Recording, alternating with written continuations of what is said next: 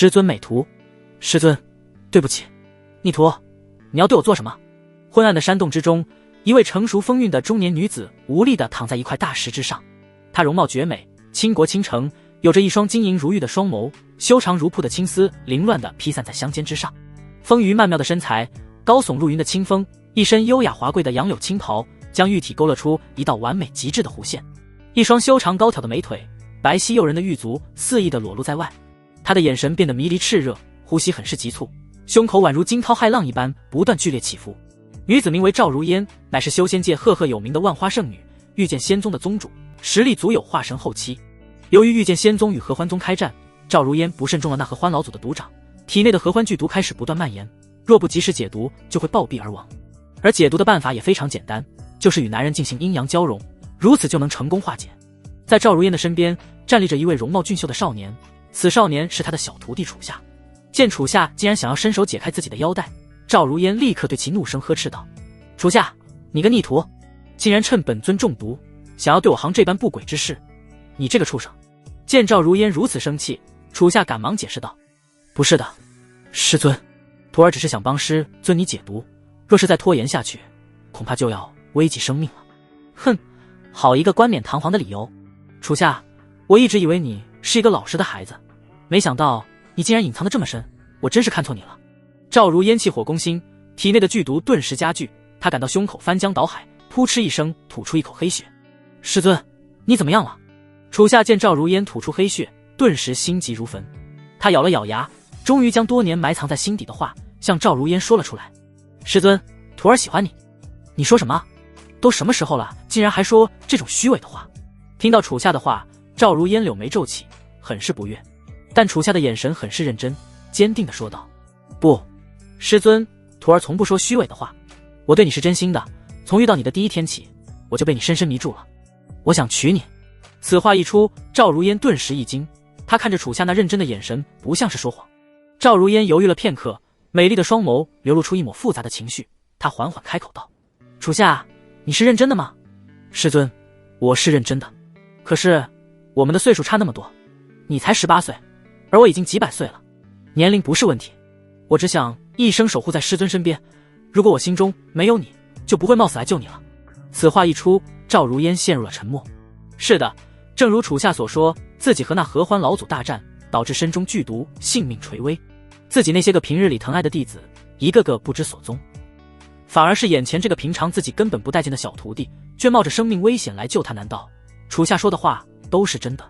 但自己可是堂堂的万花圣女，若真的和楚夏行阴阳交融之事，以后该怎么去面对世人？犹豫了许久之后，赵如烟向着楚夏问了一个问题：楚夏，如果你帮我解毒之后，我会立刻杀了你，你也不后悔吗？弟子永不后悔，我只想师尊能够活下去。好，那你来吧。赵如烟最终接受了楚夏，缓缓闭上了双眸。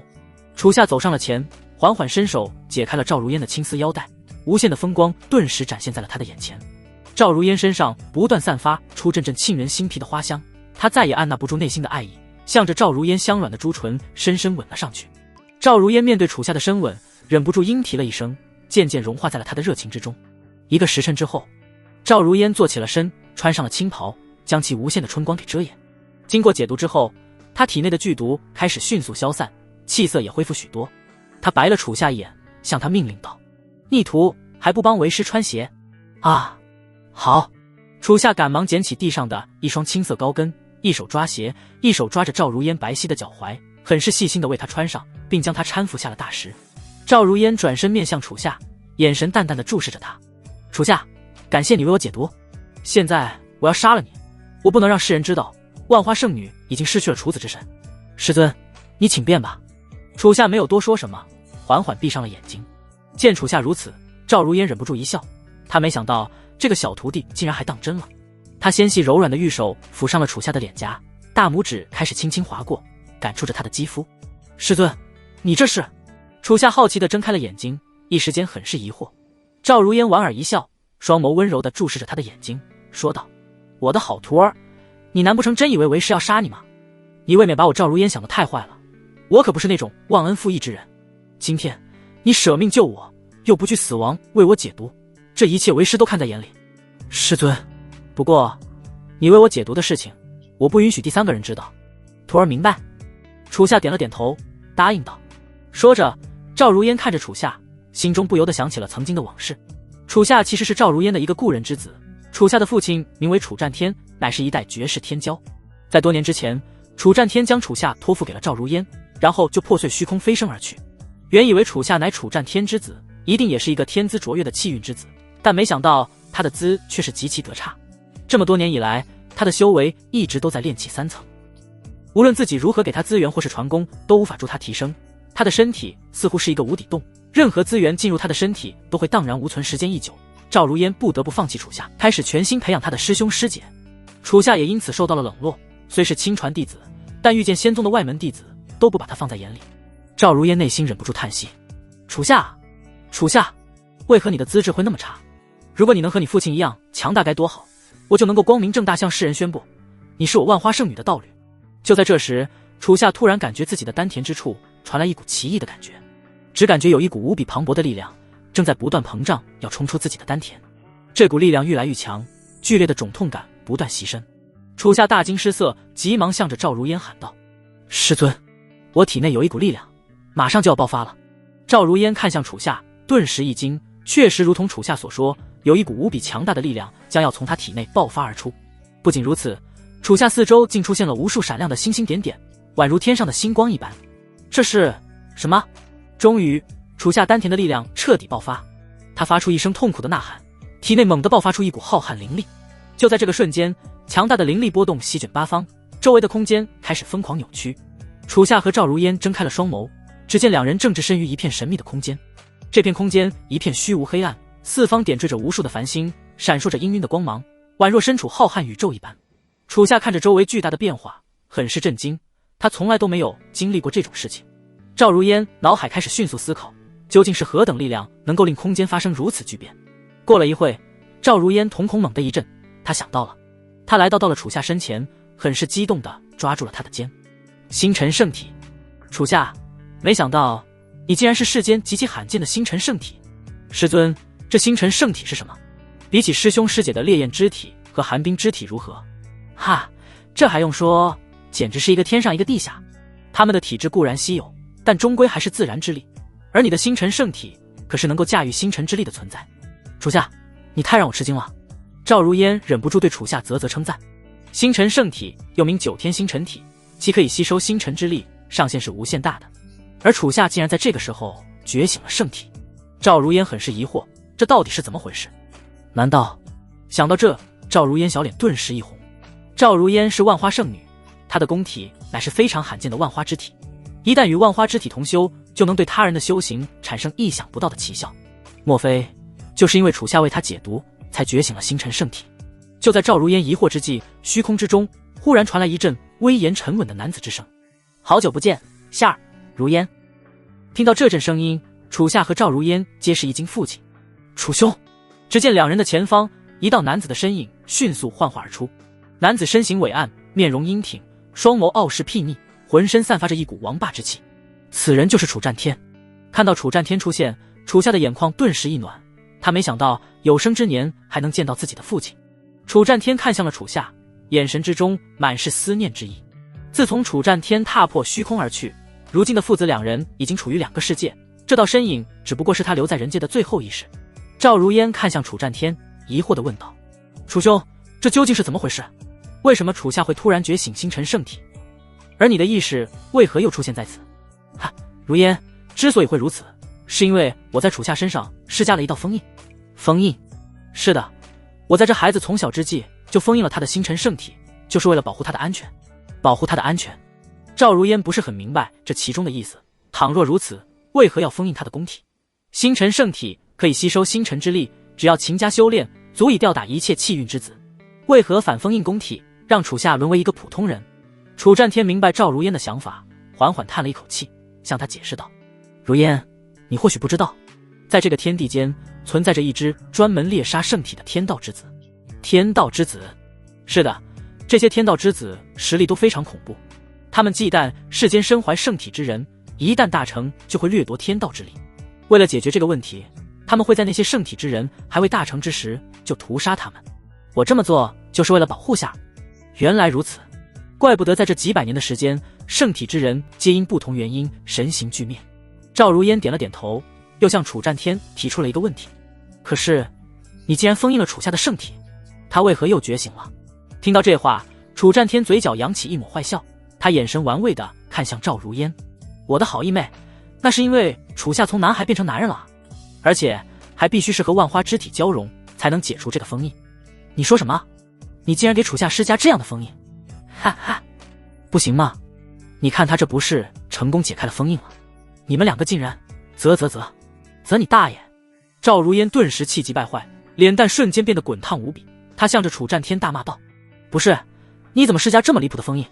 我可是你义妹，而且我还是他师尊，你是怎么确定他会和我？这很奇怪吗？你忘了当年我拜入9天女剑仙座下的时候，可是一把将他给拿下了。现在楚夏也把你拿下了，果真是虎父无犬子啊！楚战天很是得意，回忆着当年的光辉事迹。看着楚战天那洋洋得意的样子，赵如烟娇怒无比，贝齿紧紧咬着朱唇，还是忍不住大骂了出来：楚战天，这有什么好值得骄傲的吗？你们父子两都一个德行，好的不学，非要学当逆徒。我还有9天女剑仙，成为你们父子俩的师尊，简直倒了8辈子血霉了。嗨，如烟，注意你的态度，你已经不是我的义妹了，现在你是我的儿媳，你应该叫我爹爹。还有，我儿子英俊潇洒，年轻鲜嫩，你个几百岁的老女人还老牛吃嫩草了，便宜你了，便宜你大爷！楚战天，你个混蛋，老娘迟早破碎虚空，来撕烂你个臭嘴！赵如烟气得浑身颤抖，忍无可忍就无需再忍，他只向楚战天把平生会说的脏话全部输出了一遍。楚战天丝毫不在意，毕竟是自己的儿媳，骂2句也是应该的。楚夏则是一脸尴尬，他可是真心想帮师尊解毒，完全没有半点非分之想啊！对，没有半点。终于，赵如烟骂得气喘吁吁，把自己直接给骂累了。不过，就算骂累了，他那想要杀人的眼神还是狠狠注视着楚战天。如果眼神能杀人，楚战天估计已经死千百回了。哈哈，气消了吗？气消了，我就要走了。看到赵如烟安静了，楚战天会心一笑。片刻之后，他的意识体缓缓闪耀起一道灵光，身形开始缓缓消散。他双眸依依不舍地望向楚夏和赵如烟，留下了最后的告别。如烟，我的儿子就交给你了，请你务必保护好他。夏儿，你也要好好待你师尊。父亲，我们还有机会相见吗？哈，我想会有的。楚战天的身影彻底消散，周围的虚空也缓缓消失。楚夏和赵如烟在睁眼，已经回到了山洞之中。在楚夏磅礴星辰之力的冲击之下，整个山洞变得满目疮痍，可见刚才的威力有多大。经历了刚才的事情，楚夏和赵如烟对视了一眼。赵如烟回想起刚才对楚战天破口大骂，自己原本的优雅仪态荡然无存，简直如同一个骂街的泼妇。她咳嗽了2声，向着楚夏问道：嗨，逆徒，你刚才有看到为师失态的样子吗？没，我刚才什么都没看到。楚夏哪敢回答看到了，连连摇头，说是没看到。赵如烟满意的点了点头，随即露出一抹寒冷渗人的微笑，吓得楚夏浑身一颤。很好，逆徒，我再警告你一次，今天的事情要是被任何人知道，为师可是会惩罚你的哦。至于怎么惩罚，到时候我自有办法。是。楚夏很是无奈，从这一次起，他总感觉自己的师尊有些变了。赵如烟的身体也恢复得差不多了，两人决定离开山洞，返回御剑仙宗。就在这时，一阵熟悉的女子之声从山洞口传来：师尊，楚夏，你们在里面吗？是李师姐。听到这声音，楚夏顿时眼前一亮，只见一位身着冰雪长袍的美丽女子走了山洞，在她的身后还跟着一位身着烈焰红袍的青年。此2人正是赵如烟的2位亲传弟子，楚夏的师姐师兄李清雪和韩天炎。只不过2人的身体情况却是天差地别。只见李清雪面容疲惫憔悴，嘴角挂着一抹血痕，修长的青丝散乱无比，一身冰雪长袍沾满了嫣红的鲜血。她气息无比紊乱，傲人的清风剧烈的起起伏伏，看样子是受了非常严重的伤。而反观韩天炎则是一点事都没有，他浑身上下没有一丝受伤的痕迹，烈焰红袍之上可以说用一尘不染来形容。要知道，御剑仙宗可是经历了和合欢宗的大战，2人谁在认真战斗，一看便知。李清雪看到了赵如烟的身影，急忙向其跪下，自责道：师尊，您被合欢老祖重伤，清雪来迟了，请师尊恕罪。李清雪这一跪，韩天炎的眉宇顿时一皱，他也赶忙向赵如烟跪下：师尊，天炎和那合欢宗弟子血战，没有及时赶来保护您，还请师尊恕罪。看到2人这般，赵如烟并没有多说什么，他挽起李清雪，手掌中汇聚一股青色的灵力，一掌拍向了李清雪的胸膛。这股青色的灵力顿时向着李清雪的体内涌去，在灵力的影响之下，李清雪身上的伤口迅速愈合，体内的气息也逐渐稳定。不一会，她剧烈起伏的胸口缓缓平静了下来。李清雪很是感谢赵如烟，感谢道：“师尊，谢谢您。徒儿，好了，清雪，你不用这么客气，你我是师徒，这是我应该做的。”赵如烟打断了李清雪的话，随即将目光注视向了韩天岩。天岩，为什么和合欢宗大战，你身上没有一点伤？回师尊，徒儿遇到的合欢宗弟子修为都不怎么高，所以被我很轻松就收拾了。哦，你身为本座的亲传弟子，清雪和楚夏的大师兄，你为何不去找合欢宗的最强弟子对决，而是和那些杂鱼去血战了？啊，这……徒儿只看到了身边的敌人，并没有想那么多。此话一出，赵如烟眼中露出一抹浓浓的失望。果然，哪怕这些弟子天赋再高，平日里装作多么孝顺，多么有担当，一旦遇到事情就能完全看出来。这一点，韩天岩和楚夏形成了鲜明的对比。韩天岩的实力足有金丹后期，却在对战合欢宗的时候只知道保全自己，而楚夏只有炼气3层，却冒着生命危险救下了自己。赵如烟简直对韩天岩太失望了，但又能怪谁呢？要怪只怪他自己看人不准。他不想再较真这件事，于是向着韩天岩说道：“行了，别跪着了，起来吧，我们该回御剑仙宗了。”多谢师尊。韩天岩站起了身，随即想要上前搀扶赵如烟的手臂，但赵如烟一把闪开了韩天岩，抬起手臂向着楚夏唤道：“楚夏，还不伺候着？”是，师尊。楚夏会意，立刻上前搀起赵如烟白皙的玉臂。韩天岩望着这一幕，不由得一愣。要知道，赵如烟平时可是很器重他的，对楚夏根本不愿理会，但现在却让楚夏搀扶着他。顿时，一股醋意从韩天岩心中涌起，他看着向着山洞口走出的赵如烟和楚夏，嘴角忍不住微微抽搐了起来。要知道，赵如烟可是万花圣女，全宗上下只要是个男人，哪个对她没有非分之想？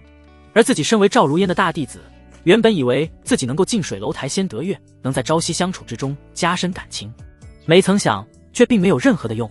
自己多次想借机和他有肢体接触，可一次都没成功。现在楚夏这个炼气3层的废物，竟然能够和赵如烟这般亲密，简直令他羡慕嫉妒恨。韩天岩忍不住握紧了拳，眼神变得恶狠：“楚夏，你算个什么东西，竟然敢和师尊如此亲密？”御剑仙宗。伴随远方天际一道青色流光划过，赵如烟脚踏飞行法器莲花宝座，带着楚夏3人回到了宗门。宗门广场之上，众长老看到赵如烟平安归来，皆是不由得舒了一口气。宗主，你可算回来了。大长老秦渊赶忙迎上了前。中途出现了一些变故，耽搁了一会。大长老，宗门的其他弟子都回来了吗？都回来了。好，此次对战合欢宗，我御剑仙宗的伤亡不小，救治弟子的事还请大长老多费心，老夫一定竭尽全力。赵如烟点了点头，于是转身向着楚夏3人说道：“天岩，你去协助大长老救治受伤的弟子。清雪，你伤得不轻，回去好生休养2天。”是，师尊。楚夏，你跟我上万花峰一趟，我有其他事情交代你。是，师尊。师姐李清雪。赵如烟带着楚夏来到了万花峰，这里乃是宗主修炼居住的山峰，是不允许任何弟子上山的。走进了一处庭院，只见庭院中种满了各式各样的花朵，空气中弥漫着一阵浓郁的花香。花香涌入鼻中，楚夏只感觉浑身一阵舒爽，心情也变得无比放松。因为赵如烟是先天的万花之体，乃是顶级的木灵根，在她的灵气影响之下，这些五彩缤纷的花朵一年四季都开得格外茂盛。走进屋内，屋内并没有过多的装饰，反而十分的朴素整洁。赵如烟先让楚夏坐会，自己则打开了衣柜，在里面翻找着什么。哈哈，终于找到了。过了一会，只见赵如烟翻出了一身精致的紫色长袍，然后换向了楚夏。楚夏，你过来。啊，好。楚夏站起身，走到了赵如烟身前。赵如烟二话不说，直接伸手向着楚夏的腰带解去。这一举动可把楚夏给吓得赶忙后退了几步，害怕地问道：“师尊，你这是要做什么？”看着楚夏的反应如此之大，赵如烟忍不住白了他一眼，没好气的道：“哼，你这个逆徒，在山洞解我腰带的时候怎么不害臊了？现在我解你腰带你就这么怕？我没别的意思，你看你身上的长袍都破了，我给你换身新的。师尊，换衣服这种事还是我自己来吧。逆徒，我这不是在和你商量，我这是在命令你，给我滚过来。”赵如烟柳眉微皱，装出一副十分不悦的表情。楚夏没有办法，只有迫于赵如烟的命令，又走了过来。哼，逆徒，和我斗！赵如烟得意一笑，随即开始解开了楚夏的腰带，将其身上的破旧长袍给脱了下来，再将那身紫色长袍给他换上。不得不说，人靠衣装马靠鞍，楚夏原本就长得很是英俊秀气，再换上这身紫色长袍，更显一分潇洒脱俗之意。赵如烟美丽的双眸紧紧注视着楚夏，竟然忍不住看痴了。这小少年真是太迷人了，嫩，太嫩了。师尊，师尊，你没事吧？见赵如烟迟迟没有反应，楚夏伸手在他眼前晃了晃。啊，我没事。赵如烟回过了神，赶忙心虚地将目光转向了一边，下意识地伸手捋了捋自己耳畔的青丝。由于楚夏恢复了功体，赵如烟接下来就得考虑楚夏的修炼了。说着，他手中灵光一闪，一本绝世剑谱出现在了他的手中。此剑谱正是楚夏母亲九天女剑仙所著的九天剑法。楚夏，这本九天剑法是你父亲教给我的，它乃是你母亲生前所著，现在你功体恢复了，拿着修炼吧。我母亲所著。楚夏接过了九天剑法，捧在手中无比珍惜。他从小就和自己的父亲相依为命，说起自己的母亲九天女剑仙，楚夏并没有太多的记忆，只是隐隐约约记着她的倩影。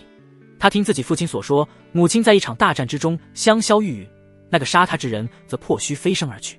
这也是父亲全力修炼破虚飞升的原因，就是为了报自己母亲之仇。给了剑谱之后，赵如烟手中再次一闪，又出现了一把青色长剑，还有一块令牌。楚夏，这把青红剑还有掌门令牌你拿着，这下你剑谱和剑都有了。至于这块掌门令牌，你就随身带着，你去功法阁找一找，看看有没有适合你星辰圣体修炼的功法。看到赵如烟竟然给他准备了这么多东西，楚夏很是受宠若惊。赵如烟温柔一笑，向他解释道，其实这些东西在你成为我弟子之时，我就已经给你准备了，只不过之前你久久无法突破炼气3层，我不能把这些交给你，也不能将精力再放在你身上，这样其他弟子会有意见的。这些年让你受到冷落了，实在是委屈你了。师尊，我不委屈，谢谢你。听着这些话，楚夏感到心里一阵温暖，原来赵如烟一直都如此在意他。说着，楚夏向着赵如烟告退，回到了自己的住所。夜幕降临，楚夏双腿盘坐在一块大石之上，他仰望着夜空中那皎洁的明月和漫天的繁星，内心不由得涌起一丝向往。是啊，天外的世界是多么的令人向往。他缓缓闭上了眼睛，开始打坐，集中自己的精神。渐渐的，他全身的毛孔开始全部张开，在星辰圣体的影响之下，星空之中浩瀚的星辰之力化作氤氲梦幻的灵光，如同瀑布一般倾泻而下，宛如神迹一般。星辰之力开始疯狂涌入楚夏的体内，楚夏只感觉自己的丹田处正在源源不断的填补。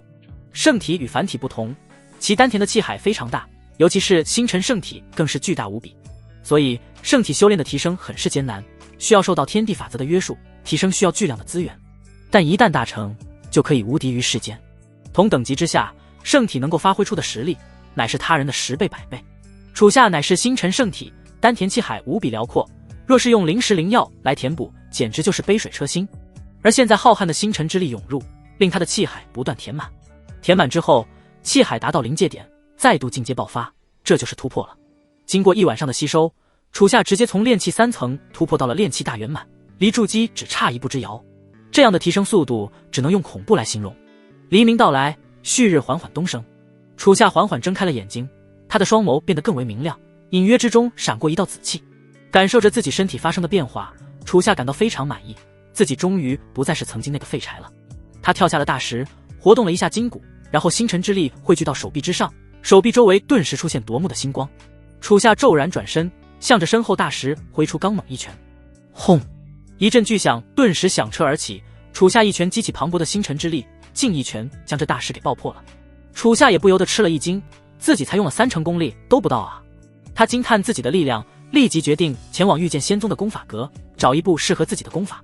功法阁位于御剑仙宗的东南方，是一座高达4层的楼阁。楼阁每一层都摆放着相应的功法，以等级来分，分别是天地玄黄4阶，其中天阶功法在最高层，黄阶功法在最底层。在御剑仙宗，外门弟子可以借阅黄阶和玄阶功法，内门弟子和各大峰长老的亲传弟子可以借阅地阶功法。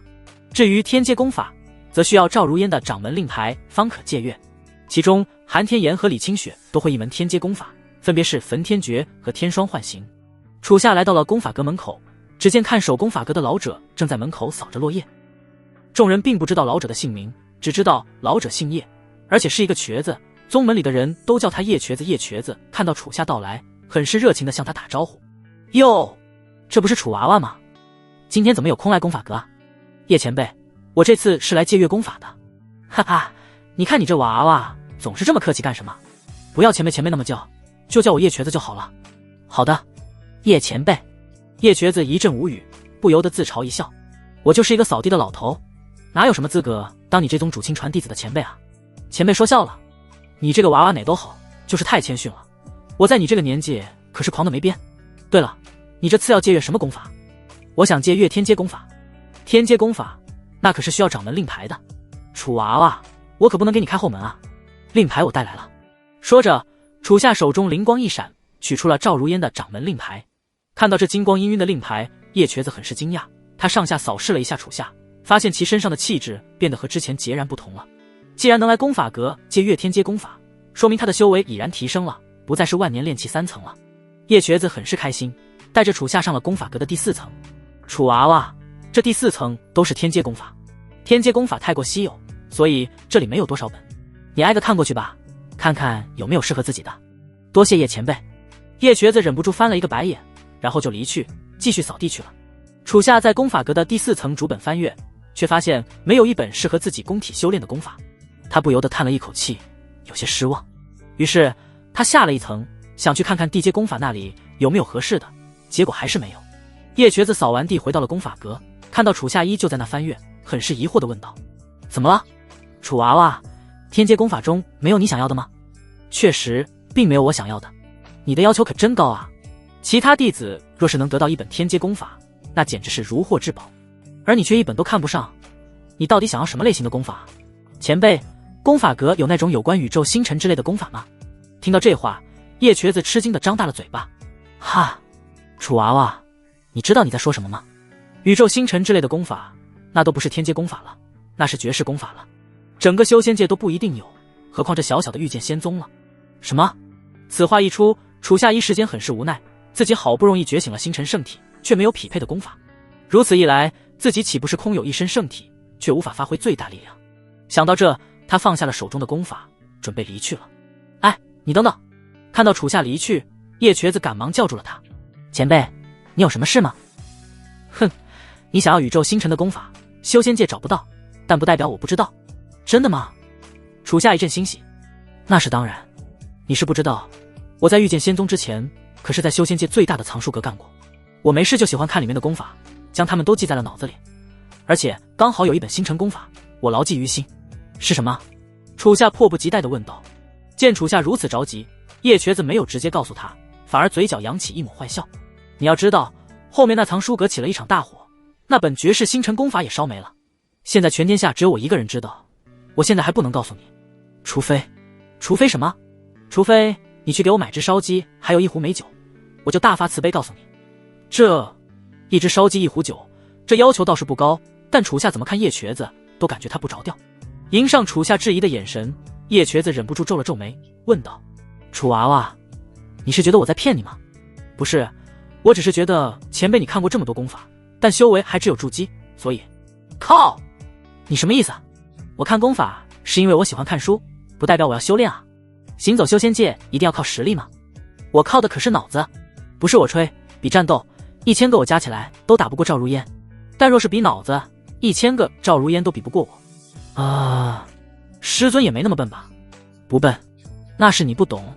有句俗话说得好，胸大无脑，就赵如烟那胸，都快和我的头一样大了，绝对是个大笨蛋。叶瘸子说着，还不忘着拿手托着自己胸前的空气，比划了一下。楚夏一阵无语，心里想着，算了，反正就一只烧鸡一壶酒，碰碰运气吧。过了一会，楚夏买回了烧鸡和美酒，他将用荷叶包裹的烧鸡和一壶美酒递给了叶瘸子。叶瘸子收到之后很是开心，连忙拽下一个鸡腿就咬了一口。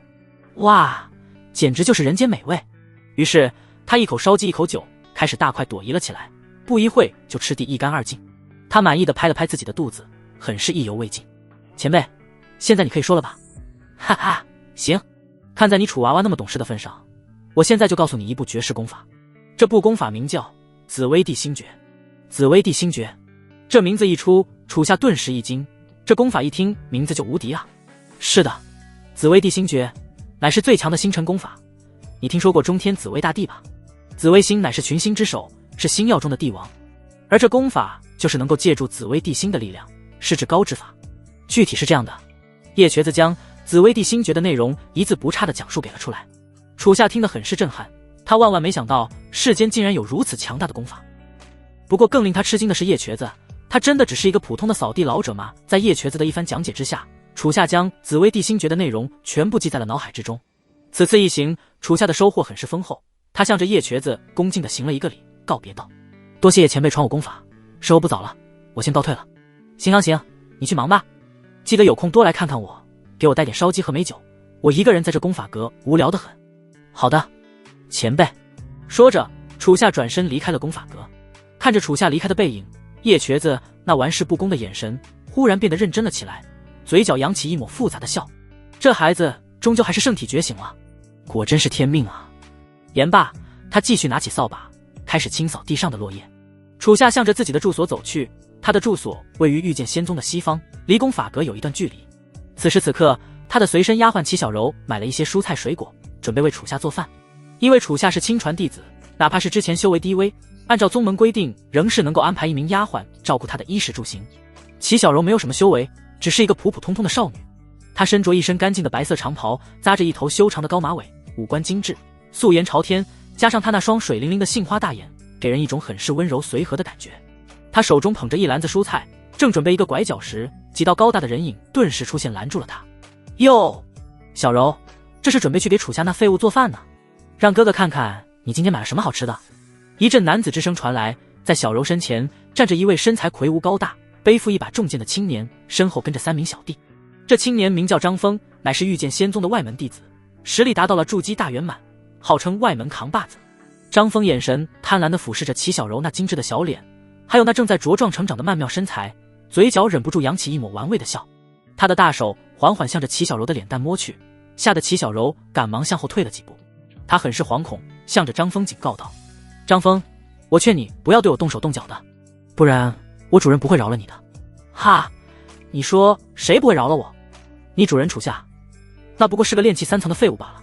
他不过是有着亲传弟子的身份，实力在我们外门都是废物中的废物。”提起楚夏，张峰很是不屑，他不明白这个多年突破不了炼气3层的人是怎么成为赵如烟的亲传弟子的，肯定是走了后门。听到张峰如此侮辱楚夏，齐小柔虽然畏惧张峰的实力，但还是鼓起勇气向他说道：“你胡说，他不是废物。”“哟，小柔妹妹，没看出来你还挺护着楚夏吗？这小子到底给你灌了什么迷魂汤啊？”“他从来没有给我灌过什么迷魂汤，他是个很温柔善良的人，哪怕我是丫鬟，他也会很尊重我，而不是像你们一样把我们不当人。有点意思。”张峰不屑一笑，然后身体缓缓向着齐小柔走去。看到张峰不怀好意，齐小柔急忙想要转身逃跑，但却被几个小弟给拦住了去路。“你们要干什么？”“哈哈，干什么？小柔妹妹，你虽然是个丫鬟，但你的容貌和资质可一点不差啊。哥哥喜欢你很久了，不如你就从了哥哥吧。”“张峰，你做梦，我是不会从了你的。宗门有明确规定，你若敢对我做出不轨之事，长老不会饶了你的，楚夏也不会饶了你的。”齐小柔据理力争，想以宗门规定劝退张峰，但张峰哪里在乎这些，他一把抢过了齐小柔手中的菜篮子，将其摔到了地上，里面蔬菜水果顿时洒了一地。他冷冷一笑，向着齐小柔威胁道：“小柔妹妹，我是外门的扛把子，而你只是一个杂役丫鬟罢了。你真以为长老有闲心去管你这丫鬟的死活？至于楚夏，他算个什么东西？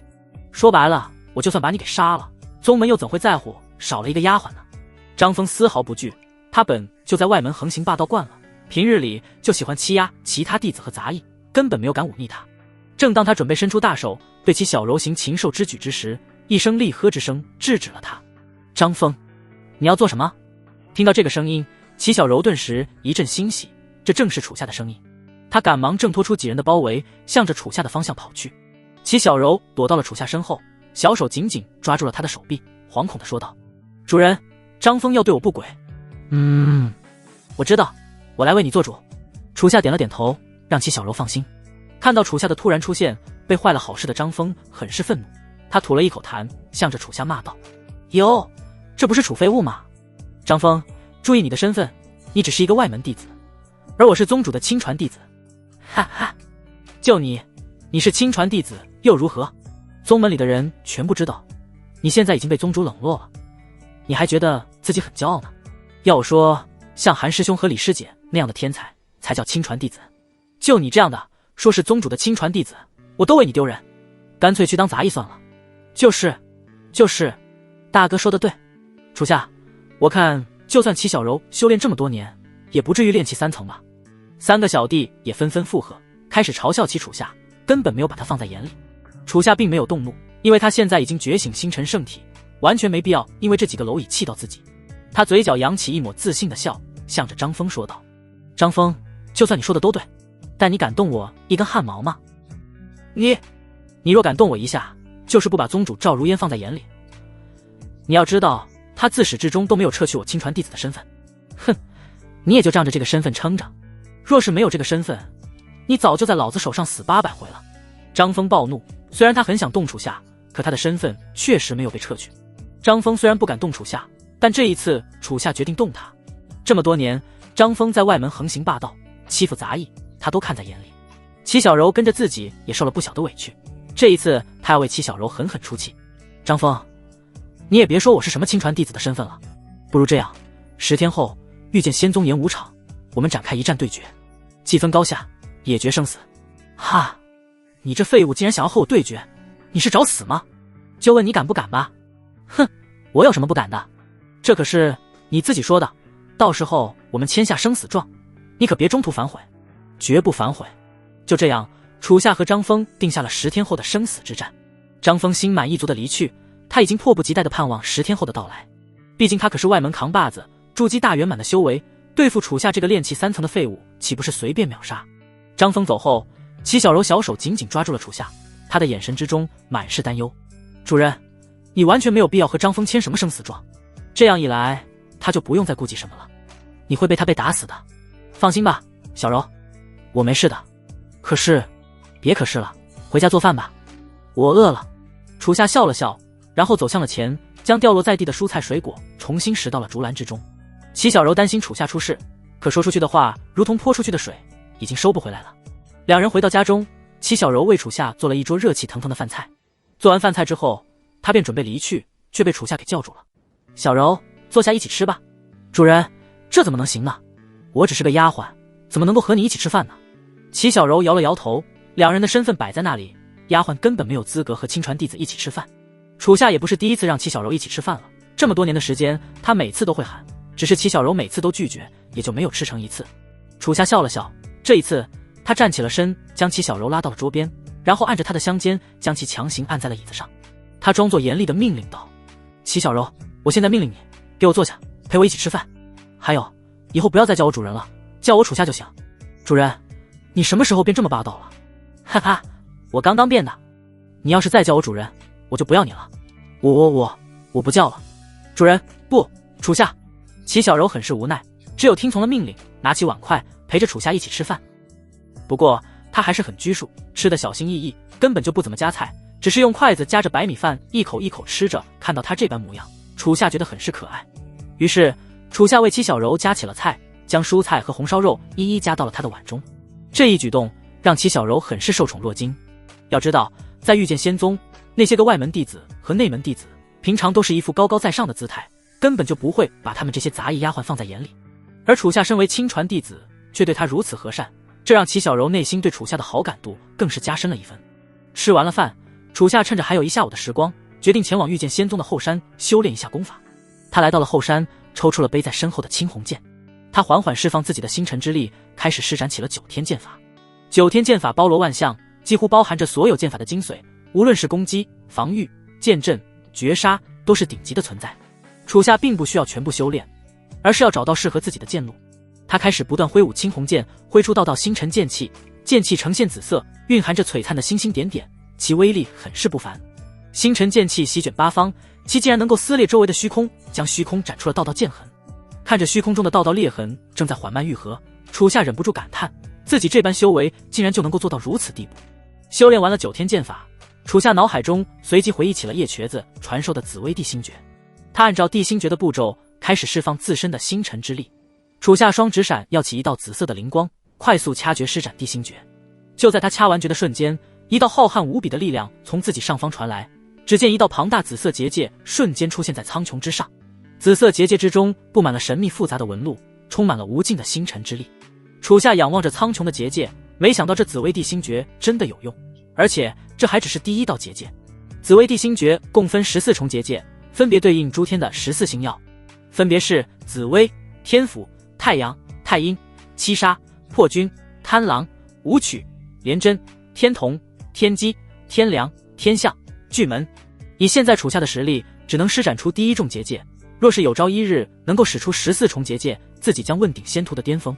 但是据叶瘸子所说，历史上从来就没人达到过14重结界，可见这难度是多么的大。楚夏缓缓褪去自身的星辰之力，苍穹之上的结界也随即缓缓消散。他可不敢将结界的力量给爆发出来，不然这动静实在是太大了。而且他之所以在后山修炼，也是为了避人耳目，因为他来的可是万花峰的后山，乃是赵如烟的后花园，一般弟子根本不敢来。不过刚才苍穹之上出现的星辰之力，还是被赵如烟给捕捉到了。他站在万花峰上，悄悄地观察着楚夏修炼，嘴角不由自主地扬起一抹欣赏的笑。这楚夏自从觉醒了星辰圣体，这实力的跨越真是太大了，仅仅几天时间就能施展出这么强大的招式，若是假以时日，他能达到何种地步？不过这一切的功劳自然是在赵如烟，他得意地撅起了嘴，傲娇道：哼，逆徒，要不是为施助你解开封印，不然你哪有今天？看你以后怎么孝敬我这善解人意的好师尊。就在赵如烟得意之时，只见一道蓝色的流光正向着楚夏的方向飞去。看到这流光，赵如烟很是疑惑，清雪他怎么出现了？他去找楚夏要做什么？只见李清雪飞速来到了万花峰后山，降落到了地上。楚夏，没想到你竟然在这。李师姐，你找我有什么事吗？见到李清雪前来，楚夏很是好奇。李清雪没有多说什么，径直来到了楚夏的身前，双手抓住了他的肩膀，很是生气地说道：楚夏，我听别的弟子在说，你10天后要和张峰展开生死对局。是的，这消息传得可真快啊！你这个笨蛋，你自己什么修为你不清楚吗？你这样不是正好上了张峰的套，一旦签下生死状，他杀了你都没事。李清雪又急又怒，他是打心底非常疼爱楚夏。听到这个消息的他，第一时间就在整个御剑仙宗寻找楚夏的身影，直至找到了万花峰后山。李师姐，你不用太过担心了，我怎么能不担心？你可是我的师弟啊！你要是死了，我……李清雪再也抑制不住心中的难过，直接扑向了楚夏，紧紧抱住了他。这突如其来的一抱让楚夏不由得一惊，他只感觉李清雪的脑袋深深埋在自己的肩上，声音有些哽咽。李清雪竟然哭了，楚夏怎么也没想到自己师姐竟然如此在意自己。气氛已经烘托到这里，楚夏于是也缓缓抱住了李清雪的娇躯，轻轻抚了抚她的背。万花峰上，赵如烟看到这一幕，吃惊地瞪大了眼睛。他没想到李清雪竟然会抱楚夏，更没想到楚夏这个逆徒竟然还抱回去了。楚夏，你个逆徒，没想到你竟然是这么一个花心大萝卜。一股浓浓的醋意顿时在赵如烟心中狂涌而出，醋意转为怒意，他的手狠狠一用力，身边的石篮顿时被他给捏碎了。这要是捏在楚夏脑袋上，可就不得了了。楚夏拍了拍李清雪背，安慰道：李师姐，别哭了，我之所以敢和张峰对决，是因为我的功体已经恢复了。你说什么？听到这话，李清雪很是惊讶地抬起了脑袋，只见其双眸变得通红，泪水已然打湿了楚夏的肩。由于太过着急，李清雪并没有感知楚夏的修为，她认真感受着楚夏身上的气息，不由得大吃一惊。天哪，师弟，你竟然已经达到了炼气大圆满，可你昨天还是炼气3层，就1晚上的时间，你是怎么做到的？哈，我也不知道我是怎么做到的，可能是天意吧，真是太神奇了。见楚夏的功体已经恢复，李清雪眼神满是喜悦，于是她又开心地抱上了楚夏。这一抱可不得了，赵如烟惊得都张大了嘴巴，这李清雪到底想干什么？这时赵如烟耳边出现了大长老秦渊的传音：宗主，有件事。干什么？不要有什么事都找我，要你们这些长老干什么吃的？别来烦我，滚！赵如烟正在气头上，秦渊刚好撞到了枪口。听到他那气急败坏的声音，远在长老峰隔空传音的秦渊顿时一阵尴尬，他不知道赵如烟不知道为何会生这么大的气，赶忙告退，关闭了隔空传音。他忍不住擦了擦额头上的汗水，宗主这么大发脾气，他身为大长老多年，可是从没遇到过。万花峰后山，虽然楚夏恢复了功体，但李清雪很快就恢复了理智，她的神色变得凝重了起来，向着楚夏说道：楚夏，虽然你的功体恢复了，但你现在还只是炼气大圆满，而张峰则有筑基大圆满，你们之间的差距非常大，真有把握打赢他吗？我有把握。你可不要太盲目自信了。张峰虽是外门弟子，但他可是外门的扛把子，不能够小瞧他。不如这样，在这10天当中，我去长老那里去预支一些灵石资源，尽可能帮你提升修为。还有，在之后的每一天，你在万花峰后山等我，我会模仿张峰的剑路来陪你修炼。这不必了吧？不行，就这么决定了。你身为师弟，要听师姐的话，知道吗？李清雪的态度很是坚决，完全不给楚夏任何拒绝的机会。说着，不再逗留，化作一道蓝色流光御空而去，离开了后山。李清雪离开，楚夏不由得淡淡一笑，然后准备继续修炼。就在这时，赵如烟的声音传入了他的耳中：逆徒，给我上万花峰来，我有事找你。师尊。听到赵如烟的话，楚夏顿时一惊，李清雪刚走，他的声音就出现了。刚才的事情不会都被他看到了吧？想到这，楚夏忍不住吓得浑身一颤，这下可麻烦了。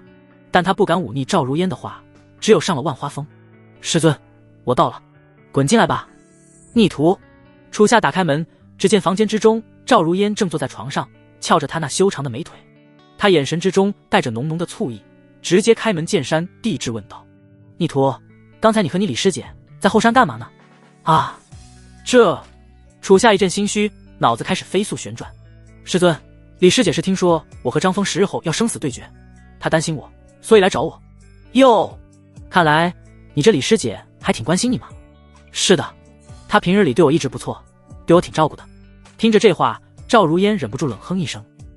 她站起了身，踏着精致的青色高跟，缓缓走到了楚夏身前，然后问出了一个致命的问题：逆徒，我和你李师姐，你更喜欢谁？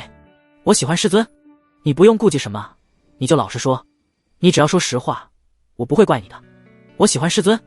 那我和你李师姐同时掉进水里，你会先救谁？救师尊。那么如果我生命垂危，需要你和你李师姐亲一口就能救活我，你会亲吗？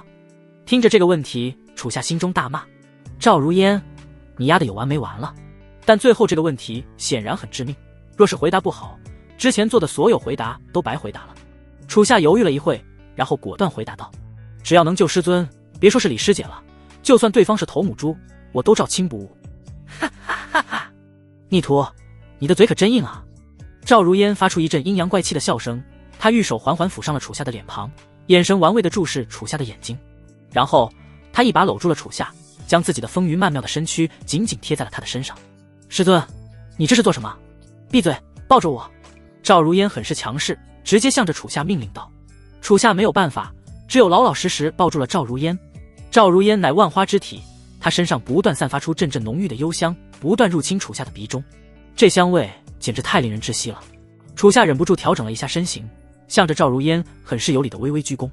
过了许久，赵如烟终于松开了楚夏。李清雪抱过的，她要加倍抱回来。心满意足之后，她挥了挥手，让楚夏可以滚蛋了。逆徒，你可以滚了。不，师尊，徒儿今日还有一事相求。什么事？徒儿已经达到了炼气大圆满，离开筑基期只有一步之遥了。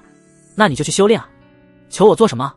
赵如烟没好气地白了他一眼，便准备转身走开。但楚夏一把抓住了他纤细的玉手，露出一抹坏笑。师尊，这一次我想走捷径。你说什么？走什么捷径？师尊，接下来便拜托了。逆徒，你要对我做什么？放开我，我可是你师尊。1个时辰之后。师尊，我还有事，你自己收拾一下吧。说着，楚夏头也不回地离开了房间。逆徒，你个混蛋，我迟早杀了你！赵如烟坐在床边，双手抱着膝盖，像一个受了欺负的小姑娘一般，眼神之中满是委屈幽怨。她贝齿咬着香唇，回想起刚才事情，她将脑袋埋在了大腿上，真是太丢人了。自己可是堂堂万花圣女，遇见仙宗宗主，化神后期强者，竟然被自己的逆徒给强行。说着，她越想越气，要是再这样发展下去，这逆徒以后岂不是要上天了？对，不行。赵如烟下了床，穿上了自己的杨柳青袍，来到镜前，开始梳起了自己的青丝。她望着镜中美丽的自己，忍不住扭了扭香肩，美美欣赏了一番。多美的女人啊！倾国倾城，美若天仙，竟然被一个臭小子拿下了。哎，我真命啊！赵如烟自嘲一笑，不由得感叹命运的神奇。第二天，李清雪准备来到了万花峰的后山，楚夏也遵循约定，早就在此等待。李清雪说中，灵光一闪，一袋沉甸甸的灵石顿时出现在了手中，她将这袋灵石递给了楚夏。楚夏，这是我预支的一袋上品灵石，你趁着这几天吸收了，帮你突破筑基不是问题。哈哈，不用了，李师姐，你的好意我心领了。这灵石你自己留着吧，我已经筑基成功了。什么？你筑基成功了？听到这话，李清雪无比震惊，这才过了1天就筑基了。她原本以为是楚夏不愿意接受她的灵石，故意说的假话，但当李清雪再次感知其身上的气息之时，却发现真的筑基成功了。这速度未免也太可怕了，2天时间从炼气3层到筑基初期，这是人能做到的吗？师弟，你到底怎么做到的？李清雪眨了眨她那美丽的蓝色双眸，很是好奇地问道。师姐，这是我的秘密，不能告诉你。切，真小气，我是你师姐，你竟然还和我藏着秘密，亏我平时对你那么好。李清雪白了楚夏一眼，心凉了，感情淡了。虽然楚夏成功筑基了，但李清雪还是将那袋灵石硬塞给了他，能多提升一点也是好的。这时一股淡淡花香涌入了李清雪的鼻中，她眼前顿时一亮，可爱的小琼鼻深深闻了闻，开始不断搜寻这股花香的来源。看着李清雪这般滑稽的模样，楚夏忍不住一笑。李师姐，你这是在闻什么呢？你这样子好搞笑啊。李清雪并没有理会楚夏，她在四周不断闻着，终于找到了这花香的来源。她鼻子凑到了楚夏身上，深吸了一口气，果然这花香的来源就在楚夏身上。李清雪惊得瞪大了眼睛，她后退了2步，玉指指向楚夏，难以置信地说道：师弟，你身上为什么会有师尊的味道啊？楚夏也瞪大眼睛，赶忙在自己身上闻了闻，发现确实有淡淡的花香。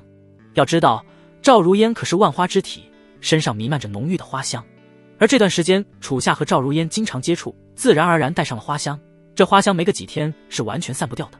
师弟，你到底做了什么？李清雪实在是太好奇了，不断追问道。这可把楚夏给吓得，该用什么理由回答李清雪呢？总不能说自己和师尊已经那啥了，这不得被赵如烟给活撕了。终于楚夏鬼眼珠子一转，立刻想到了如何回答。李师姐，是这样的，我这身长袍是师尊给我做的，肯定是在做的时候被花香熏的，一时间散不掉，你也知道的，师尊是万花之体。是吗？那为什么我昨天没有闻到？昨天风大。原来如此。李清雪恍然大悟，这下子解释就很合理了。她忍不住舒了一口气，笑了笑自己，哈哈，瞧把我给吓的，我还以为你和师尊有什么关系呢。李师姐想多了，师尊平日那么高冷，我又那么乖，怎么会有什么关系呢？也是，师尊确实挺高冷的，不过你乖不乖，那我就不知道了。李清雪嘴角扬起一抹坏笑，眼神玩味地看向了楚夏。楚夏被李清雪看得有些心虚，赶忙装模作样地咳嗽了2声。嗨嗨，李师姐，你不是要帮我修炼吗？我们赶紧开始吧。行，那我们现在开始吧。李清雪点了点头，随即开始帮助楚夏修炼。她手中灵光一闪，一把蔚蓝的寒冰长剑出现在了手中。此剑名为寒霜剑，由极北玄冰打造而成，乃是赵如烟赠予李清雪的极品宝剑。李清雪修为有金丹中期，她封住了自己的部分灵力，将修为推到了筑基大圆满的水平。楚夏，接下来我会以巨剑之势来攻向你，你在这对战过程中好好思考如何打败张峰。是，李师姐，我们开始吧。说着，楚夏拔出了背后的青红剑，眼神开始认真了起来。李清雪爆发自身灵力，一股凛冽的寒气顿时从其体内狂涌而出。她玉步猛踏向前，高举寒霜剑，以巨剑之势向着楚夏斩来。楚夏迅速持剑迎了上去，青红剑和寒霜剑顿时交锋碰撞，激起一阵剧烈的金属碰撞之声。李清雪原以为楚夏接住这一剑会非常困难，但楚夏却是稳稳接了下来。不仅如此，甚至他的手臂都没有颤动一下。李清雪很是惊讶，然后继续向着楚夏攻来，一边攻击一边向楚夏讲解道：师弟，巨剑之势浑厚沉重，大开大合，属于力量型的攻击。张峰身材高大，健壮魁梧，非常适合使用巨剑。但张峰有个致命的缺点，这个人心浮气躁，骄傲自大，巨剑之势没有任何技巧，只有蛮力。这一点他很容易露出致命的破绽，这将会是你突破他的关键。楚夏十分认真地听着李清雪的讲解，他对张峰的剑路特点以及突破点全部一一点出。李清雪之所以被赵如烟看上，除了他是天生的寒冰之体，更是因为他缜密严谨的分析能力和预判能力，他的战斗智慧非常高。经过一番交锋，楚夏凭借精湛的剑法，将李清雪的所有招式全部给挡了下来。李清雪也是会心一笑，很是佩服他的成长。如此一来，对战张峰打个平手是没问题的。但楚夏怎么可能只限于打个平手？等到对决之日，他要让李清雪惊掉下巴。在未来的几天之中，楚夏白天和李清雪一同修炼剑法，晚上则彻夜吸收星辰之力。不过达到筑基之后，他体内的气海比之炼气期的时候不知道扩大了多少倍。他现在的气海需要很是浩瀚的星辰之力填补。在第9天的晚上，他终于突破到了筑基中期，体内的气海也因此又扩大了数倍。楚夏忍不住感叹，这就是圣体的强大之处，也是圣体的不足之处。因为天地法则的存在，其他的圣体被天道不断限制，而自身的星辰圣体只要有漫天的繁星，就能够源源不断获取星辰之力，可谓是一个完美的圣体。终于和张峰的决战之日到来。第10天，御剑仙宗演武广场汇聚了非常多的弟子，他们皆是特意赶来看这场对决。虽然对决的双方都不是什么厉害的人物，可外门扛把子打亲传废物弟子，这噱头可谓是十分的吸引人。不少人都赶来这里想看楚夏的笑话，这里的许多弟子都不服他亲传弟子的身份。韩天言和李清雪也来到了演武广场，只不过两人虽是师兄师妹，关系却并不怎么和睦。从两人的行为中就看得出，完全不是同类人。李清雪独自一人前来，身边没有任何人跟随，而韩天言身后则跟着好几个小弟。这些小弟可不同于张峰的那些小弟，韩天言的小弟可都是内门弟子，他们皆是因为韩天言亲传大弟子身份，跟在他身边溜须拍马。以韩天言的身份和实力，以后就算混得再差，也绝对能当上长老，再加把劲，副宗主也不在话下。他们都想牢牢抱住这个未来的大腿。伴随着人越聚越多，负责演武广场的长老苏云彤也没想到这场对决这么热闹。苏云彤是一位美丽的中年女子，她身着一身宽松的红色长袍，梳着一头修长柔顺的青丝，皮肤白皙，五官精致，整个人透露着一分温和优雅之意。你若觉得苏云彤是一位温柔无比的女人，那就大错特错了。因为在她那身宽松的红色长袍藏着的无比健硕的肌肉，一拳能够打死一头牛，她使用的武器更是重达几百斤的巨剑。苏云彤实力达到了元婴中期，在御剑仙宗负责所有弟子的剑法修炼和指导，乃是宗门总教头。伴随着约定时间已到，张峰来到了演武广场的中央，他双手抱着胸，神态轻松自若，没有一点压力。底下的小弟纷纷吹嘘大喊道：大哥帅啊，大哥待会可要一剑秒了那楚夏啊。听着这阵吹嘘声，张峰嘴角扬起一抹骄傲的笑，打楚夏那不是轻轻松松吗？张峰已经上台，但楚夏的身影却迟迟没有现身，人群之中顿时开始议论了起来。奇怪，楚夏呢？这废物不会是怯战了吧？我看就是跑了，就这还亲传弟子呢，笑死我了！放下狠话，然后自己却不见了。众人大肆嘲笑着楚夏，李清雪也是心急如焚。这楚夏怎么这个时候不见人了？这时，人群之中传来一阵喊声：快看，楚夏来了！听到这话，众人纷纷张望而去，只见楚夏正从远处缓缓行来。只见其身着紫袍，背负青红，缓缓迈着脚步向着广场中央行来。微风拂过他的发丝，他随意地将发丝向边上一捋，配上那洒脱不羁的星目，非常的英俊帅气。万花峰上，赵如烟透过传影水晶，正看着广场上楚夏的身影。看到这般帅气的模样，忍不住啧啧赞道：这逆徒竟然还特意打理了一番，还真是臭美啊！不过还真挺帅的，我这小心脏都受不了了。赵如烟痴痴一笑，忍不住伸出舌头舔了舔香唇，着实是馋了。反正现在身边没有其他人，他可以尽情表现自己内心的想法。李清雪看着楚夏及时到来，忍不住翻了一个白眼，他走上前向着楚夏骂道：师弟，今天是你的生死对决，你还打扮得这么精致干什么？又不是让你来耍帅的。放心吧，李师姐，区区张峰，看我一剑拿下。哼，少在这吹，等你真正打赢他再说吧，真是受不了你。李清雪叹了一口气，也懒得管楚夏了，随便他去了。楚夏淡淡一笑，然后来到了演武场中央。张峰看着楚夏这打扮，忍不住嘲讽道：哟，楚废物，今天可是生死对决，你还抽空打理了一番，怎么是想死的时候仪容帅一点吗？此话一出，全场顿时哄堂大笑，他们都被张峰这话给逗笑了。楚夏并没有理会众人的嘲笑，他看向了张峰，回应道：不，之所以打理一番，是因为我在一剑杀你的时候，能让全场都记住我帅气的身影，尤其是师姐师妹们。哈哈哈，楚夏，你能不能不要这么招笑？你是想还没开打就让我笑得没力气吗？张峰再也忍不住了，开始捧腹大笑了起来。他一度以为楚夏的脑子出问题了。台下其他人也忍不住了，纷纷笑抽了。韩天言也是一脸玩味地看着楚夏，他以前怎么没有发现自己这师弟这么搞笑？但是过了一会，他玩味的神色突然变得凝重了起来。他感知到了楚夏身上气息的变化，忍不住一惊。什么？筑基中期？楚夏前几天还只是炼气3层，为何今天就筑基中期了？韩天岩感到很是震撼，难道楚夏的废体已经恢复了？不仅仅是韩天岩，广场上其他有些眼力劲的弟子都看出了楚夏身上的变化。苏云彤也注意到了这点，她美丽的双眸疑惑地望向了楚夏。身为元婴强者的直觉，她隐隐感觉楚夏已经脱胎换骨了。于是她走到了张峰和楚夏的中央，向着两人言道：张峰、楚夏，虽然你们签订了生死状，但我还是希望你们念在同门一场，任何一方都不要对对方下杀手。听到这话，张峰顿时大笑了起来，他丝毫没有意识到事情的严重性。哈哈，苏长老，如果不下杀手，那我们还签这个生死状干什么？放心吧，过会如果您出手阻止我，我会看在您的面子上，只打残他不杀他。苏云彤顿时很无语，他的双眸随即注视向了楚夏。楚夏自然知道这话是说给他听的，他淡然一笑。苏长老，我尽量。伴随着苏云彤的离去，楚夏和张峰的对决正式开启。张峰缓缓抽出身后的巨剑，已然按捺不住内心的喜悦，嘴角都压不住了。只要在这场对决之中把楚夏给杀了，那齐小柔还不是老老实实沦为自己的女人？看还有谁能护着她？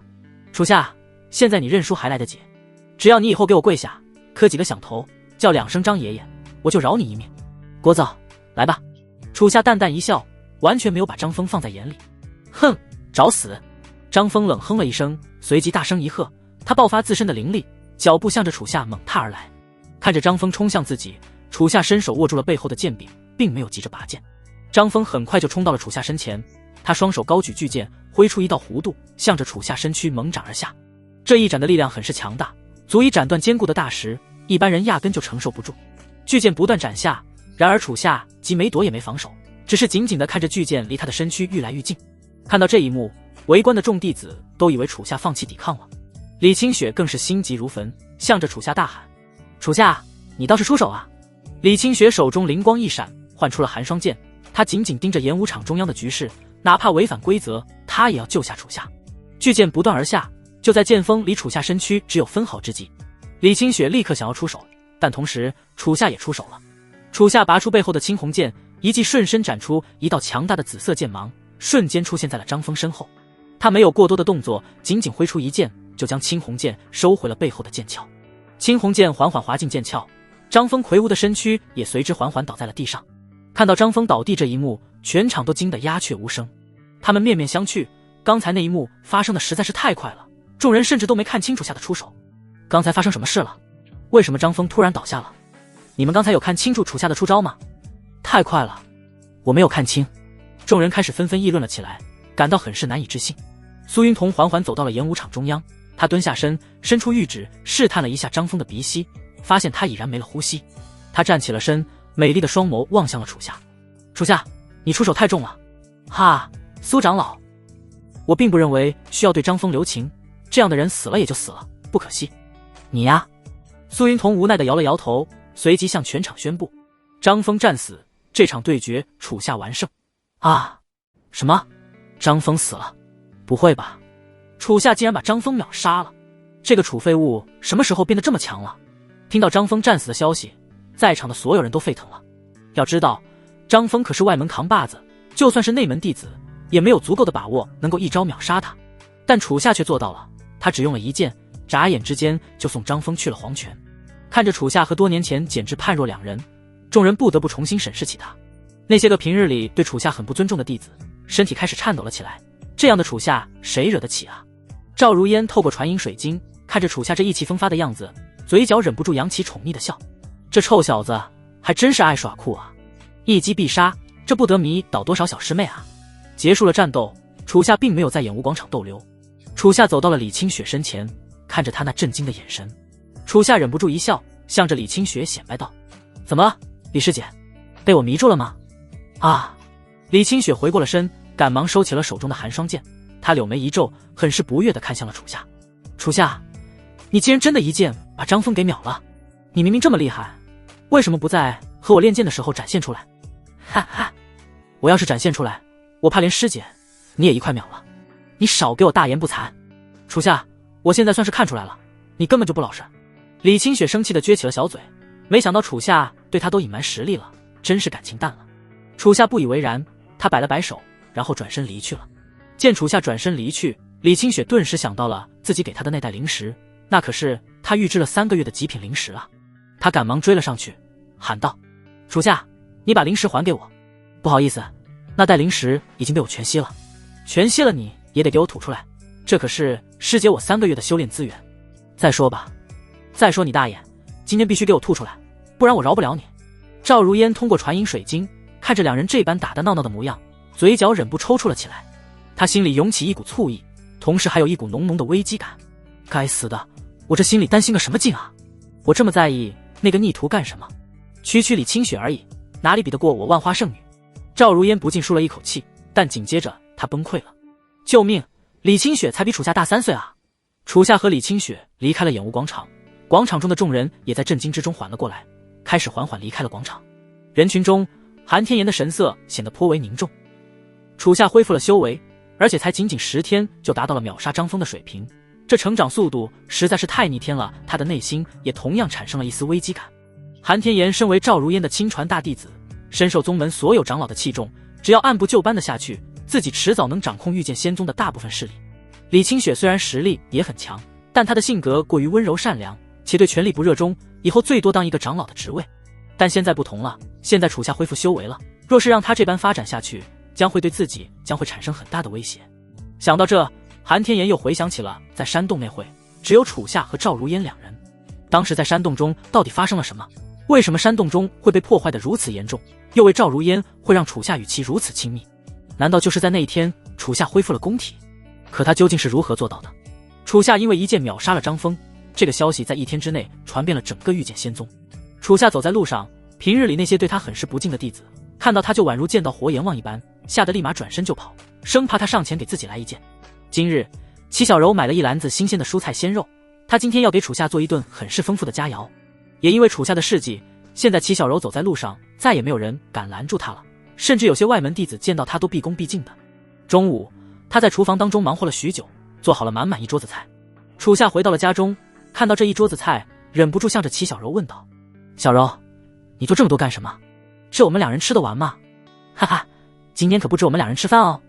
不止我们2人，那还有谁会来？”“嘻嘻，一会你就知道了。”齐小柔调皮一笑，给楚夏卖了一个关子。楚夏一头雾水，这齐小柔什么时候变得这么调皮了？他也没多想什么，管他谁来吃饭呢。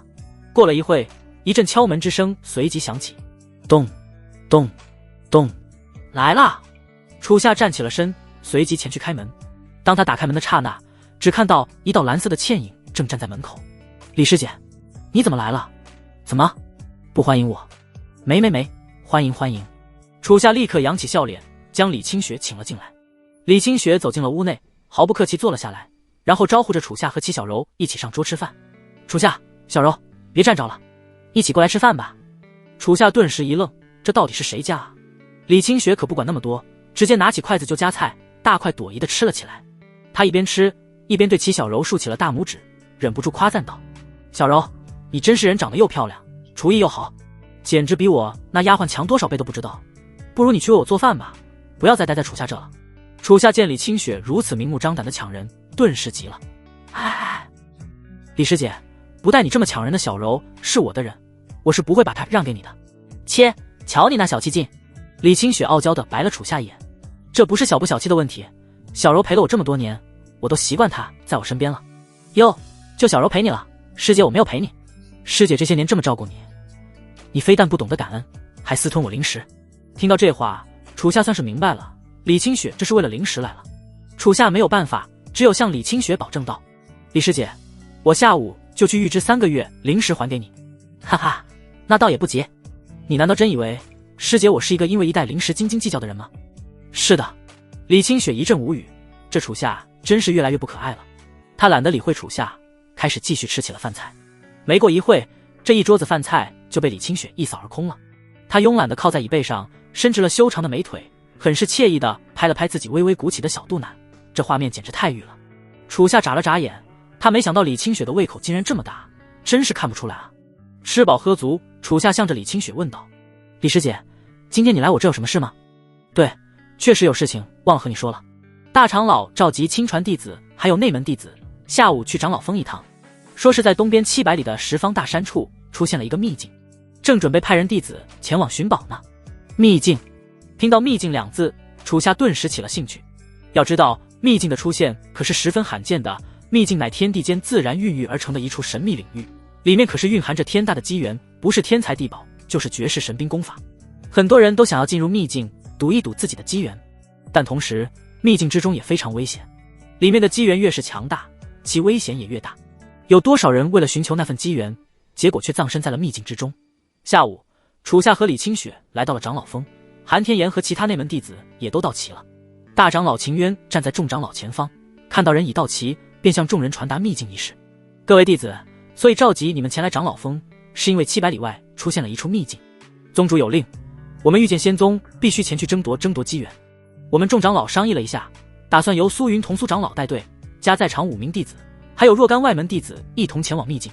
现在有意向前往的可以举手。听到可以前去秘境探险，众弟子们都非常兴奋，纷纷迫不及待地举起了手。楚夏、李清雪、韩天岩3人也举起了手。这么好的机会，他们自然不想错过。看到弟子们如此积极，秦渊很是满意。他看着3名亲传弟子都举手了，但在场弟子之中一共只有5个名额，如果楚夏3人全部去，那就只剩下2个名额。考虑了一番，秦渊决定只让他们去2个人。韩天岩和李清雪都到了金丹期，楚夏虽然恢复了修为，但只有筑基期，所以秦渊打算除掉楚夏的名额。他望向了3人，和蔼地笑道：你们3人都很积极，但是若是3人都去，岂不是占了名额的大半？所以这一次你们只有2人能去。就在秦渊将要宣布之时，他的耳中传来了赵如烟的传音。他听着赵如烟传达的消息，顿时一愣。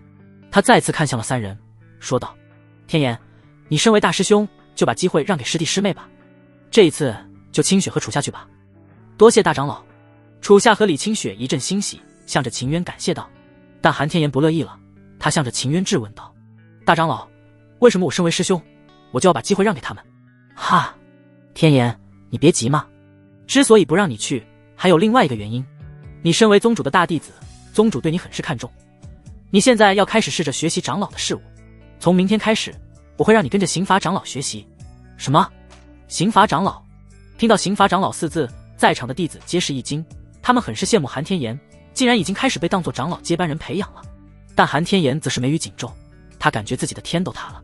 要知道，刑罚长老负责一个宗门犯事弟子的处罚，是个十分得罪人的职位，而且刑罚长老能够掌控的宗门资源也非常少，比之传法长老那些简直是一个天上一个地下。就是因为缺少资源，刑罚长老可以说很难拉拢自己的势力。这个突然的消息让韩天岩一时间不知所措。刑罚长老的位置已经很高了，可韩天岩的野心更高，他的最终目的可是一步步掌控御剑仙宗。这时他想起了秦渊说话之时停顿了一下，似是在聆听什么。就在停顿之后，他就开始宣布了这个消息。这肯定是有人在向他传音。他身为御剑仙宗大长老，唯一能够命令他的就只有宗主赵如烟。韩天岩没想到赵如烟竟然把他分到了刑罚长老那，这其中的用意已经非常明显了，就是想把他边缘化。要知道，宗主的亲传弟子以后可都能接任长老之位，甚至宗主之位。想到这，韩天岩握紧了拳，内心很是不甘。如此一来，他是不是3个亲传弟子中前景最差的？但他还是忍了下来，向着秦渊恭敬地行了一个礼。弟子韩天岩感谢长老们的器重，我一定跟着刑罚长老好好学习。就这样，韩天岩接受了这个结果。另外3个前往秘境的内门弟子也被选了出来。确定了人员之后，众弟子也全部散去了。前往秘境的时间为3天之后。还有3天的时间，楚夏也没闲着，他每天都在万花峰后山进行着勤奋的修炼。到了最后一天的晚上，楚夏和李清雪一同上了万花峰，向赵如烟告别。房间之中，李清雪恭敬地向赵如烟行了一个礼。师尊，明天我们就要前往秘境了，清雪带楚夏前来，特来和您告个别。哈，清雪你有心了，此番前去秘境，不知道会遇到什么困难，你们出门在外也要小心。切记，如果秘境之中太过危险，就要学会保全自己。我不奢求你们夺得什么天地至宝回来，只希望你们俩能平平安安的。多谢师尊关心，清雪一定会带着楚夏平安回来的。如此甚好。师尊，清雪没什么事了，就先告退了。说着，李清雪转身准备离开房间，但是楚夏却一动未动。李清雪好奇地停下了脚步，转头看向了楚夏，问道：师弟，你不走吗？啊，李师姐，你先走吧，我这边有些功法上的疑惑，想要留下来请教一下师尊。楚夏此话一出，赵如烟顿时柳眉皱起，她心中涌起一丝不祥的预感，这逆徒莫非要？但李清雪却很单纯，看着处下如此虚心，不由得欣慰一笑。他毫不客气地在赵如烟面前摸了摸处下的脑袋，说道：“看不出来，师弟你还挺认真上进的嘛。既然如此，我就不打扰你了，我先回去准备了。”说着，李清雪走出了房间，化作一道蓝色流光飞离了万花峰。李清雪走后，处下看向了赵如烟，嘴角扬起一抹坏笑，眼中满是对师尊美色的渴望。看到处下这色眯眯的眼神，赵如烟顿时一惊，赶忙向后退了2步，指着处下大骂道：“逆徒，你那眼神是什么意思？”“师尊，我没什么意思，只是今晚太迟了，我不想回去了，想留在万花峰和您彻夜探讨功法。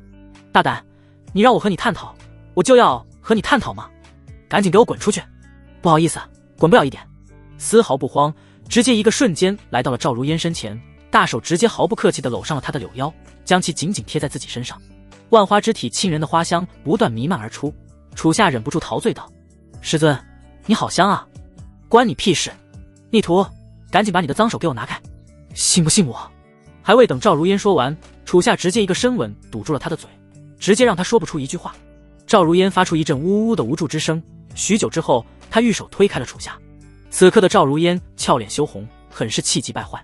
她警告道：“逆徒，你别太过分了，我可是你师尊，你再敢对我这么无礼，我迟早把你碎尸万段。师尊，今天你就从了徒儿吧，我明天就要去秘境了，好几天见不到你，我会很想你的。”“哼，你想都不要想，我堂堂万花圣女，岂能？聒噪！”处下丝毫没有耐心，直接就强行一个公主抱抱起了赵如烟。赵如烟立刻急了，不断用拳捶打处下的胸膛，大喊道：“逆徒，你不能这么无礼，快放我下来！师尊，请你乖一点，你现在应该叫我主人。逆徒，你别太给我蹬鼻子上脸，就凭你还想当我主人，做你的春秋大梦去吧，是吗？那我可对你不客气了。”半个时辰之后，呜，主人。1个时辰之后，逆徒还来吗？来。2个时辰之后，逆徒还来吗？不来了，那可由不得你。师尊，不要啊，我可是你徒儿。第二天一早，伴随着旭日东升，一缕温暖的阳光洒进了房间。处下睁开双眼，看着这久违的阳光，他再也按耐不住心中的激动，想要下床逃离这里。昨天晚上真是太可怕了。处下在昨晚学会了一个人生道理，真正的猎人往往以猎物的身份出现，赵如烟实在是太残暴了。赵如烟也醒了过来，她坐起了身，大大的伸了个懒腰，动作很是慵懒妩媚，实在是对男人的绝杀。她美丽的大眼睛看着抱着衣服想要逃的处下，嘴角扬起一抹坏笑。她的朱唇缓缓凑到了处下的耳边，温柔地说出了3个字：“还来吗？”此话一出，处下顿时惊出一身冷汗，她直接拔腿就跑，连衣服都没来得及穿好就冲了出去。看着处下这惊慌失措的模样，赵如烟玉指贴于香唇之前，忍不住咯咯一笑：“哼，逆徒，就凭你还想和我斗？”第二天，众人准时来到了御剑仙宗的演武广场集合。苏云彤站在广场中央等待着弟子，他双手交叉抱胸，背负一把沉重的巨剑，双眸之中透露出一抹淡定从容，气场很是强大。不一会，弟子们纷纷聚集到了广场，处下和李清雪也到达了这里。昨晚李清雪美美睡了一觉，所以今天神采奕奕，精神饱满。而处下就不同了，他顶着黑眼圈，整个人像被女鬼吸了阳气一样，一副有气无力的模样。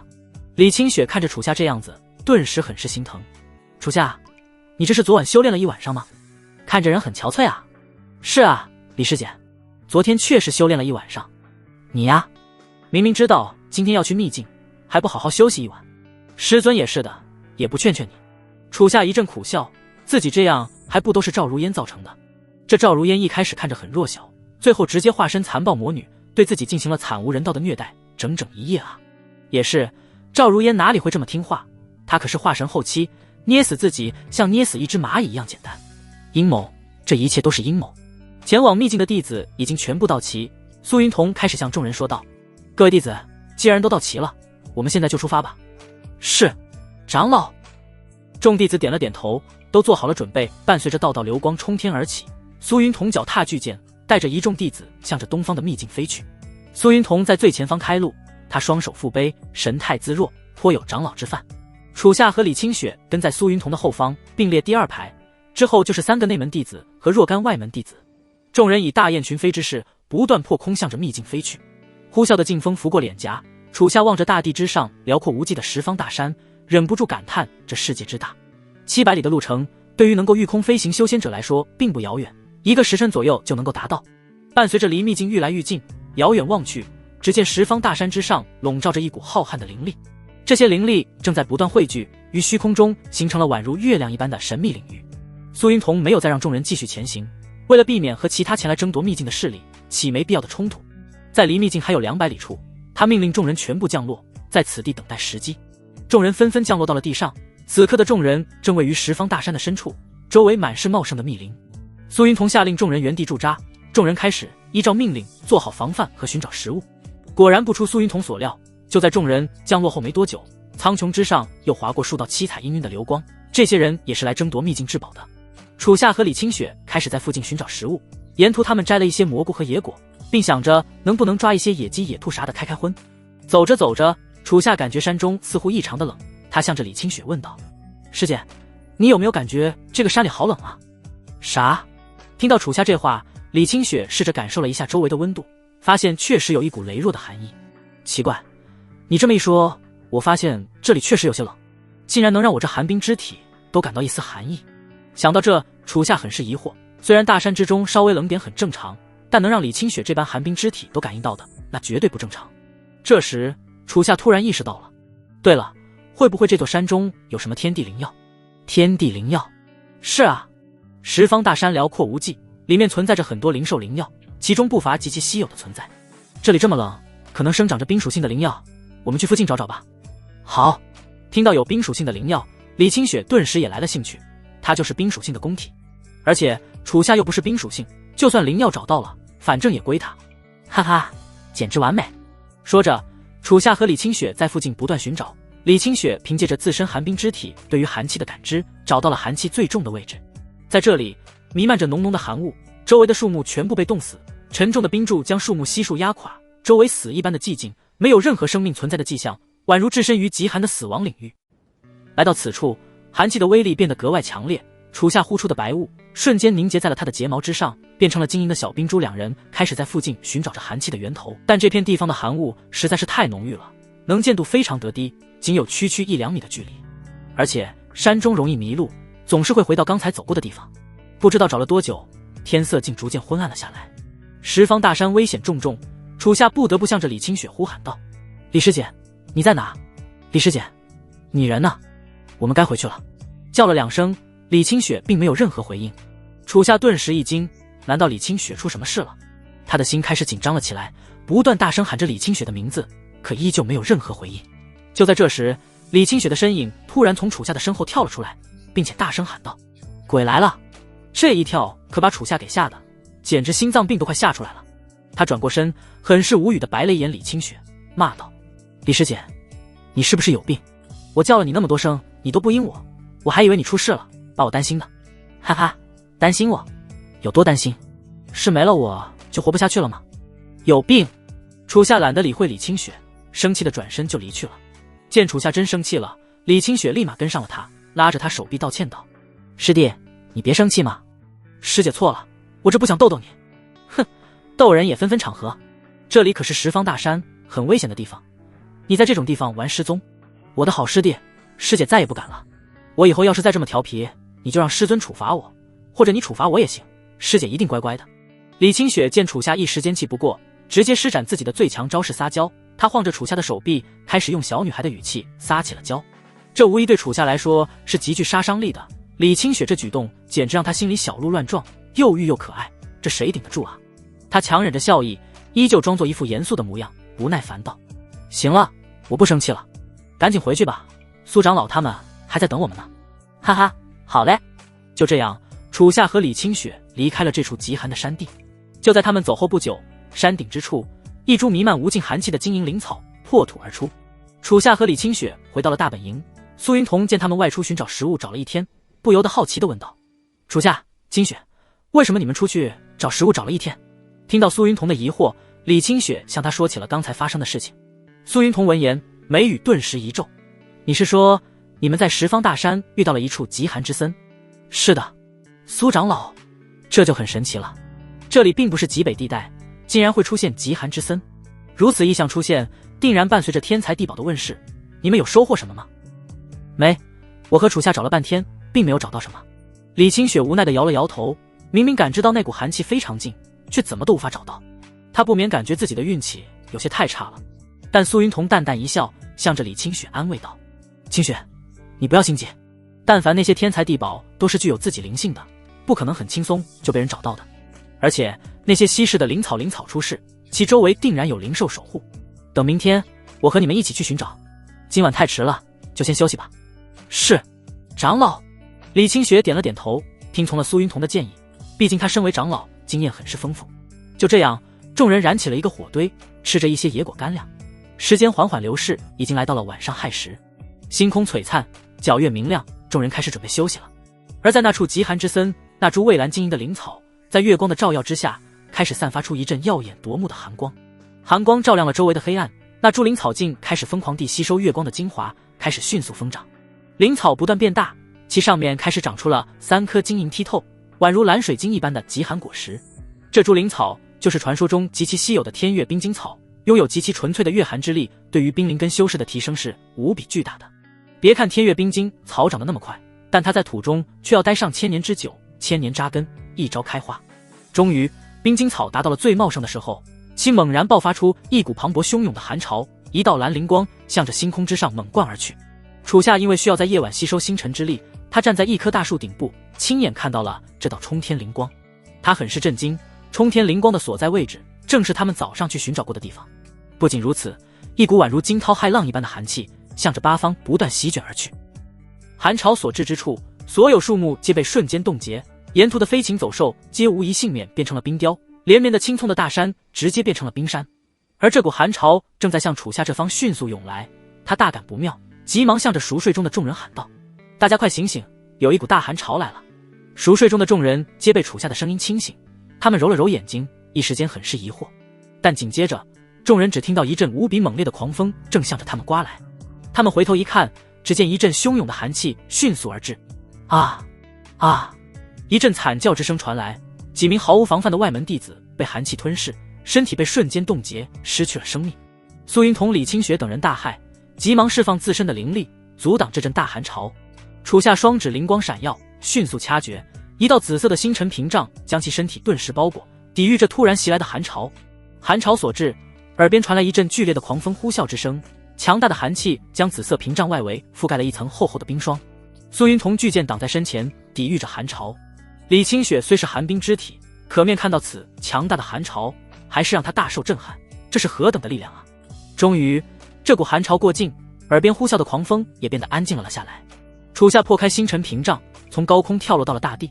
他向着众人问道：“各位，你们没事吧？”众人从刚才的经历中恢复了过来，眼神之中充满了惶恐。苏云彤走到了几名被冻结的弟子面前，发现他们身上已经弥漫着浓浓的死气。这几个弟子在被冻结的瞬间就失去了生命，他很是心痛地叹了一口气，没想到还没到达秘境，这几个弟子就死了。苏云彤抬起头，看着远方那冲天的磅礴灵光，下令其他的弟子全部向着那座山飞去。众人纷纷御空而起，向着那处灵光迅速飞去。众人落到了大地，看着冲天灵光之下那株晶莹如玉的灵草，感到很是震撼。这就是传说中的天材地宝吗？苏云彤不愧是长老，见多识广的他在脑海中迅速思考，不一会就认出了这株灵草乃是天月冰晶草。天月冰晶草，听到天月冰晶草，李清雪顿时也想了起来。他曾在翻阅书籍的时候看到过冰晶草的详解，这可是一株千年的灵草啊！他感受着灵草散发的无尽寒气，眼神之中充满了期待。然后，李清雪迈出玉步，不由自主地向着冰晶草走去。这时，苏云彤一把抓住了李清雪的手臂，阻拦住了他。苏长老，怎么了？李清雪回过头，很是疑惑地望向了苏云彤。苏云彤眼神很是严肃，向着李清雪解释道：“清雪，你忘了我和你说的吗？但凡这种级别的灵草出世，周围定然有凶猛的灵兽守护。可是，周围并没有看到什么灵兽啊。现在若是不及时采下它，待会若是其他人赶来争夺，该怎么办？”李清雪已经按耐不住自己激动的心情，急切地想要得到天月冰晶草，但苏云彤的态度很是坚决，这让李清雪很是焦急。果然，正如苏云彤所说，仅仅过了片刻，附近传来了一阵低沉的野兽嘶吼之声，听声音远远不止一只，而是一群野兽。众人皆是一惊，纷纷警惕地望向四周，紧握手中的武器。楚夏的神色也变得凝重起来，只见在那浓郁的寒雾之中，忽然出现了许多散发着猩红血光的双眸。这些血眸冷冷地注视着他们，正在向他们不断逼近包围而来。他抽出青红剑，做好了战斗的准备。苏云彤感知到这些血眸中带着的杀气，他向着弟子们命令道：“各位，准备战斗！”一阵狂怒的嘶吼之声顿时响彻山林，这些猩红的双眸开始向着楚夏众人疯狂冲来。血眸穿过浓浓的寒雾，只见一群白色的苍狼向着众人飞扑而来。这些苍狼就是十方大山稀有狼族冰雪苍狼。众人手持长剑迎上了冰雪苍狼，一时间双方陷入了激烈的斗争。冰雪苍狼攻势凶猛，身长尖锐的利爪宛如钢铁一般坚硬，不断挥舞而出，想要将众人撕裂。但楚夏等人也不是吃素的，在现场的弟子实力都很是不凡，他们挥剑斩向苍狼，不断与其狼爪交锋，激起一阵汹涌的火花。楚夏面对数只苍狼的进攻，其施展9天剑法，完美挡下道道致命的攻击，且通过防守反击，对近身的苍狼一击必杀。李清雪手持寒霜剑，凭借其凌冽的剑势，灵巧如风的身形化作一道蓝色流光，不断穿梭在狼群之中。寒霜剑挥舞出道道寒芒，流光穿梭之间，几只冰雪苍狼顿时殒命。苏云彤乃是元婴强者，其重剑攻势纵横沉重，大巧若缓，看着速度不快，却蕴含着无与伦比的技巧。重剑挥舞，横扫八方，眼神睥睨，泰然自若，苍狼根本没有任何靠近他的机会，足有一代宗师之范。但其他弟子则没有那么从容了，面对数量庞大的苍狼进攻，虽然一开始还能轻松应对，但时间一长，他们顿时开始慌了。苍狼攻势凶猛，而且越是受伤，他们就会陷入更为狂暴的状态，开始疯狂反扑。啊！一阵痛苦之声随即传来，2名弟子一时疏忽，直接被苍狼从身后突袭成功，钢铁般的利爪挥舞而下，将他们的背后划出一道深长的伤口，鲜血从伤口中疯狂涌出，长袍顿时被鲜血染红。看着这些弟子慌了神，苏云彤冲到了他们的身前，挥舞巨剑为他们逼退了狼群。苏云彤向着所有弟子喊道：“各位，越是这个时候越要冷静，千万不能慌。”是，长老。说着，他让除了楚夏和李清雪外的其他弟子迅速集结到自己身后，他守一方，其他弟子守另一方。狼群疯狂地向着苏云彤攻来，苏云彤没有丝毫的惊慌，巨剑挥舞之下，宛如一道不可攻破的绝对堡垒，令狼群根本无法突破一分，而其他弟子专守另一方，在众人的合力之下，也是从容了不少。一个人的力量是有限的，一群人的力量是无限的。人是如此，苍狼亦是如此。但就在众人团结一心克服难关之际，一阵更为猛烈的嘶吼之声响彻天地。只见寒雾之中，一双更为巨大的血眸出现，这双血眸出现的位置非常高，看样子是一尊庞然大物。只见一只体型无比巨大的冰雪苍狼冲破寒雾，向着苏云彤的方向猛扑而来，巨大的狼爪毫不留情地挥舞而出。这就是冰雪苍狼的苍狼王，实力很是恐怖。面对苍狼王的进攻，苏云彤让身后的弟子迅速退开，他猛地爆发自身灵力，双手紧握住巨剑，向着苍狼王斩去。砰！重剑和狼爪交汇，爆发出一阵剧烈的金属碰撞之声。苍狼王有着强大的蛮力，苏云彤也是神力在身，双方交锋竟然不相上下。苍狼王猩红的双眸露出一抹惊讶之色，他没想到眼前的这个人类竟然有这么强的力量。他开始不断向苏云彤发出进攻，狼爪携带千钧之力，疯狂撕裂而下。苏云彤挥舞重剑不断抵抗，亦是强悍。伴随着苍狼王的蓄力一击，苏云彤被其蛮力逼退数米。哼，有点意思。苏云彤冷哼了一声，随即将重剑插在地上，另一只手直接扯下了自己那宽松的红袍。顿时，苏云彤只留下一身内衣，一身强壮的肌肉展现在了众人面前，而且还有令人羡慕的8块腹肌。看到这一幕，在场众人全部愣住了，他们没想到看似优雅的苏长老竟然是一个肌肉猛女。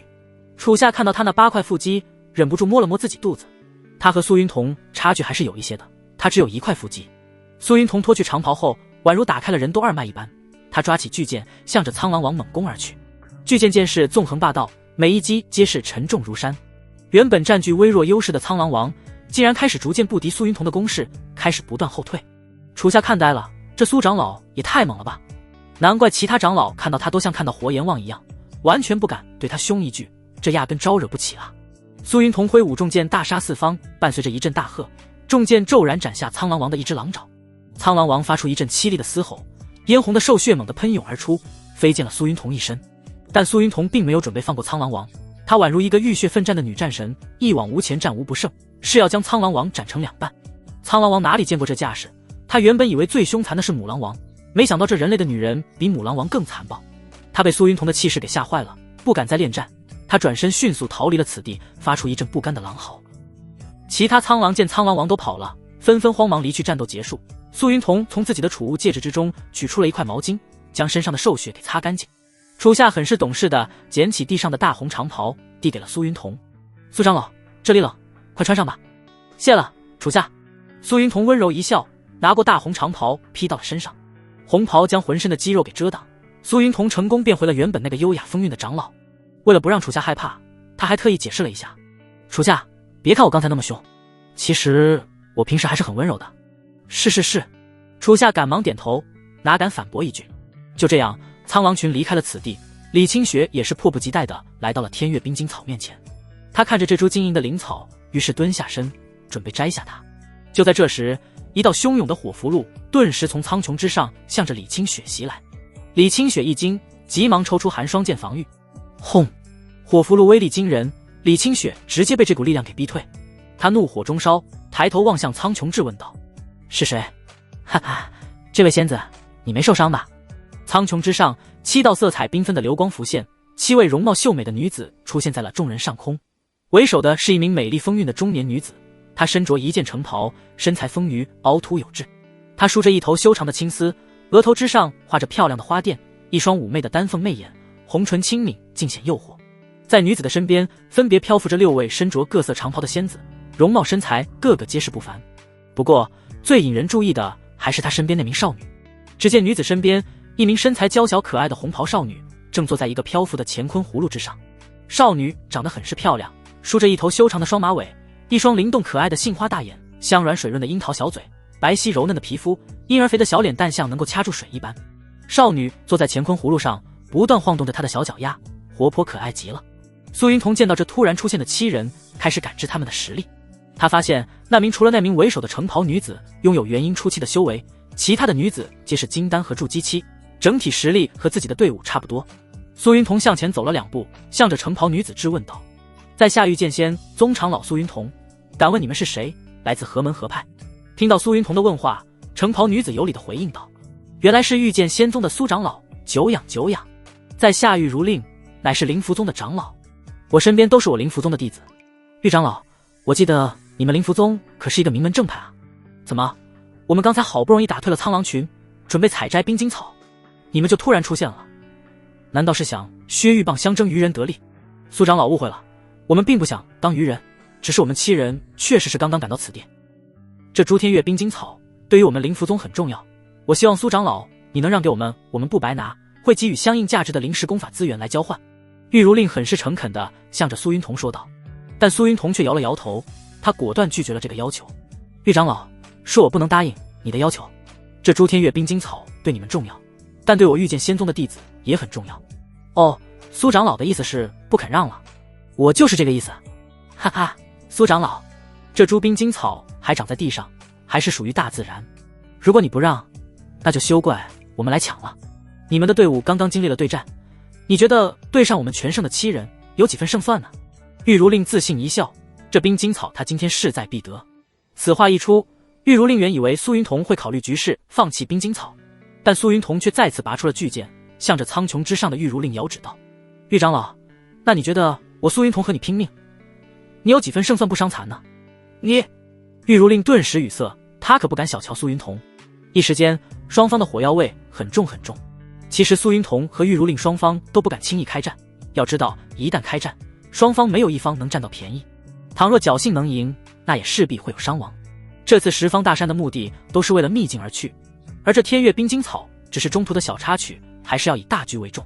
可两人的狠话都已经放出去了，现在谁先收回谁先尴尬，双方就这样僵持在这了。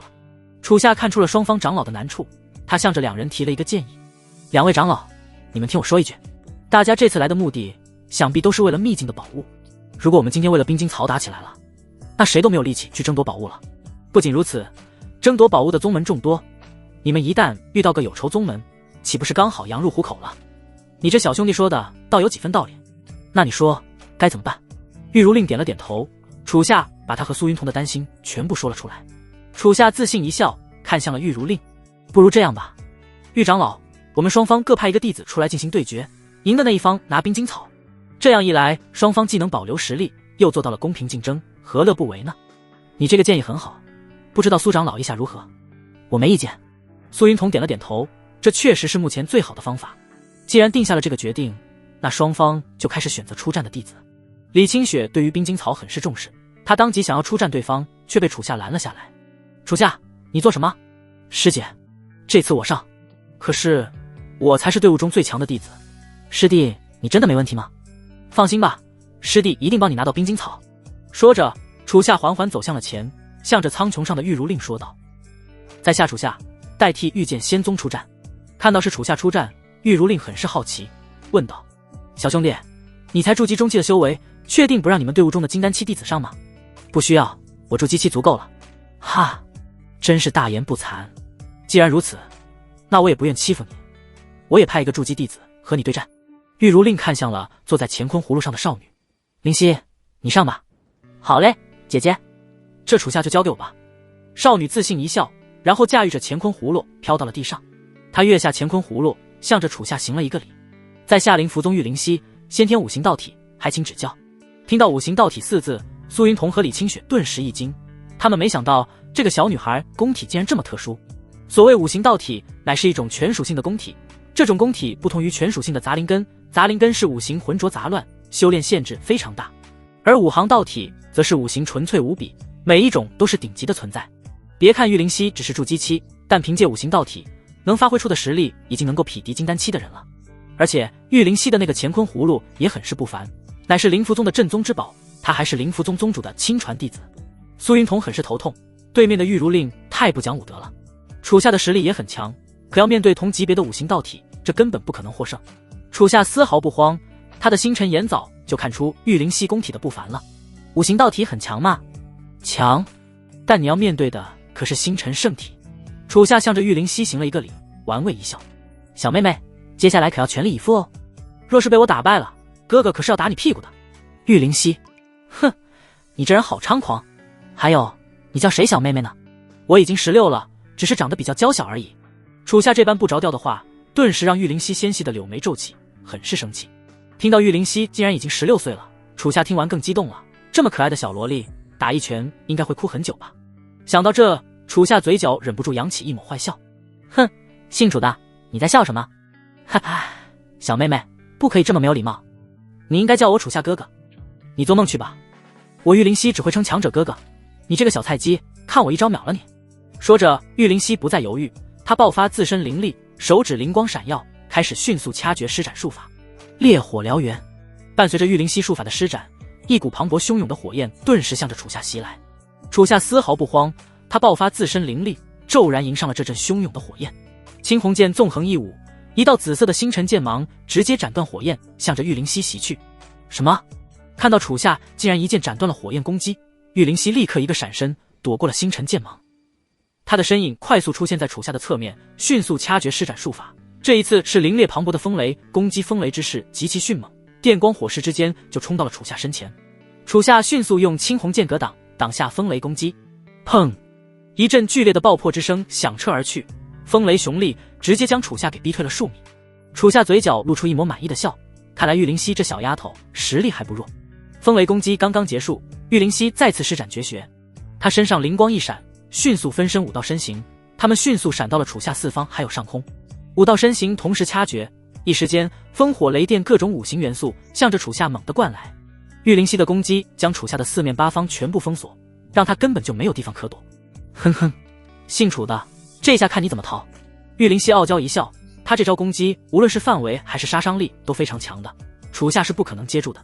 玉如令看着玉灵犀的表现很是满意，心中开始认定这场比赛已经结束了。不愧是自己的好妹妹，战斗从不拖泥带水，讲究速战速决。苏云彤和李清雪也很是紧张，他们不知道楚夏该如何破这一招，但楚夏丝毫不慌，他为什么要逃？玉灵犀喜欢速战速决，楚夏也是一样的。只见楚夏双指灵光闪耀，迅速划过青红剑，然后挥出一道大范围的斩击，一道磅礴的星辰剑芒骤然向着八方斩去。剑芒席卷八方，所至之处将虚空全部撕裂，玉灵犀的攻击全部被裂缝给吞噬殆尽。不仅如此，星辰剑芒的力量势不可挡，玉灵犀4道分身被剑芒斩过，顿时发出一阵痛苦的惨叫，随即消失在了原地。看到这一幕，在场的众人很是震惊，这究竟是什么力量，竟然能够撕裂虚空。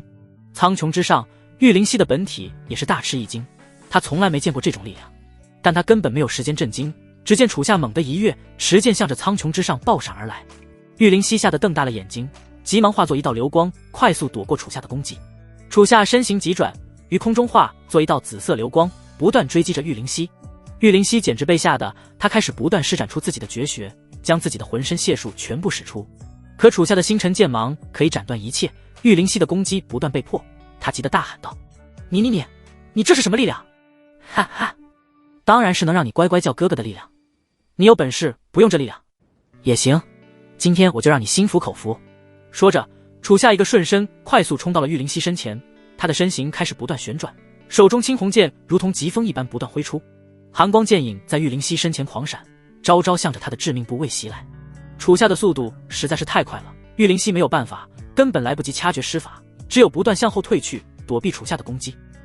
但玉灵犀后退一步，楚夏的步伐就向前一步，令他完全没有喘息的时间。终于，玉灵犀只感到自己后背一沉，他撞到一棵大树上了，已经没有退路了。寒光剑影迅速向他斩来，他吓得大喊一声，闭上了眼睛。再次睁开眼，玉灵犀见自己还活着，楚夏的青红剑正在贴在他的脖子之上，不曾斩下。楚夏得意一笑，向着玉灵犀说道：“怎么样，小妹妹，哥哥厉害吧？”“厉害，厉害，那还不快叫声哥哥听听？”“嘻嘻，你不会真以为你打败我了吧？不然呢？”“哈哈，姓楚的，你这个大笨蛋，这根本不是我。”说着，玉灵犀调皮地吐了吐舌头，他的身形迅速化作一道烟雾，只留下一张替身符箓缓缓飘落到了地上。替身符，这小丫头耍诈！嘻嘻，谁说我耍诈了？这叫兵不厌诈。楚夏身后不远处传来了玉灵犀的声音，只见玉灵犀的身形缓缓浮现，不仅如此，她背上还背着乾坤葫芦。楚夏想要转身，却发现自己的腿腕如灌了铅一般，无比的沉重。他低头望去，只见脚下已经被玉灵犀施加了术法，几个符箓小人正紧紧抱着楚夏的大腿，将他牢牢拽住。小妹妹，年纪不大，心眼不小。楚夏忍不住啧啧感叹，自己确实小瞧这个丫头了。哼，我这叫计谋，我可是很聪明的。玉灵犀得意一笑，他也感觉自己可聪明了。说着，他掌中汇聚灵力，向着楚夏快速冲来，想要一击打败他。楚夏并没有转身，也没想过回击，他耳朵听着玉灵犀的脚步，开始数了起来。只见玉灵犀快速奔来，但他却没发现自己小脚每踏一步，地上皆产生了一道紫色的结界，直至他踩到第7步，一股强大结界之力猛地向他席卷而下。啊！玉灵犀只感觉一股强大的威压压在自己的身上，让他再也无法踏前一步。他望向自己的周围，只见自己已经被困在一道结界当中，任凭他如何施展术法，就是无法破解。这是什么结界？我竟然破不开！哼哼！楚夏冷哼了一声，随即掐诀驱散了脚下的符箓小纸人。他转身向着玉灵犀缓缓行来。玉灵犀见没有别的办法了，立马取下了背上的乾坤葫芦，想要打开它。但楚夏的速度比他更快，玉灵犀刚拔出葫芦盖，楚夏就瞬间出现在了他的面前，抓住他的小手，又将葫芦盖给塞了回去。不仅如此，他还一把抢过了乾坤葫芦，背在了自己身上。啊，我的葫芦！虽然不知道你这葫芦里卖的什么药，但我想一旦让你使用出来，这威力可不得了。所以这葫芦我先给你保存着。楚夏，你不可以这样，把我的乾坤葫芦还给我。听到楚夏要帮自己保存乾坤葫芦，玉灵犀顿时急了，生怕楚夏不还给他了。这可是灵符宗的至宝啊！楚夏很是调皮，装作很是失望的摇了摇头。小妹妹，你应该叫我楚夏哥哥。我叫你楚夏哥哥，你就能把葫芦还给我吗？那不一定，那我不叫。不过，你如果不叫，那我肯定是不会还给你了。哎，别，我叫。玉灵犀可算是给楚夏给整怕了，立刻服软了。他内心纠结了一会，最终还是鼓起勇气，向着楚夏轻声喊道：“楚夏哥哥，你说啥？听不见。”见玉灵犀喊得比蚊子都轻，楚夏立马把耳朵凑到了他的身前，装作听不到。楚夏哥哥，还是听不到。楚夏哥哥，你没吃饭吗？见楚夏竟然还不满意，玉灵犀的小脸顿时憋得通红。他深吸了一口气，然后小嘴巴凑到了楚夏耳边，爆发了自己的洪荒之力，喊了出来：“楚夏哥哥！”这一喊可不得了，整座山峰都开始传来回音。楚夏只感觉一阵震耳欲聋的声音传入耳中，耳膜都快炸了。他呆呆站在原地，耳边不断弥漫着嗡嗡嗡的声音，他吓得瞪大了眼睛。我去，我这不会聋了吧？缓了一会过后，楚夏的耳朵终于恢复了正常，他无语地看向了玉灵犀。小妹妹，你要不要喊这么大声啊？哼，你不是嫌弃我声音轻的吗？现在听到了吧？听到了，那还不把我放出结界？哈哈，差点忘了。说着，楚夏快速掐诀，解除了玉灵犀脚下的封印。解除封印的一瞬间，玉灵犀立刻迈着小玉步向着楚夏冲来，想要夺回乾坤葫芦。但楚夏早就有准备，直接大手顶住了玉灵犀的脑袋。玉灵犀开始挥舞小拳头向着楚夏砸去，但无奈他手短，愣是打不到一点。见他如此不听话，楚夏也不惯着，直接把乾坤葫芦给收了起来。楚夏，你还我葫芦，不许占为己有。小妹妹，我劝你还是给我乖乖的，再给我胡闹，我就不给你了。你……玉灵犀很是生气，但又没有办法，自己打不过他啊。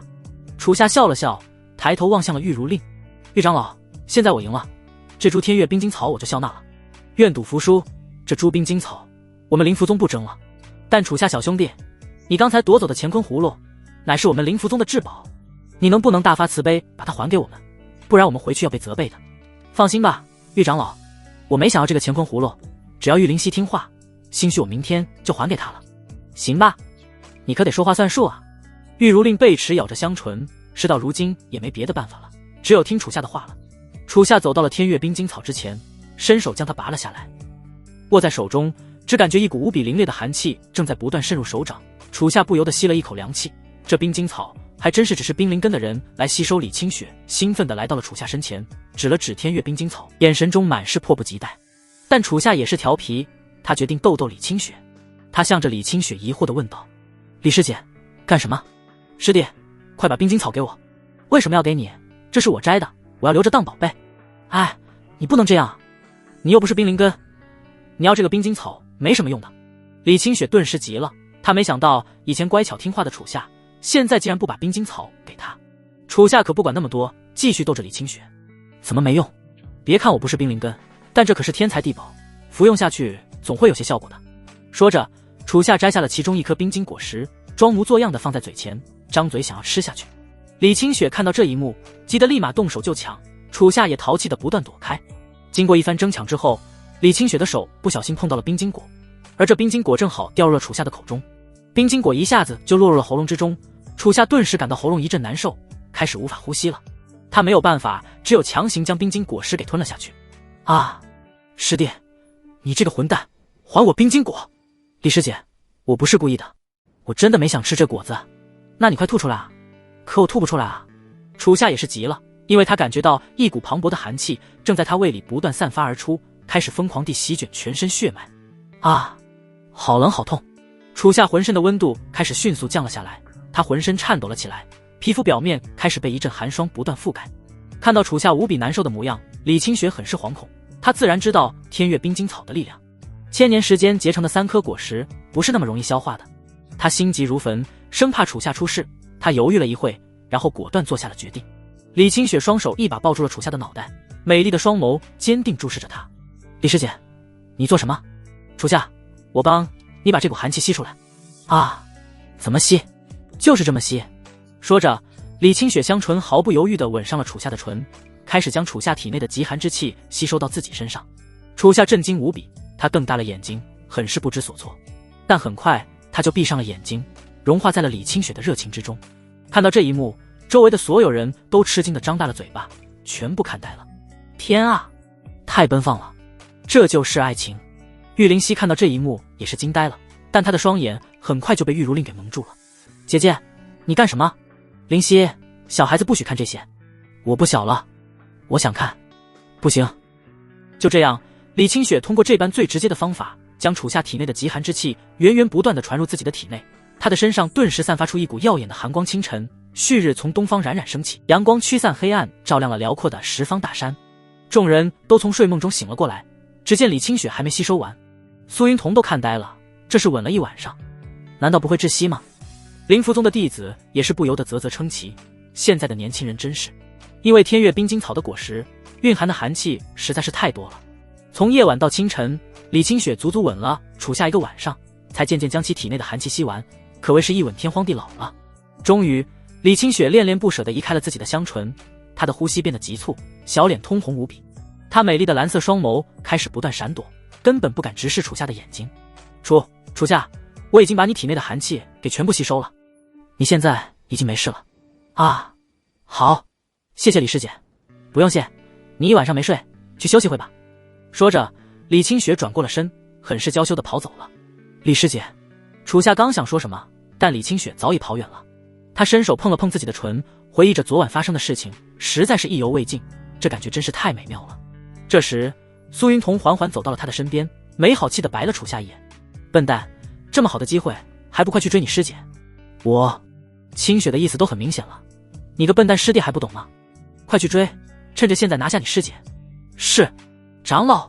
楚夏也是反应了过来，赶忙向着李清雪的方向追去。追了一路之后，只见李清雪正坐在一块大石之上，她的眼神既娇羞又紧张，双手不由自主地扣着手指。她现在的脑子很乱，昨晚可是她的初吻啊，而且楚夏还是自己的师弟，这要是被传出去，自己该怎么见人啊？就在李清雪内心无比纠结之时，楚夏的声音传入了她的耳中：“师姐！”啊！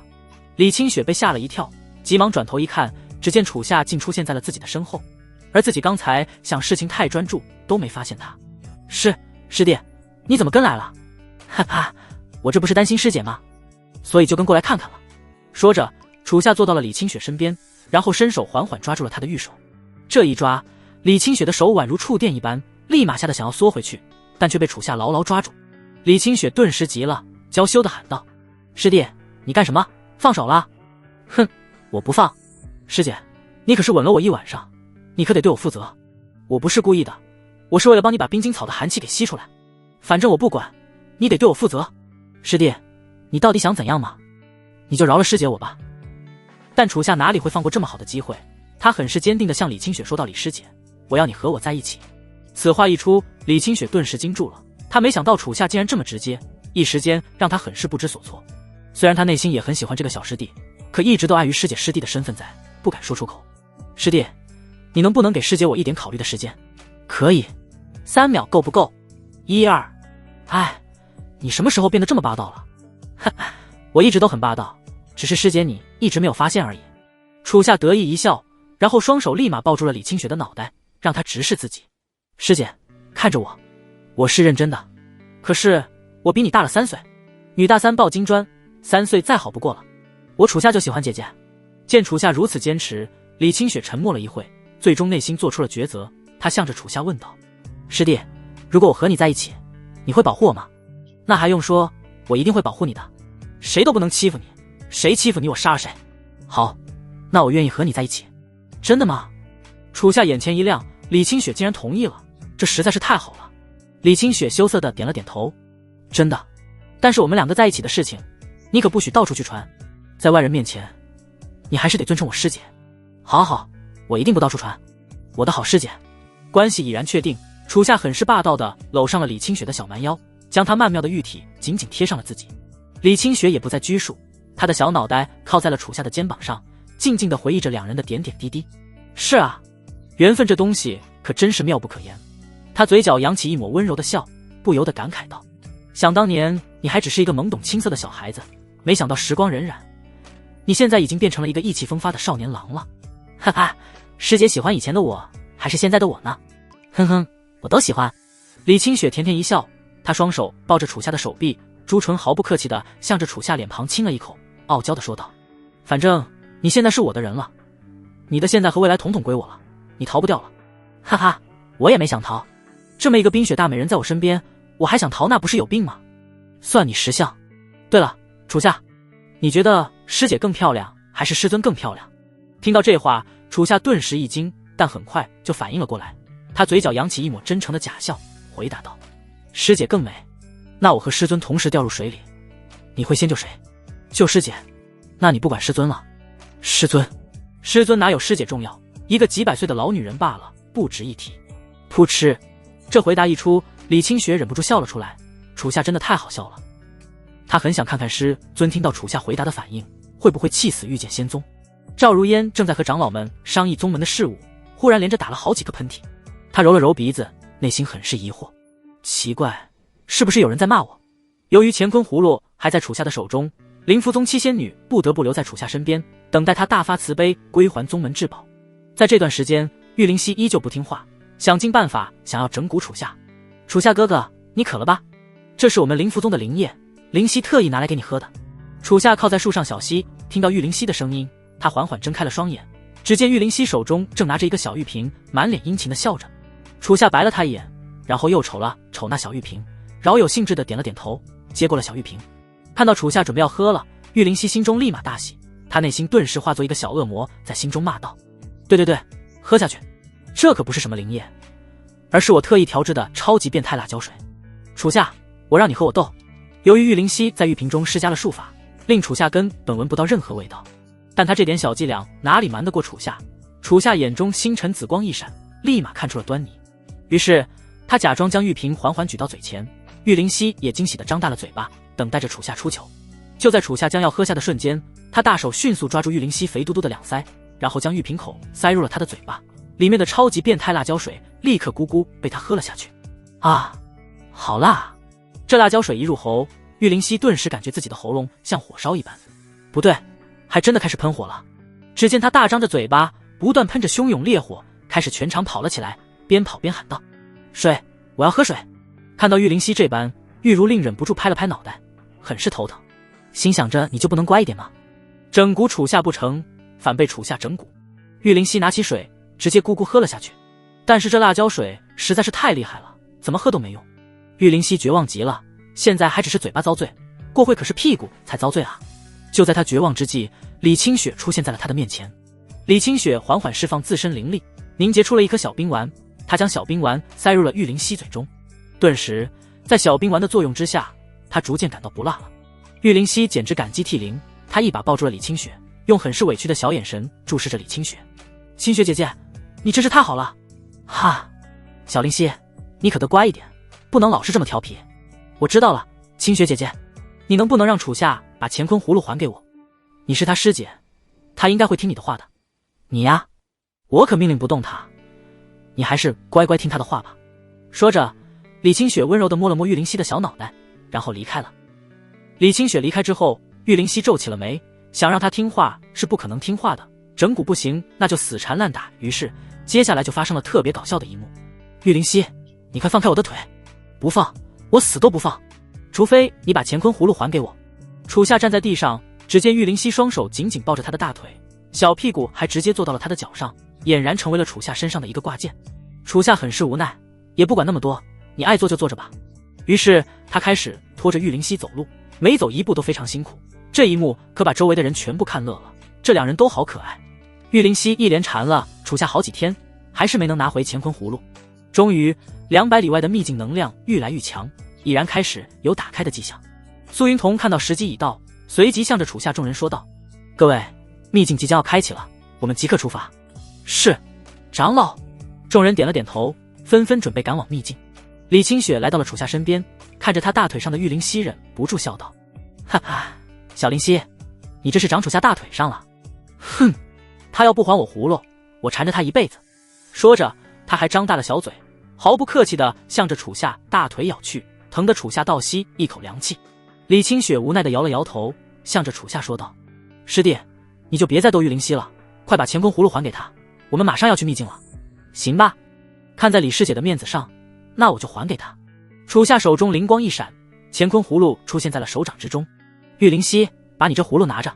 哈哈，好，谢谢楚夏哥哥。玉灵犀一把拿过了乾坤葫芦，内心很是开心。楚夏也转过身，准备御空前往秘境。就在楚夏将后背暴露在玉灵犀面前之时，玉灵犀体内的小恶魔又复苏了。他抓着乾坤葫芦中间的绳子，迈着小脚丫，猛地一跃而起，抡起乾坤葫芦就向着楚夏脑袋砸来。楚夏，吃我一葫芦！楚夏一阵无语，迅速转身，伸手挡下了乾坤葫芦的攻击，然后果断夺下葫芦，抓住葫芦高举而起，猛地挥舞而下砸向玉灵犀的脑袋。咚！一阵清脆无比的脑瓜之声顿时响彻全场，听着声音又脆又响，是个好头。这一砸，在场众人都呆住了，纷纷瞪大了眼睛。玉灵犀用小手紧紧捂着自己的脑袋，一滴晶莹的小珍珠从眼眶中滑落，然后紧接着就是一阵倾盆大雨。玉灵犀这次是真的被打疼了，直接坐在地上大哭了起来。李清雪用胳膊肘撞了一下楚夏，埋怨道：你也是，对小灵犀下手那么重干什么？怪我了。楚夏丝毫不在意，拉起李清雪的手就御空而起，向着秘境的方向赶去。好啦，灵犀，不疼不疼啊？乾坤葫芦拿回来不就好了？你还要偷袭楚夏？现在好了，被打哭了吧？玉如令将玉灵溪抱在了怀中，摸了摸她那肿起大包的小脑袋，安慰她不要哭了。安慰了好一会，玉灵溪终于不哭了。玉如令随即带领灵符宗的弟子化作七彩流光，向着秘境的方向飞去。楚夏等人御空来到了秘境之处，只见这处秘境无比的巨大，外围弥漫着无比磅礴汹涌的灵力。御空经过秘境下空，只感觉一股巨大的压迫感顿时袭身，这是源自于巨物的恐怖威压。楚夏等人落地，灵符宗七仙女也紧随其后赶到了这里。只见秘境之下已然汇聚了许许多多的人，有其他大宗之人，也有很多散修，他们都是前来争夺秘境机缘的。要知道，一旦运气好得到了秘境机缘，那可是足以逆天改命的存在。就在众人仰望秘境之中，一阵狂傲无比的大笑之声从天际传来。哈哈哈，竟然这么的蝼蚁，真是好热闹啊！只见一位剑客御空而来，他身着一身黑袍，一头苍白的长发，面容冷峻阴狠，弥漫着一股杀气。看着这名剑客的到来，楚夏忍不住感叹道：这家伙看得可不像好人啊。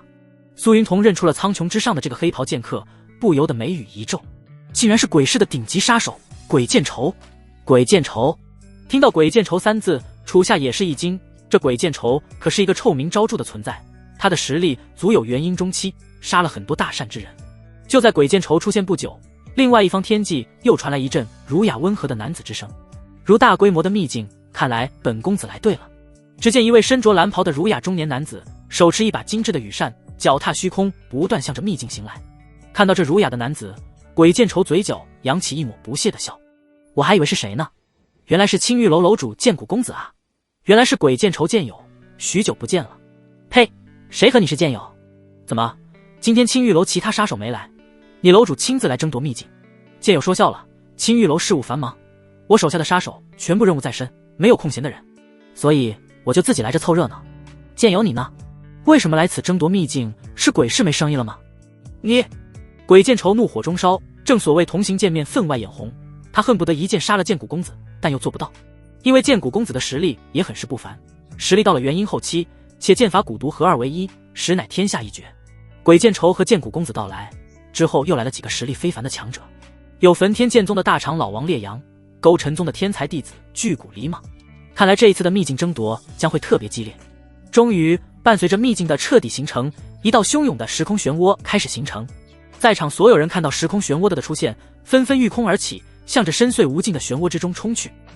楚夏等人穿过时空漩涡，再次睁开眼，秘境内部的场景顿时呈现在了眼前。只见秘境之中很是明亮，弥漫着一股氤氲的仙光，无数大大小小岛屿悬浮于虚空，宛如来到了神秘的仙界一般。而在秘境中央的浮岛之上，有着一块大石，大石之上插着一把灵光闪耀的仙剑，散发着磅礴无尽的无上剑意。剑意冲天而起，直贯九霄云天，似是要将苍穹一剑斩断。看着这一幕，在场所有人皆是无比惊喜。没想到这秘境的宝物竟是一把绝世仙剑，还有这股磅礴无尽的剑意。只要能成功夺下仙剑，吸纳这股剑意，这可是能一跃变成绝世强者的存在。众人的眼睛都放光了，这次来的真是太值了。当楚夏看到这把仙剑的刹那，顿时瞳孔猛地一震，眼神中满是难以置信。他浑身开始颤抖了起来，一滴晶莹的泪水从眼眶悄然滑落。李清雪看到楚夏竟然流泪了，顿时很是疑惑，问道：师弟，你怎么了？为什么突然变得这么激动？师姐，这把剑……楚夏转头望向李清雪，声音很是哽咽。苏云彤也注意到了楚夏的情况，眼神望向了他。师弟，这把剑到底怎么了？这把剑名为绝代风华，乃是我母亲九天女剑仙生前的佩剑。什么？什么？听到楚夏的话，李清雪和苏云彤顿时猛地一惊。李清雪抓住了楚夏的双肩，确认道：师弟，你说的是真的吗？这把绝代风华真的是你母亲的佩剑？是的，我不会看错的。这真是太神奇了，看来这是上天注定的缘分，是上天要让你得到绝代风华。李清雪感叹缘分的神奇，这不是上天注定的，那还会是什么？但与此同时，周围其他人也听到了楚夏的话。其中一个剑客不以为然，向着楚夏不屑地言道：哼，区区筑基期的小子，你以为这秘境的仙剑是你母亲用过的，大家就会把剑让给你？真是太异想天开了，想要得到仙剑，得看你自己的实力。说着，那名剑客不再多言，他爆发灵力，向着绝代风华御空而去。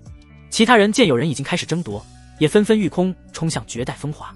一时间，无数的流光向着秘境中央急速飞去，在场的人都不愿意放弃这天大的机缘。楚夏见状很是心急，他不敢有任何的犹豫，化作一道流光冲了出去。这把绝代风华他必须要得到，哪怕不惜为此付出性命。李清雪和苏云彤见状也毅然冲向绝代风华。无数的流光不断划过秘境长空，就在众人飞到一半之时，一股磅礴的巨大威压瞬间出现，从苍穹之上猛灌而来。威压袭来，御空飞行的众人顿时感受到一股千钧威压，将他们从空中强行压了下去。运气好的落到了悬浮的岛屿之上，不好的则直接坠入了秘境，被秘境底部恐怖的力量吞噬。楚夏也被这股威压给压了下去，但他的运气不是很好，直接向着秘境底部坠去。师弟！李清雪坠落到一处浮岛之上，向着楚夏焦急地大喊道。楚夏急速下坠，耳边传来一阵狂风剧烈呼啸之声，他可不能死在这种地方。他手指星光闪耀，快速掐诀，施展紫薇帝星诀的招式。就在楚夏即将被秘境吞噬的刹那，一道紫色结界出现在了他的下方。楚夏就这样坠入紫色结界，整个人消失在了秘境之中。楚夏坠入紫色结界，结界也随之消散。李清雪看到楚夏消失在了秘境底部，内心很是绝望。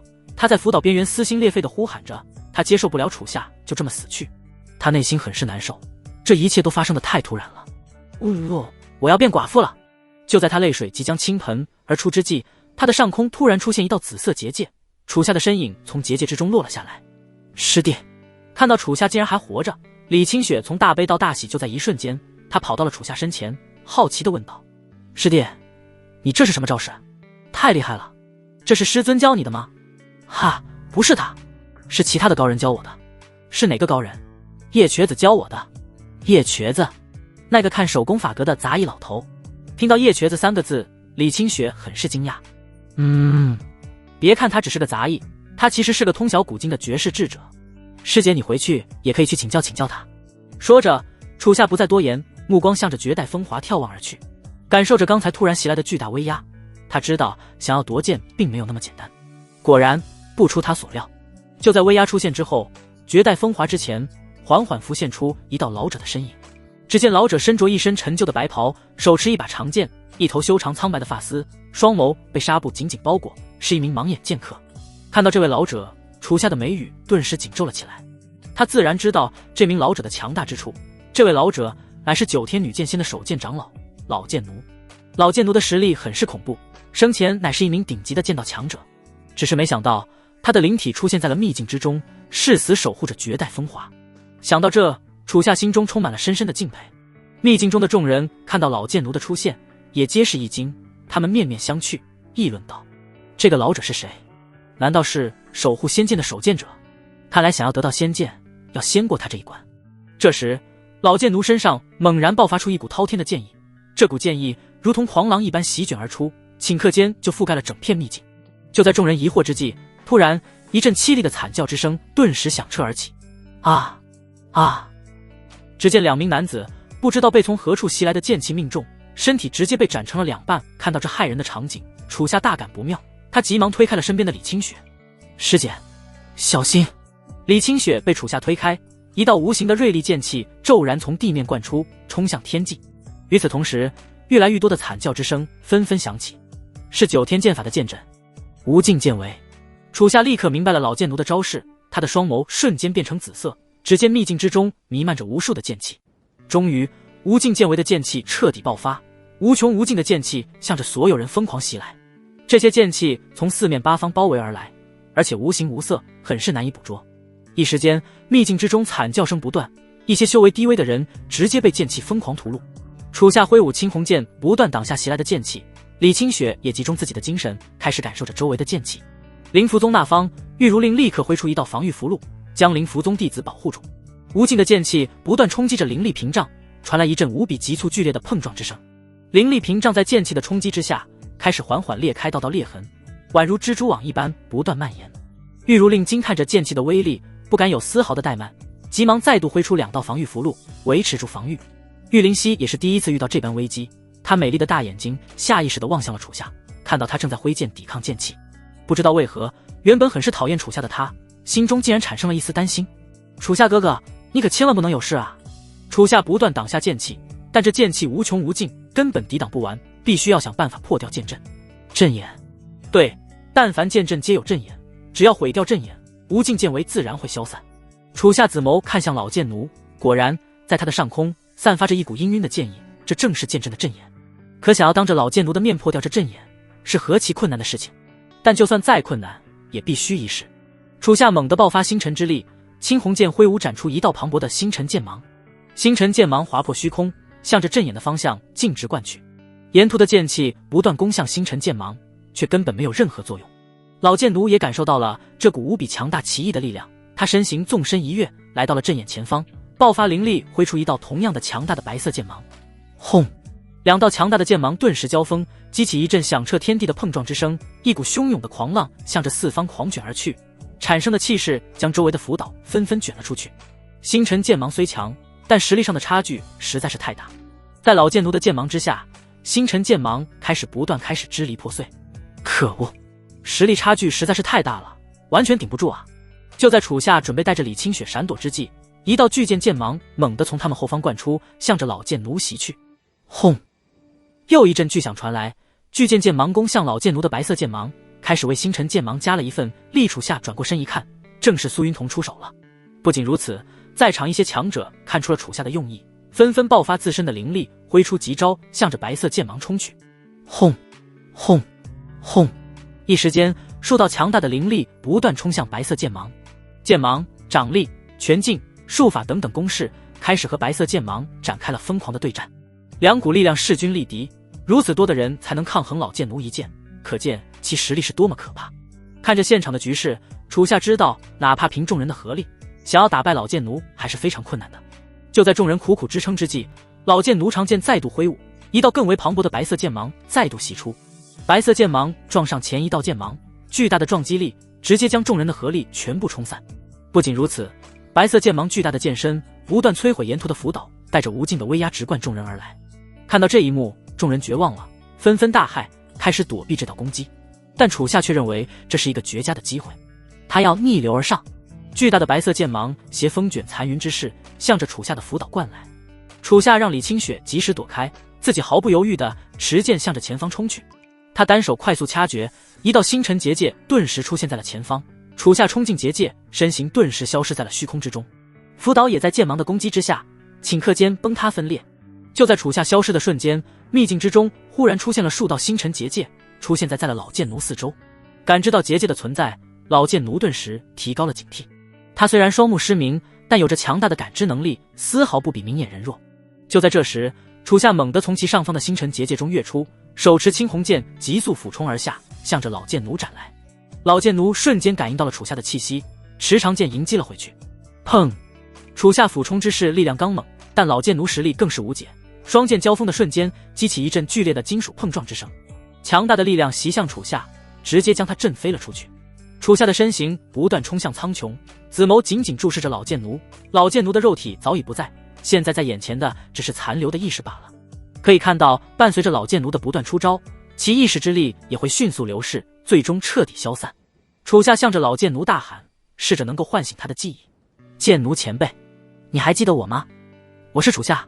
但老剑奴并没有回应楚夏的话，他的身形向着楚夏快速冲来，长剑毅然挥舞而下。楚夏没有办法，只有迅速遁入身后的星辰结界，再次消散在了秘境之中。老剑奴已然没有了记忆，他现在唯一的信念就是守护绝代风华，不允许任何人靠近。楚夏感到有些心痛，老剑奴可是他曾经最敬重的前辈，如今却要和他刀剑相向。他内心挣扎了一会，最终下定决心彻底击败老剑奴，让他安息。他从一道星辰结界之中猛地灌出，爆发全身的灵力，向着老剑奴攻击而去。楚夏身影化作紫色流光，不断穿梭于苍穹之上，青红剑挥舞，挥出道道磅礴的紫色剑芒，不断斩向老剑奴。老剑奴也开始和楚夏不断交战，与空中展开了激烈的交锋。楚夏凭借9天剑法和星辰结界，不断穿梭空间，以流光之势展开猛烈进攻。老剑奴亦是剑法超群，不断感知着楚夏将要出现的位置，进行反击。看着两人的大战，远处正在抵御无尽剑气的众人都惊呆了，这是何等的战斗方式！楚夏穿梭空间的战斗方式，常人根本难以招架分毫。灵符宗七仙女也是看呆了，他们没想到楚夏除了剑法厉害，运用术法结界更是无与伦比。要知道，就算玉如令也不敢保证能比得过楚夏。玉灵溪更是羞愧无比，原来楚夏和他对战还真是随便打打，若是使用空间穿梭，他可能会被楚夏直接秒杀。和楚夏一比，他算个什么天才？楚夏和老剑奴对战已到了白热化的程度，老剑奴爆发灵力，一股凌冽急速的剑气向着四面八方骤然袭去，开始灌入星辰结界。楚夏借机迅速闪过身后结界，然后瞬身出现在了100米之外。几乎是同时，他和老剑奴双指纷纷闪耀灵光，划过手中长剑。藏天剑雨，楚夏爆发强大的星辰之力，青红剑闪耀星辰之光，瞬间化作万千星辰剑气，如同骤雨狂瀑一般，向着老剑奴席卷而去。老剑奴也亦是如此，唤出无尽的白色剑雨，迎上了星辰狂瀑。两股磅礴的力量交汇，顿时爆发出一阵无比激烈的金属碰撞之声，激起漫天尘埃。砰砰砰！楚夏不断释放出灵力，维持着剑招。藏天剑雨非常消耗灵力，纵使楚夏的气海很庞大，但仍是感觉灵力正在飞速的流逝。老剑奴那边也是一样，意志之力开始渐渐变弱。但纵使老剑奴是意识体，其当前的实力仍是凌驾于楚夏。白色剑雨开始不断占据优势，开始不断压制星辰剑雨。楚夏咬紧了牙，一定要坚持下来，不然自己可要葬身在藏天剑雨之下了。就在这时，他的身后忽然飞来数道身影，李清雪和苏云彤来到了他的身边。李清雪爆发自身全部灵力，寒霜剑顿时化出万千寒芒，一股磅礴的寒冰剑雨顿时星辰剑雨合二为一，紫光蓝光交织在一起，一同迎上了白色剑雨。苏云彤也是不断挥出道道沉重的巨大剑芒，帮助楚夏一同抵挡剑雨。李师姐，苏长老，多谢你们！哈哈，师弟在浴血奋战，我做师姐的怎么能闲着呢？是啊，楚夏，你不用这么客气，专心对战吧。李清雪和苏云彤笑了笑，楚夏着实是惊艳到他们了。不仅李清雪和苏云彤来了，灵符宗七仙女也来了。楚夏哥哥，我来帮你。玉灵溪来到了楚夏身边，施展出汹涌的五行之力，向着老剑奴攻去。其他仙女也纷纷掏出符箓施展术法，施展出了自己的全力。终于在10人的合力之下，终于和老剑奴的藏天剑雨达到了一个平衡点。楚夏双眸望着远处的老剑奴，眼神之中露出一抹复杂的意味，他缓缓叹了一口气。随即楚夏身上爆发出一股强大的星辰之力，他双指星光闪耀，快速掐诀，紫薇地星诀急招而出，一股磅礴无尽的星辰之力汇聚，只见苍穹之上缓缓浮现出了2道巨大的星辰结界。老剑奴露出无比震撼的神色，他只感觉自己的上方传来一股绝对的威压，这力量令人完全无法做出任何反抗。他惊了，强如老剑奴竟然开始不知所措了。剑奴前辈，安息吧。伴随着楚夏下令，紫薇地星诀2重结界顿时从苍穹之上坠落而下。轰！一阵撼天动地的巨响骤然响彻而起，双重结界坠落，激起无尽的星辰之力，所至之处一切泯灭。老剑奴最后的意识也在这绝对的力量之下彻底消散，至此完成了他最后的使命。老剑奴消失之后，秘境中的无尽剑意也开始缓缓消散，这令众人都不由得舒了一口气。众人看到刚才的双重结界，皆是无比震撼，他们万万没想到楚夏这个少年竟然能够使用出如此强大的招式。由于刚才使用出了藏天剑雨和紫薇地星诀双结界，此刻楚夏体内的灵力也几乎干涸，他的呼吸变得急促，整个人很是疲惫。他看向了远处闪耀仙光的绝代风华，用尽最后灵力向其御空而去。见识过楚夏施展的神威，在场大部分人都不敢与楚夏争夺绝代风华。不过人性始终是贪婪的，千人千面，每个人的心都是不同的。楚夏虽强，但他现在的灵力可是很微弱了，这是杀人夺宝的最好的时机。绝代风华蕴含无上剑意，终于有人按耐不住心中的贪婪，一个持斧大汉猛地爆射而起，地向着楚夏攻来。哈哈，小子，感谢你刚才解决了那老东西，现在你已经精疲力尽了，你也给我去死吧，这把仙剑老子替你收下了。遭遇这般突然的攻击，楚夏顿时一惊，现在的他根本没有力气回击。就在大汉即将逼近楚夏的那一刻，苏云彤的身影顿时出现在了楚夏的身后，他挥舞巨剑猛地斩向大汉。砰！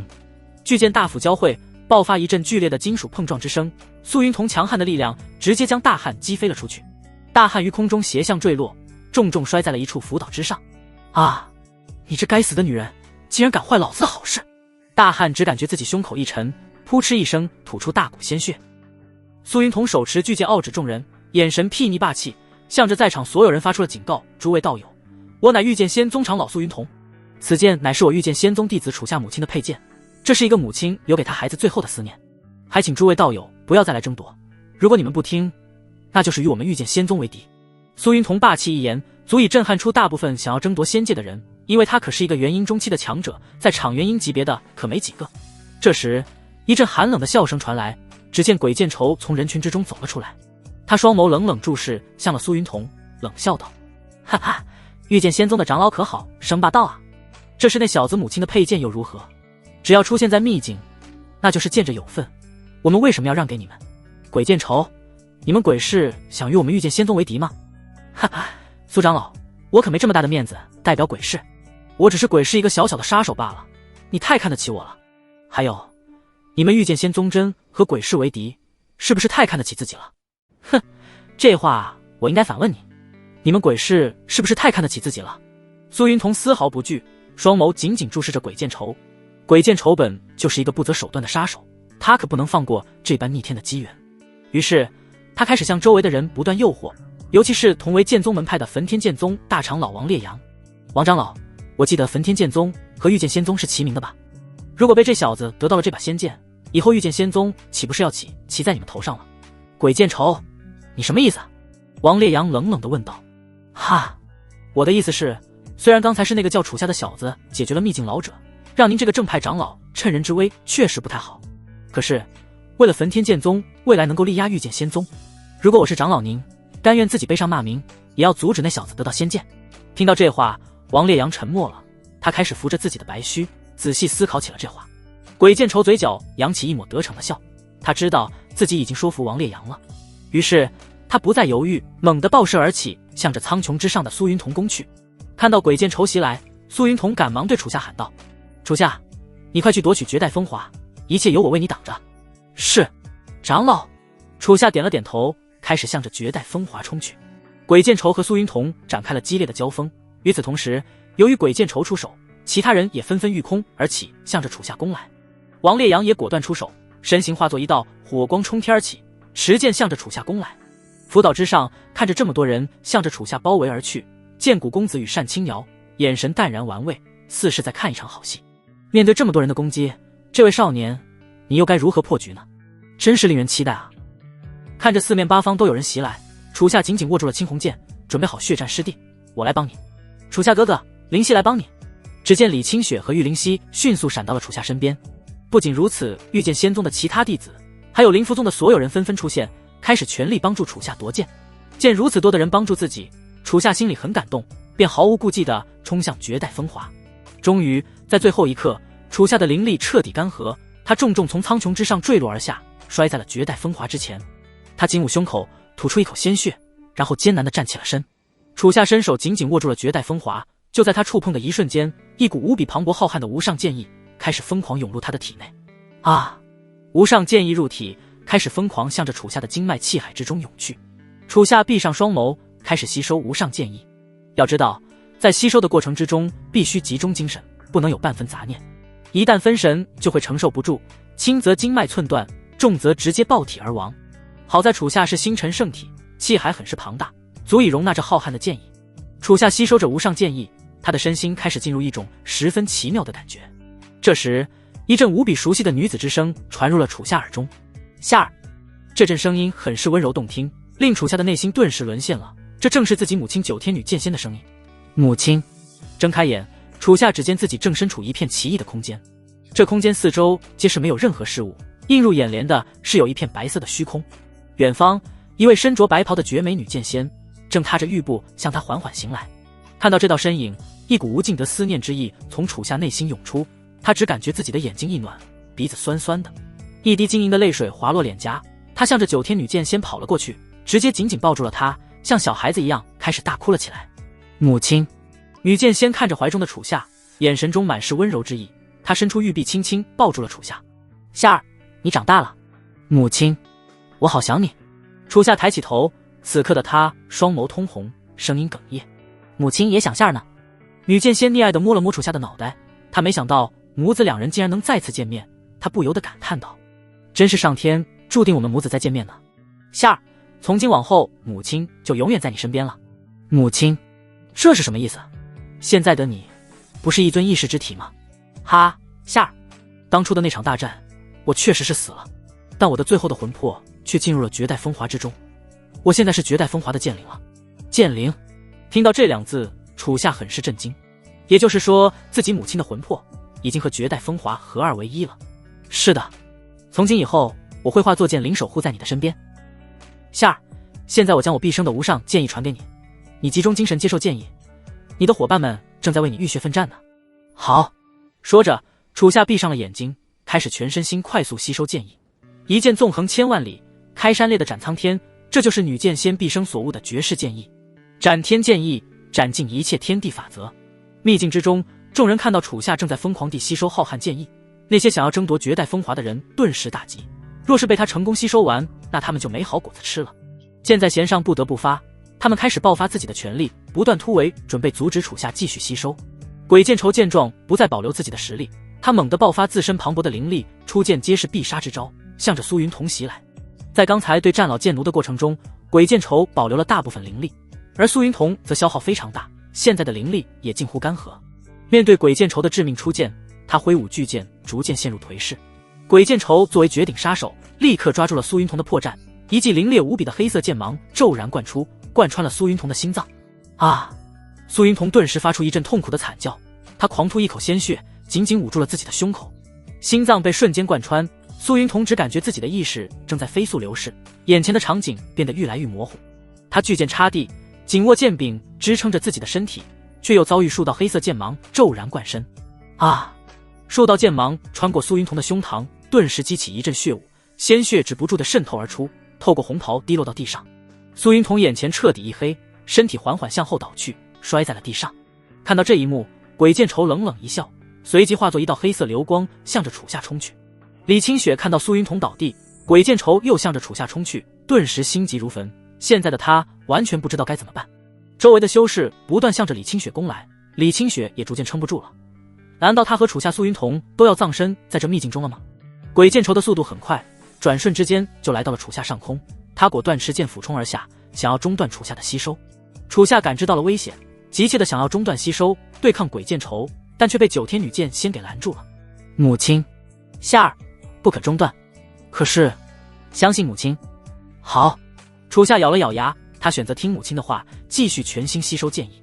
鬼剑愁不断逼近楚夏，见楚夏没有任何反应，他顿时大喜，发出一阵癫狂的大笑。哈哈哈哈！小子，去死吧！这下仙剑就归我了。就在他以为即将成功之际，一道男子的身形突然出现在了楚夏身后，抬起头直直注视着自己。看到这道身影，鬼剑愁顿时一惊。剑谷公子，你做什么？剑友，收手吧。收你大爷！赶紧给我滚开！唉，真是粗鲁。剑谷公子叹了一口气，手中羽扇顿时化作一把神羽宝剑，挥剑迎上了俯冲而下的鬼剑愁。砰！双剑交锋，剑谷公子强大的实力竟直接将鬼剑愁逼回了空中，自己甚至一步都未曾移动。鬼剑愁向着剑谷公子质问道：“剑谷公子，你是要保这个小子吗？”“是。这么做对你有什么好处？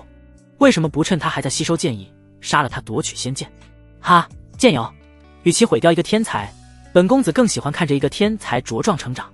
你不觉得这是一件非常有趣的事吗？尤其是这个天才还欠了我一个人情。”剑谷公子淡淡一笑，他和鬼剑愁的想法完全不同。他乃是青玉楼楼主，手下掌管着几百名杀手，并且他还是修仙界一界有名的古医，乃是一方有名之士。他可不像鬼剑愁一样，想杀谁就杀谁。比起杀人，他更喜欢卖人情给那些绝世高手或者正在成长中的天才。卖一个人情，将来可是能收获巨大的利益，何乐而不为呢？所以他也被称为人情公子。这也是剑谷公子为何要保护楚夏的原因，他要投资楚夏的未来。由于剑谷公子的出面保护，楚夏可以安心吸收剑意。李清雪见楚夏此刻安全，急忙想要飞向苏云彤那，对其进行救治。可周围的修士仍是不断对其进行攻击，让他抽不开身。玉灵溪看出了李清雪的想法，来到了他的身边，对其说道：“清雪姐姐，你快去救苏长老吧，这里我帮你顶着。可是，小灵溪，你一个人应付得了这么多人吗？放心吧，我有乾坤葫芦。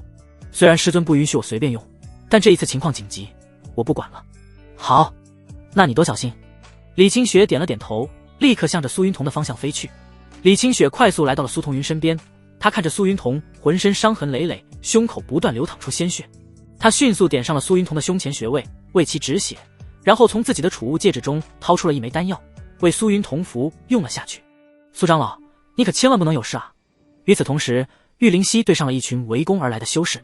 那群修士见他一个人面对那么多人，不由得大笑道：“哈哈，小妹妹，你一个筑基期的孩子，竟然敢挑战我们这么多人！是啊，是啊，可别怪叔叔们下手太狠，把你打哭了。小丫头，别在这碍事。”面对众人的嘲讽，玉灵溪丝毫没有放在心上，她嘴角扬起一抹自信的笑，向着众人回应道：“我劝你们赶紧给我滚开，不然我就不客气了。哈哈，就凭你对我们不客气，我们好怕怕啊！看来古说的真没错，良言难劝该死的鬼。既然如此，那你们就给我去死吧！”说着，玉灵溪不再犹豫，随即打开了乾坤葫芦的盖子。他双手高举乾坤葫芦，释放出自身的灵力，乾坤葫芦顿时闪耀起一股耀眼的灵力。看着这乾坤葫芦，众人一开始并没有放在心上，不知道玉灵溪这葫芦里卖的什么药。但是突然之间，一股无比巨大的吸力向着众人猛地袭来，众人顿时大惊失色。只见乾坤葫芦口中爆发出一股强大的力量，如同一个无尽的漩涡一般，将周围的一切事物吸入其中。他们想要躲开，却发现根本挣脱不出这股吸力。啊啊！众人开始不断吸向乾坤葫芦，其身体也变得愈来愈小，直至卷入这无尽漩涡。没过一会，玉灵溪将眼前的敌人全部吸收进了葫芦之中。在乾坤葫芦中另有一片小天地，他们将会永世困在里面。其他人都惊呆了，没想到这个乾坤葫芦竟然如此强大，这简直就是逆天的神器。玉灵溪高举乾坤葫芦，向着四方扫视而去，大喊道：“你们谁还敢捣乱，我就把你们全部吸进去！”此话一出，一些修为低微的人不敢再有任何想法了，他们纷纷停下了战斗，怯怯地站在原地。此刻，鬼见愁正在全力突围剑谷公子的防守，但剑谷公子的实力何其强大，他神羽剑挥舞，出招很是优雅，从容不迫。而正在吸收无上剑意的楚夏也到了最后的时刻，终于楚夏将这股剑意彻底吸收完毕。他猛地睁开双眼，一股强大的剑意顿时从其体内爆发而出，向着八方席卷而去。感受到楚夏身上的力量，鬼见愁大感不妙，急忙转身疯狂逃离，想要离开这个秘境。但楚夏哪里会给他机会，他猛地拔出大石之中的绝代风华，转身挥出一道极其磅礴凌冽的星辰剑芒。剑芒向着鬼见愁快速袭来，鬼见愁感知到危险临近，急忙进行躲闪。啊！一阵凄厉的惨叫之声在苍穹之上响起，就算鬼见愁的反应再快，仍是被这道剑芒给斩下了一条手臂。他忍受着剧痛，紧紧捂着自己鲜血淋漓的断臂，爆发全力向着秘境外强行冲去。别想跑！楚夏怒火中烧，猛地御空而起，化作一道紫色流光追逐而去。就在楚夏准备追杀鬼见愁之时，李清雪绝望悲伤的声音传入了他的耳中：“师弟，苏长老快不行了。”什么？听到这话，楚夏的内心猛地一震，他低头望去，只见李清雪正抱着苏云彤不知所措。楚夏不得不放弃追杀鬼见愁，落到了苏云彤身边。苏长老，苏长老，你怎么样了？楚夏内心很是焦急，他不断呼喊着苏云彤，却没有任何的回应。他双眸紫光一闪，通过紫眸的注视，只见苏云彤体内的生命之气已然所剩无几，若是最后一丝生命之气流逝，那他就彻底没救了。现在到底该怎么办？楚夏和李清雪并不知道这样的情况该如何解决，总不能眼睁睁看着苏云彤死去吧。情况紧急，他向着秘境中的众人大声喊道：“各位前辈，你们有谁懂医术？我长老快不行了，求求你们救救他！只要愿意救我长老，我楚夏愿意为你们做任何事情。”楚夏的声音回荡在秘境之中，但在场众人纷纷面面相觑，没有一个人应声。因为苏云彤的五脏六腑全部被鬼剑愁给重创了，现在生命所剩无几，除非神仙转世，不然根本无法救他。看着众人毫无反应，楚夏很是焦急，再次大喊道：“哪位前辈能够出手救救我长老？求求你们了！”听着楚夏的恳求，剑谷公子笑着摇了摇头，喃喃道：“真是一个有情有义的少年啊。”于是剑谷公子轻轻一踏，其身形瞬间闪到了楚夏身前。剑谷公子看到剑谷公子的声音，楚夏顿时想起了他除了是一名强大的剑客，还是一名绝世的古医。他赶忙求道：“剑谷公子，求求你救救我长老！”哈，放心吧，我就是来救他的。说着，剑谷公子手中灵光一闪，手掌之上顿时出现一只闪耀着氤氲金光的金蚕，此乃续命金蚕蛊。只要让这位长老服下这蛊虫，就能够保住最后的性命，但也仅仅是保住性命，并不能让他苏醒。想要苏醒，还需要找到其他天材地宝入药才行。你确定要让他服下吗？我确定。楚夏点了点头，现在最重要的就是保住苏云彤的命。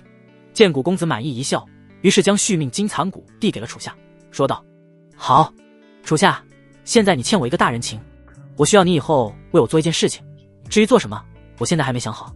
是，这人情楚夏记下了。剑谷公子以后如果需要我做什么，我一定竭尽全力。楚夏点了点头，答应了剑谷公子的要求。他不敢有任何犹豫，将续命金蚕骨为苏云彤服下。续命金蚕骨入体，苏云彤的身体顿时散发出一阵氤氲的金光。在金蚕骨的作用之下，其重创的五脏六腑竟开始迅速愈合。伴随着苏云彤胸口的起伏，他恢复了呼吸，脉搏跳动也正常了。但正如剑谷公子所说，他目前还无法苏醒，如果找不到其他的天才地宝，苏云彤将永远沉睡。剑谷公子，那想要让苏长老苏醒，还需要什么天才地宝？想要让这位长老苏醒，只差一味灵药，那就是月华琉璃果。月华琉璃果，听到这几个字，楚夏很是惊讶。他听说过这灵药，其稀有无比，果实如同琉璃一般晶莹璀璨，蕴含着强大的药力。剑谷公子哪里能够找到这个月华琉璃果？鬼市，鬼市，是的。根据青玉楼的情报网，鬼市在3个月后举办一场拍卖会，会拍卖很多来路黑暗的东西，其中月华琉璃果的果实也是拍卖的物品之一。你若是能够拍到月华琉璃果，我就能让苏长老醒过来。听到剑谷公子的话，楚夏点了点头。这不是正好，鬼见愁就是鬼市的杀手，楚夏注定要前往鬼市一趟，杀了他。得到了这个消息之后，楚夏向着剑谷公子恭敬地行了一个礼，然后楚夏手持绝代风华，冷眼扫视着刚才阻拦他的众人。众人迎上了楚夏的目光，心中皆是紧张不已。尤其是焚天剑宗的大长老王烈阳，虽然是元婴强者，但被楚夏那冰冷的双眸注视到，心中仍是不由得一颤。不知道为何，楚夏竟然给他带来了一丝恐惧之意。楚夏缓缓开口，向着众人警告道：各位道友，大路朝天，各走一边，希望你们以后听到我楚夏的名号，有多远就滚多远，若不然我会亲手送你们下地狱。楚夏霸气一言，惊得众人根本没人敢反驳。他本就实力超凡，现在又得到了绝代风华，实力更是得到了质一般的飞跃。伴随着无上剑意的吸收殆尽，这处秘境也渐渐消散，化作了虚无。众人落地，楚夏向着灵符宗七仙女感谢了一番。此次秘境之行，七仙女为自己带来了很大的帮助。临近离别，玉灵溪很是依依不舍地抓住了楚夏的衣袖，撒娇道：楚夏哥哥，灵溪舍不得你走。哈，小灵溪，天下没有不散的宴席，哥哥我要回御剑仙宗了。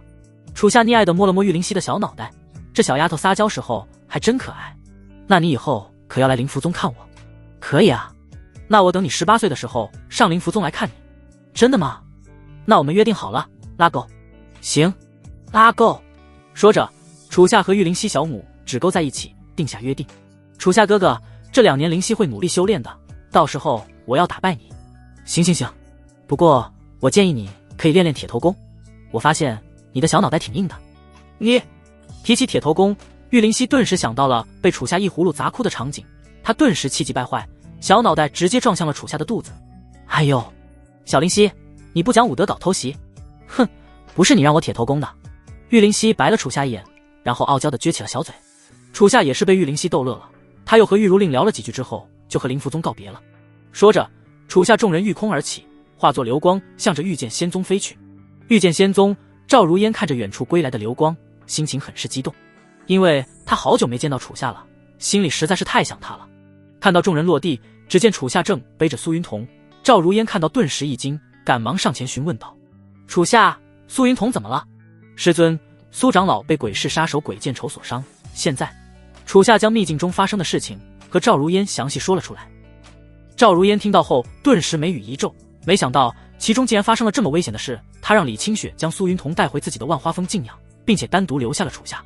众人全部离去之后，只剩下了楚夏和他2人。楚夏的眼神之中带着一丝浓浓的愧疚，毕竟苏云彤是为了守护他才身受重伤的。赵如烟纤细的玉手轻轻抚摸上了楚夏的脸，他双眸很是心疼地注视着楚夏，温柔地说道：楚夏，在自责吗？是，都是因为我苏长老才……好啦，楚夏，打起精神来，这不是苏云彤还没死吗？只要成功得到月华琉璃果，他就能够苏醒了。我知道，可是我这心中就是很难受。楚夏感觉自己内心堵得厉害，一时间很难走出来。见状，赵如烟走上前抱住了楚夏，他没有多说什么，只是静静抱着他，陪伴在他的身边。感受着赵如烟身上的温暖，楚夏的心情也逐渐平复了许多。是啊，苏云彤还活着，只要能够得到月华琉璃果，一切都会好起来了的。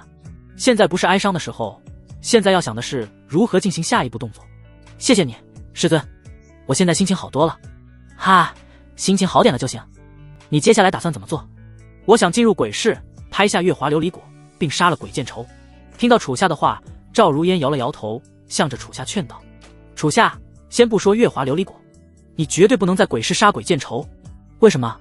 因为鬼市这个地方乃是万恶之地，那里聚集着许多坏事做尽的恶徒，还有许多通缉的要犯。在鬼市，但凡选择加入鬼市之人，都会得到鬼市主人的庇护。你若是敢在鬼市杀鬼见愁，那你根本无法活着离开呢。还有这样的规矩？师尊，那个鬼市主人是何方神圣？我不清楚，我只知道他是一个非常神秘的人，实力恐怕在我之上。此话一出，楚夏顿时皱起了眉，他没想到想要杀鬼见愁竟然会有这般阻碍。他开始深思这个问题到底该如何解决。赵如烟看着思考中的楚夏，眨了眨他那美丽的青眸，他可能已经猜到楚夏在想什么了。他无奈地摇了摇头，随即御空离开了此地。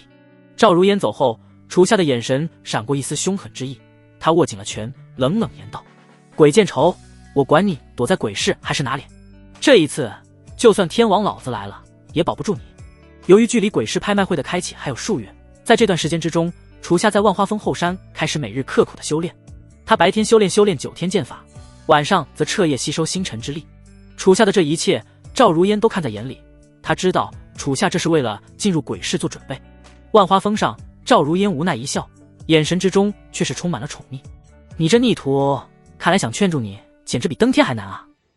在日复一日的修炼之中，楚夏的修为直接突破到了金丹期，如此恐怖的提升速度令赵如烟就忍不住惊叹，照着这个速度发展下去，恐怕楚夏不出10年就能够超越自己。他每天在万花峰上远远望着楚夏的身影，心中洋溢起一股幸福之意。要知道楚夏的成长，赵如烟可是一路见证过来的，就如同看着自己孩子一路成长一般，这让他内心充满了成就感。苏云彤正处于沉睡之中，赵如烟将他安排在了自己住所休息，每天为其擦拭身体、梳理头发，照顾得很是细心。毕竟他和苏云彤相识多年，虽然一个是宗主，一个是长老，但两人私下可是非常好的姐妹。而也是因为苏云彤沉睡，演武广场的长老出现了空缺，赵如烟任命李清雪暂时接管苏云彤的一切事务。其实这个决定已经很明显了，众人都知道赵如烟做这个决定是将李清雪当成苏云彤的接班人在培养。李清雪也在天月冰晶草的加持下，修为一度提升到了金丹大圆满，离元婴期只有一步之遥。楚夏现在虽然暂时没有安排尝试长老事务，不过也8、9不离10了，一定不会差到哪去。至于两人的大师兄韩天炎，他就头疼了。他先是分到了跟随刑法长老学习，后又亲眼见证了楚夏和李清雪在短时间内修为非一般的提升。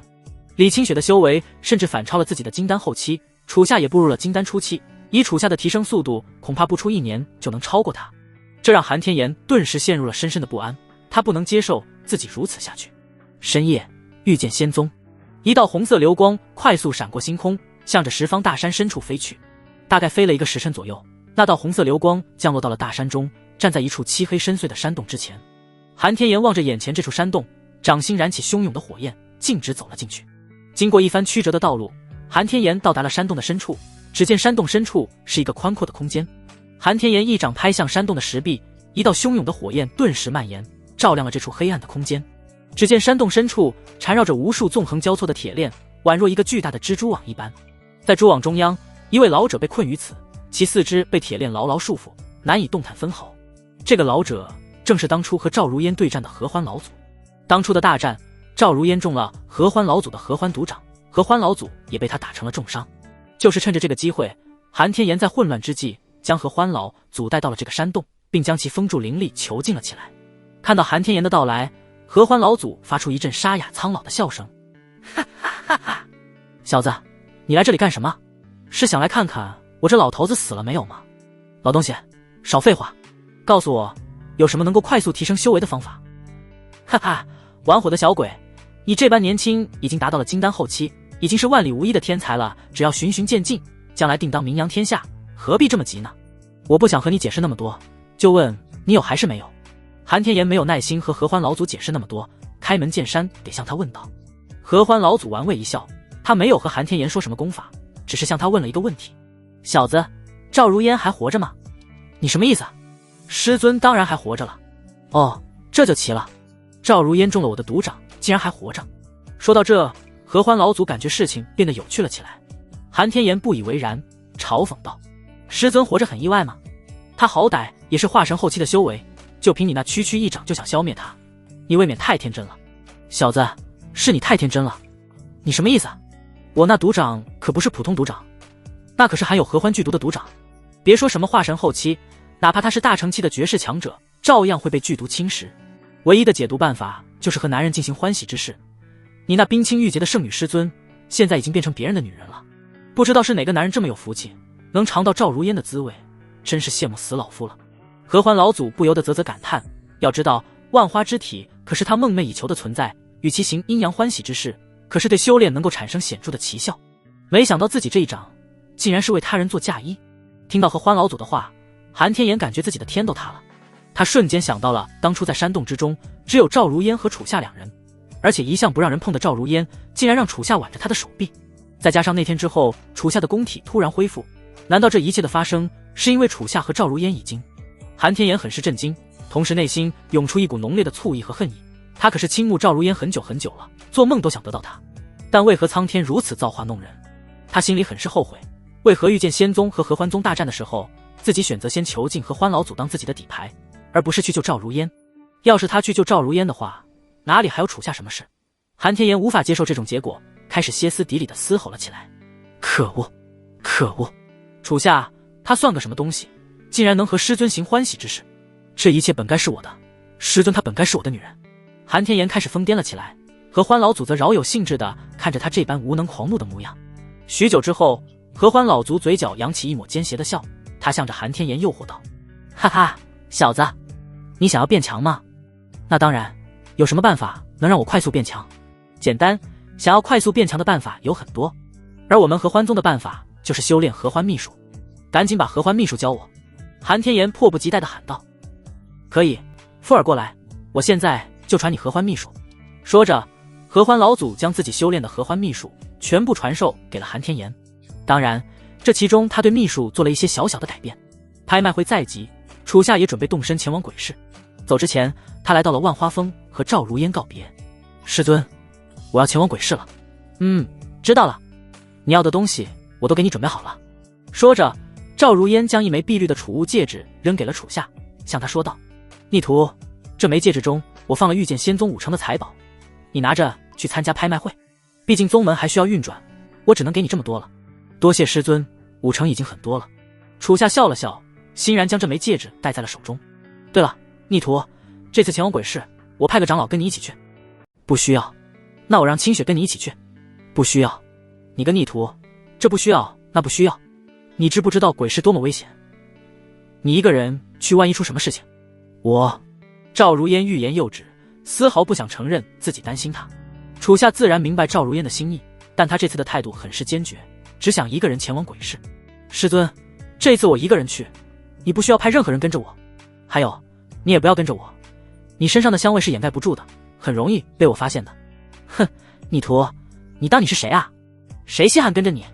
你要一个人去就一个人去，别到时候遇到麻烦了，求着我来救你。”赵如烟白了楚夏一眼，很是嫌弃的让他赶紧滚。“多谢师尊，徒儿走了。”楚夏没有再多说什么，他向着赵如烟行了一个礼，然后转身离开了房间，化作一道紫色流光，向着远方天际飞去。赵如烟赶忙跑出了房间，他看着楚夏在天际远去的身影，说不担心那是不可能的。可是楚夏这次又明确不让自己跟去，万一被他发现，这小逆徒可是要生气的。赵如烟思考了片刻，随即向着大长老秦渊传音而去。“秦渊，宗主有什么事吗？”“秦渊，楚夏一个人前往鬼市了，你赶紧跟上他，切记不要暴露自己，只需要暗中保护他。”“是，宗主，我马上去追楚夏。”说着，秦渊不敢有丝毫的怠慢，化作一道流光冲天而起，向着楚夏的方向追去。根据情况所知，鬼市的位置在楚国西北的一处边陲小城，离御剑仙宗的距离有数千里远，路很是漫长。楚夏于苍穹之上飞速划过，飞了一天，他决定下落到十方大山中，今天就不赶路了。他远远望去，只见不远处的山谷之中有一处湖泊，刚好可以取点水，再洗个澡。楚夏落到了湖边，看着这碧绿的湖水，倒也算清澈。于是他蹲下身子，用双手舀起水喝了一口，一股清凉甘甜顿时入喉。楚夏不由得夸赞：“这湖水还挺甜的，从来没喝过这么好喝的水。”说着，楚夏意犹未尽，忍不住多喝了几口。但是他丝毫没有看到他身后的大石之上扔着一身少女的长裙和粉色肚兜。就在这时，湖中突然冒出一阵气泡，荡起一丝涟漪。只见一位少女从湖中探出了身子，一片雪白顿时入侵楚夏的眼睛。只见少女身材曼妙无比，一身雪白的玉体，湿漉的长发紧紧贴合在香肩之上。她容貌绝美精致，正闭着双眸享受着清凉的沐浴，滴滴晶莹的湖水点缀在她脸庞之上，将那本就白皙嫩滑的皮肤更显白玉般晶莹剔透。他丝毫没有注意到楚夏在身前肆意地伸了一个大大的懒腰，发出一阵慵懒妩媚的诱人声音。真舒服，真是没想到能在这十方大山中还能痛痛快快洗个澡。楚夏目不转睛地注视着少女，忍不住惊叹，这也太大了吧。这时他感觉鼻子之中流出一股暖意，他下意识地摸了摸，凑到眼前一眼，竟是鼻血。靠！楚夏忍不住骂了自己一声。突然传来一阵男人的声音，那名少女猛地睁开了美丽的双眸，顿时和正在流鼻血的楚夏直直对视。最怕空气突然的安静。沉默了一会之后，少女吓得赶忙抱住自己的胸，大声尖叫了起来。啊，有流氓啊！哎，姑娘，你听我解释啊！秦燕，救命啊！有臭流氓看我洗澡！姑娘，我真不知道你在湖里洗澡啊！楚夏简直百口难辩，鬼知道这少女竟然在潜水，难怪刚才的水这么甜。少女被吓得不轻，急忙将身子埋入了湖水之中。与此同时，听到少女的大喊之声，附近丛林之中，一个女子向着楚夏的方向冲来。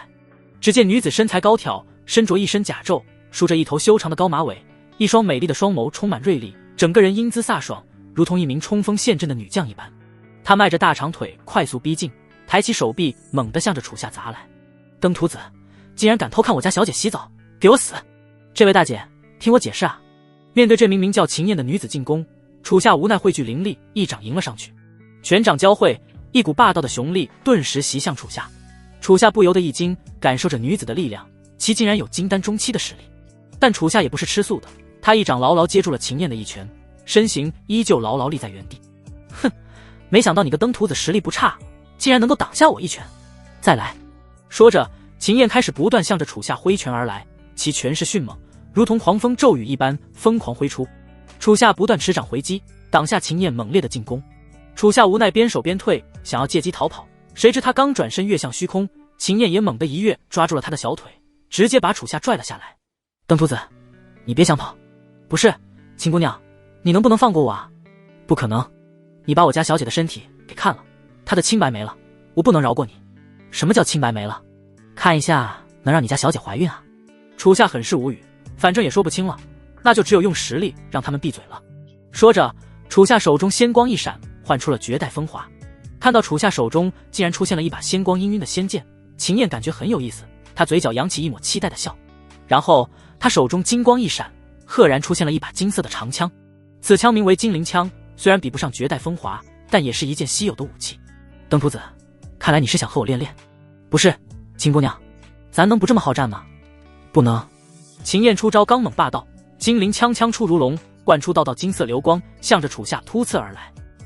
楚夏很是头疼，他手持绝代风华，不断格挡下秦燕的攻击。秦燕见楚夏实力竟然如此不凡，嘴角不由得扬起一抹兴奋的笑。看到这笑容，楚夏顿感不妙，这女人这是在享受战斗的乐趣啊！秦燕的攻势越来越猛，她双手紧握金灵枪，爆发自身灵力，金灵枪泄磅礴之力，骤然刺来。楚夏横起绝代风华，迎上了金灵枪。砰！一阵剧烈的金属碰撞之声响彻而起，一股雄力猛地贯身，将楚夏向后不断推去。楚夏脚步向后猛踏，强行稳住自己的身形，开始硬抗秦燕刚猛的雄力。金灵枪也在秦燕强大的力量之下，枪身产生了夸张的弯曲。两人一时间僵持，楚夏赶忙说道：秦姑娘，能不能别打了？你要再动手，休怪我不客气了。哼，登徒子，你偷看我家小姐洗澡，这是没完。唉，既然你不听我解释，那我就只有用实力打得你闭嘴了。说着，楚夏猛地爆发体内的星辰之力，强大的力量直接将秦燕给震飞了出去。秦燕的身形快速后退，她不由得大惊，明明自己的修为比楚夏高，为何她能爆发出如此强的力量？不仅如此，就在她惊愕之余，楚夏高举绝代风华猛地挥下，一道磅礴的星辰剑芒向着她急速斩来。星辰剑芒威力无穷，秦燕感受着这股强大的力量，不禁大骇。她不敢掉以轻心，急忙持金灵枪格挡。金灵枪与星辰剑芒交汇的瞬间，一股巨力顷刻间将秦燕向后猛地推去。秦燕根本没有任何抵抗的机会，直接被星辰剑芒不断逼退。他的身形迅速到了丛林之处，后背不断撞上粗壮的大树，将大树纷纷撞断。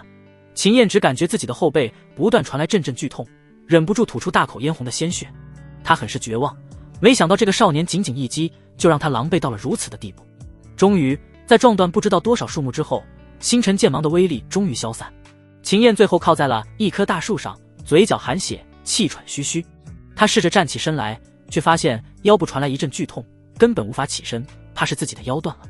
秦燕很是绝望，因为那少女还在湖中，他生怕楚夏会对少女行不轨之事。湖边，少女看着秦燕被一剑击溃，内心顿时惶恐无比。她望向了楚夏，美丽的双眸充满了恐惧，颤抖地说道：“求求你，求求你，不要杀我！”楚夏无语至极，谁说要杀你了？他转过头向着少女说道：“行了，我什么时候说过要杀你？你赶紧给我上来，把衣服穿上，我去看看秦姑娘如何了。”说着，楚夏懒得理会少女，径直向着刚才剑芒所至的方向行去。少女见楚夏竟然没有杀自己，赶忙从湖中走到了岸上，穿上了自己的粉色肚兜和长袍。楚夏一路走着，看到剑芒所造成的威力，忍不住心中一惊，秦燕总不能被自己打死了吧。终于他走到了秦燕身前，看到她还在喘气，心里悬着的石头也是放了下来。哈哈，秦姑娘，你没事吧？听到楚夏的声音，秦燕顿时一惊，她惊恐得望着不断向自己走来的楚夏，紧紧握住了手中的精灵枪。看到秦燕还是这般充满敌意，楚夏忍不住一笑：“行了，都伤成什么样了，还想和我战斗？你个登徒子，你没有把我家小姐怎么样吧？哼哼，就算我想拿她怎样，现在的你该怎么阻止我呢？我求求你放过我家小姐，只要你放过她，我随便你怎么处置，你一定不能伤害她。”听到这话，楚夏在秦燕身边蹲了下来，双眸饶有兴致地注视着她的俏脸，问道：“真的？我随便怎么处置你都没事？真的？我秦燕说话算话？哈，为什么你要为那个少女如此付出呢？她不是一个简单的人物吧？”她……秦燕欲言又止，确实如同楚夏所说，那名少女不是一个简单的人物。见秦燕不愿说，楚夏也没勉强，他缓缓伸向了秦燕的甲胄。秦燕没有反抗，因为此刻的他已经筋疲力尽，肋骨寸断，只有任由楚夏摆布。楚夏卸去了秦燕的甲胄，然后小心翼翼地将她抱起，将她趴放在地上。他的手开始解开秦燕的长袍，露出了那伤痕累累的后背。秦燕很是绝望，缓缓闭上了眼睛，没想到自己的清白之身就要被人强行夺走了。但楚夏哪里这种小人，他从储物戒指中取出了一些治疗创伤的药物，开始为秦燕的伤口抹药。感受到伤口传来一阵炽热，他睁开了眼睛，疑惑地向着楚夏问道：“你这是做什么？为你疗伤啊？为我疗伤？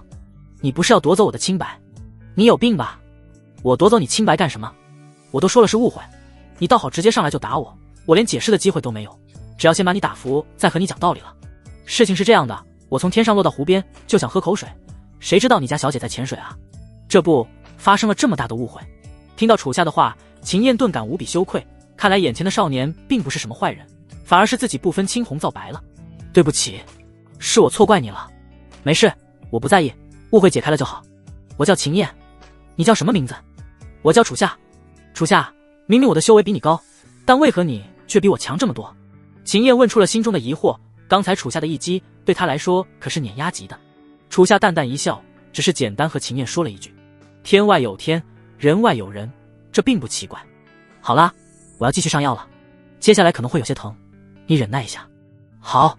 秦燕点了点头，紧紧咬着牙，忍受着伤口传来的疼痛。终于，楚夏处理完了秦燕的伤口，其上身缠满了纱布，他将秦燕扶起，为其贴心的系好了腰带，并将其甲胄给收了起来。好了，你的伤口我都给你处理好了，休息一阵子就能恢复了。现在我们回去吧，你那大小姐估计都等急了。好，楚夏，谢谢你。不用这么客气，毕竟也是我把你伤得这么重的，就当是赔罪了。你能走得动不？走不动的话，我背你。听到楚夏要背自己，秦燕顿时小脸一红，赶忙摇了摇手：“不用，我能走得动。”湖边，少女正在焦急等待着秦燕的归来，她生怕楚夏对秦燕做出什么禽兽之事。少女名为穆玲珑，虽然秦燕喊着她小姐，但她的实际身份可是无比的高贵。要知道，当今楚国的皇室血脉姓穆，穆玲珑正是当今楚国皇帝的小女儿，也就是楚国的公主。之所以出现在这十方大山之中，是因为她太过贪玩，偷偷从皇城跑出来了。而秦燕的真实身份是皇族亲卫，负责保护穆玲珑的安全。他多次劝穆玲珑回皇城，但穆玲珑就是不听，嫌弃皇城规矩太多，他要的是诗和远方。秦燕没有办法，只有跟在穆玲珑身边保护她的安全，并且为了不暴露身份，出门在外则以小姐称呼她。过了一会，从林之中传来了一阵窸窸窣窣之声。穆玲珑很是害怕，向着丛林的方向望去，只见楚夏和秦燕正从丛林中走了出来。看到秦燕的身影，他赶忙跑上了前。秦燕，你终于回来了！穆玲珑很是激动，一个大大的拥抱抱住了她。被穆玲珑那么一抱，秦燕顿感后背的伤口一阵疼痛，忍不住倒吸了一口凉气。秦燕，你怎么了？没事，小姐，我没什么事。秦燕忍着疼痛，缓缓挪开了穆玲珑的小手。看到秦燕这般痛苦的样子，穆玲珑立刻气势汹汹地站到了楚夏身前，指着他骂道：你个混蛋，是不是你把我秦燕给打伤了？是。那咋了？那咋了？我要和你拼命！说着，穆玲珑握紧自己的小拳头，毫不留情地就向着楚夏胸口打去。楚夏一把抓住了穆玲珑的手腕，身形迅速向前踏了一步，另一只手按下了他的肩膀，直接一招将他给制服了。啊！你个混蛋，快放开我！你知不知道我谁？小心我杀了你！切！还想吓我？我管你是谁啊！你就算再厉害，最多是个富贵人家的小姐，难不成你爹是皇帝啊？说着，楚夏一把推开了穆玲珑，然后走开了。穆玲珑简直气得他双手叉腰，挺直了自己的胸，向着楚夏说道：哼，你个混蛋，你这次算是惹到不该惹的人了。我的爹爹就是楚国。穆玲珑还没说完，立刻被身后的秦燕捂住了嘴巴。哈哈，小姐，你饿了吧？我们去吃点东西。他赶忙将穆玲珑拉到了远处，方才松开穆玲珑的嘴巴。秦燕，你干什么呀？公主，你可千万不能在外人面前暴露你的身份啊！哼，我这不是想吓吓那个混蛋吗？对了，秦燕，那个混蛋没对你做什么吧？放心吧，公主，楚夏没有对我做什么，这一切都是误会。秦燕将事情的经过详细讲了一遍，穆玲珑听后才意识到自己错怪人了。但楚夏始终还是把自己的身子给看了，这让他堂堂楚国公主以后该怎么见人啊？看到穆玲珑纠结的模样，秦燕忍不住一笑。好了，公主，这都是误会，我们就让这个秘密烂在心里好不好？哼，就这么放过他，实在是太便宜他了。本公主金枝玉叶，美若天仙，多少世家贵族公子想见我一面都难。现在我的玉体竟然被楚夏这个平民，那你想要怎么样？杀了楚夏？我可没那个本事杀他。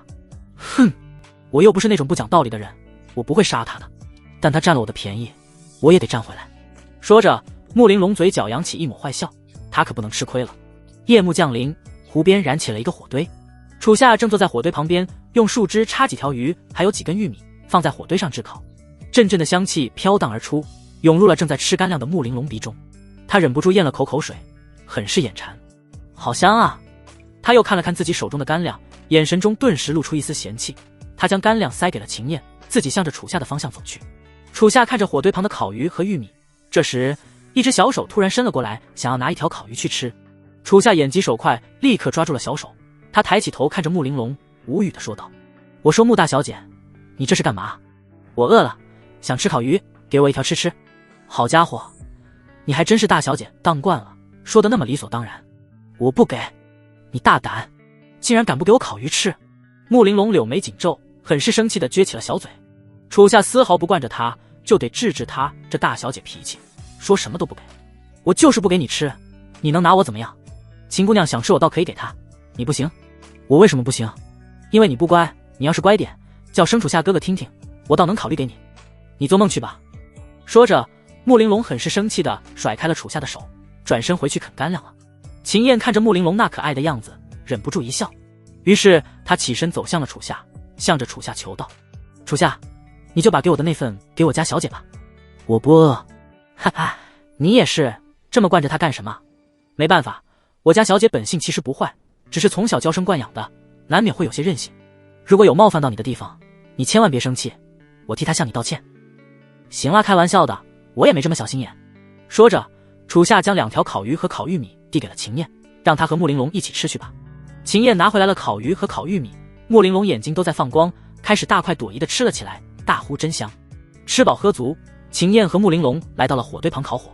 秦燕好奇地向着楚夏问道：楚夏，你接下来打算去哪啊？我要去鬼市。鬼市。听到鬼市2字，秦燕顿时一惊，他自然知道鬼市是个什么样的存在。初夏，你去鬼市做什么？我要去参加拍卖会，拍下月华琉璃果，我的长老还等着他救命呢。原来如此，秦燕点了点头，明白了楚夏前往鬼市的原因。鬼市、拍卖会，这些话一出，穆玲珑顿时起了浓浓的兴趣。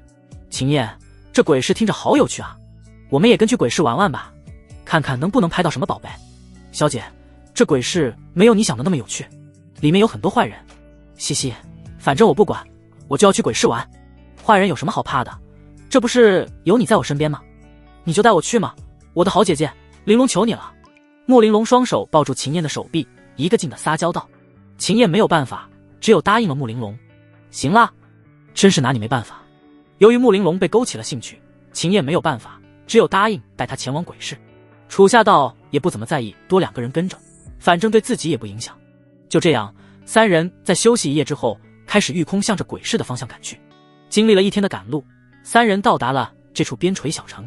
这座边陲小城很是陈旧，大街之上人烟稀少，很是萧瑟，给人一种破败落后的感觉。但是在这座小城的阴暗之处，可是隐藏着一个无比热闹繁华的地方，那就是鬼市。鬼市并不是想进入就进入，想要进入其中必须得遵守规矩。鬼市之所以叫鬼市，那首先就是活人不能入内，只有死人才能变成鬼进去。当然了，这并不是让人真死，而是一种特定的规矩。夜幕降临，天空中摇挂一轮残月，向大地洒下惨白的光，让这个萧瑟的边陲小镇更添一份死寂之意。楚夏带着秦燕、穆玲珑来到了一处荒郊乱葬岗。乱葬岗上鬼火飘荡，数具陈旧的棺材凌乱地落在山坡之上。他来到了一处棺材之前，推开了棺材盖。楚夏探头一看，只见果然是一具空的棺材。于是他手中灵光一闪，出现在了2支香烛和3根清香，将其点燃插在棺材前方，又扔了一些碎银在地上。然后他爬进了棺材，将棺材盖给盖上，躺在了棺材之中。看到这一幕，穆玲珑吓得紧紧抱住了秦燕，颤抖地问道：秦燕，楚夏这是做什么啊？小姐，他这是要进入鬼市，可进入鬼市为什么要躺进棺材里？穆玲珑非常不解，这究竟是什么操作？说着，秦燕向穆玲珑详细解释道：小姐，进入鬼市的规矩，活人不得入内，那么你躺进棺材就意味着你是一个死人了。至于在棺材前点燃香烛清香，那是唤小鬼来抬棺，那些碎银就是赏给他们的辛苦钱，他们拿到了钱就会抬你去鬼市了。原来是这样，那过会我们也要躺进棺材吗？是的。啊，可是我好害怕啊。穆玲珑浑身的细胞都在拒绝，躺在这般封闭黑暗的环境之中，实在是太可怕了。秦燕笑了笑，继续说道：如果小姐你害怕，你可以跟我躺一个棺材，我抱着你，你就不用害怕了。还能躺一起吗？是的，只不过这样一来2个人会很沉，得给抬棺材的小鬼加钱才行。这没问题，加钱就加钱，总比我一个人被吓死好。穆玲珑舒了一口气，有秦燕在自己身边，她安心多了。然后秦燕、穆玲珑也按照楚夏刚才的步骤，在棺材前点燃了香烛清香，并扔了双倍的碎银。2人躺进了棺材，秦燕躺在下面，穆玲珑则趴在他身上。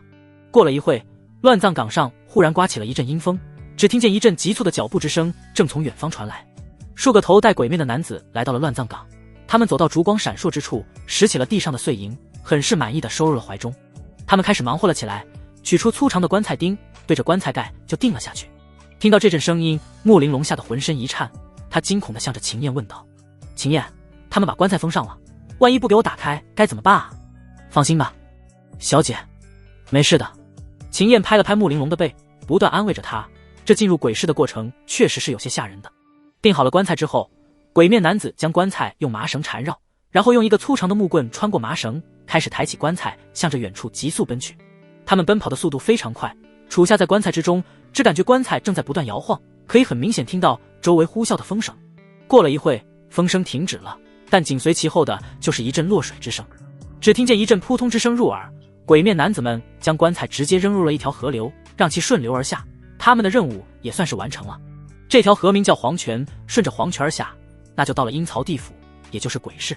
2具棺材不断顺流而下，在漆黑的河流之中不断旋转碰撞，这可把穆玲珑吓得浑身不断颤抖，生怕自己又淹死了。在经历了许多的漂流之后，终于听到了有人捞棺材的声音。只见2具棺材被几个鬼面人打捞上了岸，然后拔出了棺材钉，将棺盖给推开。这一切终于结束了。穆玲珑很是迫不及待地从棺材中跳了出来，开始大口大口呼吸着新鲜空气，她简直快窒息了。楚夏也从棺材之中爬了出来，带着秦燕、穆玲珑继续向前走过了一处陈旧的拱桥，桥的另一面站着一位身材矮小的老太，在老太身边放着一口大锅，正煮着一锅热气腾腾的汤。看到这一幕，楚夏淡淡一笑，这难道就是奈何桥和孟婆？想进入鬼市，还真是要把鬼走的路走一遍呢。楚夏三人来到了老太身前，那名老太看着三人的到来，随即露出一抹瘆人的笑。她取出了3口碗，将锅里热气腾腾的汤舀入了碗中。喝下这碗孟婆汤，前世与你们再无瓜葛，喝下它，你们就能前往阴曹地府了。说着，他将孟婆汤递给了楚夏三人。楚夏看着手中的孟婆汤，只见这汤很是浑浊肮脏，不知道在里面加了什么东西，但想要进入鬼市，就必须要喝下，这是规矩。于是他咕咕喝下了这碗汤。秦燕和穆玲珑也是喝了下去，不过这味道确实是不怎么好，一直都是吃山珍海味的穆玲珑，什么时候喝过这么难喝的东西？喝完孟婆汤，楚夏三人继续向前，遇到了一处挂满鬼面具的地方。这些鬼面具个个面容狰狞，长老獠牙，看着令人不寒而栗。这就是最后一步，戴上面具，成为一个真正的鬼，就能进入鬼市了。楚夏随便挑了一个青面鬼的面具戴在了脸上，秦燕则选了一个火烧鬼的面具。至于穆玲珑，就又开始犹豫了，因为这些鬼面具都很丑很可怕，完全不符合她的气质啊。见她犹豫了半天，楚夏一阵无语，他为穆玲珑挑了一个相对来说比较可爱的鬼面具。大小姐，别墨迹了，就这个吧，这个看着像鬼公主，很符合你的气质。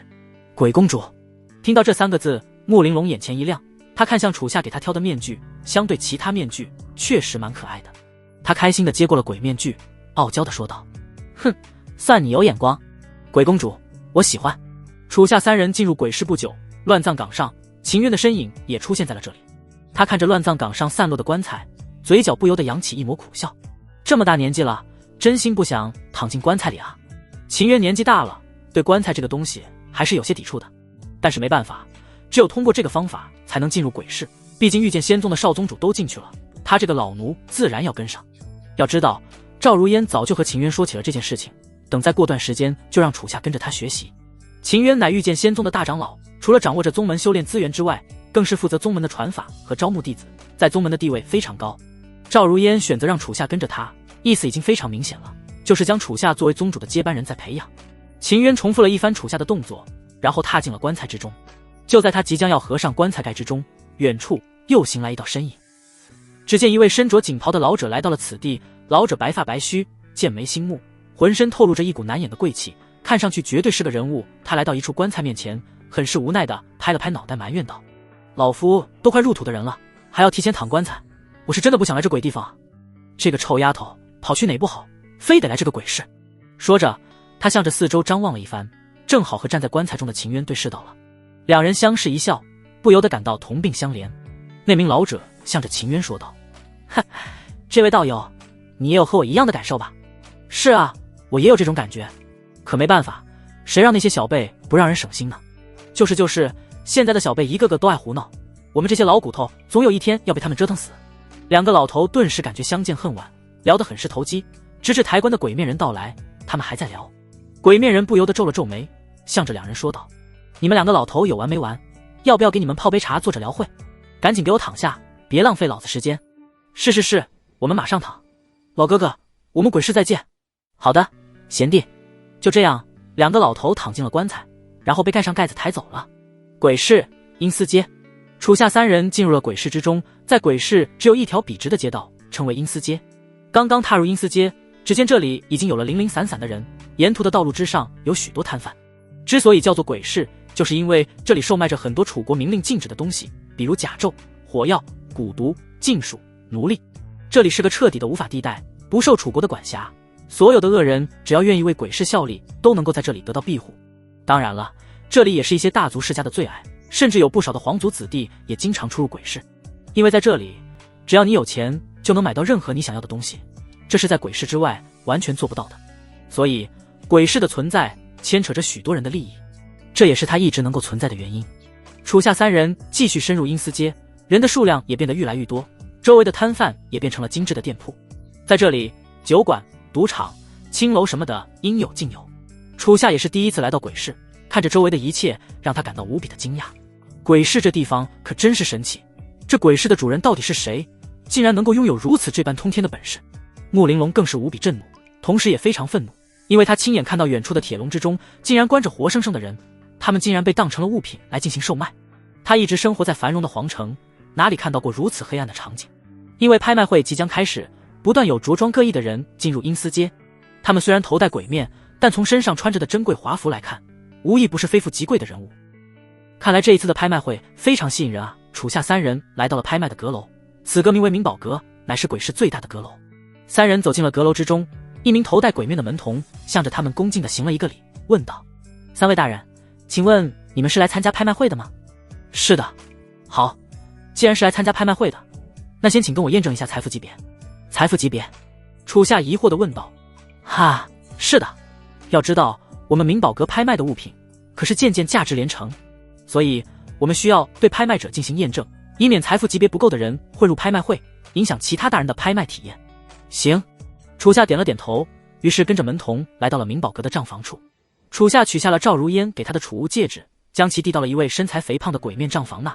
只见账房向着储物戒指中注入灵力，感知着里面的资源财富。过了一会，鬼账房将储物戒指还有一张写着地字的玉牌递给了他。看到地字玉牌，门童的态度顿时变得殷勤了起来。哎呀，竟然是能够进入地阁的大人。地阁是这样的，大人，在我们明宝阁共有天地人3阁，以每个人的财富级别来划分你们能进的房间。您的财富总和已经达到了10万两黄金的级别，所以是地阁的级别。原来如此。楚夏点了点头，也就是说他有10万两黄金的财富，可以去拍月华琉璃果。没想到遇见仙宗挺有钱的。说着，鬼门童很是殷勤地将楚夏迎了进去。楚夏转过头看向秦燕和穆玲珑，问道：你们不一起来吗？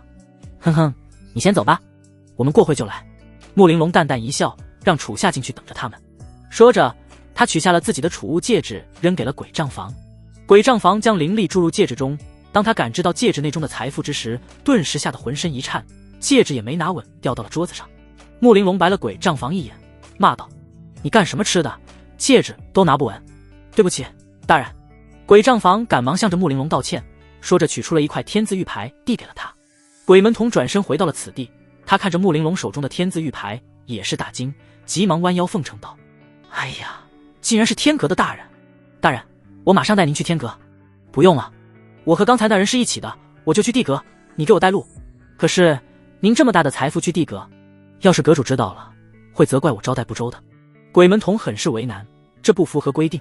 但穆玲珑有的是办法，他从储物戒指中取出了一个金元宝，随手扔给了鬼门童，问道：现在能带我们去了吗？哎呀，大人您太客气了，我马上就带您去。鬼门童带着穆玲珑和秦燕来到了地阁之中，只见明宝阁内部一共有3层，从高到低分别是天地人。在阁楼的中央有着一处大的圆台，这处圆台就是用来展示拍卖品。伴随着参与拍卖的人越来越多，最底层的人格已经被众人围满。说是人格，其实并没有天阁地阁那样独立的单间进行竞拍，而是所有人只能站着，每个人能够出到最多的价格也只要不到几万两黄金。而地阁都是10万两黄金级别的，至于天阁的级别那根本没有限制，但凡能够步入天阁的大人，其财富级别皆是富甲一方的巨富之人。终于天地双阁的人也全部到齐，明宝阁的拍卖正式开始。伴随着一道大门的打开，一位风韵的中年女子踏着红地毯来到了圆台中央。只见女子身着一身高开叉鎏金红袍，脚踏一双红色高跟，迈着白皙高挑的美腿，不断扭动着她那圆润的翘臀。她容貌美丽妖艳，画着鲜艳的妆容，一双媚眼秋水满溢，修长的发丝盘起，头上满是昂贵的灿烂金饰，手持一支金香玉烟杆，红唇轻抿，吞吐出一阵清香的云雾。此人就是明宝阁的阁主，也是鬼市数一数二的大美人叶红梅。叶红梅走到了圆台中央，众人看着她那妩媚妖艳的容颜，还有前凸后翘的身材，简直就是绝世尤物。面具之下的众人皆忍不住咽了一口口水，实在是太馋了。楚夏也忍不住多看了一眼，毕竟叶红梅实在是太媚了，这么妖艳的女人对于男人的诱惑力实在是太大了。穆玲珑看着楚夏正注视叶红梅的方向，忍不住白了他一眼。呵，男人都是一个德行。叶红梅看到明宝阁已然人山人海，随即向着众人宣布道：各位大人，感谢你们不远万里来鬼市参加拍卖会，你们的到来真是让我小小的明宝阁蓬荜生辉。本次拍卖共有10个宝物，起拍价都是1000两黄金，加价的最低金额也是1000两。话不多说，现在开始第一件拍卖品。伴随着叶红梅的话音落下，一名侍女端着一块古朴的玉简走到了圆台中央。各位大人，这第一件拍卖品是一块玉简。这块玉简出自500年开启一次的古虚秘境，玉简有封印施加，里面有着什么没人能知道。想要的可以出价了，如果里面藏着绝世功法，那可是一场天大的机缘呢。此话一出，人群之中皆开始交头接耳。这玉简中蕴含着什么，大家全部不知道，可以说是完全碰运气。但总有人喜欢赌一把，于是众人开始纷纷出价，由一开始的1000两黄金不断提升到了3万两黄金。穆玲珑也想赌一把，于是便准备举牌出价。看到这一幕，楚夏赶忙拦住了他，急忙问道：穆玲珑，你做什么？拍卖啊，万一里面有绝世功法呢？放心吧，我又不花你的钱，我自己有钱，没有这个必要拍玉简，这里面没啥好东西，只是一卷残缺的功法罢了。楚夏眼中闪耀紫光，星辰之光透过玉简的封印，直接窥探到了其内部的残卷功法。听到楚夏的话，穆玲珑很是诧异，忙问道：你怎么知道的？接下来你看着就行。楚夏没有多说什么，静静看着场上的动静。终于玉简的价格定在了3万两黄金，拍的玉简之人很是兴奋，拿过玉简，将灵力注入其中，一幅残缺的功法顿时浮现而出。当他看到这卷功法之时，顿时呆住了，忍不住大骂道：奶奶的，这是什么玩意？竟然是一部残缺的功法，还根本看不懂，我亏大了啊！说着，他一气之下将玉简甩在了地上，惹得众人哄堂大笑。穆玲珑也是惊得瞪大了眼睛，很是惊讶地看向了楚夏，没想到真的被他说中了。玉简之后又陆陆续续上了几件拍卖品，皆是被人以高价拍到。拍卖一路持续，转眼间就来到了第5件拍卖品。但这第5件拍卖品并不是物品，而是一个人和灵兽混血的灵狐女孩。只见一个年仅5、6岁的灵狐女孩，双手被铁链束缚，光着小脚走到了圆台之上。女孩皮肤异常白皙，容貌绝美超凡。由于身上有灵狐血脉，她的耳朵是一双白狐的耳朵，背后还长着一条纯白的狐尾。她身着一身朴素的长袍，露出纤细的四肢，可以清楚看到她的四肢之上有着很多被鞭打的伤口，看着是遭受了无数非人的虐待。看着周围满是面带鬼面的人，她那美丽的大眼充满了惊恐，不知道等待她的命运将会是什么。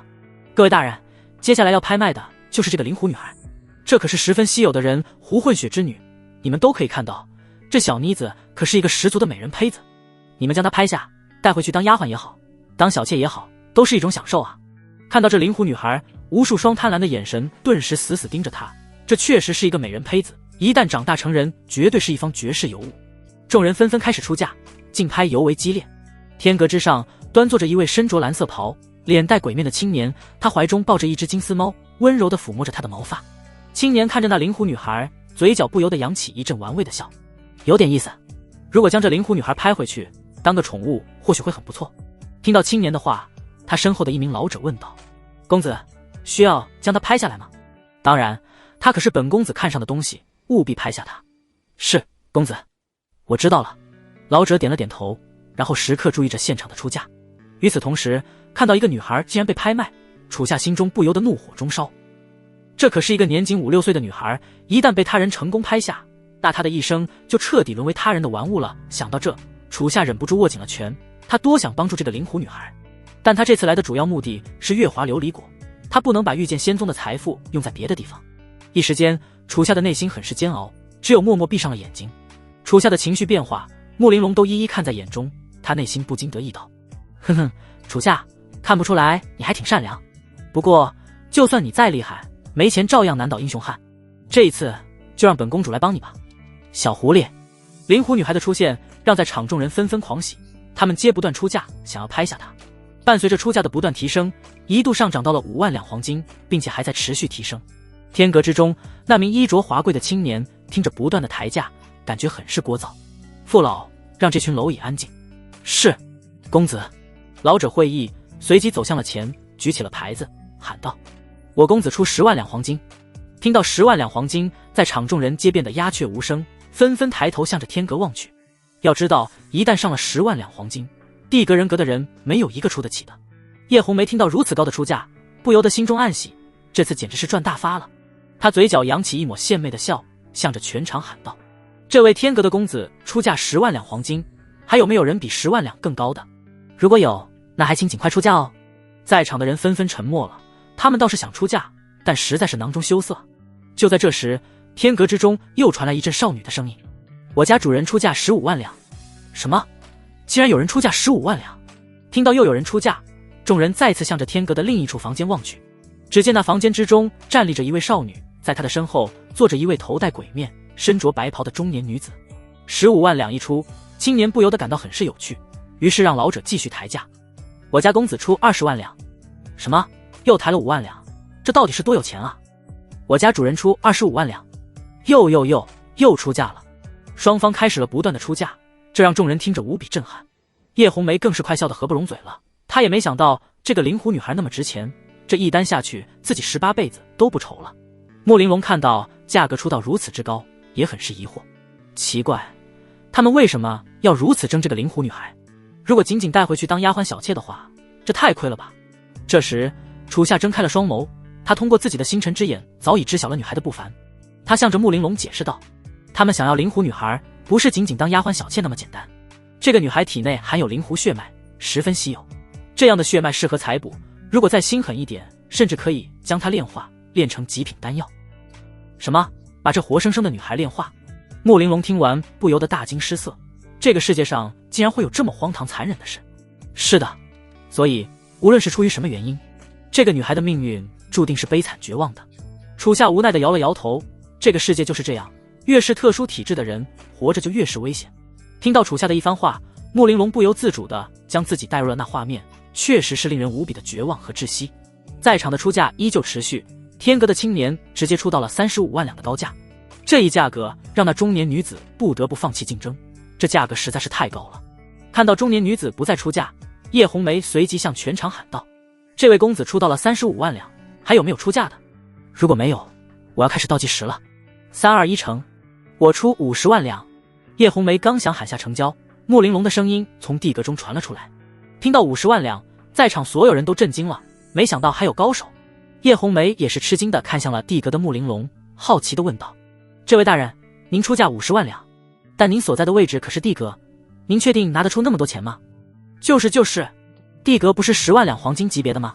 小丫头，你别给我瞎捣乱，来人，把他给我插出去。听着众人质疑的话，穆玲珑缓缓从怀中掏出了天阁的玉牌，将它扔到了圆台之上。睁大你们的狗眼看看，本小姐的财富可是天阁级别的，只不过我不想那么高调，所以才来了地阁。叶红梅拾起掉落在眼前的玉牌，果真是天阁的玉牌，她立刻改变了态度，很是殷勤地陪笑道，哎呀，还真是天阁的大人啊，恕小女子我有眼不识泰山，还望大人恕罪。哼，不用这么客气。穆玲珑冷哼了一声，然后望向了天阁的那名青年，喊道，喂，你还出不出？要出就给我快点，别给我磨磨唧唧的。听着穆玲珑的话，青年忍不住嘴角抽搐了一番，他没想到竟然会突然出现这么一个少女和他争夺灵狐少女。他抬手示意老者继续加价，我家公子出55万两，本小姐出60万两，我家公子出60万两，本小姐出70万两。听着穆玲珑不断的抬价，这价格让楚夏听了都惊心动魄。他拉了拉身边秦燕的衣服，怯怯地问道，秦燕，你家小姐究竟是什么来路啊？这也太有钱了吧。哈哈，楚夏，怎么了？没什么，我只是好奇她的身份，能拿出这么多钱，难道你家小姐是富甲一方的巨富之女？好啦，你就别瞎猜了。秦燕咯咯一笑，拍了拍楚夏的肩，然后静静看着穆玲珑表演。双方继续加价，当加到80万两的时候，天阁青年那边的出价明显变慢了，而穆玲珑依旧底气十足，出价很是硬气，本小姐出100万两。穆玲珑失去了耐心，直接出价100万两，直接将全场干得惊掉了下巴，简直就是毫无人性。公子，我们不能再出价了，倘若再出来之后还有月华琉璃果，我们就没钱了。听到100万两这价格，老者赶忙向着青年劝导。青年也很是头痛，此次前来的目的是为了月华琉璃果，确实不能再拍了。他虽然心中极不情愿，也只有放弃了。终于伴随着100万两的一锤定音，穆玲珑成功拍下了灵狐女孩。灵狐女孩也随之被明宝阁的人送到了房间之中。女孩看着出现在眼前的3个鬼面之人，内心很是惶恐，她不知道这3人会对她如何。她声音颤抖地说道，参见3位主人。看到灵狐女孩的到来，穆玲珑立刻跑了过去。女孩见到穆玲珑带着鬼面具跑过来，立刻吓得后退2步，然后摔在了地上。看到女孩如此紧张，穆玲珑随即摘下了脸上的面具，安慰道，小妹妹，不好意思，刚才吓到你了。说着，穆玲珑伸手向着女孩的小手抓去。或许是女孩一直遭受着非人的虐待，她对于别人触碰她很抵触，小手下意识地缩了回去。穆玲珑见状很是心疼，只有温柔地向她说道：小妹妹，我不是坏人，我不会伤害你的，我只是想看看你身上的伤口。你真的不会伤害我吗？真的不会打我吗？放心吧，我不会打你的，相信我。看着穆玲珑那温柔善良的眼神，女孩逐渐放下了戒心，她感觉眼前的姐姐并不是什么坏人，于是她将自己的小手伸向了穆玲珑。穆玲珑握住了她的小手，查看着她手臂上那道道触目惊心的伤口，内心不由得感到很是愤怒。这些人简直是畜生。楚夏和秦燕也来到了灵狐女孩的身前，摘下了脸上的鬼面具，看着女孩身上的伤口，也是无比的心疼。说着，楚夏从自己的储物戒指中取出了一些药膏，他将药膏递给了秦燕。秦姑娘，这是专门治疗创伤的药物，你为这孩子抹一下吧。我知道了。秦燕点了点头，于是接过了药膏，她将灵狐女孩带到了角落，为其涂抹着伤口。女孩感受着伤口传来阵阵炽热感，忍不住咬紧了牙，眼角滑落下晶莹的泪水。看着女孩哭泣，秦燕很是温柔地为她擦去了眼泪。别哭了，以后你就安全了，不会有人再打你了。谢谢，谢谢主人。哈哈，不要叫我们主人，我叫秦燕，你以后就叫我秦燕姐姐。她是我家小姐穆玲珑，你就叫她玲珑姐姐。那个哥哥叫楚夏，你就叫他楚夏哥哥。我知道了，秦燕姐姐。灵狐女孩点了点头，内心很是感动。自从她被抓进鬼市，这么多年以来，遭受的只有毒打和谩骂，从来没有人对她那么好过。秦燕摸了摸女孩的小脑袋，问道：对了，小妹妹，你叫什么名字啊？我没有名字，他们都叫我小畜生。小畜生，这以后可不能这么叫了。我想想啊，你是灵狐血脉，皮肤又那么白，不如以后你就叫胡雪儿吧。胡雪儿。听到这个名字，女孩顿时眼前一亮，这是她第一次拥有自己的名字。好的，秦燕姐姐，我以后就叫胡雪儿。女孩点了点头，眼神之中满是喜悦之情。就这样，胡雪儿成功成为了楚夏一行人的伙伴。拍卖仍在不断持续，终于轮到了月华琉璃果。伴随着明宝阁的一名女子将月华琉璃果端到了台上，叶红梅随即向众人开始介绍琉璃果的功效。各位大人，接下来我们明宝阁要拍卖的是一颗果实，这果实名叫月华琉璃果，乃是极其罕见珍贵的灵药，以它入药炼制出的丹药，可是能够延年益寿，百病消散哦。现在请各位大人开始出价吧。叶红梅说完，现场随即开始出价。因为月华琉璃果的用处非常大，在场有很多人都是为了它而来。我出5000两，我出1万两，我出3万两。众人不断开始竞拍，楚夏也开始出价。我出5万两。不过在场的有钱人实在是太多了，楚夏5万两的价格立刻被别人给压了过去。楚夏只有咬了咬牙，出价10万两黄金。他握紧了拳，希望不要再有人出价更高了。但过了一会，就有人出价15万两，这让他顿时很是无奈。这月华琉璃果的竞争完全不输于胡雪儿。穆玲珑在楚夏身边看着一切，发现他不再出价了，于是玩味地向他问道：怎么了，楚夏，你怎么不抬价了？明知故问。我没钱了。楚夏很是头痛，这要是拍不下月华琉璃果，那苏云彤岂不是一直要沉睡了？这时他想到了这么一个毫无人性的穆玲珑在自己身边，能不能？玲珑妹妹，你身上还有钱吗？干什么？如果你身上还有钱，能不能帮我拍一下月华琉璃果？我以后一定还你。哈，让我帮你拍。楚夏，你以为你是谁啊？还以后还我？这么多的钱你怎么还？你就算卖身也值不了这么多钱。穆玲珑很是得意，这楚夏终于求自己了。这如何还以后再说，反正我会还你的，还请你帮帮我，玲珑姑娘。哟，楚夏，你这人脸皮真厚，把我的清白之身看了还不够，还要我帮你出钱？怎么，我上辈子欠你的？我没这个意思。如果玲珑姑娘你不愿帮，我不强求。说着，楚夏回了头。穆玲珑没好气地白了他一眼，求人还这么没耐心，多求2句会死啊，这男人真是没耐心。但穆玲珑还是准备帮楚夏的，于是他故作咳嗽了2声。嗨嗨，想让本小姐帮你也不是不行。真的吗？当然，不过你得答应我3个条件，300个我都愿意。楚夏很是开心，穆玲珑可算是出手了。那倒不用这么多，3个就够了。现在我说第1个条件，现在你用很撒娇的语气对我说一句，玲珑姐姐，你最好了。听到这个要求，楚夏立刻懵了。他堂堂男子汉，怎么可以说出这么恶心的话？玲珑姑娘，能不能换一个？我给你上刀山下火海我都行，这个未免太……怎么，就让你说1句话，你都不愿意？那我不帮你了。唉，别，我叫。楚夏赶忙答应，生怕穆玲珑过完反悔了。他深吸了一口气，缓缓闭上了眼睛，鼓起勇气说出了那句撒娇的话：玲珑姐姐，你最好了。此话一出，穆玲珑顿时浑身鸡皮疙瘩全部激起，秦燕和胡雪儿也被这阵声音逗得忍不住大笑了出来。穆玲珑浑身一颤，赶忙挠着自己的手臂，无比嫌弃地说道：楚夏，你好恶心啊！穆玲珑，你不要太过分啊！还有，不许反悔。楚夏也急了，刚才那一句话简直是他人生的梦魇，他感到自己的脸庞滚烫无比，已经红温了。不过好在有鬼面具挡着，不然楚夏真想找个地缝钻进去。哈哈，行啦，本小姐说话一言九鼎，我现在就给你拍下月华琉璃果。楚夏刚才那么一叫，穆玲珑的内心得到了极大的满足，这叫什么？千金难买姐高兴。于是他缓缓走上了前，看向了月华琉璃果。众人看到穆玲珑走上前，皆是一惊。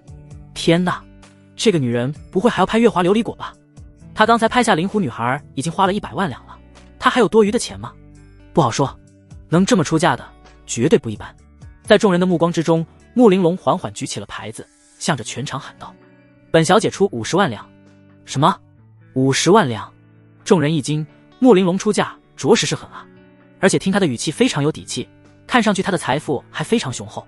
天阁中，那位华贵的青年听着穆玲珑的出价，眼神之中也露出了一丝疑惑，这少女到底是什么来头？公子，要继续跟吗？继续跟，这次的月华琉璃果我必须要得到，我就不相信她还有那么多的财力。是，公子。说着，老者开始走上前出价。我家公子出55万两。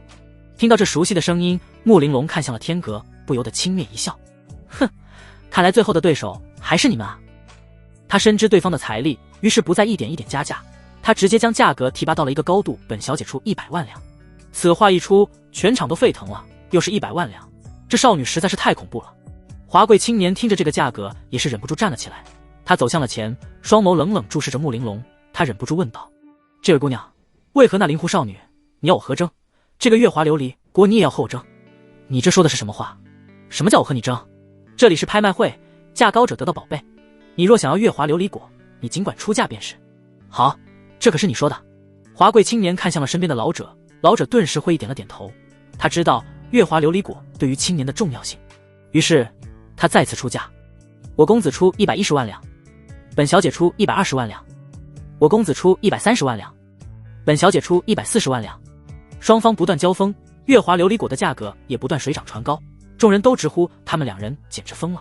终于在出到190万两的时候，青年开始慌了，因为他们的所有家当只有200万两，现在只有期待那少女出不起这个价。本小姐出200万两，但穆玲珑丝毫不给他任何的机会，直接上升到了200万的高度。青年恨得咬牙切齿，但他也已经到达极限了，他只有做了最后一次加价。我出201万两。嘻嘻，本小姐出202万两。虽然只是多出了1万两，但这1万两却成了压死青年的最后一根稻草，他再也拿不出一分钱了，只有放弃此次的拍卖。最后穆玲珑成功拍下了月华琉璃果，他也在这场拍卖会中大放异彩。拍卖会结束，众人纷纷散去，楚夏一行人也从3个人变成了4个人。走在鬼市的阴司街上，楚夏突然向着秦燕说道：秦姑娘，我能不能拜托你们一件事？你说吧。楚夏，你能不能帮我把这月华琉璃果带回御剑仙宗？可以是可以，那你呢？你不回宗门吗？说着，秦燕很是疑惑看向了楚夏。穆玲珑也是眨了眨他的大眼睛，问道：是啊，楚夏，你为什么不回宗门？你还有什么事吗？实不相瞒，我在鬼市还有一些私事要处理，可能会耽搁一些时日，所以才请你们帮这个忙。私事？什么私事？这恕我不能告诉你们。楚夏淡淡一笑，随即从怀中掏出月华琉璃果塞给了秦燕。拜托你们了。说着，他不再解释什么，转身就离去了。看到楚夏离去，穆玲珑忍不住撅起了小嘴，生气道：楚夏这个混蛋可真爱使唤人，也不说要去做什么事情，就让我们帮他送东西。哈，小姐，可能他的事确实不方便和我们说吧，反正你也帮了他这么多了，不如帮人帮到底吧。哎，我这是造的什么孽啊，竟然遇到这么一个男人，一定是我上辈子欠他的。穆玲珑无奈地摇了摇头，这可真是一段孽缘啊。就这样，楚夏和穆玲珑等人分开了，他独自一人深入了阴司街，来到了一处热闹的大堂之中。这里就是鬼市杀手的聚集地。走进大堂，只见里面很是热闹，数不清的杀手正在这里喝酒聊天。在大堂的中间立着一个暗杀榜，上面贴着许多需要暗杀的对象，价格也是高低不一，低到几百两，高到几十万两黄金。这些杀手们就是在这里接取暗杀任务，来赚取丰厚的报酬。神奇的是，楚夏的画像竟然也出现在了暗杀榜上，而且他人头价值5万两黄金。楚夏忍不住一笑，这未免也太瞧不起自己了吧。他径直走了进去，找了一处空闲的位置坐了下来。看到有人前来，一位姿色妖娆的女子很是殷勤地迎了上来，向着楚夏问道：哎呦，这位客官是第一次来吧？是来喝酒呢，还是来花钱买人头的？我来找一个人。哦，客官，您这是要找谁啊？鬼见愁。听到鬼见愁3个字，女子顿时眼前一亮。哎呀，客官，你还懂得挺多。鬼见愁可是我们这里顶级杀手，他虽然前段时间断了一条胳膊，但并不影响他接任务。您是准备雇他杀人吗？这价格可不低哦。价格什么的都好说，但我不是要雇他杀人，而是来这里取他性命的。你说什么？此话一出，女子惊得后退了2步。其他正在喝酒的杀手也是停下喧闹，纷纷凶狠地注视向了楚夏。你到底是谁？女子恐慌地问道。楚夏没有回答，只是缓缓摘下了自己的轻轨面具，露出了他那俊俏的容貌。在下楚夏，特来请诸位赴死。什么？你是楚夏？还真是那个暗杀榜单上的楚夏，他的人头可价值5万两黄金啊！哼，你一个区区金丹期的小鬼，竟敢大言不惭，让我们赴死！兄弟们，还愣着干什么？杀了他，这辈子都不用愁了。众人看到楚夏，皆是放肆大笑。一个金丹期的小鬼，独自一个人闯进杀手大本营，这是来送人头的吗？众杀手眼神之中透露出无尽的贪婪，纷纷拔出武器，向着楚夏冲杀而来。就连刚才那名女子也从腰间抽出了一把匕首，向着楚夏的脖子划来。楚夏丝毫不慌，他手中灵光一闪，唤出绝代风华，迎上女子的匕首。啊！女子的惨叫之声随即响彻在大堂，在楚夏强大的力量之下，他狂吐一口鲜血，整个身体直接震飞了出去，重重砸向了一处酒桌。楚夏一击将女子重创，随即双指灵光闪耀，划过绝代风华，无尽剑为。风华剑顿时闪耀出夺目的星光，一股汹涌的剑意从楚夏体内爆发而出，瞬间覆盖了整个大堂。杀手们向着楚夏飞跃而来，嘴巴上不断对着他叫嚣着：小子，你自己羊入虎口，可别怪我们。哈哈，只要拿下你的人头，老子这辈子都不愁了。放心吧，我会让你死得痛快点的。众杀手的叫嚣声不断传入楚夏耳中，但楚夏眼神之中充满了轻蔑，嘴角还扬起了一抹玩味的笑。啊！就在这时，一阵凄厉的惨叫之声顿时响彻全场。一个杀手身形逼近楚夏，虚空之中突然出现一道星辰剑气，斩向了他的脖子。这杀手根本没有任何还手的机会，仅仅瞬息之间，人头已然落地，鲜血猛地从脖子上喷涌而出。看到这骇人一幕，原本叫嚣的杀手们纷纷开始面露惊恐，因为在他们的四周开始不断弥漫出磅礴的剑意，而且这些剑意根本无迹可寻。啊！又一阵惨叫之声袭来，一道凌冽的星辰剑气从大地之中灌出，将那个杀手直接斩成了2半。紧接着又有数道星辰剑气从无法捕捉的方向灌出，这些杀手皆在惊恐之中被瞬间斩杀，不是断头就是直接变成了2半。杀手们彻底慌了，他们没想到楚夏竟然这么强。楚夏淡淡一笑，随即持剑向着杀手们走去。他每踏一步，虚空之中就灌出一道凌冽的星辰剑气，一个杀手就被瞬间秒杀。他不断向前踏去，大堂中的惨叫之声开始愈来愈急促，这些低级的杀手全部变成了星辰剑气的剑下亡魂。仅仅片刻的功夫，现场已然被楚夏血洗，数不清的杀手尸体倒在了地上，流淌出的鲜血将大堂的地面全部染红。楚夏收起了无尽剑为，这招正是老剑奴的绝学，乃是一招无比好用的大范围击杀之招。解决了底层的杀手之后，楚夏缓缓抬起头，向着更高的楼层望去，霸气地喊道：鬼见愁，别藏招了，赶紧给我滚下来。说完，上层传来了鬼见愁阴冷的大笑之声。哈哈哈哈！真是想不到，你这个小子竟然追我追到鬼市来了。几道黑色的身影迅速从上层落下，出现在了楚夏身前。几人之中，为首的是仅存一臂的鬼见愁，在他身后还站着几名修为不凡的杀手。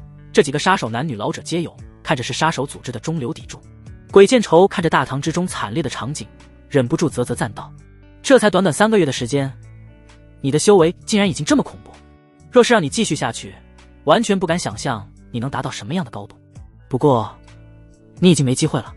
你屠杀了这么多杀手，鬼市的大人是不会让你活着离开的。那又如何？鬼见愁，你确定你有命等到鬼市的大人到来吗？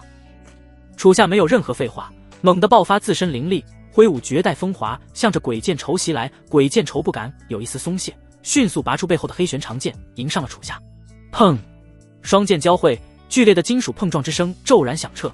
楚夏强大的一击令鬼见愁手臂猛地一颤，紧接着楚夏开始施展出9天剑法，开始向着鬼见愁发起凌冽的进攻。鬼见愁开始不断抵抗楚夏的进攻，由于之前被斩下的是自己的右臂，他现在要以左手用剑，非常的不适应。绝代风华仙光氤氲，无上剑意不断灌出，鬼见愁开始在楚夏的攻势之下不断败退，黑玄长剑也和风华剑的交锋之下锋芒尽毁。看到鬼见愁不断陷入颓势，其他的几名杀手迅速出手，他们身形闪到楚夏四方，向其挥舞出道道致命的攻击。楚夏爆发星辰之力，大挥风华剑，在自己周围展出一道磅礴的星辰剑芒。星辰剑芒将众杀手的攻击全部摧毁，然后向着杀手们斩去。几名杀手顿时一惊，急忙纵身一跃，躲过楚夏的这道攻击。其中一个自信的男子选择用剑硬扛星辰剑芒，其长剑瞬间崩断，整个被直接腰斩。楚夏看着周围碍事的杀手，向着他们发出了最后的警告：冤有头债有主，我这次前来是要取鬼见愁性命，并不想和你们动手。如果你们现在给我立马滚蛋，我不会对你们怎样，但要是你们执迷不悟，我楚夏不介意再多杀几人。此话一出，其他几个杀手纷纷开始犹豫了起来，他们面面相觑，互相用眼神交流着意见。他们刚才见识到了楚夏的实力，根本就不是他们能够抗衡的。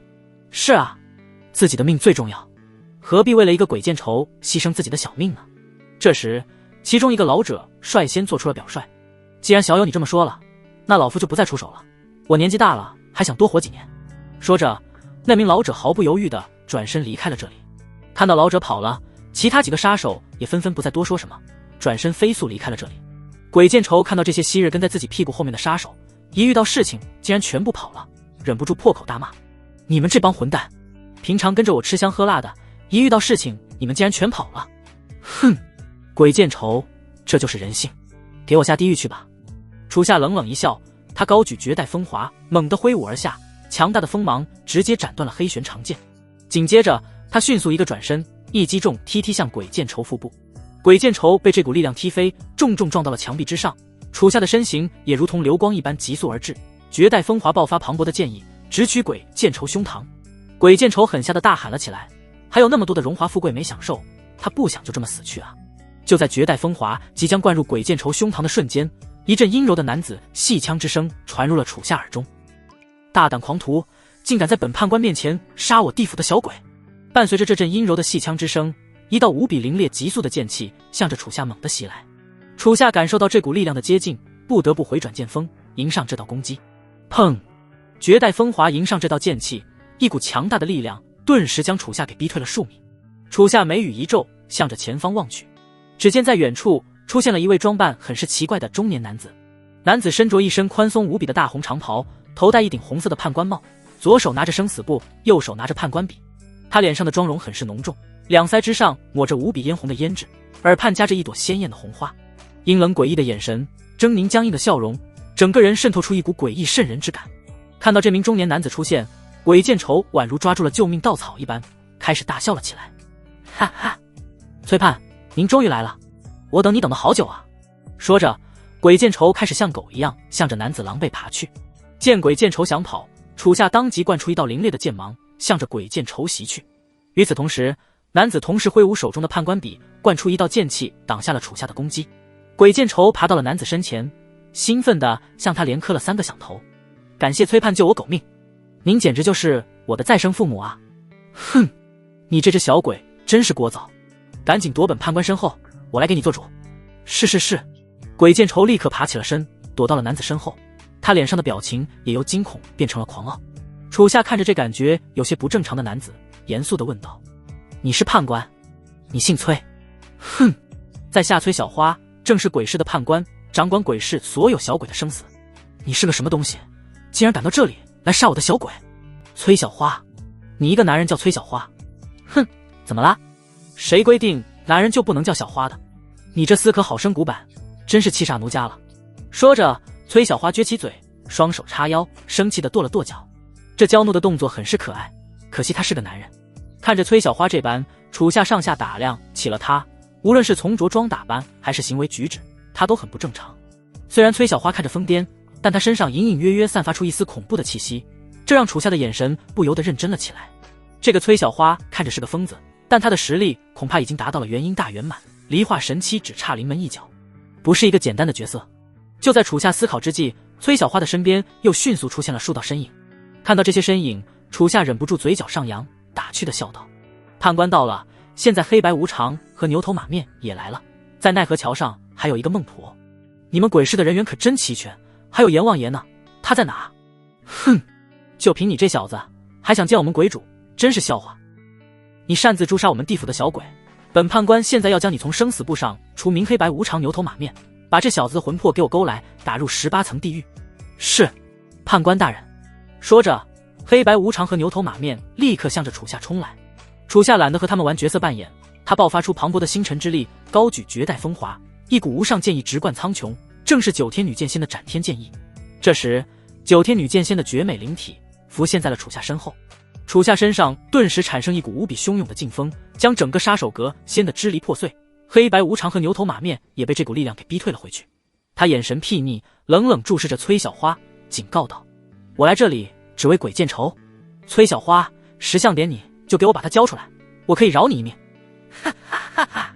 小子，你这剑意确实很强，我们当中谁都挡不住你这一剑，但是你这一剑要杀谁呢？我们这么多人，你杀得完吗？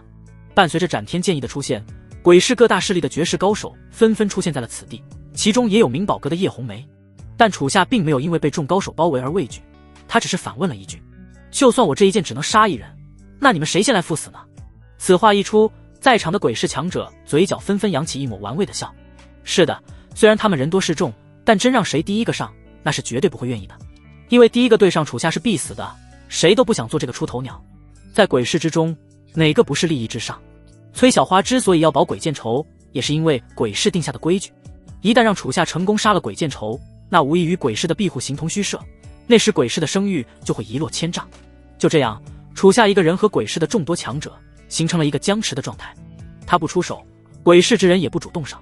就在这时，一阵熟悉的声音传入了楚夏耳中：楚夏，既然你这一招只能杀一人，那你尽管去杀你想杀的人，其他人若是敢出手，那就先过老夫这关。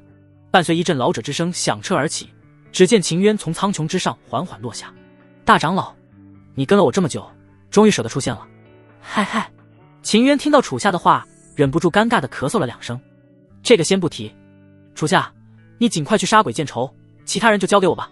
看到突然出现的秦渊，崔小花并不在意，反而出口嘲讽道：哟，哪里来的臭老头，真是大言不惭，你的实力最多和奴家持平，奴家一个人就能牵制住你。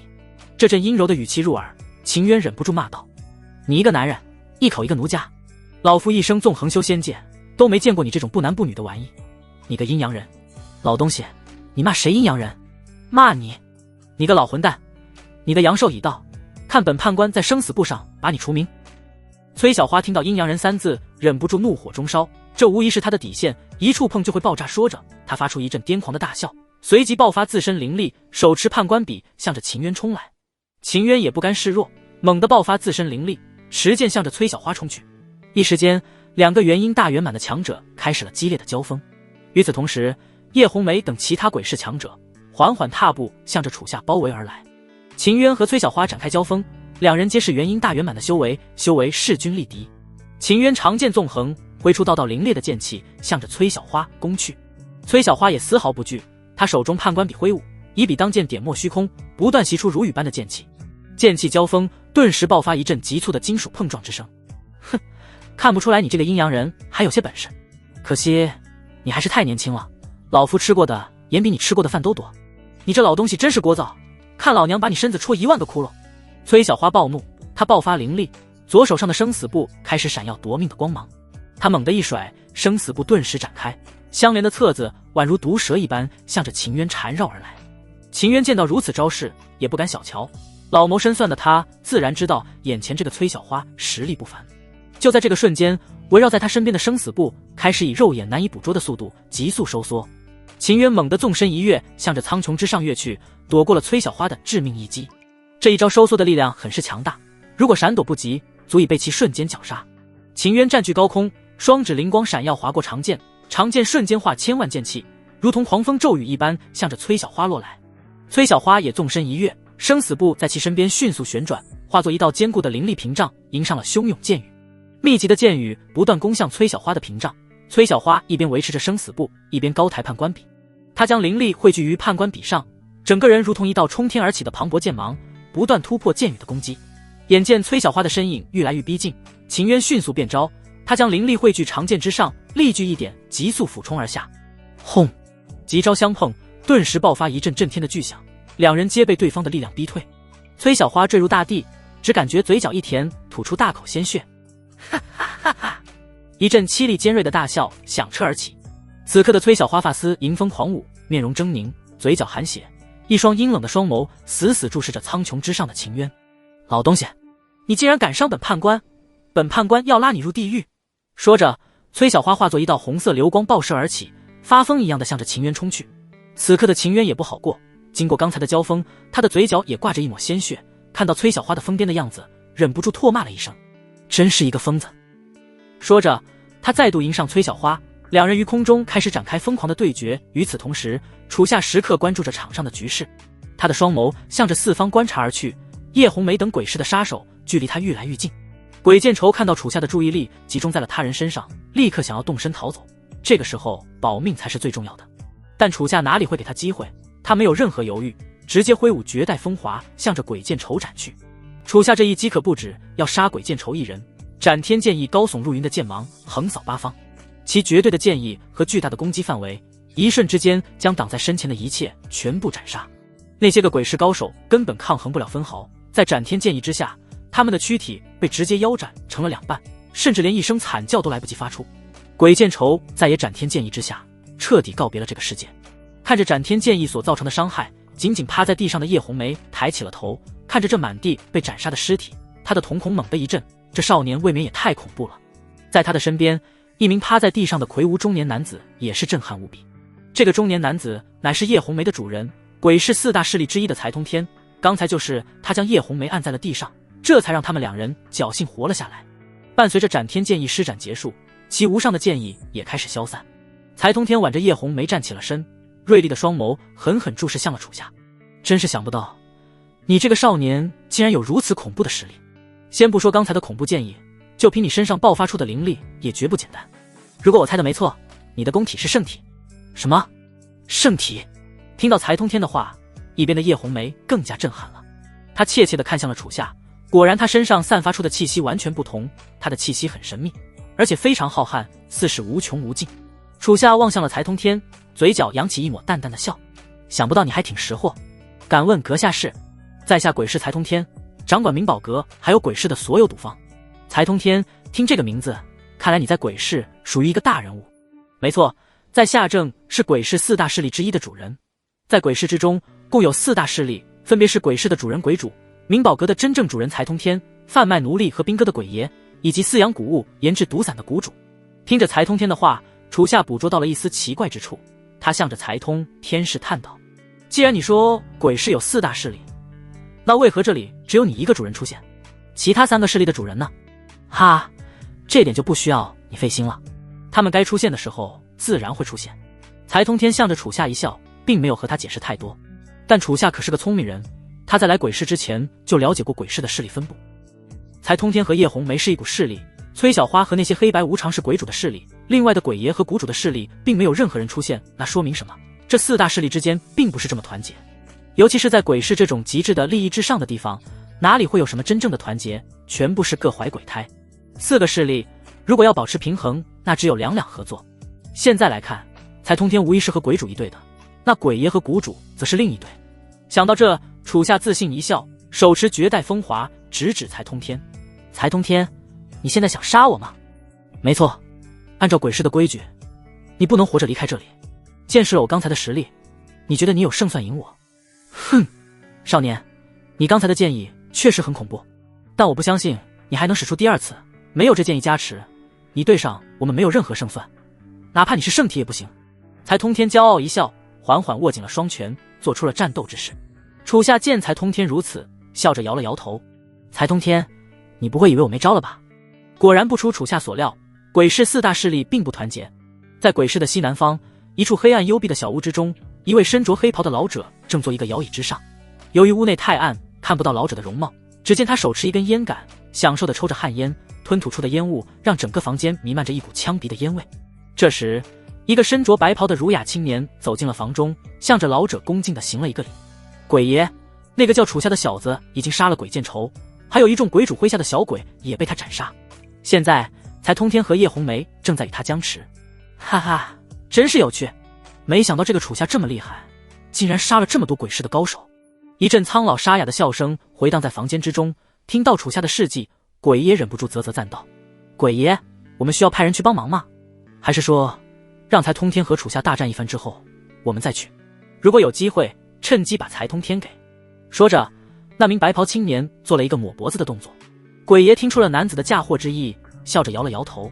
放心吧，才通天和楚夏是打不起来的。这么有钱的人是很爱惜自己的生命的，之所以他第一个前去，无非是做给鬼主看罢了。鬼爷可是一个老人精，自然明白才通天在想什么。既然要做样子给鬼主看，那自己这边也得做样子。他向着白袍男子命令道：你亲自带几个死士前往一趟吧。你是我的心腹，只要你去了，鬼主也不好说我什么。我想谷主那边也已经派人去了。是，鬼爷。男子点了点头，然后告退了。鬼市战场之处，才通天和叶红梅与楚夏正在对峙，双方皆没有一方主动出手，都在等待对方的先攻。楚夏自然明白其中的意思，现在最主要的是将鬼主逼出来，好好谈一谈条件经过。楚夏刚才那惊天一剑，整个鬼市都看到了。不得不说，看热闹是人的天性，哪怕知道现场很是危险，仍是聚集了非常多的人过来。其中有鬼市之人，也有那些前来参加拍卖会之人，包括那名天阁的青年。伴随着人的不断涌来，楚夏四周聚集的人愈来愈多，将现场围得水泄不通。鬼爷和谷主的人马也是姗姗来迟，装模作样的将楚夏包围了起来。才通天见状，向着楚夏警告道：楚夏，你已经被我包围了，你今天无论如何都只有死。哼！楚夏不屑一笑，随即说出了一句无比霸气的话：不好意思，不是我被你们包围了，而是你们被我包围了。此话一出，在场所有围观的人全部大笑了起来。哈哈，小子，你是不是脑子伤到了？就是，你把我们所有人包围了，要不要这么好笑啊？我看就是这小子临死前的幻想罢了。人群中所有人都觉得楚夏是在逞口舌之力，才通天也觉得楚夏是在痴人说梦，没了斩天剑意，你拿什么对抗这么多人？但众人还是太低估了楚夏的实力，他身上可是还有另一招绝世功法。说着缓缓吸了一口气，随即猛地爆发体内所有的星辰之力。强大的星辰之力顿时如同海浪一般向着八方席卷而去。他手指星光闪耀，快速掐诀，紫微地心诀急招施展。就在这一刻，天地之间忽然刮起了汹涌的狂风，漆黑的苍穹之上开始浮现出三道重叠的巨大结界。三道结界的颜色分别是红色、黑色、绿色，正是诸天星耀中的七杀、破军、贪狼。这就是楚夏目前能够使出的最强星辰之招杀破狼三重结界。伴随杀破狼结界的产生，一股无形的星辰威压猛地向着大地灌来。啊，好重！这是什么力量？我支撑不住了。在这强大的星辰威压之下，众人感觉千钧压身一般，压得令人喘不过气。一些修为低微的人直接被这股威压压得跪了下去。在苍穹之上战斗的秦渊和崔小花也在这巨大的星辰威压之下降落到了地上。看到楚夏竟然施展出如此恐怖的招式，在场所有人纷纷大惊。这苍穹之上的结界一旦坠落下来，怕是全场的人都会粉身碎骨。大家也终于明白了楚夏的那句话，他一个人把大家包围了。看着全场的人全部笼罩在了星辰威压之下，楚夏向着虚空之中大声喊道：鬼主，现在你可以出来了吧？我们来谈谈条件。哼，一群废物，竟然让本主亲自出马。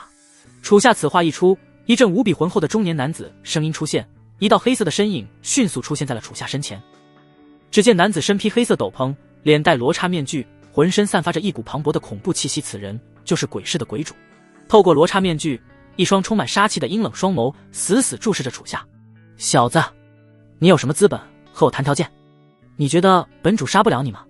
哼，你的实力确实很恐怖，也能够杀了我，但你若敢杀我，我会让这里的人全部和我陪葬。这些人要是死了，你觉得鬼市以后还有存在的必要吗？你这是在威胁我吗？我这是和你谈条件。鬼主，你既然是鬼市的主人，那绝对是个聪明人。这些人中，恐怕有些人背后的势力是你也不敢得罪的。是为了区区一个鬼见愁，葬送鬼市的未来，还是放我走，继续做你的鬼市之主？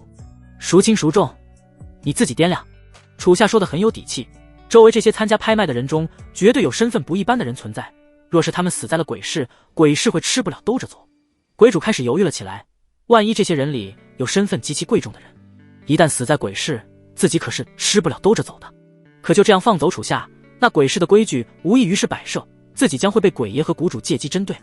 现在如果真的想要化解这场矛盾，需要一个身份高贵之人出面，那自己就有理由放走楚夏了。可鬼市这种地方，大家进来都是戴鬼面隐藏身份的，没有哪个权贵之人愿意暴露自己。就在双方陷入僵持之际，一阵熟悉的声音在人群中响起：大胆鬼主，还不放了楚夏？你难道想本公主葬身在这鬼地方吗？玲珑姑娘。听到这阵熟悉无比的声音，楚夏不由得一惊，穆玲珑竟然还没有离开鬼市。只见人群之中，秦燕扶着穆玲珑走了出来。由于星辰威压实在是太大，穆玲珑的脸庞之上尽显痛苦之色。他们站到了楚夏身前，穆玲珑毫不客气地指着鬼主就大骂道：你这鬼东西，赶紧放楚夏走！本公主再也受不了这阵威压了，骨头都快被压散了。你是公主？看到穆玲珑的出现，鬼主的眼神之中露出一丝疑惑。我不是，难道你是？见过这令牌吗？这可是楚国皇室后裔才拥有的令牌。说着，穆玲珑取下了腰间的金玉令牌，上面赫然刻着一个穆字。这块令牌一出，鬼主顿时眉宇紧皱，见多识广的他一眼就认出了这块令牌，确实是穆家皇室专属的令牌。难道眼前这个小丫头真的是楚国公主？听到是楚国公主，在场所有人都震惊无比。楚夏更是惊得瞪大了眼睛，他向着秦燕问道：秦姑娘，玲珑真的是楚国的公主？是啊，她就是当今楚国皇帝最疼爱的小女儿，货真价实的小公主。什么？听到这话，楚夏不由得倒吸了一口凉气，他竟然把楚国公主给看光了。他爹还真是皇帝啊！楚夏的神色明显有些慌了，又继续问道：那玲珑是公主，秦姑娘是什么身份？看到楚夏那副紧张的模样，秦燕忍不住甜甜的笑了出来，她对着楚夏调皮的吐了吐舌头：我是玲珑公主的亲卫，皇族亲卫。你竟然是皇族亲卫？不是，你们怎么都不告诉我？楚夏，出门在外，我们的身份可是要保密的。再说了，要是告诉你，你还带着我们来鬼市玩吗？那我把你打伤了，还有和公主的那事，你们事后不会报复我吧？哈哈，楚夏，你真是太可爱了。安心了，我们不会报复你的。秦燕着实被楚夏给逗乐了，她赶忙安慰他不要担心，他们可不是那样的人。说着，秦燕转过了头，向着鬼主言道：鬼主，公主都现身了，还不赶紧放了楚夏？你难道想和楚国皇室作对吗？鬼主并没有回答，而是开始思考了起来。他感知着周围所有人的气息，发现并没有凌驾于他的存在。如此一来，这个玲珑公主身边就只有一个亲卫，并没有其他绝世高手的保护。但鬼主并不敢掉以轻心，他决定先从穆玲珑那探一探消息。你是楚国的玲珑公主，为何会出现在我鬼市之中？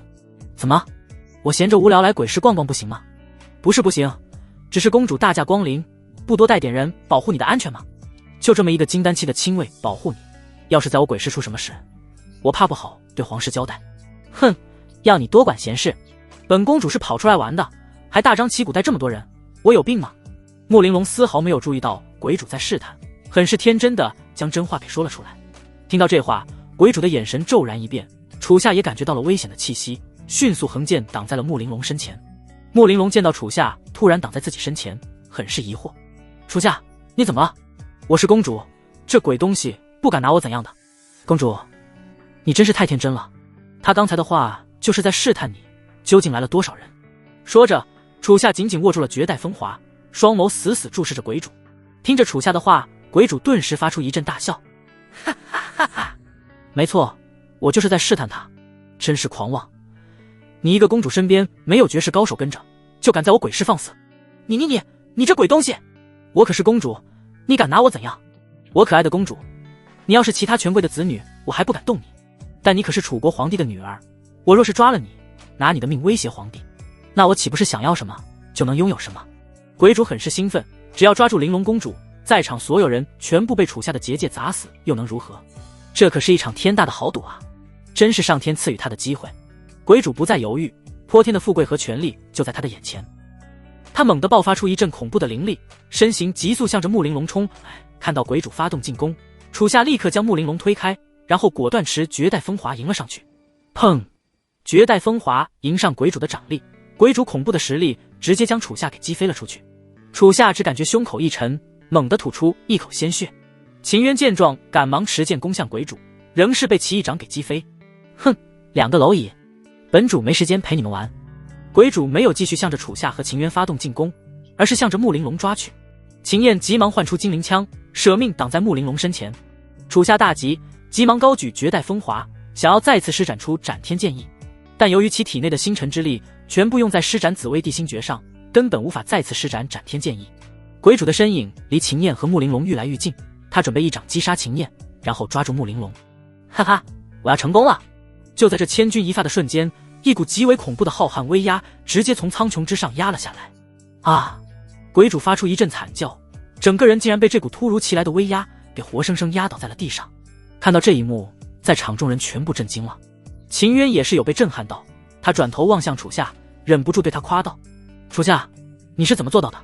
大长老，你太看得起我了。”楚夏白了秦渊一眼，他就算是星辰圣体，以自己现在金丹期的修为，也做不到将鬼主这种化神强者压倒在地啊。能做到这种地步的，那就只有大成强者和渡劫强者。没想到现场竟然隐藏着这般绝世强者。要知道，这种级别的强者，在整个修仙界都是凤毛麟角的存在。鬼主被这突如其来的威压给镇住了，他刚才明明感知过四周，根本没有比自己强的人啊。这时，人群之中传来一阵苍老的声音，一位身着华服的老者缓缓走了出来。他走到了鬼主身前，缓缓摘下了自己的面具。你这只小鬼可真是不乖啊，连我的乖孙女你都敢动，看来老夫得让你变成真正的鬼了。太上皇，皇爷爷，老哥哥，渡劫强者。看到老者的出现，在场众人皆是不同的反应。秦燕看到老者的出现，急忙向他跪了下来，因为出现在眼前之人正是楚国的太上皇穆天渊。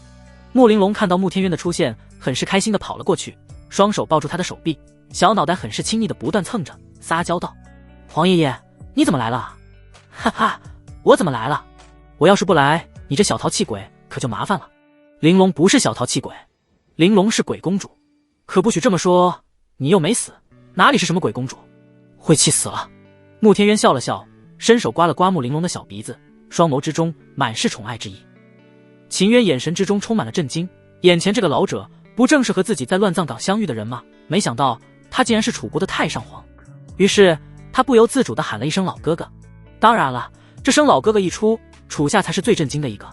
他缓缓转过头，上下打量了一下秦渊，忍不住啧啧感叹道：“大长老，你还有这层关系？你的背景这么硬。”“嗨嗨，楚夏，我也是刚知道他的真实身份。”秦渊也是一阵尴尬，鬼知道他遇到的是这么大的一个人物啊。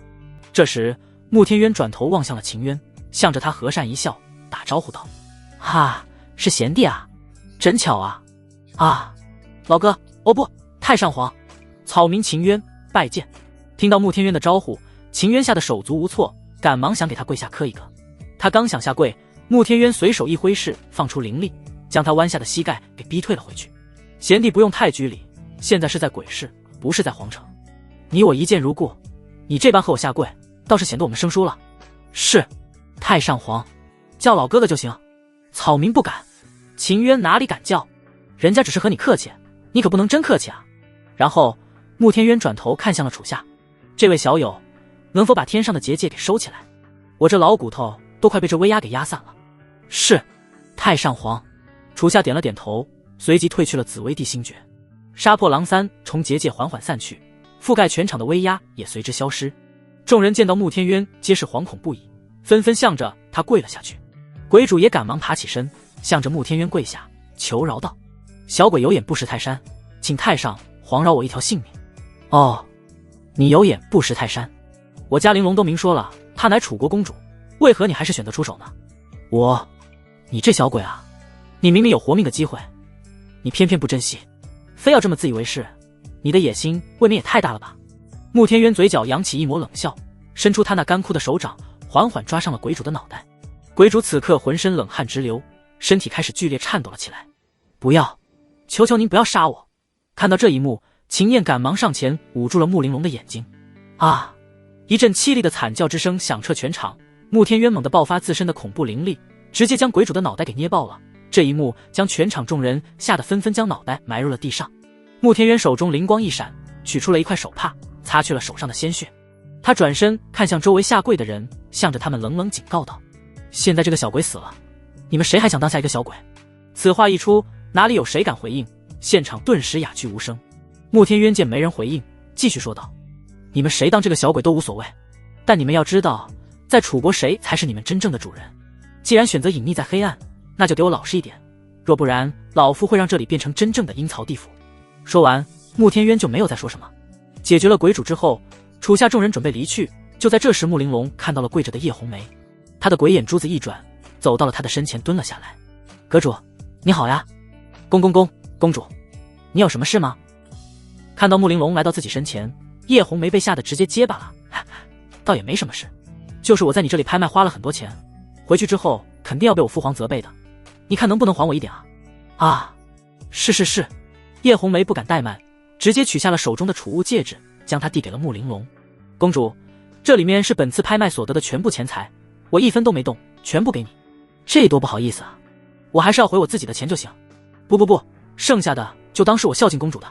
叶红梅赶忙摇手，她现在只希望赶紧把穆玲珑给打发走，真是太吓人了。行吧，那我就笑纳了。穆玲珑也丝毫不客气，将储物戒指收了起来，然后起身离去了。就这样，楚下一行人离开了鬼市，回到了边陲小镇，已然是白天了。楚下也准备和穆玲珑他们准备告别了。穆玲珑很是调皮，他要在分别之前逗楚下。他开始挽住穆天渊的手臂，对他撒娇道：皇爷爷，玲珑其实在外面被楚下给欺负了，你猜他对我做了什么？此话一出，楚下顿时吓得浑身一颤，急忙想要上前捂住穆玲珑的嘴。唉，公主你可别乱说话。穆玲珑立马躲开了楚下，指着他警告道：大胆楚下，你竟然想堵住本公主的嘴，做贼心虚了是不？不，我不是那个意思。楚下赶忙服软，双手合十，装作拜菩萨一样向着穆玲珑求饶着。要是自己看光穆玲珑的事情被穆天渊知道，自己不得被这老怪物给直接爆头啊。穆天渊也很是好奇楚下对穆玲珑做了什么，问道：玲珑，楚下怎么欺负你了？你说出来，皇爷爷为你做主。穆玲珑得意一笑，然后向着穆天渊埋怨道：皇爷爷，楚下他……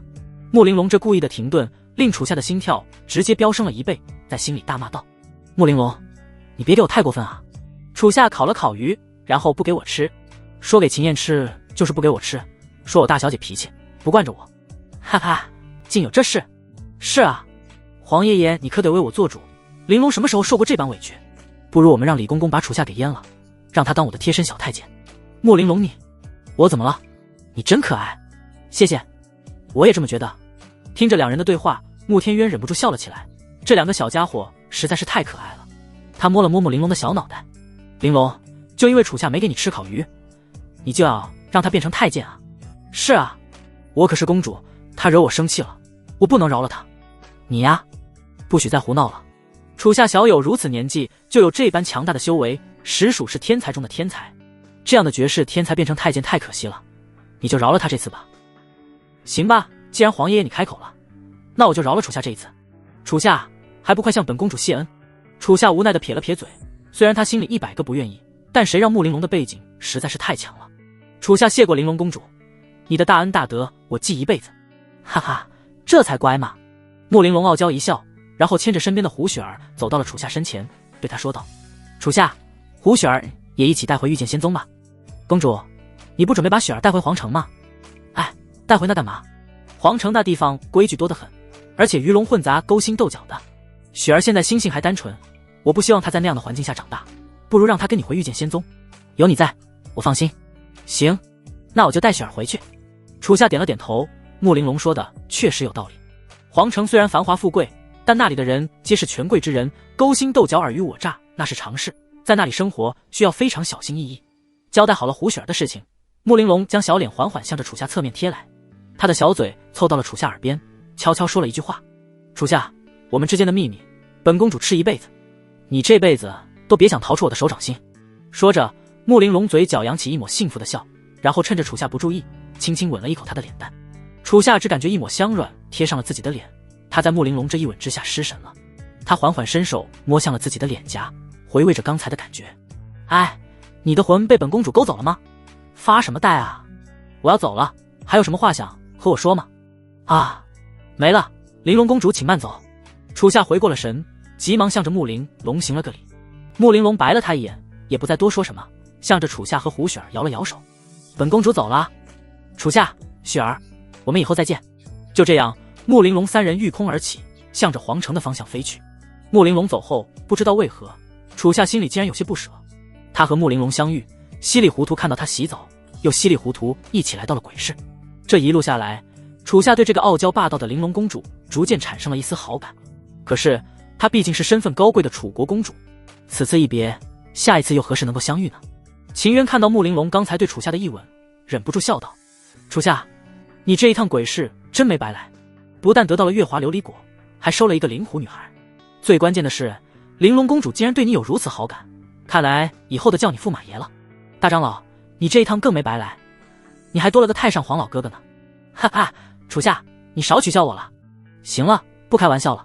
大长老，现在月华琉璃果已经到手，还请您前往青玉楼通知剑谷公子，我则带雪儿回御剑仙宗。好，我马上前去青玉楼。秦渊点了点头，随即立刻御空而起，向着青玉楼的方向飞去。楚夏也唤出绝代风华，带着胡雪儿跃了上去，化作一道流光飞向了御剑仙宗。苍穹之上，由于第一次在空中飞行，胡雪儿很是害怕，小身子紧紧抱住了楚夏，根本不敢睁眼向下看一眼。看到胡雪儿这害怕的样子，楚夏温柔一笑，摸了摸她的小脑袋。雪儿，不要害怕，有我在你不会掉下去的，大胆一点，睁开眼看看，多美的大好河山啊！在楚夏的鼓励之下，胡雪儿胆怯地睁开了眼睛，她鼓起勇气向着大地之下看去。纵横连绵的十方大山，宛如绿色的海洋一般一望无际。这美丽壮阔的风景让胡雪儿顿时打开了新世界。适应了一会，胡雪儿终于感觉不到那么恐惧了，眼眸之中满是对美好和自由的向往。她也想像楚夏一样在天空中遨游。楚夏哥哥，我以后也能像你这样在天上飞吗？哈哈，当然可以啦。等回到御剑仙宗，我就让师尊收你为徒，只要你认真修炼，不出几年就能和我一样御空飞行了。好，雪儿一定努力修炼。听着楚夏的话，胡雪儿心里很是感动。终于经过2天的飞行，楚夏和胡雪儿回到了御剑仙宗。看到楚夏归来，赵如烟和李清雪立马迎了上去。赵如烟开口问道：楚夏，成功拍到月华琉璃果了吗？放心吧，师尊，月华琉璃果已经到手了，大长老也赶去青玉楼请剑谷公子了。楚夏手中灵光一闪，月华琉璃果顿时出现在了手中。看到琉璃果出现，赵如烟和李清雪都很是激动，这样一来苏云彤就能醒过来了。这时李清雪注意到了楚夏身后跟着的胡雪儿，好奇地问道：楚夏，这个小女孩是？哈，她叫胡雪儿，在鬼市被当作拍卖品进行拍卖，玲珑公主不忍心她这般，就将她拍了下来，让我带回御剑仙宗。什么？鬼市竟然将这个小女孩当拍卖品？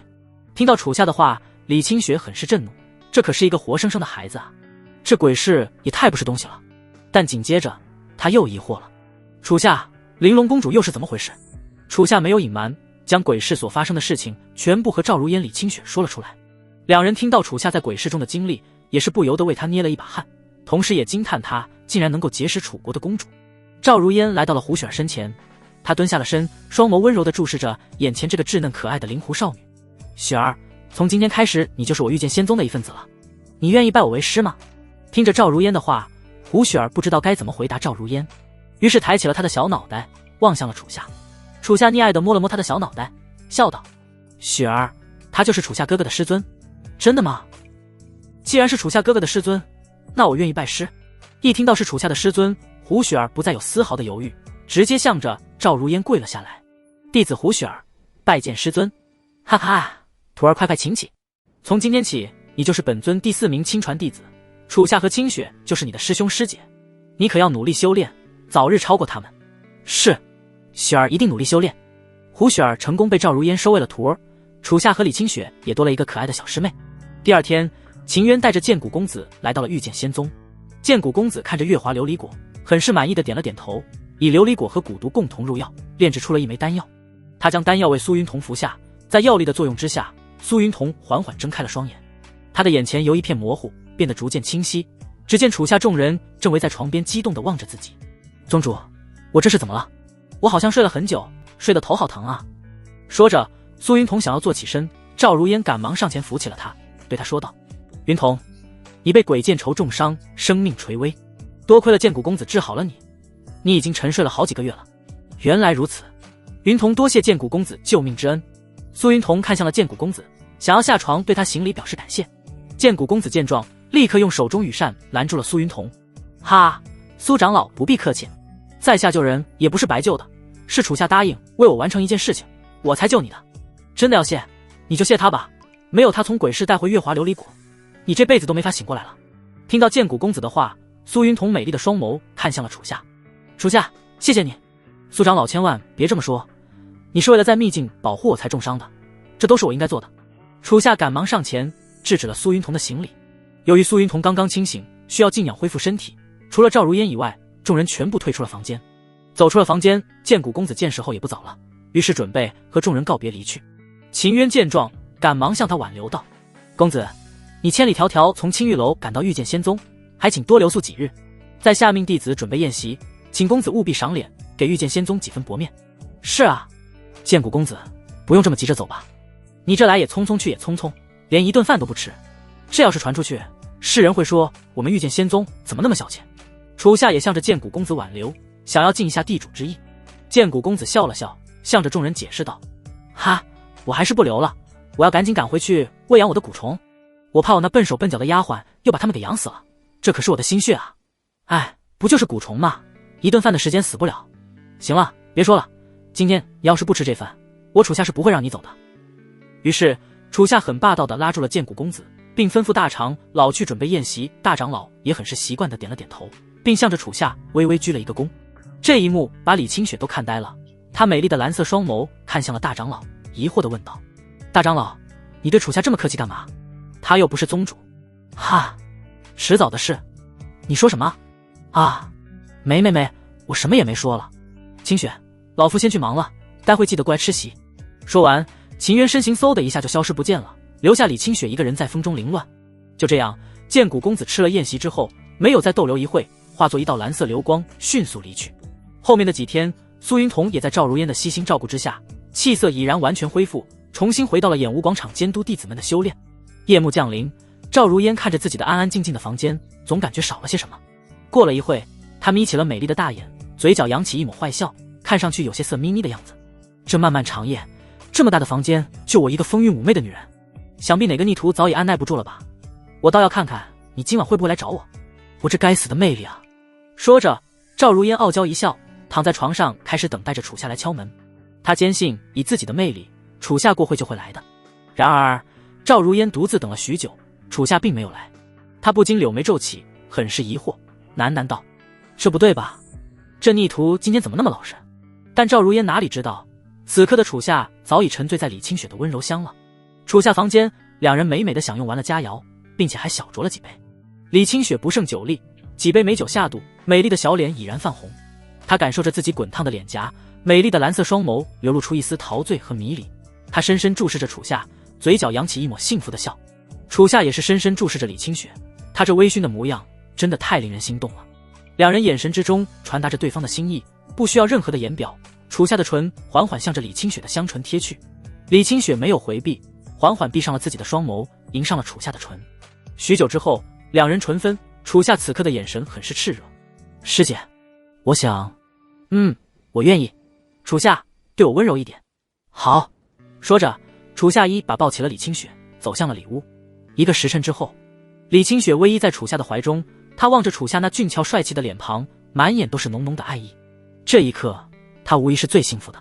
她小脑袋亲昵地贴上了楚下的脸，娇羞地埋怨道：臭师弟，你弄疼我了，说好的温柔呢？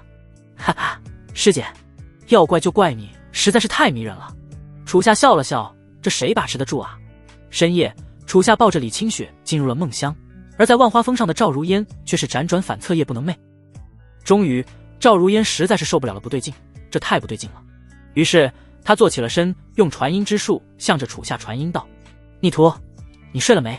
楚下迷迷糊糊之中听到耳边传来了赵如烟的声音，他睁开了睡意朦胧的双眸，回应道：师尊，怎么了？我已经睡了。你就这么睡了？不然呢？楚夏感觉赵如烟奇奇怪怪的，这个点不睡还能做什么？就在这时，李清雪被楚夏说话声音给吵醒了，她揉了揉自己的眼睛，问道：楚夏，这大晚上的你和谁在说话呢？是师尊，也不知道他抽的什么风，大晚上的给我传音，可能他找你有什么重要的事吧。哎，不重要，我们继续休息吧。师姐。说着，迷迷糊糊中的楚夏直接中断了传音，闭上眼睛继续睡了。而在万花峰上的赵如烟则是惊得张大了嘴巴，尤其是楚夏说的最后一句话，他忍不住握紧了拳，狠狠咬着牙，眼神之中渗透出一股强大的杀气。逆徒，你个混蛋，我要杀了你！第二天，楚夏从美梦中清醒，他忍不住伸了一个懒腰，昨天睡得可真舒服。李清雪也睁开了美丽的双眸，她坐起了身，一时伸了一个大懒腰，动作很是妩媚诱人。她嘴角扬起一抹温柔的笑，昨天晚上和楚夏共度春宵，那感觉真的是太美妙了。这时，李清雪突然想起了昨天晚上楚夏和师尊是不是在传音，她好奇地问道：楚夏，你昨天晚上师尊是不是传音给你了？是吗？好像他确实和我传音了，但他说了什么，我又回了什么，我一时间记不清了。我也记不清了，那会睡迷糊了。李清雪也想不起昨晚楚夏说了什么，于是两人也不去管那么多了。新的一天，楚夏跟个没事人一样来到了万花峰后山修炼。万花峰上，赵如烟眼神冷冷地注视着楚夏，嘴角忍不住抽搐了起来。这个逆徒今天竟然还像一个没事人一样，跑到我万花峰后山来修炼，真是不把本尊放在眼里。赵如烟越想越气，她恨不得现在就冲下去活剐了楚夏，但身为她的师尊，还有一宗之主，她选择再忍忍。她倒要看看这个逆徒过会不会上万花峰来看她。结果从早上到下午，楚夏并没有上山的意思。楚夏在万花峰下看着夕阳西下，他也准备回去了。哎呀，太阳下山了，又是美好充实的一天，该回家了。说着，楚夏准备起身回去。这时他突然想起了这几天自己的师尊正在万花峰上孤独地守着空房，他下意识地抬头向着万花峰看去，脑海之中似是在思考什么。赵如烟看到楚夏看向万花峰，心中顿时暗喜，撅起小嘴傲娇道：哼，逆徒，别以为你上山我就会原谅你，我可是很难哄的。心里傲娇了一会，他又转头向着万花峰下看去，结果楚夏直接消失不见了。奇怪，这逆徒人呢？他不敢相信，又向着四处张望了一番，结果根本没有楚夏的任何身影。这一次他彻底暴怒了，他仰天怒吼了一声，双眸闪耀出一抹猩红的光，整个人宛如入魔了一般。逆徒，这可是你自找的。晚上，楚夏回到了家中，今天齐小柔做了很丰盛的一桌菜，李清雪也带着胡雪儿来到了这里，四人快乐地品味着佳肴，同时还聊起了宗门的趣事。胡雪儿一直听闻赵如烟有4个弟子，但她只看到了楚夏和李清雪，还有最后一个大师兄，她从来没有看到过。她向着楚夏好奇地问道：楚师兄，师尊不是有4个弟子吗？为何我从来没有见过大师兄啊？哈，你说韩师兄啊，他可是一个大忙人，每天又要修炼又要处理宗门刑罚事务，我都没怎么看到他了。你才来这么几天，看不到很正常了。不过也快了，过段时间就要宗门大比了，韩师兄肯定会出现的。原来是这样，宗门大比，那雪儿可以参加吗？听到宗门大比4字，胡雪儿眨了眨她那天真无邪的大眼睛，期待地问道。楚夏不由得一笑，摸了摸她的小脑袋，哈哈，雪儿乖，你现在刚刚修炼，才练气初期，宗门大比对你来说还太遥远了，等以后再参加了。好吧，那我努力修炼，争取参加下次宗门大比。这才对嘛。就在众人聊得正兴之时，房间的门突然砰的一声，被人从外面一脚踹开了。听到这动静，楚夏很是愤怒，刚想骂人，却看到了一个他得罪不起的人。师尊，哟，吃着呢。赵如烟看到眼前这4人围着一桌饭菜，有说有笑的温馨的场景，嘴角忍不住扬起一抹和善无比的笑容。他踏着玉步走进了房间，缓缓向着楚夏走去。看到赵如烟到来，李清雪很是紧张，赶忙站起身，要将自己的位置让给他。师尊，您吃了吗？没有吃的话，坐下吃点吧。清雪，你坐下，我自己会找位置。赵如烟将手搭在了李清雪肩上，一把将站起的她给按了下去。赵如烟来到了楚夏身前，美丽的双眸冷冷俯视着他，这眼神盯着楚夏有些犯怵，这眼神可不是很友善啊，怎么感觉想要杀了他一样？他怯怯地问道：师尊，你今天怎么了？我没事，我很好。真的吗？真的。对了，楚夏，你听过御剑仙宗有条不成文的规定吗？是什么？楚夏好奇地问道。说到这，赵如烟嘴角扬起一抹瘆人无比的笑容，她缓缓说道：“那就是男人不许上桌吃饭。”楚夏一阵懵逼，这是哪门子规定？但他还未来得及反驳，赵如烟丝毫没有任何废话，她猛地爆发自身灵力，抬起自己的青色高跟就向着楚夏重踢而去啊！楚夏的惨叫之声响彻而起，他直接被赵如烟这一脚给踢飞了出去，把幕墙都撞烂了。他重重摔倒在地，手捂着赵如烟踢他的部位，忍不住倒吸了一口凉气，这可是自己腰子的部位啊！看到楚夏被踢飞，赵如烟很是解气，心里不由得暗爽。李清雪他们担忧楚夏，起身想要前去看看他的伤势，却被赵如烟厉声喝道：“都给我坐下！”几人屁股刚挪开凳子，立马又被赵如烟吓得坐了回去。赵如烟也坐下了身，眼神示意齐小柔去给他拿副碗筷。齐小柔不敢怠慢，赶忙小跑前去取来。赵如烟拿起筷子开始夹菜，品味着美味的饭菜。李清雪等人也不敢多说什么，只有埋着脑袋吃了起来。仅仅片刻的功夫，三人全部吃饱了，然后找个借口快速逃离。师尊，我吃饱了，弟子演武场还有事，先告退了。师尊，雪儿吃饱了，我要去修炼了，先告退了。宗主，我也吃饱了，我家大黄要生了，我要赶回去给他接上。就这样，李清雪三人一溜烟全跑了，只剩下赵如烟独自一人在房间。楚夏捂着自己的腰子走进了房间，看到李清雪他们全跑了，他心中顿感不妙，也想转身逃走。但赵如烟哪里会给他这个机会？一阵无比威压霸道的声音传入了他的耳中：“逆徒，你若是敢跑，老娘今晚直接把你手脚全部打断。”此话一出，楚夏哪里敢再跑？他坚信赵如烟是真的干得出这事。楚夏转过了身，嘴角扬起一抹尴尬的笑，胆怯地走到了赵如烟身后，听候他的训斥。赵如烟并没有再多说什么，刚好趁着现在安静，可以安心品味饭菜。终于酒足饭饱之后，赵如烟美美地拍了拍自己微微鼓起的小肚腩，向着身后的楚夏命令道：“逆徒，过来给我按按肩。”“是，师尊。”楚夏不敢有任何意见，双手抓上了赵如烟的香肩，开始为她按肩。感受着楚夏手上的力度，赵如烟闭上了眼睛，开始享受这般舒服的感觉。按了许久，赵如烟也享受够了，她决定要找楚夏好好谈谈。她睁开了双眼，示意楚夏可以停下了。赵如烟站起了身，眼神冷冷注视着楚夏，然后一把抓住了他，像拎小鸡一样将他拎出了门，向着万花峰御空而去。到了万花峰上，赵如烟带着楚夏走进了房间，然后重重关上了门。赵如烟坐在了床上，修长的美腿慵懒翘起，轻轻晃动着她那诱人的玉足。“逆徒，老实交代吧，你和李清雪是不是共度春宵了？”听到这话，楚夏顿时一惊，赵如烟怎么会知道自己和李清雪已经那个了？他猛地想起昨晚赵如烟给自己传音，自己是不是不经意间提到了李清雪，楚夏很是头痛，这下可完了呀！他很是紧张，不知道接下来会面对赵如烟何等的惩罚。但事情既然已经发生了，只有老实交代了。他深吸了一口气，然后鼓起勇气向着赵如烟说道：“是的，师尊，我和师姐昨晚已经共度春宵了。”“哼，你倒是还挺实诚。怎么，你是嫌弃为师不如他水灵，不如他年轻，不如他温柔？不，师尊你在我心里是最完美的。”“别，我可不敢当。我知道我自己年纪又大，脾气又臭，掌控欲还强，我哪里会完美？要论完美，还得是你温柔善良的李师姐。”赵如烟没好气地白了楚夏一眼，这回试醋坛子直接摔烂了，空气之中弥漫着一股浓浓的醋味。听着这醋意十足的话，楚夏赶忙上前坐到了赵如烟身边，然后对她哄道：“师尊，你就别生气了，我错了。”“哟，你错了？你哪里会错嘛？都是我的错，是我赵如烟活着碍着你眼了，我现在就去眺望花峰。”说着，赵如烟立刻站起了身，向着门口走去。看到这一幕，楚夏吓得赶忙起身追上了他，从身后把他紧紧抱住。“师尊，别冲动，逆徒，放开我！你再不放，我可就喊人了。行了，别闹了。”楚夏一把抱起了赵如烟，直接把她抱了回去，并一把扔在了床上。“逆徒，你干什么？你别给我太过分了，聒噪！”赵如烟刚欲再骂几句，但楚夏的唇很是霸道地贴上了她的朱唇，直接堵住了她的嘴。一个时辰之后，赵如烟披上了自己的杨柳青袍，被楚夏收拾了一顿之后，她终于变得安静了下来。她坐在床上，很是娇怒地看着楚夏，用眼神代表着她内心的抗议。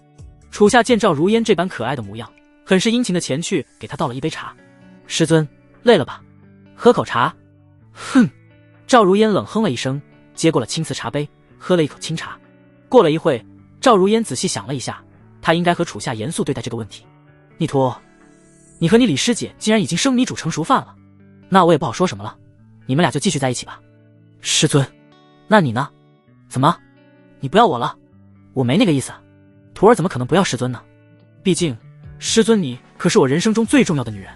听着楚夏这话，赵如烟心中的气也消了不少。在这个世界，诱惑实在是太多了，她不敢奢求楚夏是那种纯爱的痴情之人，只奢求他不要有了新欢忘了自己，毕竟自己可是他第一个女人啊。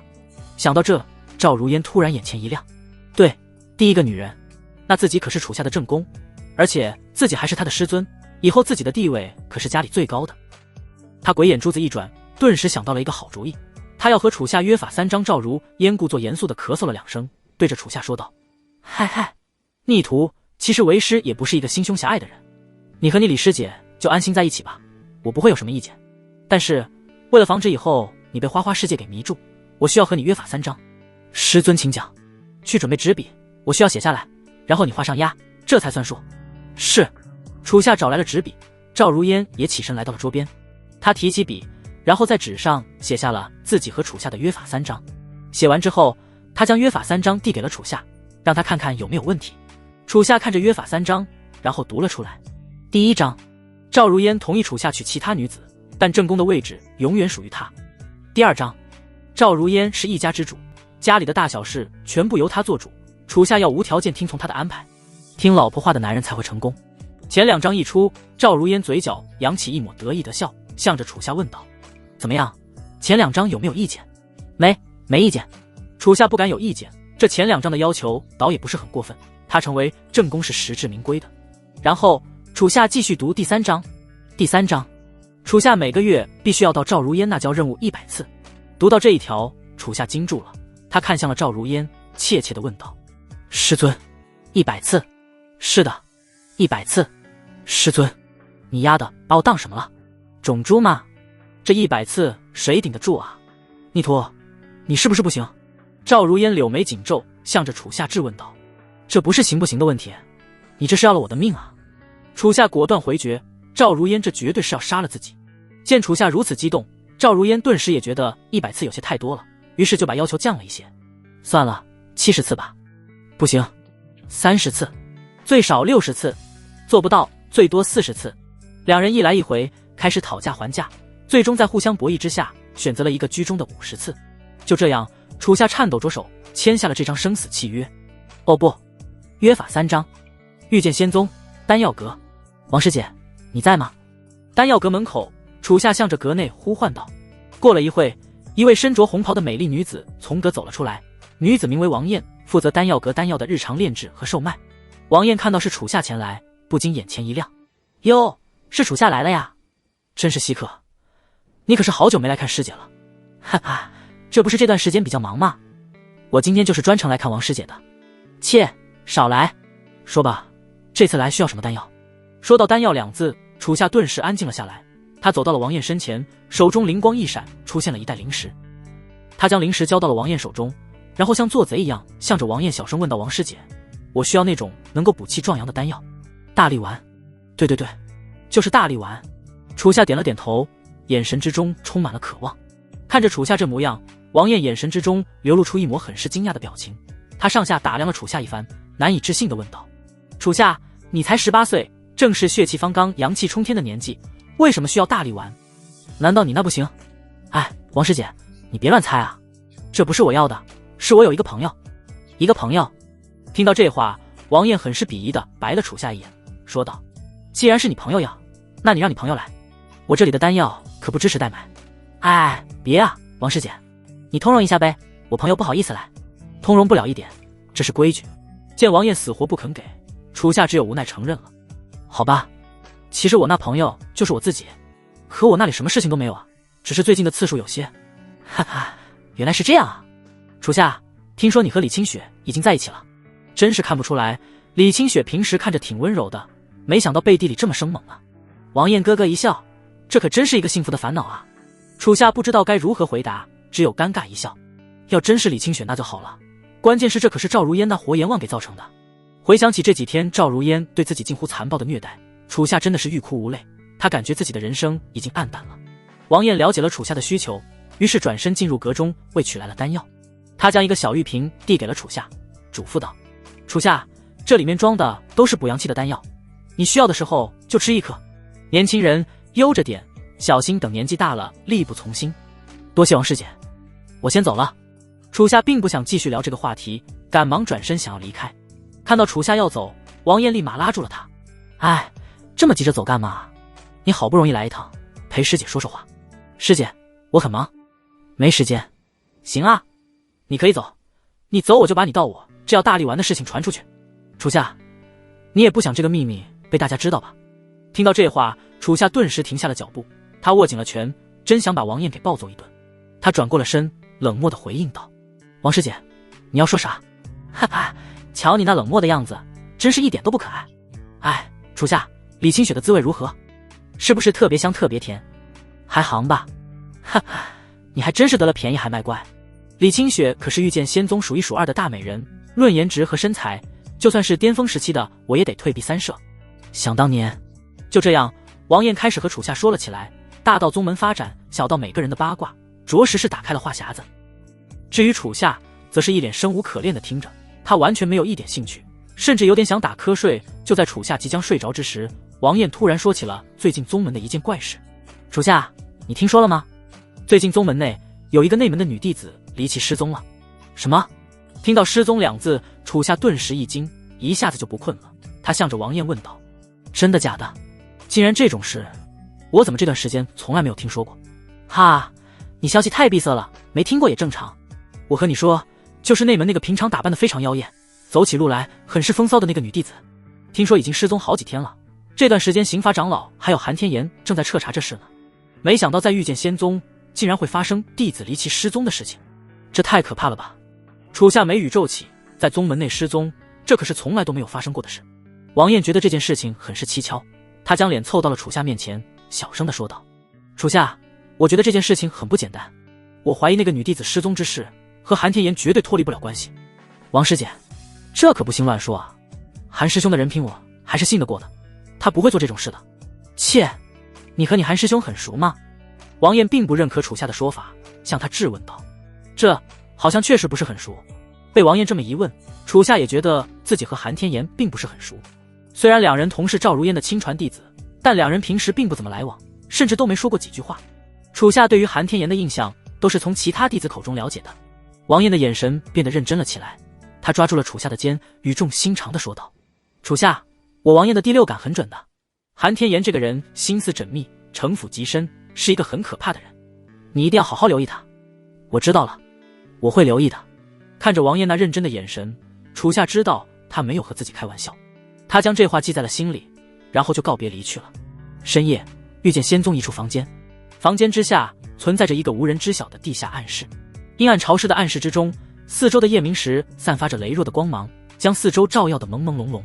在暗室的一角，一位女弟子正奄奄一息地躺在地上，她衣裳凌乱，浑身是伤，双手附在身后，被铁链牢牢捆绑，看上去是遭受了非人的折磨。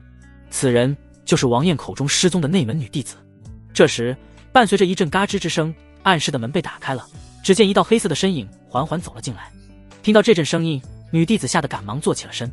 她望着那道黑影，眼神之中充满了无尽的恐惧。她哭泣着求饶道：“师兄，求求你，求求你放过我吧！只要你放了我，我不会和任何人提起这件事情。”面对女弟子的恳求，黑影并没有回应。黑影缓缓走到了女弟子身前，蹲下了身，手缓缓挑起了她的下巴，饶有兴致地看着她这绝望无助的可怜模样，嘴角扬起一抹狰狞的笑：“放过你？那可不行，我的好师妹，你就乖乖待在这里，我可是需要你助我修行啊！”宗门大比即将到来，李清雪却在修炼上陷入瓶颈，导致每日很是苦恼。楚夏看着她这般，不由得很是心疼。这时他想起了叶瘸子，于是便带着李清雪向着功法阁走去。“师弟，你说的那个叶瘸子真的是深藏不露的高人吗？”“放心吧，李师姐，你还信不过吗？对了，让你带的东西都准备好了吧？”“准备好了，照你说的，一只烧鸡，一壶美酒。”说着，李清雪双手灵光一闪，一只烧鸡和一壶美酒顿时出现在了手中。楚夏看着东西都准备好了，很是满意的点了点头，这下应该没问题了。来到了功法阁，只见叶瘸子一如既往的拿着扫帚清扫着落叶。楚夏和李清雪走上了前，向着他恭敬地行了个礼。楚夏见过叶前辈，清雪见过叶前辈。听着两人如此客气，叶瘸子忍不住白了他们一眼。你们两个娃娃怎么回事？你们可是宗主的亲传弟子，对我这么客气，真是折杀我老瘸子了。哈，叶前辈谦虚了，我们此次前来，主要是我师姐李清雪修炼遇到了瓶颈，渴望得到前辈你指点。指点不敢当，帮忙想想办法倒是可以。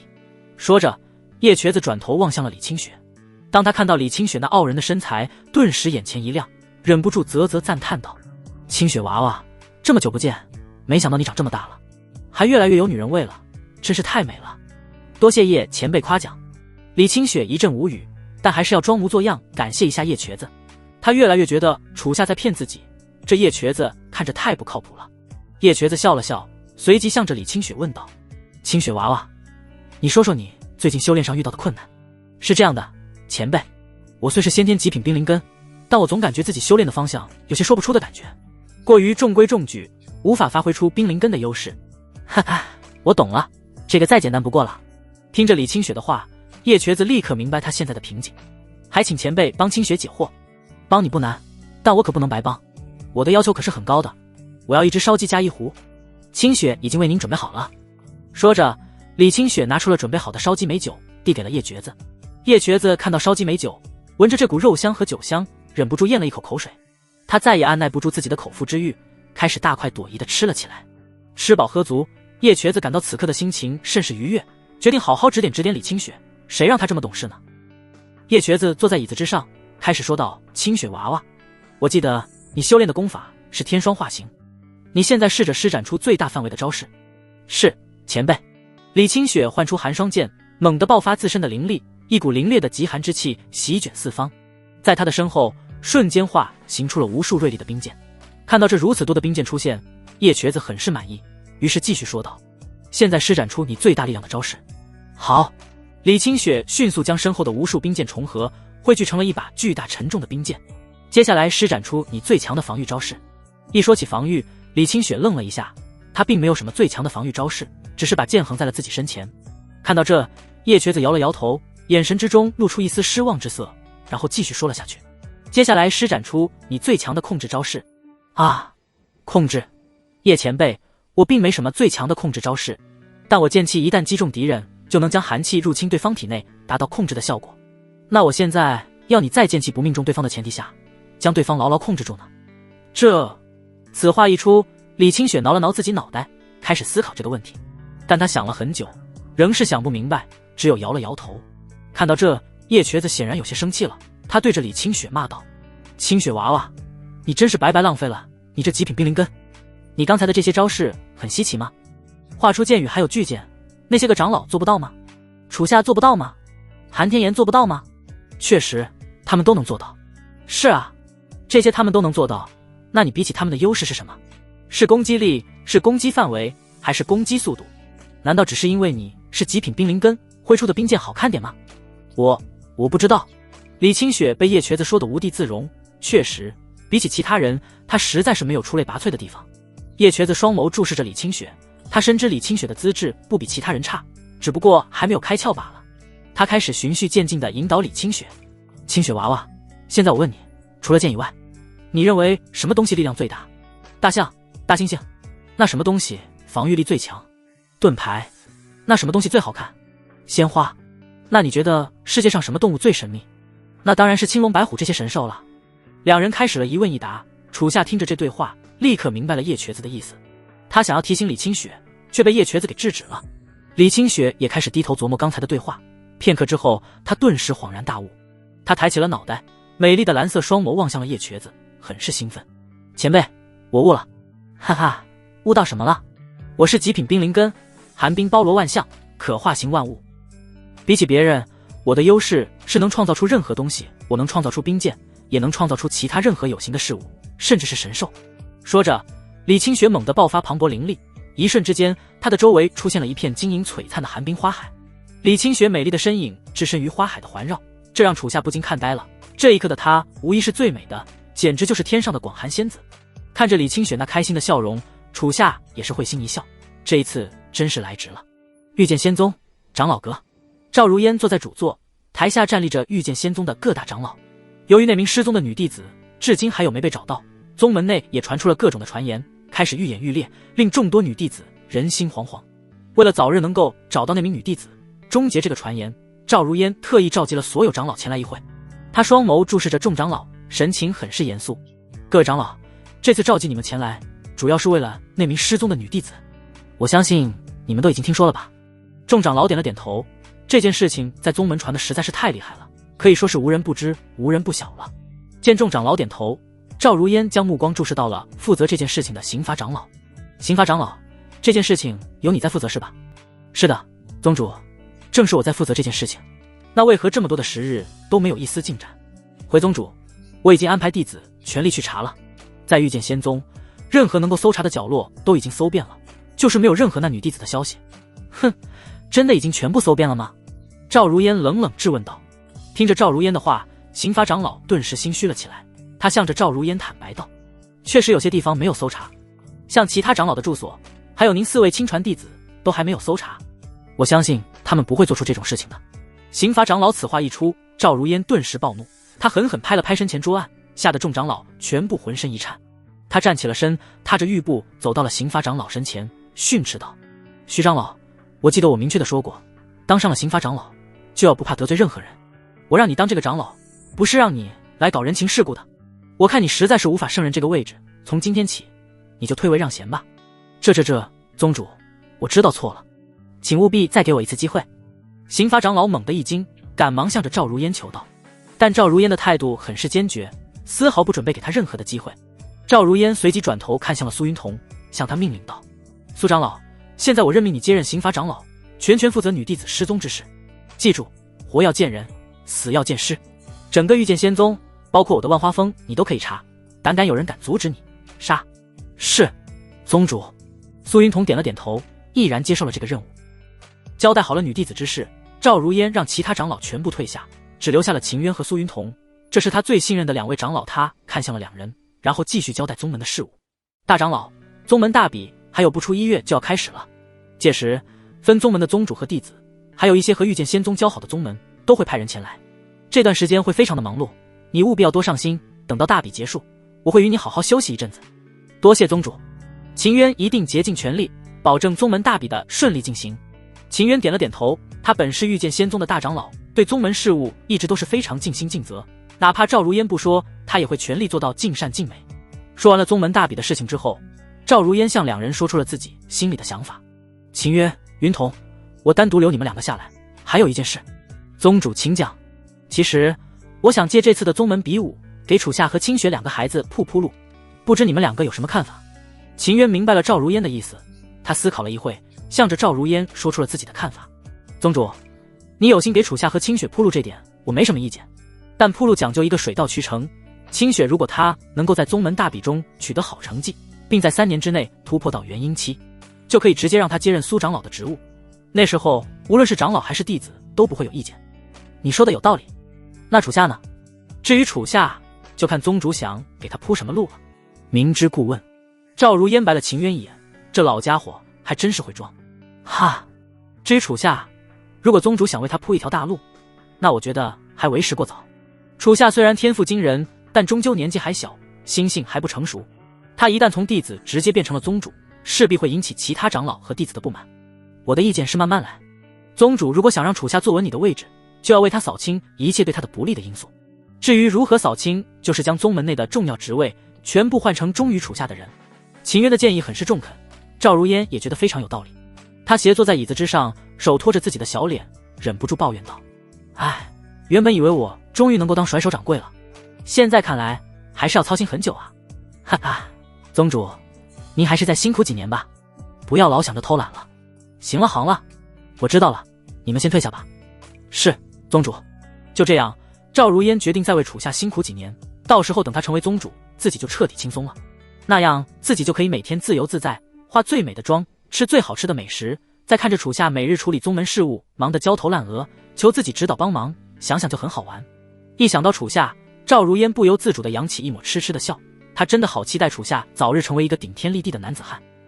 真到了那天，自己就当一个小女人，每天站在他的身边，要他亲亲抱抱举高高。想到这，赵如烟的小脸娇羞地红了起来，她摸着自己滚烫的脸蛋，忍不住自嘲一笑：“赵如烟啊，赵如烟，你可是堂堂万花圣女，如此的高冷威严，竟然只想当一个小女人，好羞耻啊！”第二天，2名负责培育灵植的女弟子和往日一样早起来到灵田为灵植除草施肥。其中1名女弟子走到了灵田中央，突然被什么东西给绊倒了。哎呦！她重重摔在地上，手中装满灵液的白玉瓶也不小心打翻了。看到灵液洒在地上，她顿时一惊。要知道培育灵植的灵液可是很珍贵的，一下子洒了这么多，绝对要被长老责备的。女弟子一时间很是头疼，于是转过头想看看是什么东西绊倒了她。只见一根类干枯的树枝落在地上，她眉宇一皱，于是走上前准备捡起树枝。但就在女弟子捡起树枝之际，一只干枯的手爪顿时展现在她的眼前。这根本不是什么枯树枝，而是人的手臂。看到这手臂，女弟子心中无比惊恐，浑身冒起了冷汗。她颤抖着向着旁边望去，只见一具干瘪的尸体正躺在地上。啊！看到眼前的场景，她瞳孔猛地一震，吓得大声尖叫了起来，整个人瘫倒在地。这阵尖锐的叫声将另一名女弟子也吓了一跳，她赶忙跑上前询问：“师妹，你怎么了？”倒在地上的女弟子吓得再也说不出话，只有用手指指着自己看到的方向。另一名女弟子顺着她手指的方向望去，当看到地上的东西，也是不由得吓得发出一阵尖叫。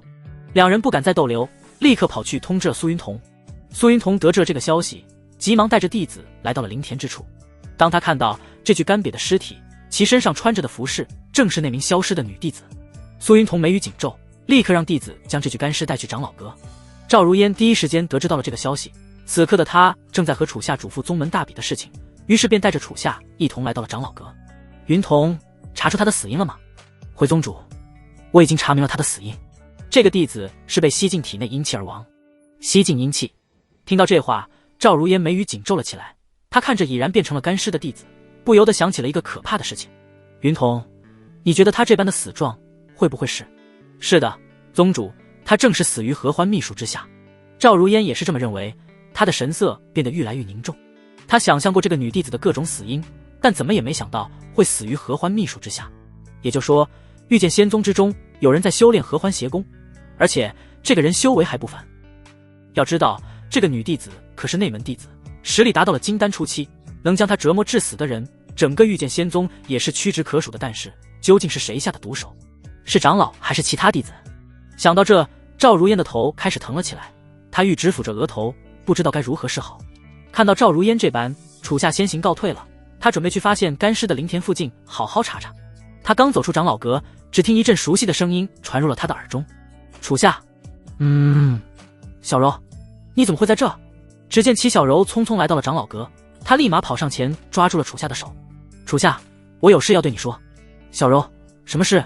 你说吧。”齐小柔没有立刻说出来，而是不安地看向了四周。楚夏看出了他的顾虑，于是带他御空而起，来到了自己的房间。“小柔，现在我们到家了，你可以放心大胆地说了。”“好。”齐小柔点了点，看着周围熟悉的环境，他心安了不少。“楚夏，昨天晚上我不是回去的很迟吗？我在经过那片灵田的时候，我看到了。”“看到了什么？”“我看到了你的师兄韩天言。”“什么？韩师兄？”听到齐小柔这话，楚夏惊得瞪大了眼睛。“是的，那会都筷子时了，我也奇怪为什么韩天言会出现在这里。我向他打了一声招呼，他没有理会我，只是冷冷看了我一眼。那时我没怎么在意，毕竟他身为宗主的亲传弟子，平时也总是这么傲慢。但今天早上灵田中出现了干尸，干尸的位置刚好和我遇到韩天言的地方不远，我想会不会是韩天言？”此话一出，楚夏立马制止了齐小柔继续说下去。“小柔，在事情没有彻底调查清楚之前，千万不要凭自己猜测乱说，也不要去和其他人说你的想法。”“楚夏，我知道的，这件事情我只和你说了，你是我最信任的人。我现在怕的是，一旦这事真的是韩天言做的，我昨晚看到了他，他要杀我，我该怎么办？”齐小柔的身子忍不住颤抖了起来，她眼神惶恐无比，都快哭出来了，看得出她是真的非常害怕。“是啊，她毕竟只是一个小姑娘，遇到这种事情能不害怕吗？”楚夏看着齐小柔这般害怕的模样，不由得很是心疼。他走上了前，轻轻抱住了齐小柔，安慰道：“小柔，你别害怕，如果韩天言真的要杀你，那他昨天早动手了。这件事情你就放宽心吧，你是我的人，我楚夏是绝对不会允许任何人伤害你，我会保护你的。”“真的吗？楚夏，你真的会保护我吗？”“真的，你相信我。”“好。”齐小柔点了点头，感受着楚夏这温暖的怀抱，再也忍不住心中的害怕，扑在他怀中哭了起来。楚夏温柔地拍了拍他的背，任由他的泪水打湿自己的胸膛。许久之后，齐小柔抬起了头，她的双眸已然通红，深深地注视着楚夏。她背齿轻咬朱雀，鼓起勇气对着楚夏说了一句话：楚夏，我能够照顾你一辈子吗？哈，小柔，你准备当我一辈子丫鬟啊？不，我不是要当丫鬟，我说的照顾你一辈子不是以丫鬟的身份，而是……齐小柔欲言又止，她不敢再说下去，她知道自己身份低微，根本配不上楚夏。于是她低下了头，不愿再多说什么，与其说出来被拒绝，不如就把这件事情烂在心里好了。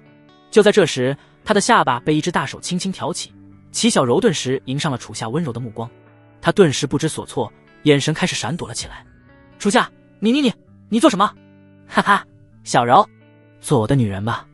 啊，这太突然了。楚夏，我还没准备好。没准备好啊？那以后再说吧。说着，楚夏立刻准备走了。齐小柔立马急了，生怕楚夏要反悔，她的小手紧紧拉住了楚夏，小脸绯红的埋怨道：楚夏，你太坏了，就不能给我一点考虑的时间吗？我愿意。听到齐小柔愿意，楚夏嘴角扬起一抹得意的笑，他转过身，一把搂住了齐小柔的柳腰，将其柔软的身躯紧紧贴在自己身上。然后楚夏的唇毫不客气地向着齐小柔的朱唇贴来。齐小柔又喜又怕，她想要推开楚夏，却发现自己在楚夏的大手之下根本无法动弹分毫。楚夏，不要，不可以！呜！楚夏丝毫不管齐小柔说什么，直接霸道地吻上了她香软的朱唇。面对楚夏的霸道一吻，齐小柔仅仅片刻就被彻底融化了，她不再反抗，全身心地接受着楚夏的爱意。许久唇分，楚夏温柔地注视着齐小柔，为她捋了捋微微凌乱的青丝。小柔，做饭吧，今天我想吃你做的大白馒头。好，我马上去做。夫君。遇见仙宗行伐阁，韩天言处理完了一些宗门的小事务，走了出来。他走了一阵，只见前方树下站立着一道熟悉的身影，此人正是楚夏。楚夏看到韩天言走来，于是上前打招呼道：韩师兄，好久不见。哈，是楚师弟啊，你是在这里特意等我的吗？韩天言见到楚夏前来，心中虽然疑惑，但还是扬起了一抹热情的假笑。是的，我就是在等韩师兄你。真是奇了，以前楚师弟可是很少会找我，今天你找我难道有何事吗？不，我并没有什么事，只是想和韩师兄聊聊宗门大比的事情，毕竟韩师兄你可是我最大的劲敌。行吧，那我们边走边聊。说着，韩天言示意楚夏一起散步，楚夏欣然答应。他跟在韩天言身后，双眸缓缓闪耀起氤氲的紫光，他透过自己的星辰之眼开始洞悉韩天言体内的灵气的流动，只见其体内的灵力呈现一股赤红之色，这正是极品火灵根的灵力。韩天言的极品火灵根和李清雪的极品冰灵根都是属于稀有的灵根，它们最大的特点就是体内的五行之气极其纯粹。但是就在这时，韩天言体内的异样被楚夏捕捉到了，在他体内这股纯粹的赤红灵力之中，竟然掺杂着一丝微弱的阴气，还未被赤红灵力完全吞噬。看到这股阴气，楚夏的双眸变得寒冷了起来，他停下了脚步，缓缓开口道：韩师兄，那名化做了干尸的女弟子是你的杰作吧？此话一出，韩天言也停下了脚步，他犹豫了片刻，然后缓缓转过了身。他看到楚夏那紫光氤氲的双眸，并没有丝毫惊慌的神色，而是嘴角扬起一抹淡然从容的笑。哈哈，楚师弟，你可真爱开玩笑啊，什么时候变得这么调皮了？韩师兄，你在修炼合欢邪功是吧？楚夏没有理会韩天言的话，继续追问道。韩天言毕竟是一个城府极深之人，他见楚夏显然是冲着他来的，便缓缓走到了他的身前，双眸饶有兴致地注视着他的眼睛。楚师弟，莫要再开玩笑了，不然师兄我可是要生气了。请韩师兄回答我的问题。哈，你还真是不可爱呢。恕我直言，你凭什么说那女弟子的死是我造成的？又凭什么说我在修炼合欢邪功？难道就因为你这双紫色的眼睛看了我一眼吗？是的，我的眼睛可以看到你体内的灵力流动。你是极品火灵根，为何会有一丝阴气在体内？这不是采阴补阳的合欢邪功，那又是什么呢？楚夏也丝毫不惧韩天言，他向前走了一步，寒冷的目光直逼韩天言。他继续说道：韩师兄最近的修炼提升很快，竟然已经达到了金丹大圆满。楚师弟说笑了，要论修为提升，最快的不是你吗？这么短的时间之内，就从炼气3层突破到金丹7，还有李清雪在天月冰晶草的帮助下，一下子突破到了金丹大圆满。我虽是你们的大师兄，但和你们比起来，我实在是太慢了。我没有兴趣和你多废话。韩师兄，这事如果真是你做的，我劝你早点去和师尊承认。如果你不去，那就休怪我楚夏为师尊清理门户了。说着，楚夏迅速拔出背后的绝代风华，锐利锋芒的剑身冷冷贴在了韩天岩的脖子之上。见楚夏如此，韩天岩依旧是有恃无恐，他甚至露出了一丝轻蔑的笑。好一个清理门户！楚夏，你可真是太自信了。你仅凭你的一双眼睛就想处决我韩天岩吗？你觉得这个理由师尊会接受吗？各大长老和一众弟子会接受吗？楚夏，别以为你深受师尊宠爱就可以在御剑仙宗为所欲为，想动我韩天岩，你还不配。那你可以试试。哼，当然可以，但不是在这里。如果你有能耐，你就在宗门大比中杀了我。不过小师弟当场诛杀大师兄，这是一件多么有趣的事啊！相信在场的所有人都会非常震惊吧。哈哈，韩天岩放肆大笑，随即不再理会楚夏，转身就走了。楚夏注视着离去的韩天岩，缓缓收起了绝代风华。是的，正如韩天岩所说，仅仅靠自己的一双眼睛是没有办法动他的，而且他体内的那丝阴气恐怕无需多久就会被他的火之灵力吞噬殆尽，到时候没有任何理由可以对付他。加上韩天岩作为赵如烟的大弟子，在弟子当中还是颇有威望的，无论是私斗还是在宗门大比中诛杀他，都会造成极其恶劣的影响，这让楚夏一时间很是头痛。于是楚夏开始站在原地思考了起来。就在楚夏思考之际，御剑仙宗外围两道美丽的倩影正踏着玉步缓缓行来，来者是一名中年女子和一名少女。那名中年女子容貌绝艳，妩媚妖娆，一头修长如瀑的青丝用玉簪盘起，纤细的柳眉，精致的琼鼻，一双美丽的桃花大眼，秋水浓浓，贝齿轻咬湿润的朱唇，一颦一笑皆是勾魂夺魄。傲人的胸光，圆润的翘臀，一身精致的绣花锦袍，将其丰腴曼妙的身材勾勒出一道致命的完美弧线。脚踏素色高跟，一双高挑的美腿迈着性感的步伐，带过一阵香风，令人陶醉其中。最关键的是，她的容貌竟然和赵如烟长得非常相像。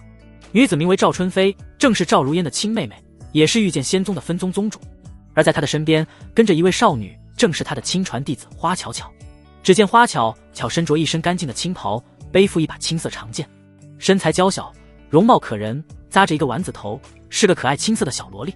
两人走进了御剑仙宗，花巧巧那美丽的杏花大眼望向了赵春飞，担忧地问道：师尊，马上就要宗门大比了，我有些紧张。哈，你个丫头紧张个什么？只要你照我说的那么做，别说御剑仙宗的内门弟子，就连赵如烟那几个亲传弟子也不是你的对手。师尊，你太看得起我了，我怕是要被他们打死。你这笨丫头怎么回事？还没开打呢，就长他人志气，灭自己威风。我赵春飞一生狂妄自大，怎么教出你这么怂的徒弟？赵春飞白了一眼花巧巧，着实是恨铁不成钢。这时他突然看到了前方正在思考中的楚夏，他顿时眼前一亮，没想到刚进御剑仙宗就能遇到一个如此俊俏的小少年。赵春飞仔细一看，眼前这个小少年竟是楚夏，他不由得兴奋地喊道：楚夏！谁叫我？听到有人呼唤自己，楚夏转头向着那个方向望去，只见一位容貌和赵如烟很是相似的美丽中年女子向着自己激动地跑了过来。楚夏第一时间认出了她，正是自己的师叔赵春飞。师叔，好久。还未等楚夏说完，赵春飞美丽的倩影就立刻来到了他的身前。赵春飞很是热情地抱住楚夏的头，将其紧紧搂入自己的怀中。楚夏只感觉一股诱人的芳香涌入鼻中，但紧接着就是一股强大的窒息感。他一时间被闷得喘不过气来，于是开始使劲地挣扎了起来。赵春飞看到楚夏挣扎，以为是小少年比较害羞，于是就抱得更紧了。哈哈，楚夏，都长成大孩子了，还这么害羞，让师叔好好抱抱你。赵春飞丝毫不管楚夏的死活，言语之中尽显疼爱。终于楚夏窒息了，整个人停止了挣扎，手臂也随即垂落了下去。赵春飞很是纳闷，不由得疑惑地问道：楚夏，你这是困了吗？年轻人身体就是好，倒头就睡。正在赵春飞感叹楚夏睡眠真好之时，花巧巧走到了他的身边，看着楚夏这副模样，淡淡说道：师尊，这位楚师兄应该不是睡着了。那他是怎么了？他应该是被你闷死了啊！听到这话，赵春飞顿时大惊，他急忙双手抓住楚夏的肩，开始狂摇。楚夏，你可千万不能死啊！摇了一阵，楚夏并没有什么反应，赵春飞只有将他平躺在了地上。他看着楚夏那帅气俊俏的脸庞，贝齿忍不住咬了咬香软的朱唇。怎么办？楚夏醒不过来了，看来只有人工呼吸了。说着，赵春飞闭上了眼睛，嘟起朱唇，向着楚夏的唇缓缓贴去。就在他朱唇即将贴上楚夏的刹那，一股磅礴的灵力顿时从远方袭来，将赵春飞逼退了出去。只见远方赵如烟带着胡雪儿向着这边走来，他们走到了楚夏身边，赵如烟很是鄙夷地看了他一眼，然后向着胡雪儿命令道：“雪儿，你楚师兄晕倒了，上去给他2巴掌，让他醒来。”啊，师尊，这不合适吧？我舍不得打。哼，可以，既然你舍不得打你的楚师兄，那就由本尊亲自来打。别，师尊，我打。听到赵如烟要亲自上手，胡雪儿赶忙吓得连连摇手。自从上次看到赵如烟一脚将楚夏给踹飞，胡雪儿深知要是他亲自动手，楚夏绝对会肿成猪头的。于是胡雪儿蹲下了身，挥起自己的小手，啪啪给了楚夏2巴掌。2巴掌一下去，楚夏缓缓睁开了朦胧的双眼。他看着眼前的胡雪儿，摸了摸自己微微有些疼痛的脸颊，问道：“雪儿，刚才发生什么了？我怎么感觉我的脸有些疼？”啊，楚师兄，刚才什么都没发生，你一定是出现幻觉了。原来如此，我只感觉刚才差点死了，真是好险啊！楚夏回忆着刚才那股窒息感，简直太恐怖了。这赵春飞和赵如烟一样，都是极度危险的人物。胡雪儿扶起了楚夏，不知道为何，楚夏感觉现场的氛围有些怪怪的。只见赵如烟和赵春飞2人相互对视，眼神一个比一个凶狠，并且还散发出了浓烈的杀气。赵如烟冷冷一笑，向着赵春飞问道：“哟，这次回来的够早啊。”春飞分宗主：“那可不是，谁让这是5年一度的宗门大比，我自然要带着自己的徒儿来见见世面。你说是吧，如烟宗主？看分宗主如此积极，本宗主很是欣慰。”“不必客气，宗主。”2人开始了第一波剑拔弩张，言语之中尽是对权力的划分。结束了第一波之后，第2波攻势即将展开。姐姐，这么多年不见，你还是如此美若天仙。妹妹，我可真是羡慕姐姐，这几百年来一个人如此孤独，没有爱情的滋润，还能保养得如此之好，不像我，每天都要被那些什么圣子追求，真的好烦啊。听到这话，赵如烟不怒反笑，要是在以前，她或许会被影响，但她现在可是拥有楚夏了，每天都在被爱情滋润，身心愉悦了，自然气色红润，精神焕发。她开始反问赵春飞：“妹妹可真是好福气啊！妹妹的姿色和气质比起我，虽说是略逊了一筹，但谁让妹妹你如此妖娆诱人，随随便便一个动作就能把那些男人迷得神魂颠倒呢？可惜了，姐姐我可是万花圣女，学这个实在是难登大雅之堂。姐姐的意思是我赵春飞难登大雅之堂了，我可没说，你可别对号入座。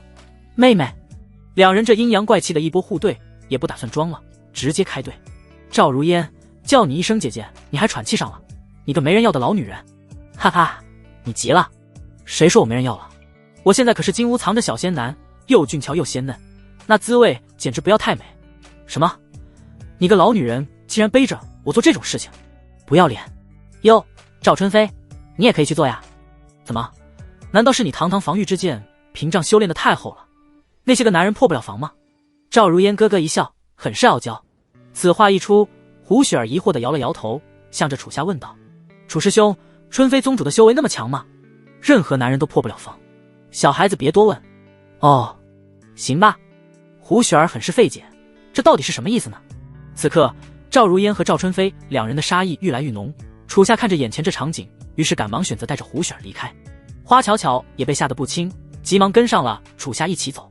几人走后，现场只留下了赵如烟和赵春飞。赵春飞被赵如烟气得咬牙切齿，狠狠问道：“赵如烟，你老实交代你藏着的那小仙男是谁？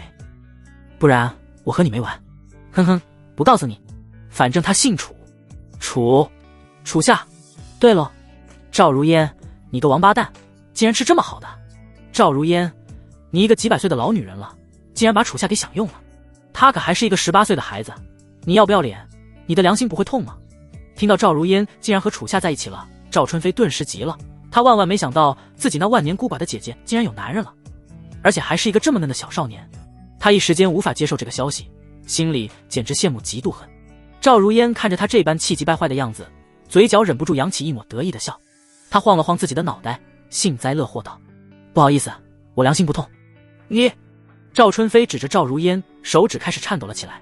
他咬了咬牙，说出了一句让赵如烟惊掉大牙的话：“赵如烟，你把楚夏让给我一段时间，我也尝尝他的滋味。”赵如烟听到这话，开始上下打量了赵春飞一番，最后故作无奈地摇了摇头：“这不行，我怎么会把楚夏让给你这疯女人呢？可别到时候把我家小仙男给折磨坏了。”“你家小仙男？赵如烟，你恶不恶心？”“哼哼，谁让姐姐我这么有魅力，能迷得楚夏甘愿死在我的石榴裙下？我的好妹妹，其实也不用太羡慕姐姐，以你的容貌和姿色，不随便吸引个什么圣子天骄。对了，如果圣子天骄吸引不到，那还有老祖呀。”哈哈。赵如烟玉手遮住香唇，丝毫不收敛对于赵春飞的嘲笑。她不再理会赵春飞，转身就离开了。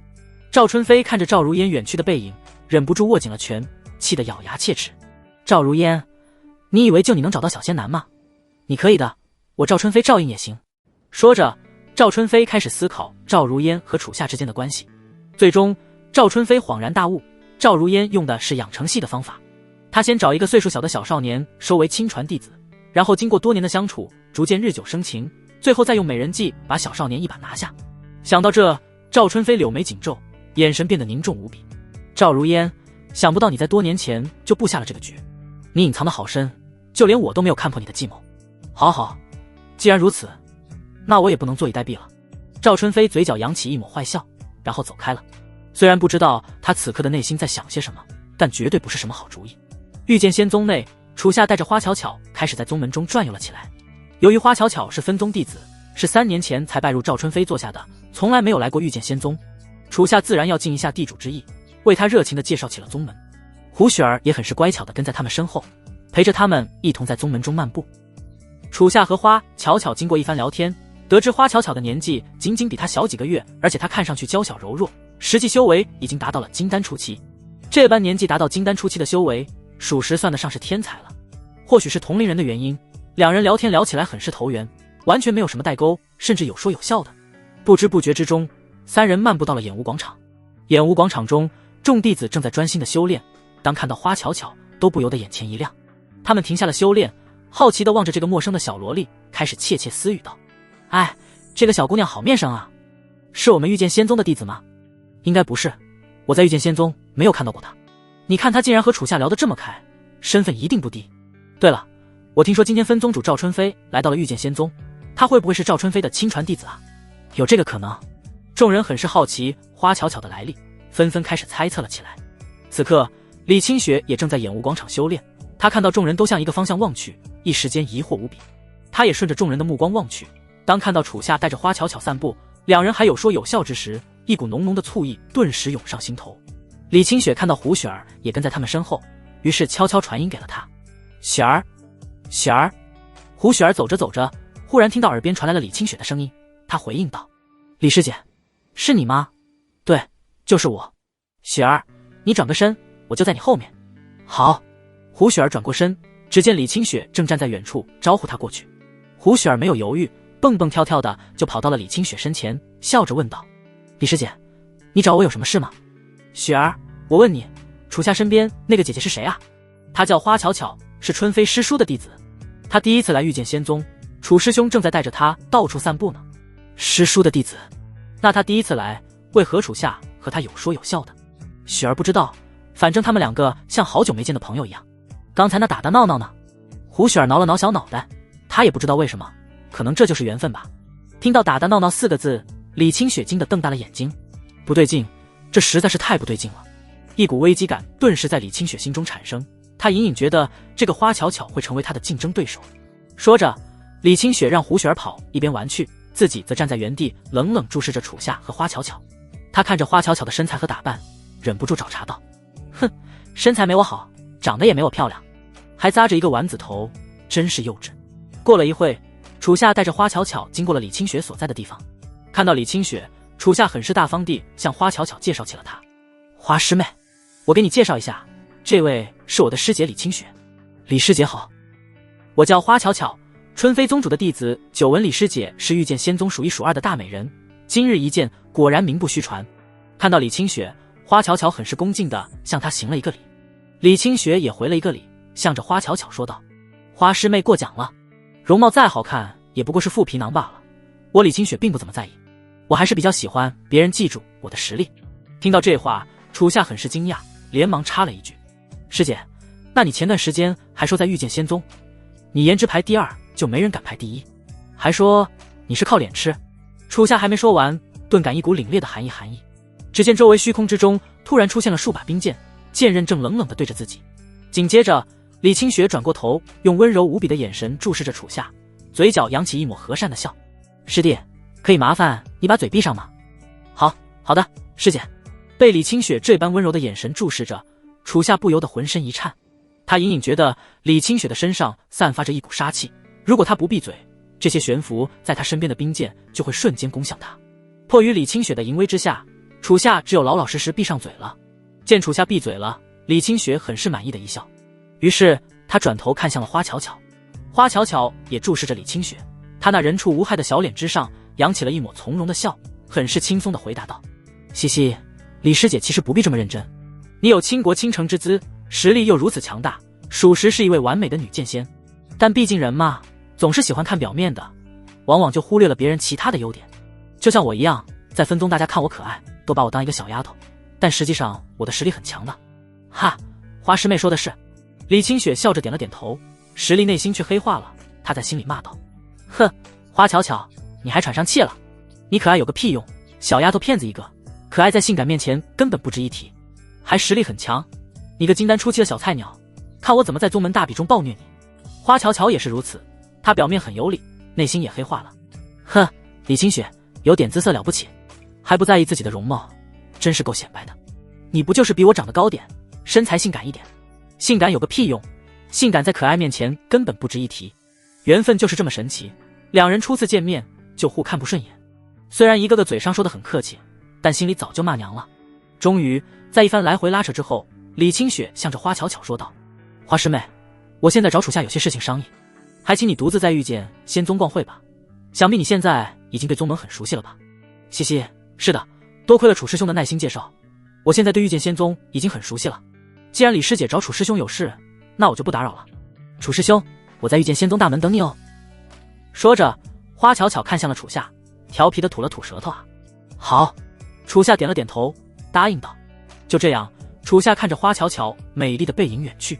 这时他顿感自己胳膊上的肉一阵生疼，不由得倒吸了一口凉气。只见李清雪狠狠掐了一下楚夏的胳膊，没好气的骂道：看，有什么好看的？楚夏，你就那么舍不得你的花师妹吗？不是，师姐，你是不是误会什么了？我误会，就你刚才那依依不舍的眼神，怎么第一次见面就感情那么深？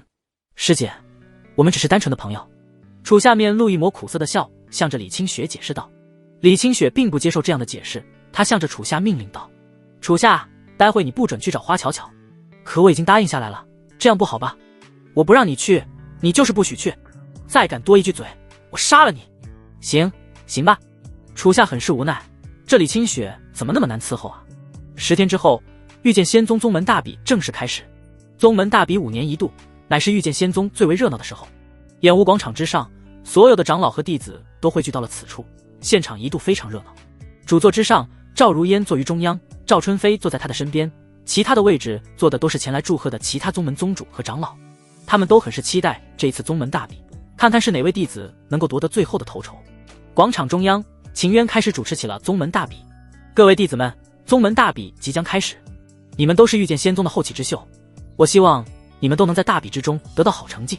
这一次的宗门大比，宗主为大家准备了极其丰厚的奖励，只要能在宗门大比之中取得好成绩，就能够获得天阶功法、极品丹药以稀释宝剑。如果夺得第1名，更会有神秘的绝世大奖。听着秦渊的话，台下众弟子皆是眼前一亮，天阶功法和极品丹药等等的丰厚奖励实在是太吸引人了。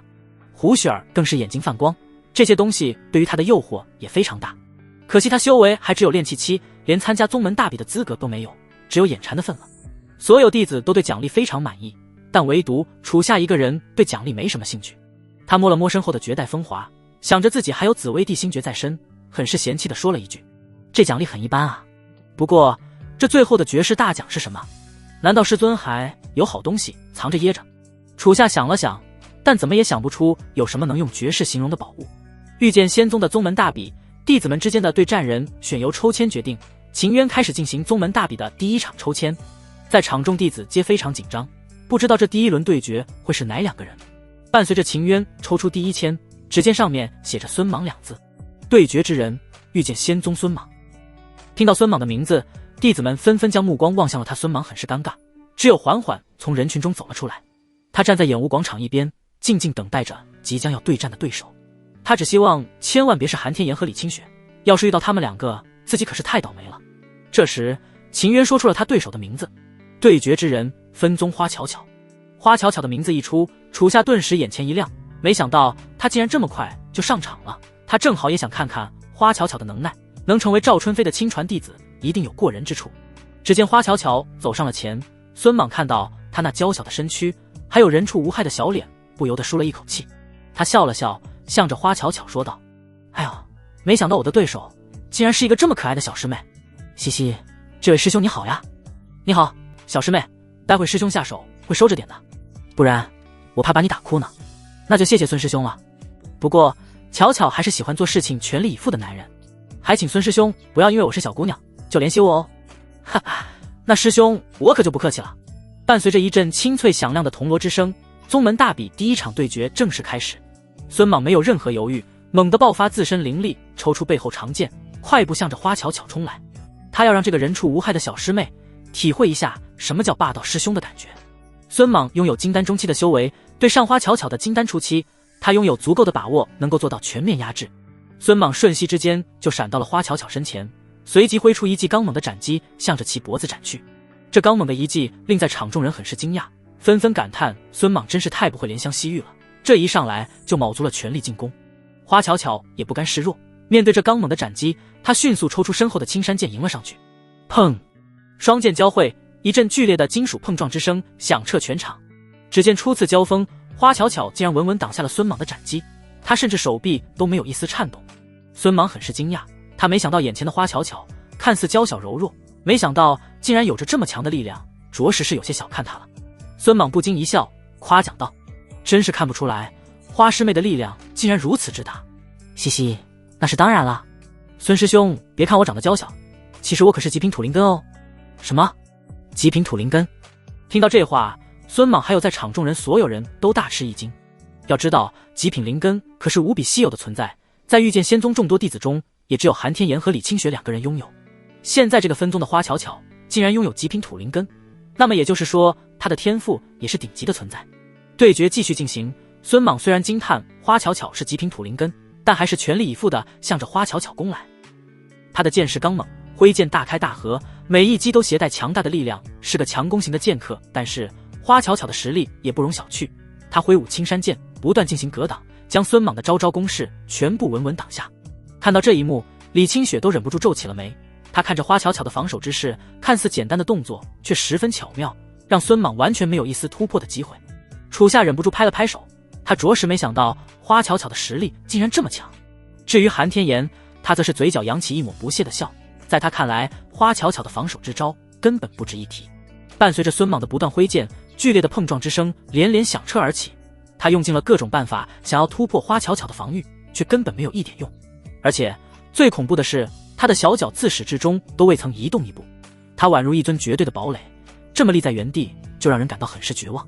孙莽因为接连的攻击，他的攻势逐渐弱了下来，而反观花巧巧则是气定神闲，脸上还洋溢着人畜无害的微笑。嘻嘻，孙师兄，你已经用尽全力了吗？巧巧我还没感觉呢。花师妹，我没想到你这么厉害，但是你为什么只防守不进攻啊？孙莽已经累得气喘吁吁，他的气息开始变得紊乱，着实是疲惫了。人家是女孩子嘛，我不喜欢主动，我只喜欢被动。孙师兄，你是不是不行了？开玩笑，我怎么会不行呢？男人不能说不行。孙莽立刻提起了100倍的精神，爆发体内的灵力，向着花巧巧再度猛攻而去。主座之上，听着花巧巧的虎狼之词，赵如烟很是嫌弃地看向了赵春飞，啧啧赞道：看这孩子说的这是什么话？赵春飞，真不愧是你，让你平时注意点言行举止，你就是不听。我现在真担心这个孩子未来也会变成你这样。哈哈，有问题吗？赵如烟，你这人的思想就是不纯洁，这么正常的一句话被你想到哪去了？嗨嗨，不说这个话题了。话说这孩子为什么不进攻？因为这个孩子就根本没学任何攻击的招式。此话一出，赵如烟很是震惊，她难以置信地说道：你是说花巧巧这个孩子没有学任何攻击招式，只学了防御招式？不是，你这未免也太离谱了吧！你好歹教2招啊！哈哈，我教了，但这孩子不学。这孩子心地善良，不喜欢杀戮，所以就只学了防御招式。不过我觉得这并没有什么问题，只要将一件事情做到极致，那就是最强的。虽然剑客只学防御招式有点奇怪，但花巧巧是极品土灵根，本身的灵力非常浑厚，再配合防御剑招，那将是绝对防御。赵春飞嘴角扬起一抹自信的笑，他目光望向了花巧巧，眼神中满是自豪。此话一出，赵如烟也没有多说什么，只是默默点了点头，因为他觉得这话非常有道理。剑道千万条，每个人都拥有自己不同的路，只要将自己的剑道发挥到极致，那就是无敌的。回到对决之中，孙莽在高强度的连连进攻之下，体力逐渐不支，终于他浑身的灵力彻底枯竭，他无力的单膝跪倒在地，用长剑撑着自己的身体。此刻的孙莽已经无法再进攻了，他没想到自己灵力都耗尽了，都没有伤害到花巧巧的一根头发丝，这真是太恐怖了。花巧巧看到孙莽已经不行了，于是笑着问道：孙师兄，你还行吗？再来啊！不行了，不行了。花师妹，你太猛了，师兄我已经一点力气都没有了，我认输。嘻嘻，那就多谢孙师兄了。花巧巧向着孙莽行了一个礼，然后收起了青山剑，砰砰跳跳离开了广场中央。他来到了楚夏身前，调皮的吐了吐舌头，显摆道：怎么样，楚师兄，我厉害吗？厉害，厉害。可是花师妹，你为何不进攻？嘻嘻，因为我不会啊。楚夏一时间懵了，这花巧巧还真是挺特别的。就在楚夏好奇之际，秦渊开始公布第2场对决的名单。第2场对决，御剑仙宗刘峰对战御剑仙宗楚夏。听到楚夏的声音，花巧巧顿时兴奋地跳了起来。楚师兄，该轮到你上场了。哈哈，没想到我竟然第2轮就上场了。花师妹，等着我，我去就回。楚夏潇洒走到了演武场中央，众女弟子一看是楚夏上场，皆是兴奋地欢呼道：啊，楚夏上场了！楚夏好帅啊！楚夏，我要给你生猴子！胡雪儿也很是兴奋，开始不断对楚夏加油呐喊。楚师兄加油！看到楚夏的人气竟然这么高，主座之上的赵如烟很是得意。他转头看向了赵春飞，不由得傲娇一笑：看到没，这就是我的徒儿，人气实在是太高了。没办法，徒儿随师尊，谁让我赵如烟是堂堂的万花圣女呢？呵，可显着你了是吧？赵春飞没好气地白了一眼赵如烟，还真是被他装到了。楚夏也很享受这种感觉，他无奈一笑，自己这该死的魅力啊！对决即将开始，楚夏很是潇洒地抽出了背后的绝代风华，一把仙光氤氲的仙剑顿时展现在了众人眼前。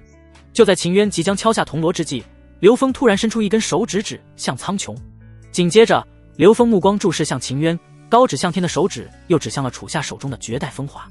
楚夏看着这动作，一时间很是疑惑，他到底要做什么？一股不祥的预感从楚夏心中涌起，他喃喃道：神之一指。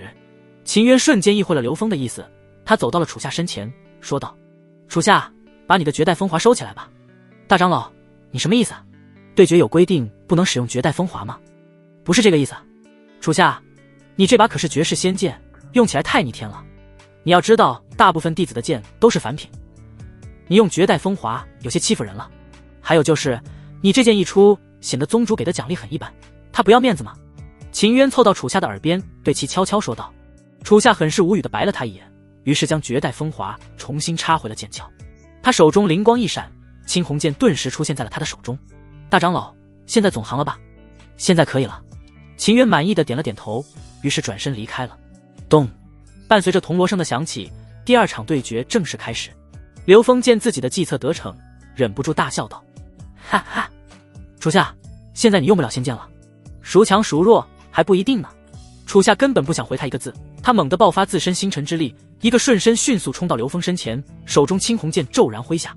刘峰见楚夏攻来，其速度之快令他很是震惊，立刻持剑进行反击。砰！一阵剧烈的金属碰撞之声响彻而起，汇聚了星辰之力的青红剑竟直接一剑斩断了刘峰手中的长剑。长剑崩断，楚夏迅速借势一个急转，青红剑挥出一道星辰残影，直袭刘峰的脖子。这一切都发生的实在是太快了，仅仅一个呼吸的瞬间，楚夏的青红剑已然冷冷贴在了刘峰的脖子之上。一滴豆大的冷汗从刘峰额头之上滑落，他惊得目瞪口呆，浑身开始颤抖了起来。他输了，输得非常彻底，这可是秒杀啊！结束了。楚夏自信一笑，随即收起了青红剑，转身潇洒离去。在场众人都还沉浸在刚才的对战之中，这一切都发生得太快了。直至楚夏走进了人群，众人才缓过神来，现场立刻开始沸腾了。天哪，这也太快了吧！是啊，我就这么眼睛一眨就结束了。楚夏太快了，他简直就是遇见仙宗最快的男人。面对众人的夸奖的话语，楚夏感到很是尴尬，这怎么听起来怪怪的？胡雪儿也是开心地跑到了楚夏身前，一把抱住了他。胡雪儿抬起的小脑袋，美丽的虎眼注视着楚夏，眼神之中满是对楚夏的崇拜。楚师兄，你太快了，雪儿好崇拜你啊！嗨嗨，楚夏尴尬地咳嗽了2声，溺爱地摸了摸胡雪儿的小脑袋。雪儿乖，以后不许再说我快了。为什么？小孩子别问这么多。哦，胡雪儿不明所以地挠了挠小脑袋，她很不理解这些大人的世界，明明很正常的话，却就是不能说，还不让他问。就这样，楚夏轻而易举地拿下了第2场对决的胜利之后，几日的决战之中，李清雪和韩天岩也相继出战。作为御剑仙宗2大最强弟子，两人都是以最快的速度结束了战斗。只不过李清雪和楚夏一样，对战只是点到为止，但韩天岩却不同，身为众弟子口中的最强大师兄，他和其他人对战往往只需要一招。他剑路霸道无匹，挥出一道磅礴汹涌的烈焰，一招将对手击飞100米，且对手的全身都被烈焰吞没。但凡和韩天岩对战的弟子，皆发出一阵凄厉无比的惨叫，他们骨骼断裂，浑身被烈焰疯狂灼伤。若不是周围的弟子迅速上前扑火，与韩天岩对战的弟子非死即残。他这般霸道的行为引起了李清雪的强烈不满。李清雪走到了韩天岩身前，美丽的双眸怒视着他。韩师兄，这次只是宗门大比，点到为止就行，为何要下手如此狠毒？呵，狠毒？不好意思，李师妹，我韩天岩出手还算克制了。若是我全力一击，这些蝼蚁顷刻之间就会在我的火焰之下灰飞烟灭。我让他们活着，已经是大发慈悲了。哼，简直可笑！当初和欢宗大战的时候，怎么不见你出手这么狠？现在是同宗弟子对决，你却如此疯狂。韩师兄，你到底在想些什么？如果还执意如此，我李清雪来当你的对手。李清雪很是愤怒，他手中寒霜剑直指韩天岩，对他发出了挑战。但韩天岩却丝毫不吃这激将法，他嘴角扬起一抹狡诈阴冷的笑，对着李清雪说道：李师妹，你若想挑战我，那就努力挺到最后，师兄我会等着你的。不过你最好不要那么自信，想要挑战我韩天岩，你的下场会很惨的。你……李清雪刚欲说什么，身后顿时传来了楚夏的声音：韩师兄，是你不要那么自信，如果让我遇到你，我会好好教你怎么做一个人。楚夏走过李清雪身边，径直来到了韩天岩身前，双眸冷冷注视着他的双眸。韩天岩不屑一笑，眼神玩味地看了楚夏一眼，然后留下了一句话：小师弟，那师兄等着你。宗门大比进行了多日，在层层对决之中，最终有4个人杀出了重围。这4个人丝毫不出大家的预料，分别是楚夏、韩天岩、李清雪和花巧巧。4人皆是亲传弟子，都属于万里挑一的天才。韩天岩还是一如既往的出招霸道狠毒，后面又有不少弟子在他那烈焰之下重创，导致到最后和韩天岩对上的弟子全部投降了。赵如烟对于韩天岩的行为虽然内心很是不悦，但又无可奈何。按照御剑仙宗的规矩，宗门大比只要不伤人性命，那便无法追究。而韩天岩恰好将对手打得半死不活，这让赵如烟想处置他都没有任何理由。他总感觉对自己这个大弟子越来越陌生了。花巧巧则是凭借着自己无与伦比的防御，硬生生把所有对战的弟子给累趴了，就这样一路闯到了最后。楚夏和李清雪则是点到为止，并不想伤害同门。不过两人还是有区别的，区别就是楚夏喜欢断别人的剑。在经过数轮对战之后，楚夏几乎断掉了10把剑，这也让他除了最快的男人之外，又加了一个断剑狂魔的称号。终于看着连着送来的10把断剑，负责锻造的王长老再也忍不住了，他抡着手中的百斤大锤，气冲冲地向着楚夏走来。楚夏，你个混蛋，对决就对决，好端端的断别人的剑干什么？你当老夫很闲吗？把你的脑袋伸过来，我直接给你一锤子。其他长老看到王长老火气这么大，赶忙上前拉住了他。哎呀，王长老，算了算了。是啊，是啊，王长老，你就饶了楚夏这次吧。楚夏也是一惊，他深知王长老可是御剑仙宗出了名的暴躁老头，惹不起惹不起。于是楚夏二话不说，直接开溜，跑的人影都不见了。对决前夕，由于是抽签选择对手，所以楚夏、李清雪还有花巧巧3人都有可能遭遇韩天岩作为对手。晚上，秦渊的住所，他正准备熄灯卧床休息。这时，门外传来一阵敲门之声，咚咚咚！谁啊？大长老，李清雪求见。清雪。听到是李清雪到来，秦渊很是疑惑，他上前打开了门，只见李清雪独自一人出现在了门外。秦渊招呼李清雪走进了屋内，为她沏了一杯清茶。清雪，这么迟来找我，是有什么事吗？大长老，我这次来找你，是希望你能把我和韩天言安排在一起对决。啊，你想和天言对决？可是对决的结果是由抽签决定的，我没有办法左右结果。不，你可以左右结果，因为这抽签的结果只有你一个人看到，你就算没有抽到我和韩天言，照样可以宣布我们进行对决。听到这个要求，秦渊很是为难，他向着李清雪问道：清雪，为何你要这么执着和天言对决呢？大长老，难道你不觉得现在的韩天言很是陌生吗？我不知道为什么他对同门存在那么大的恶意，他出手狠毒凶残。花巧巧虽然防御剑招很强，可他只有金丹初期的修为差距太大。而楚夏，他虽然实力很强，但他被限制使用绝代风华，我也不敢确定他不能打败韩天言。所以为了他们两个不受重创，只有我去对战韩天言。我和他同为金丹大圆满，修为相近，就算他出招再狠毒，我也能够应对。大长老，还请你务必帮我这个忙。说着，李清雪向着秦渊身行了一个礼。秦渊见状，赶忙将李清雪扶起，他无奈地叹了一口气，只有答应了李清雪的要求。哎，你这个孩子啊，我答应你就是了。真的吗？大长老，真的，你放心吧。那太谢谢你了，清雪感激不尽。李清雪很是开心，于是便向秦渊告别了。李清雪走后，秦渊再次熄灯准备睡觉，这时又传来了一阵敲门之声。秦渊以为是李清雪又回来了，于是前去开门。清雪啊，你还有什么？但当他开了门，映入眼帘的却是楚夏的身影。楚夏很是疑惑，问道：大长老，你嘀咕啥呢？啊，没，我没嘀咕什么。楚夏，你来找我有什么事吗？进去再说。楚夏丝毫不客气地走进了房间，坐了下来，向着秦渊说道：大长老，明天抽签，你把我和韩天言安排在一起，我要活死了他。啊，你也要和韩天言对决？是啊，这就是我来找你的目的。等等，什么我也？还有其他人来过？没有。秦渊赶忙摇了摇头，否认道。但楚夏却不相信他说的话，开始向他强势追问：大长老，你给我老实交代，是不是李师姐来找过你？啊，你怎么知道的？哈，这还用想？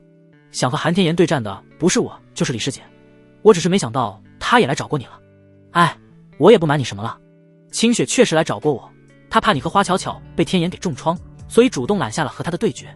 秦渊无奈地摇了摇头，将刚才的事情说了出来。得知了这个消息，楚夏也是不由得感叹，自己这个李师姐实在是太温柔了，永远都在为别人着想。如此一来，他更加不能让李清雪对上韩天言了。大长老，你答应李清雪的要求就此作废，明天抽签，你必须把我和韩天言分在一起。可是没什么好可是的，你若不答应，我就去求师尊，让他来和你说。算了，楚夏，我答应你。秦渊没有办法，谁让眼前之人可是未来的宗主，自己还是好好当一个本分的老奴吧。就这样，楚夏也离开了，秦渊也终于熄灯睡下了。他躺在床上，不由得感叹道：清雪拥有最寒冷的灵根，却有着最温暖的心；天言拥有最炽热的灵根，却最是阴狠无情。这又何尝不是人生的奇妙之处呢？第二天，宗门大比迎来了最激动人心的时刻。就在今天，将要开始4个亲传弟子之间的对决。伴随着弟子们的不断汇聚，整个演武广场已经围得人山人海，他们都想亲眼看看亲传弟子真正的实力。秦渊来到了演武广场中央，接下来他将要开始进行对决的抽签。人群中，楚夏、李清雪还有胡雪儿3人站在一起。李清雪转头看向了楚夏，笑着问道：师弟，你猜这一次我们谁会和韩师兄对决？这还用说，当然是我了。哈哈，绝对不会是你，能和韩师兄对决的一定是我。李清雪嘴角扬起一抹自信的笑容，她早就在昨天和秦渊说好了。楚夏自然知道李清雪和秦渊商量的事情，于是装作毫不知情地问道：李师姐就这么断定能自己和韩师兄对战吗？或许我们俩都不是，万一是花巧巧呢？哼哼，我就是那么断定，因为我会卜卦算命，推演天机。昨天晚上我掐指一算，算到我会对上韩天言，你会对上花巧巧。说着，李清雪开始学着算命先生一样，开始掐着命诀。楚夏鄙夷地看了他一眼，准备逗逗他。真的吗？我不信。哎，你个臭师弟，竟然不相信我！你不信，我们就打个赌。可以，赌什么？你要是输了，就给师姐我洗1个月的衣服；我要是输了，就随你处置。哦，有趣，随便我处置是吗？听到这话，楚夏眼睛眯起，双眸上下打量起了李清雪那曼妙性感的身材。看着楚夏那有些猥琐的眼神，李清雪顿时有种不好的预感，她急忙抱住了自己胸，向后退了2步。你想做什么？哈哈，李师姐，我这最近火气有点大，要是我打赌赢了，我要你的寒冰之躯为我消消火。楚夏，你个混蛋，你在胡说什么？雪儿还在这里呢。听到楚夏的话，李清雪顿时俏脸滚烫通红，娇羞地骂道。胡雪儿听着2人的对话，一时间疑惑地挠了挠小脑袋，她不理解这话有什么问题，于是她抬起小脑袋向着楚夏问道：楚师兄，你最近上火了吗？要不要雪儿去给你抓点药？大人说话，小孩别插嘴。哦，胡雪儿忍不住白了楚夏一眼，每次都说他是小孩子，他真想快点长大。演武广场中央，秦渊开始抽第一个名字。今天的第1场对决，分宗花巧巧。听到花巧巧的名字，人群中的弟子顿时发出一阵欢呼。大家都看到了花巧巧这几天的表现，她的防御剑招实在是太无解了。经过了多日的对决，花巧巧是唯一一个把对手累死的人，而且自己连一根头发丝都没有伤到。花巧巧从人群中缓缓走了出来，她嘴角依旧洋溢着人畜无害的笑。她对这次的对手很是期待，终于可以面对御剑仙宗最强的3位弟子了。西西，不知道我这次的对手是谁，真希望能和楚师兄对决一场呢。花巧巧已经出场，紧接着秦渊开始抽他的对手。李清雪已经按耐不住自己嘴角的笑容，自己1个月的衣服，楚夏是绝对逃不了了。师弟，该你上场了。师姐，秦长老还没宣布名字呢，你急什么？哼，你还不信我？过会你就会被本师姐的神机妙算折服了。就在李清雪傲娇嘚瑟之时，秦渊说话了：和花巧巧对决之人，御剑仙宗李清雪。什么？这怎么可能？李清雪听到自己竟然和花巧巧对战，一时间呆住了，这怎么和昨天商量的不太一样呢？楚夏笑了笑，推了推李清雪的香肩：李师姐，看来你的神机妙算不是很准哦，快上场吧，让花巧巧见识见识你的厉害。李清雪咬了咬牙，她没有办法，只有缓缓向着演武广场中央行去。李清雪一出场，全场顿时传来一阵无比热烈的欢呼之声，当然了，都是男弟子的欢呼。李师姐，我爱你，女神，我的女神，李师姐，我要当你的狗。听着这阵阵疯狂的声音，李清雪柳眉紧皱，双眸恶狠狠地注视向了秦渊。秦渊也是心虚的很，赶忙避开李清雪那想要杀人的目光，快速退下了。事到如今也没有别的办法了。李清雪面向了花巧巧，手中灵光一闪，换出了寒霜剑。花巧巧也是抽出了背后的青山剑，向着李师姐笑道：真是没想到我的对手竟然是李师姐，终于可以领教一下御剑宗第1大美人的厉害了。哼，花师妹，师姐我不是男人，可不会对你手下留情的。嘻嘻，还请李师姐使出全力呢，尽情的蹂躏我吧。听着花巧巧的虎狼之词，李清雪深深吸了一口气，身上开始散发出一股凌冽的寒气。她今天要把自己在楚夏面前丢的脸全部化作怒火加在花悄悄上。咚，伴随着铜锣之声的响起，对决正式开始。在铜声响彻的刹那，李清雪爆发灵力，猛踏玉步冲向花巧巧，手中寒霜剑直袭她的胸膛。好快！李清雪化作一道蓝色流光，瞬间出现在了身前。花巧巧急忙爆发体内浑厚的土之灵力，将青山剑横于胸前，阻挡寒霜剑的攻击。砰！一阵剧烈的金属碰撞之声响彻而起，花巧巧接下了李清雪这一剑，其身躯也在这一击之中向后滑退了1分。虽然只是滑退了1分，但要知道其他弟子对战花巧巧，他可是寸步未移。李清雪没有任何犹豫，寒霜剑剑锋迅速回转，开始展开急速凌冽的进攻。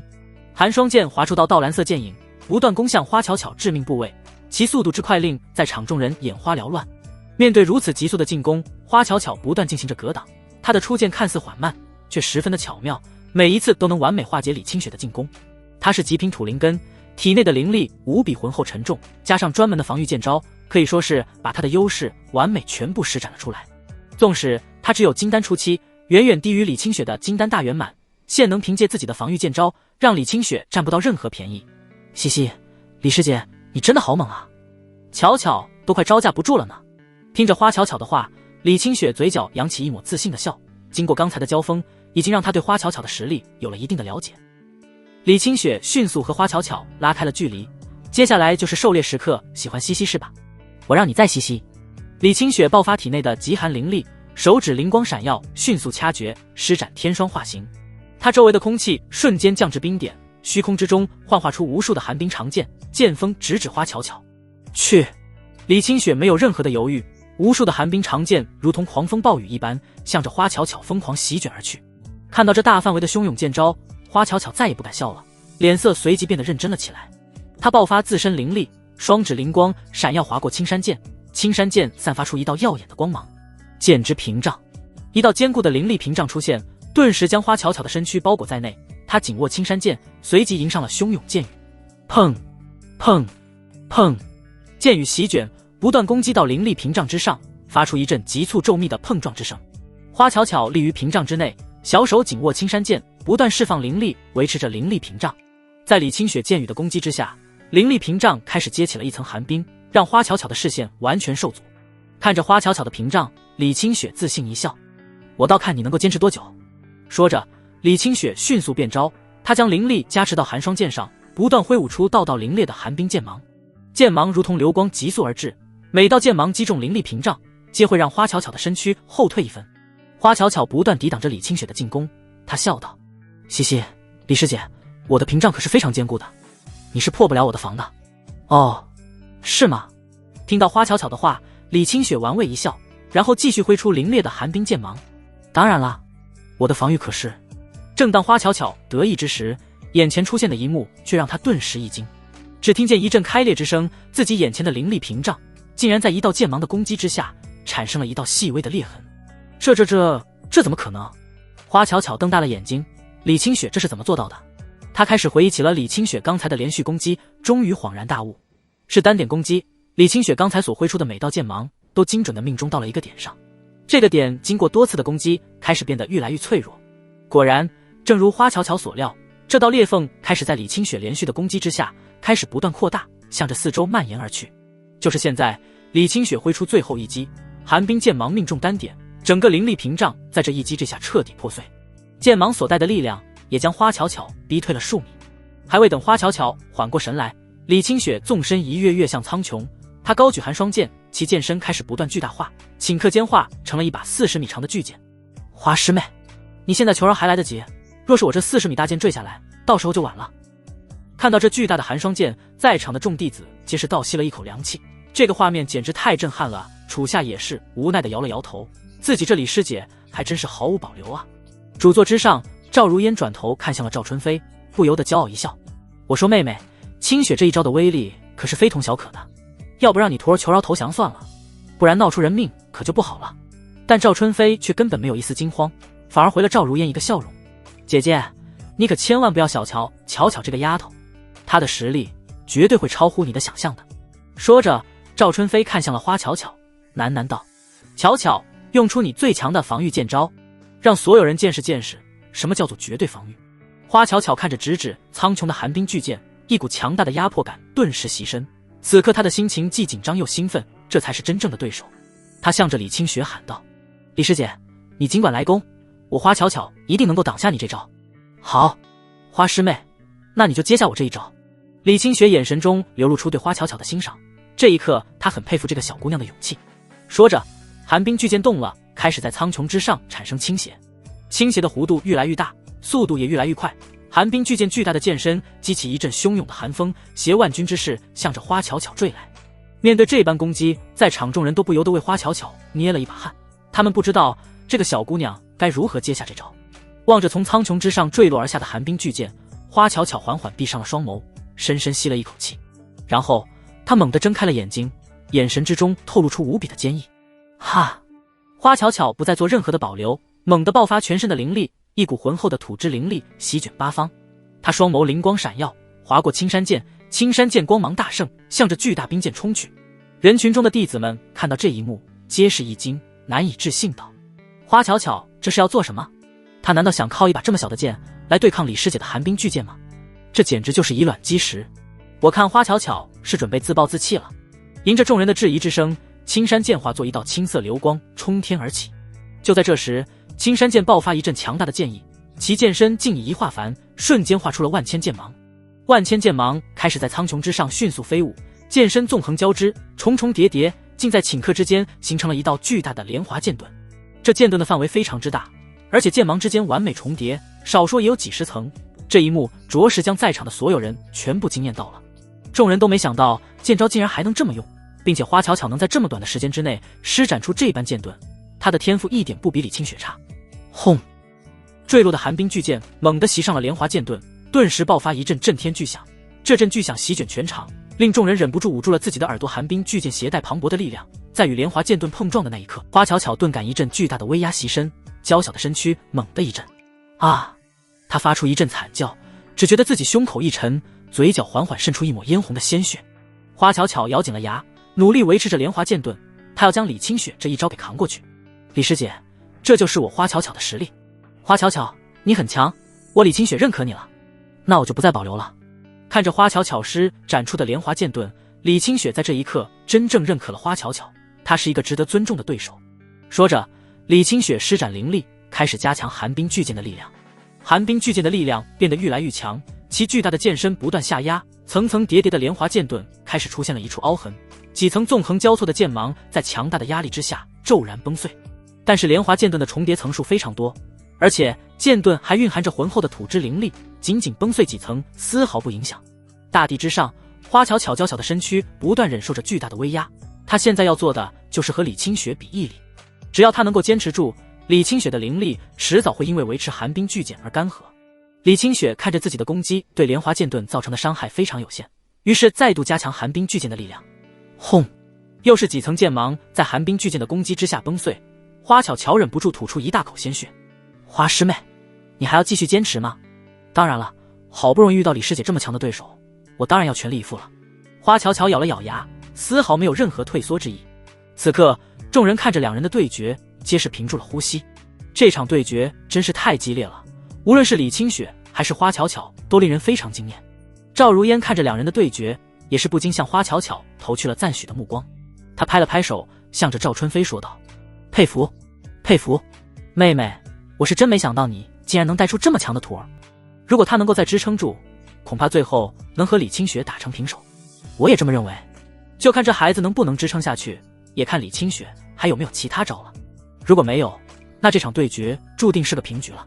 哎，清雪这孩子我是了解的，这是她的最强剑招了，怕是没有其他招了。”赵如烟自嘲一笑，她此刻带入李清雪，也没有什么办法能完全破碎莲华剑盾。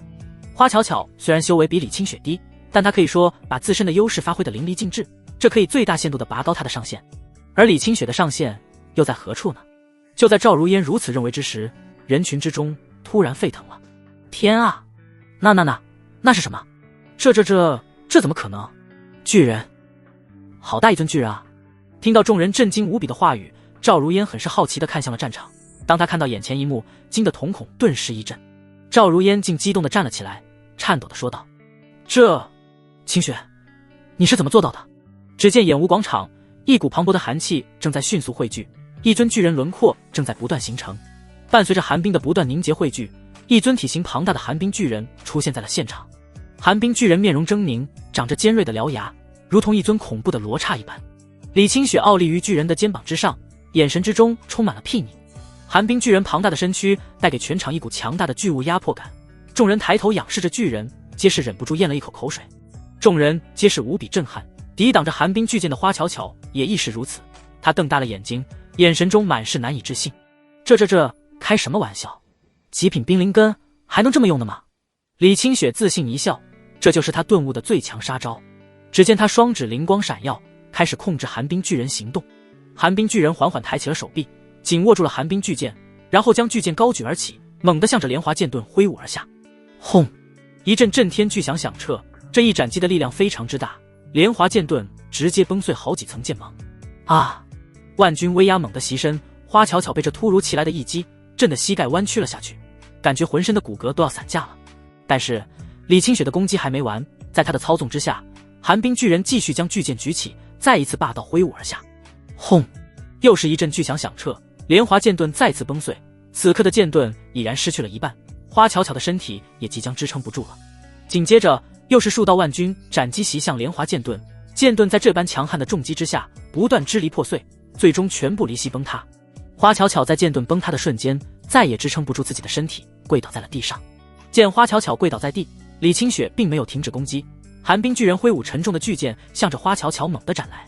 这一幕将在场所有人都看呆了，赵春飞更是急得想要冲上场救花巧巧，但却被赵如烟给拦了下来，因为他知道李清雪是绝对不会杀花巧巧的。看着从苍穹之上不断挥下的巨剑，花巧巧用尽全力站起身，想要躲开这道攻击。就在这时，他的四周突然出现了数道寒冰荆棘，向着他疯狂缠绕而来。花巧巧本就用尽了灵力，此刻根本没有任何力量反抗，寒冰荆棘迅速将其四肢牢牢缠绕，令他再也无法动弹分毫。寒冰巨剑即将袭身，要是中了这一击，花巧巧绝对会死。他很是绝望，只有害怕地闭上了眼睛。但李清雪哪里会杀他？就在寒冰巨剑离其只有分毫的距离，巨剑骤然停了下来。花巧巧只感觉一股极寒之气在他头上弥漫，自己却并没有被死。于是他怯怯地睁开了眼睛，只见巨剑正悬停在他的小脑袋上，他忍不住舒了一口气，刚欲准备说什么，自己身上的寒冰荆棘还有寒冰巨剑和巨人却在一瞬间猛地爆裂。啊！花巧巧害怕地喊了一声，以为李清雪又要发动攻击，但是他的眼前却飘过了一朵晶莹无比的寒冰莲花。这是花巧巧看到这朵冰莲花，一时间很是新奇，她用手中捧住冰莲花，不由得被其深深吸引，真的是太美了。因为刚才的爆裂，整个演武广场无数朵冰莲花正漂浮在虚空之中，如同置身于神秘如幻的梦境一般。所有人都被这一场景给迷住了，这简直就是一场视觉的盛宴。李清雪从苍穹之上缓缓落下，她走到了花巧巧身前，笑道：怎么样，我做的冰莲花好看吧？好看好看。李师姐，你好厉害，比楚师兄还厉害，我好崇拜你啊。花巧巧露出了她那人畜无害的笑容，一把抱住了李清雪。经过刚才的对决，她对李清雪简直佩服得五体投地，彻底成为了她的小迷妹，处下什么的统统靠边站。听到花巧巧的马屁，李清雪傲娇一笑：那是，我可是她师姐，她在我面前就是个弟弟。听到李清雪和花巧巧的对话，人群中的楚夏不由得一阵无语。喂，你们两个对决关我什么事啊？楚夏倒是没什么脾气，但是他身边的胡雪儿却很是生气，他紧紧握住了小拳头，气得小身子都在颤抖。楚夏看着胡雪儿，疑惑地问道：雪儿，你这是怎么了？楚师兄，我不喜欢那个花巧巧，你绝对比李师姐厉害，待会你和韩师兄对决，你把在鬼市的招式施展出来，让他们看看，尤其是那一招天空中出现三重结界的招式。哈哈，你说的是杀破狼三重结界吗？是呀，你一旦使出杀破狼三重结界，肯定全场都会为你欢呼的。胡雪儿点了点头，楚夏当时在鬼市这一招，可是令鬼市所有人都震撼无比。楚夏忍不住一笑，他溺爱地摸了摸胡雪儿的小脑袋，解释道：雪儿，那招在这可没法用。为什么？因为杀破狼三重结界的范围和威力实在是太大了，一旦用出来，在场这么多你的师兄师姐可都要粉身碎骨了。啊，这么严重吗？胡雪儿很是吃惊，但同时又有些无奈，要是楚夏用不出这招，岂不是会被大家认为比不过李师姐了？不得不说，胡雪儿真的很喜欢楚夏。他内心纠结了一会，然后小手轻轻握住了楚夏的手。楚夏疑惑地低下了头，刚好迎上胡雪儿那天真无瑕的美丽双眸。胡雪儿甜甜一笑，然后抱住了楚夏，安慰道：楚师兄，不难过啊，无论别人怎么看你，雪儿最崇拜的永远是你，我要当你一辈子的小迷妹。哈哈，行，看着胡雪儿这般可爱的模样，楚夏感到心里暖暖的，没想到这个小丫头竟然这么关心自己。此刻李清雪也从演武广场退了下来，她来到了楚夏身前，很是傲娇地挺起了自己傲人的山峰，向着楚夏显摆道：怎么样，师弟，刚才师姐厉害不？厉害，哼哼，那是当然。你也没想到我会换出一个寒冰巨人吧？是，我和你说，现在师姐我还只能化形出一个巨人，等到我突破元婴了，就能化形出好几个巨人了。还有，我觉得花巧巧那招莲华剑盾好厉害，我反手一个偷学，下次我也施展莲华剑盾给你看看。嘻嘻。听到嘻嘻两字，楚夏很是无语的对着李清雪白了一眼。李师姐，你能别学花巧巧说话吗？怪什么？李清雪顿时柳眉皱起，变得不开心了。她两根玉指立刻掐上了楚夏的胳膊。楚夏，我建议你好好组织一下你将要所说的话，别逼我在最开心的时候抽你。楚夏只感觉自己的胳膊被李清雪掐得有些疼，他不由得倒吸了一口凉气，赶忙重新组织了一下语言，昧着良心说道：怪可爱的。嘻嘻，我也这么觉得。听到这满意的回答，李清雪松开了他的玉指，要不然一定要让楚夏尝尝他的最强杀招。就这样，李清雪和花巧巧的战斗结束，接下来将要进行另一场引人瞩目的对决，楚夏决战韩天炎。临近上场，李清雪心内还是非常担心，她向着楚夏说道：“师弟，你和韩师兄对战，一定要小心。如果你感觉支撑不住了，就直接投降，接下来交给师姐我就行。”投降？投降是不可能投降的，这辈子都不可能。放心吧，师姐，你就好好看着我一展神威吧。师弟，可是李清雪还想说些什么，但楚夏已然走向了广场中央。楚夏走上了前，韩天炎也从人群之中走了出来，两人双眸冷冷注视着对方，没有一丝话语，他们都知道多说无益，接下来就是剑下见真招。咚！伴随着秦渊敲响铜锣，楚夏和韩天炎的对决正式开始。在铜声响彻的一瞬之间，楚夏猛地爆发自身星辰之力，抽出背后青红剑，身形向着韩天炎爆射而去。韩天炎也迅速抽出背后的烈阳剑，化作一道红色流光，向着楚夏冲去。砰！两道流光交锋，青红剑和烈阳剑碰撞，顿时爆发一阵剧烈的金属碰撞之声。初次交锋，两人深知对方的实力，出手没有一丝保留。韩天炎开始对楚夏展开猛烈的攻击，他挥舞烈阳剑，剑势霸道刚猛，大开大合，挥出道道炽热的火龙，向着楚夏斩来。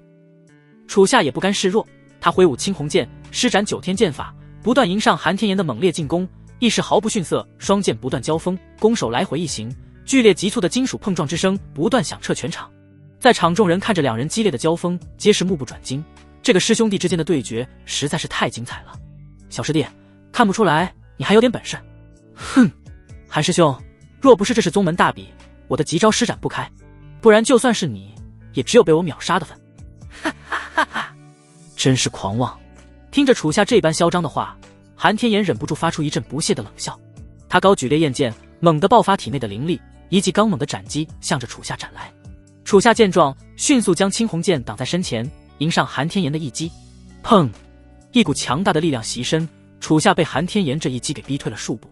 鉴于楚夏拉开距离，韩天炎双指灵光闪耀，划过烈阳剑。烈阳剑光芒大盛，一股汹涌的红色结界从韩天炎体内爆发，向着八方席卷而去。红色结界将整个演武广场全部覆盖，在场的弟子只感觉周围变得越来越炽热，呼进体内的空气也是无比的滚烫。不仅如此，红色结界上方苍穹竟然出现了一颗熊熊燃烧的火球，正在不断汇聚周围能量，慢慢膨胀。看着韩天炎施展出的招式，楚夏也忍不住皱起了眉，这正是韩天炎的焚天剑尾。要知道，剑为之招就是一个剑客的领域招式，但凡能够领悟领域之招的人，都是天才中的天才。就在楚夏惊讶之际，韩天炎猛地挥舞烈阳剑，一道汹涌的火焰剑芒向着他骤然袭来。火焰剑芒迅速而至，一股炽热的炎浪向着楚夏涌来。楚夏持青红剑再度格挡。砰！剑芒之威袭身，楚夏只感觉一股很是强大的力量将自己向后推去。他脚步向后猛踏，稳住身形，将星辰之力汇聚于青红剑上，纵横一剑撕裂了火焰剑芒。但是这并没有结束，仅仅顷刻之间，又有数道火焰剑芒向他猛地袭来。楚夏也爆发灵力，挥出道道星辰剑芒，将袭来的火焰剑芒全部撕裂。这时，楚夏顿感周围涌起一股炽热的炎流，只见一股汹涌的火焰正在他身边不断旋转。这股火焰愈转愈烈，竟在其身边化作了一阵高速旋转的火焰龙卷，将楚夏的身体死死包围。楚夏看着韩天炎的招式，不由得感叹他的实力。在焚天剑为之中，他可以自由操控火焰的力量，这着实是非常强大的能力。火焰龙卷愈来愈汹涌，在彻底大成之后，然后开始突然急速收缩，向着楚夏袭来。仅仅眨眼的瞬间，楚夏的身躯就被这阵汹涌的烈焰吞噬。这还没完，韩天炎深知楚夏不是这么容易被打败，他烈阳剑再次大挥，又一道汹涌的火焰龙卷再次向着楚夏吞噬而去。轰！伴随着火焰的急速收缩，两股火焰的碰撞，响彻一阵剧烈的爆破之声，夺目的火光直接冲天而起。看到这一幕，在场所有人皆是一惊，他们没想到韩天炎的出手竟然这么狠。不知道现在楚夏如何了，要是换做在场的弟子，恐怕要直接被这阵爆破给炸的渣都不剩。看着楚夏在自己的火焰之下毫无动静，韩天炎不由得扬起一抹不屑的笑，看来楚夏也就这点本事。就在这时，一道凌冽的星辰剑气猛地从火焰之中灌出，向着韩天炎袭来。韩天炎立刻警觉，挥剑挡下了这道剑气。紧接着，无数的星辰剑气宛如疾风暴雨一般，从火焰之中不断灌出，瞬间化作一道剑气风暴，将这汹涌的火焰全部撕裂。楚夏再度出现在了众人眼前，只见他并没有受到任何伤害，嘴角还洋溢着一抹从容的笑。韩天炎看到楚夏毫发无伤，眉宇不禁紧皱了起来。这时，他突然感到自己的脚下传来一股危险之意，一道星辰剑气从大地之中急速灌出，直袭韩天岩致命部位。韩天岩及时反应，后退躲过了这道剑气，但紧接着他的四面八方又有数道剑气处下，毫不留情地向他袭来。他不敢松懈，迅速挥舞烈阳剑迎上了星辰剑气。砰砰砰！伴随着阵阵急促的金属碰撞之声，韩天岩开始全力对付这些突然出现的星辰剑气。这正是处下的无尽剑为，一旦开启了这招，剑气就会无穷无尽的出现，并从四面八方的刁钻角度向对手发动进攻，让人防不胜防。韩天岩被这些剑气不断包围，他猛地爆发灵力，烈阳剑大挥，挥出一道磅礴的火龙，火焰瞬间吞噬将八方袭来的星辰剑气，继而产生爆破摧毁剑气。韩天岩迅速掐诀，身上闪耀起夺目的火光，他竟然在这火光之中直接画出了数个火焰分身。一时间，所有分身向着楚夏迅速包围而来。由于多个分身的出现，无尽剑为的攻势开始分散，向着所有的分身袭去，这也让韩天岩的本体负担减轻了不少。韩天岩本体突破重重剑气，化作一道红色流光直逼楚夏。楚夏也向着韩天岩冲了过去，他单手掐诀，瞬发紫薇帝星诀，一道紫色的星辰结界顿时出现在了身前。他整个人灌入结界之中，直接消失在了原地。与此同时，韩天岩四方突然出现了数道紫色结界。看到这一幕，韩天岩迅速停下了脚步，眼睛开始向着四方迅速探查，想要捕捉楚夏进攻的方向。果然，一股杀气从其身后传来，楚夏鬼魅般的从他身后的结界中出现，持剑向其攻来。韩天岩感知超群，迅速转身回以刚猛一击，强大的力量将楚夏击回了结界之中。但这对楚夏根本没有一点作用，他身体进入结界，转瞬之间又从其他结界冲出，继续发动进攻。就这样，楚夏化作一道紫色流光，在结界之中不断进行着穿梭进攻。这般神鬼莫测的空间招式让韩天岩头疼无比，他不单单要对付楚夏的进攻，还要注意无尽剑为的星辰剑气。终于在楚夏的招式之下，韩天岩的红袍被不断划破，身上多处被剑气所伤，就连脸庞之上也划出了一道伤口，嫣红的鲜血不断渗透而出。主座之上，赵春飞看到楚夏的这般招式，忍不住拍了拍手，真是没想到楚夏竟然身怀这般绝学。以空间结界进行战斗，出其不意，攻其不备，这般神鬼莫测之招，可是让韩天岩吃尽了苦头啊。赵如烟也是点了点头，说道：是的，天岩的招式纵横霸道，加上先天极品火灵根，其剑势加上火焰的爆破之力，能将杀伤力最大化。而楚夏的招式却能完美对付韩天岩，他深知和韩天岩比力量，那最多持平，出其不意才是获胜的关键。姐姐，我可真佩服你啊，你收了这么多亲传弟子，每一个都能教得这么好，我真是自愧不如。哟，难得能从你嘴里说出一句赞扬我的话，真是太阳打西边出来了。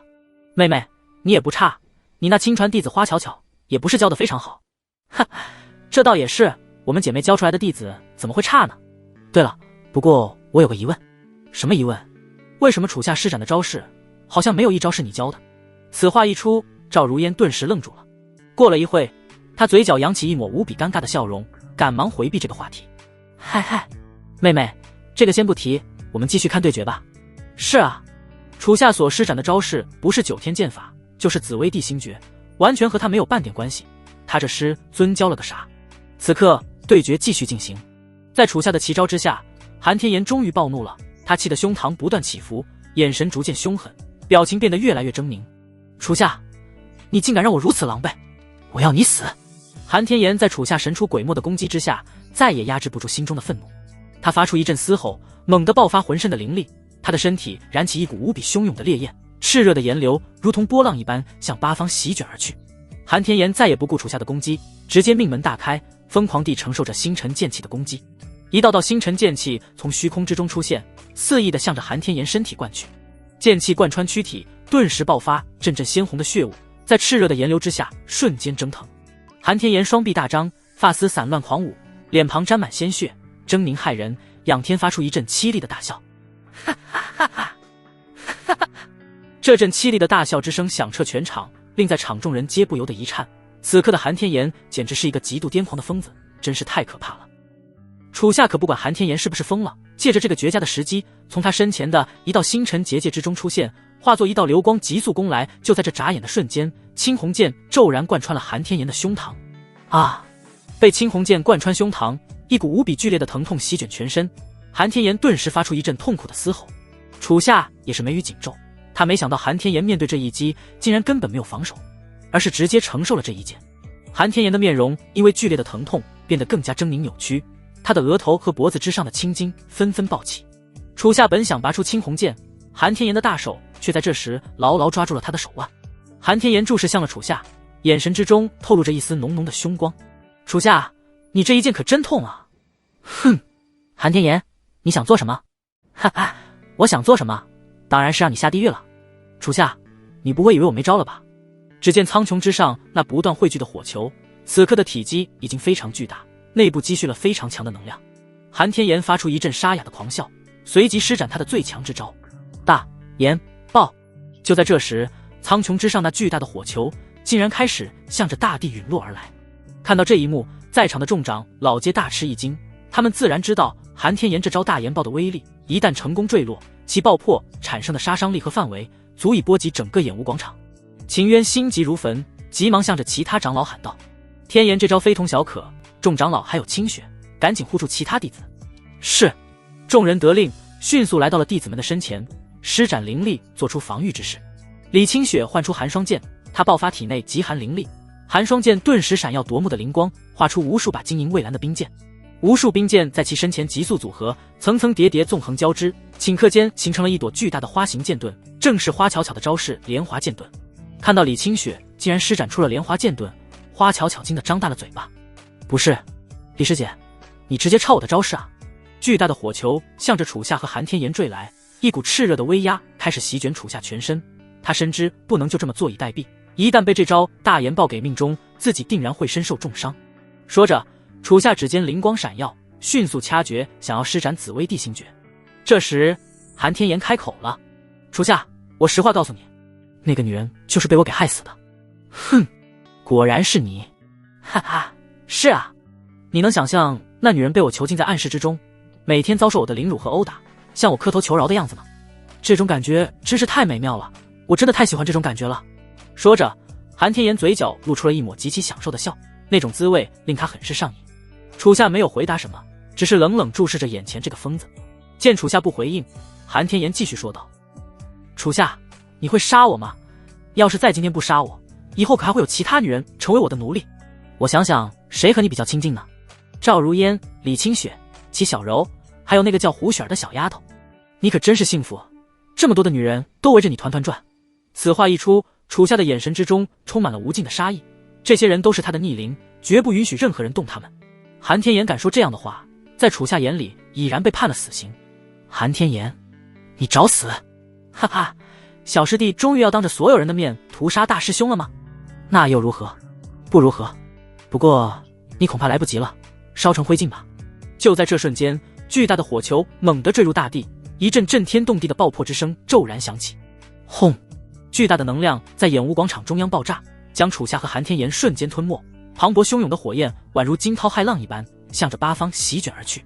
炎浪袭来，冲击到莲华剑盾之上。李清雪本就灵力没有完全恢复，强大的力量竟将莲华剑盾不断向后退去。他咬紧牙关，用尽全部的灵力维持莲华剑盾，千万不能让炎浪伤害其他弟子。主座之上，赵春飞迅速起身，拔剑施展防御剑招。实力有化神中期的他，在拔剑的一瞬之间，一道巨大的剑气屏障将主座之上的所有人全部护住。赵如烟也是站起了身，美丽的双眸之中充满了担忧之色。他没想到韩天岩竟然直接施展出了最强杀招，而且为什么楚夏在火球坠落之际没有回击？赵如烟一时间很是疑惑，当时的韩天岩究竟对他说了些什么？过了许久，大炎爆所产生的漫天尘埃渐渐散去，朦胧之中，只见演武广场中央出现了一个巨大的深坑，正是刚才的爆破所造成的。在深坑之中，两道身影赫然出现，只见其中一道身影高举着另一道身影，这是分出胜负了。在场众人见状很是紧张，这到底是谁赢了？天哪，胜负已分，这是谁赢了？不知道，应该是韩师兄赢了吧？他是极品火灵根啊！我也这么觉得。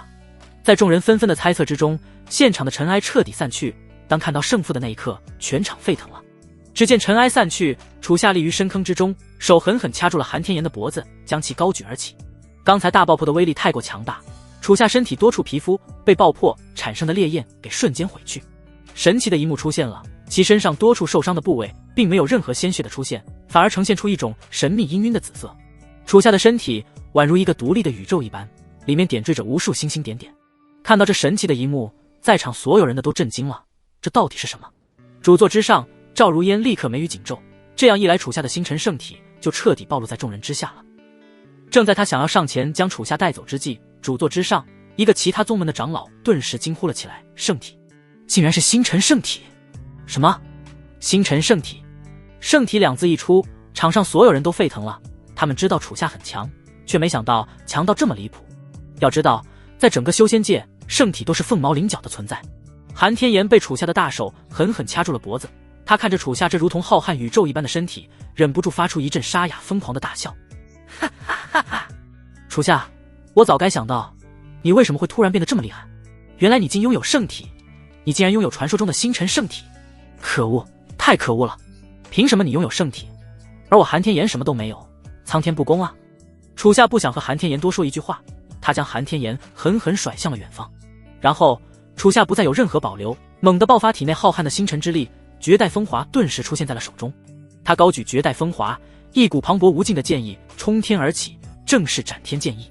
赵如烟看到楚夏施展斩天剑意，顿时大惊失色，他向着楚夏喊道：楚夏，你要做什么？赵如烟深知，若是楚夏当着这么多人的面杀了韩天炎，那一切就无法收拾了。他将在众弟子的心中种下一颗屠杀同门的种子，未来很难再遇见仙宗立足。李清雪也是急忙跑向楚夏，大喊道：师弟，快住手！但此刻的楚夏已经听不进任何的话，他不再犹豫，直接挥舞绝代风华，贯天的剑芒直接向着韩天炎斩来。楚夏出手，赵如烟也不得不出手了，他不能让楚夏犯下大错。他转头看向了赵春飞，赵春飞立刻会意，点了点头。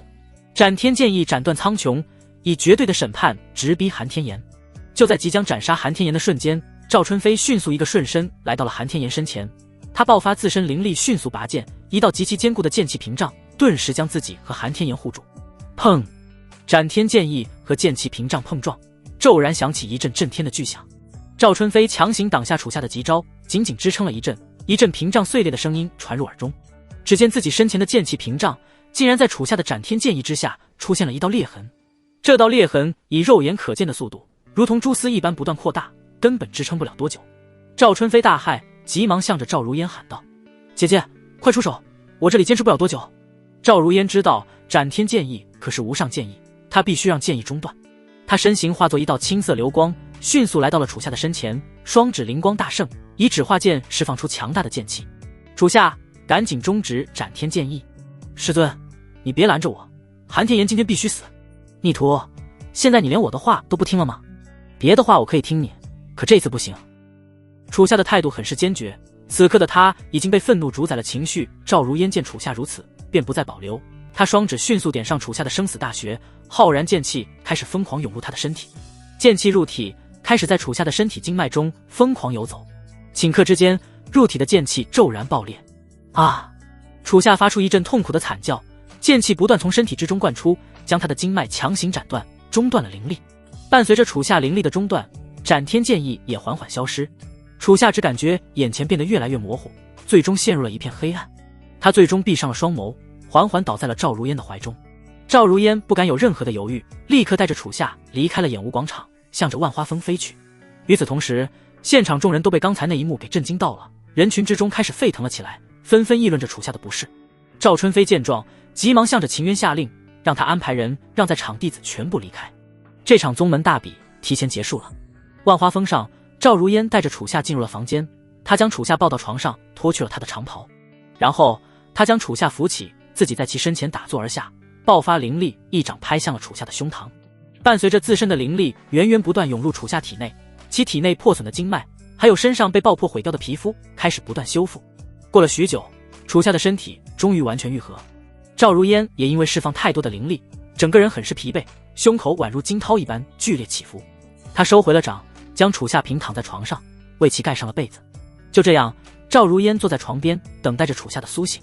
几个时辰之后，已是夜晚时分，楚夏缓缓睁开了沉重的双眼，映入眼帘的正是赵如烟那绝美的倩影。师尊，逆徒，你醒了。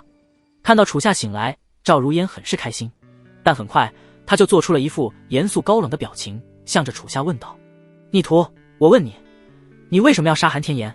师尊，韩天岩他在修炼合欢邪功。你说什么？听到这个消息，赵如烟惊得瞪大了眼睛，他急忙追问道：楚夏，你说的这是真的吗？你如何断定韩天岩在修炼合欢邪功？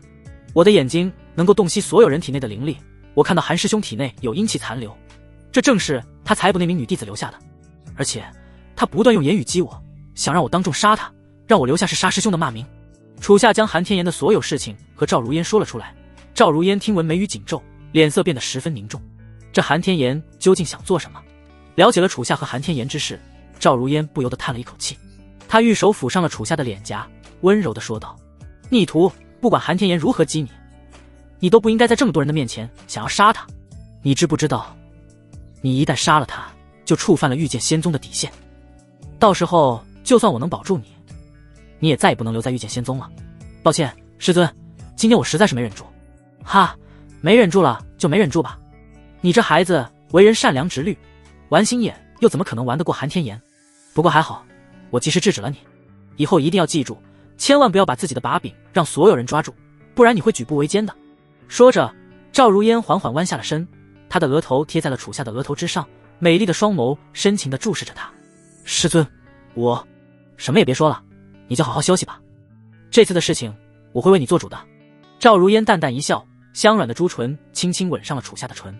就这样，楚夏在赵如烟悉心的照顾之下，缓缓进入了梦乡。深夜，赵如烟离开了万花峰，化作一道青色流光来到了演武广场之上。过了一会，韩天岩的身影来到了赵如烟身后，他向着赵如烟恭敬地行了一个礼，问候道：师尊，您找我？是。赵如烟点了点头，却并没有回过身，只是淡淡地向他问道：天岩，这次你和楚夏对决，你伤得也不轻，现在身体怎样了？多谢师尊关心，徒儿的身体并无大碍，只需要休养一些时日就能恢复了。那就好，你和楚夏两人下手都不知轻重，我真怕你们之中的任何人出事。是啊，我也没想到小师弟下手竟然这么狠了。他的最后一招剑意，若不是师尊和师叔出手，恐怕我现在已经步入黄泉了。韩天岩此话一出，赵如烟的眼神变得寒冷了起来，开门见山地质问道：天岩，你在修炼合欢邪功是吧？这是楚夏和师尊您说的吧？正是。那师尊您信他的话吗？我现在再问你问题，别给我把话题扯到楚夏身上，你只需要给我回答有或没有。赵如烟怒火中烧，语气很是严肃。看到赵如烟这般反应，韩天岩心里已然有了准备，他并没有任何慌张，而是不慌不忙地回答了2个字：没有。哦，真的没有。弟子从不说假话。师尊，哪怕您不说，我也知道这肯是出自楚夏之口。难道楚夏的一句话就能当做我韩天岩修炼合欢邪功的理由吗？这未免太荒唐了。韩天岩的底气十分足，因为那名女弟子的阴气早就被他的功体给吸收殆尽了，现在没有任何理由可以证明自己在修炼合欢邪功，这也是韩天岩有恃无恐的原因。赵如烟嘴角扬起一抹玩味的笑，他现在不得不佩服韩天岩了。这般深的城府和心机，楚夏和他斗确实是嫩了一点。若是以前，赵如烟是绝对不会因为楚夏一句话就定罪一个人，但现在不一样，他和楚夏已经有了夫妻之实，而且自己也准备将御剑仙宗宗主之位传给他。无论出于什么目的，楚夏都没有任何理由去害韩天岩，而反观韩天岩却将城府和心眼不断用在权力争夺之上，这点赵如烟也是心如明镜。他之所以不拿韩天岩怎样，一是因为他是自己第一个亲传弟子，跟着自己的时间最长；二是因为他做事情懂得给自己找退路，虽然没有什么大的功劳，可也没有犯什么过错。但是这一次不同了，赵如烟内心坚定了一个想法，韩天岩这般下去，在未来迟早会给楚夏使绊子，他要让韩天岩彻底翻腾，不出任何波浪。他不再和韩天岩多言，命令他退下了，至始至终都没有转过身看他一眼。韩天岩退下，赵如烟随即用传音将秦渊和苏云彤唤到了此地。宗主，我们来了。不一会，秦渊和苏云彤出现在了演武广场。赵如烟点了点头，于是将自己的想法和两人说了出来。秦渊、云彤，这一次我叫你们2个前来，主要是和你们商议楚夏和韩天岩2人后续的处罚。确实是需要处罚一下这2个孩子，他们2人在这次的对决之中实在做得太过火了。秦渊点了点头，非常赞同赵如烟的话，若不做出任何处置，怕是不能让众弟子信服。苏云彤也非常赞同，于是问道：宗主，那您觉得该如何处罚他们为好？对于韩天岩在宗门大比之中擅自使用大岩爆，这般大范围和杀伤力的急招一出，若没有你们的保护，我怕不知道有多少弟子要葬身在火海之中。我决定撤去他在御剑仙宗所有的职务和权利，并由亲传弟子变为内门弟子，停止1年的临时供应。听到赵如烟对韩天炎的处罚，秦渊忍不住说道：宗主，其他的都还好，但天炎可是你的第一个亲传弟子，就这样让他变成内门弟子，这会不会处置的太重了？秦渊，我不想和你解释那么多，对于这个决定，我是非常认真的。是，宗主。听着赵如烟那严厉的语气，秦渊知道这次他是下定了决心，便不再多说什么。韩天炎结束了，接下来就是对于楚夏的处罚。赵如烟柳眉微皱，思考了片刻，说道：楚夏的话，他试图弑杀同门，但被我及时制止，虽是没有酿下大错，但还是需要严厉对待。我的建议是停止他1年的临时供应，并再望月洞关100天的禁闭，100日之内不许踏出一步。你们觉得如何？此话一出，秦渊和苏云彤2人互相对视了一眼，他们可都是聪明人，哪能不明白赵如烟的意思，于是默契地点了点头。宗主，我没意见。我也没意见。见得到了2人的认可，赵如烟露出了一抹无奈的笑。行吧，既然你们都没有意见，那明天一早就按照我说的执行。是，宗主。第2天一早，楚夏从赵如烟的房间之中醒来，一睁开眼，只见2道身影映入了他的眼帘，正是赵如烟和苏云彤。看着楚夏苏醒，赵如烟故作咳嗽了2声，向着苏云彤命令道：嗨嗨，苏长老，楚夏醒了，现在你可以把他带去望月洞关禁闭了。是，宗主。楚夏刚醒，听到2人的对话，简直一脸懵逼，他怎么突然要被关禁闭了？楚夏还没来得及问2句，苏云彤立刻上前，像拎小鸡一样将他从被窝里拎了起来，带着他向着房间外走去。师尊，这是怎么回事啊？见状，楚夏急忙地向着赵如烟问道。但赵如烟此刻已然戏精上身，她抬起手摸着自己一滴眼泪都没有的眼眶，依依不舍地抽泣着。楚夏，你一定要再望月洞，好好反省自己的错误。为师虽然很舍不得你，但却必须秉公办事，我会等你出来的。不是，关几天啊？100天。什么？我去。就这样，楚夏还没说完，就被苏云彤拎着御空而起，飞向了望月洞。望月洞位于御剑仙宗西北的一处山峰之上。苏云彤很快就带着楚夏到达了这里，然后没有留下一句话，直接把他扔了进去，然后在洞口施加了结界。哎呦！楚夏摔倒在地，忍不住埋怨道：苏长老，你倒是温柔点啊。他站起身，拍了拍身上的土，开始四处打量着处望月洞。只见山洞之中朦胧一片，中央立着一块平坦的大石，四周堆积着一堆干枯的柴火。山洞顶部存在着一处缺口，一束耀眼的阳光从缺口中照耀而进，刚好照在大石之上。就是因为这处缺口在夜幕降临之际，刚好抬头就能看到皎月繁星，所以称为望月洞。楚夏看着望月洞的场景，倒也没觉得什么，有顶部这个大缺口在，刚好可以在晚上吸收星辰之力。既然要关100天，那自己干脆就全当闭关了，趁着这个机会好好修炼。如此一想，楚夏不由得一笑，师尊真是有心了。到了晚上，一束清冷的月光洒落进了望月洞中，楚夏在大石之上打坐而下，准备吸收星辰之力。这时，一阵熟悉的声音传入了他的耳中，正是从山洞顶部传来的。夫君，小柔。楚夏睁开了眼，好奇地抬头望去，只见齐小柔出现在了山顶，小脑袋探向缺口张望着。小柔，你怎么来了？哈哈，夫君，我怕你肚子饿，特意做了好吃的过来，我现在就用绳子给你放下来啊。说着，齐小柔拿起装着饭菜的篮子，准备将饭菜送下去，但也不知道是怎么回事，就在这时，突然刮起一阵莫名的妖风，强大的风力竟直接将齐小柔瘦弱的身躯给吹了下来。啊！他发出一阵尖叫，从洞顶迅速坠落而下。楚夏见状，立刻站起身来，纵身一跃，抱住了掉落的齐小柔。他公主抱着齐小柔落地，看着紧闭着双眼、惊魂未定的齐小柔，温柔地安慰道：好啦，小柔，没事了。齐小柔缓缓睁开了眼，看着自己正被楚夏抱在怀中，小脸顿时羞红了起来。夫君，快放我下来！哈哈，行。楚夏看着齐小柔这般娇羞的模样，真是太可爱了，于是就将她放了下来。好在下落的时候，饭菜全部都在篮子里没有洒落。楚夏就在这关禁闭的第1天，大快朵颐地吃了一顿。吃饱喝足，楚夏满意地拍了拍自己的肚子，这么多年了，还是齐小柔做的饭最香。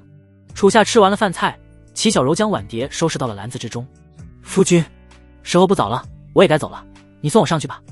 齐小柔指了指洞顶的缺口，她没有什么修为，凭自己根本上不去。但楚夏却丝毫不慌，他眼神玩味地看向了齐小柔，嘴角扬起一抹坏笑。小柔，来都来了，就在这陪我一夜吧。啊，在这吗？是啊，小柔，你看这月黑风高，孤男寡女的，气氛都到这了，我们是不是应该做一些快乐的事啊？夫君，什么快乐的事啊？要不我陪你聊天吧。哎，聊天有什么快乐的？当然是其他事了。听到楚夏的话，齐小柔顿时又期待又紧张，心跳的速度也变得愈来愈快。但楚夏哪里可能只想聊天，他大手搂住了齐小柔的腰，很是霸道地将她的身躯紧紧贴在自己身上。齐小柔的玉体非常柔软，身上散发着一丝淡淡的清香，令楚夏不由得一阵陶醉。他双眸深深注视着齐小柔，在月光的映衬之下，更有一分孤芳清冷之意。看着齐小柔那在月光下楚楚动人的模样，楚夏再也抑制不住内心的渴望，向着她香软的朱唇深深吻了下去。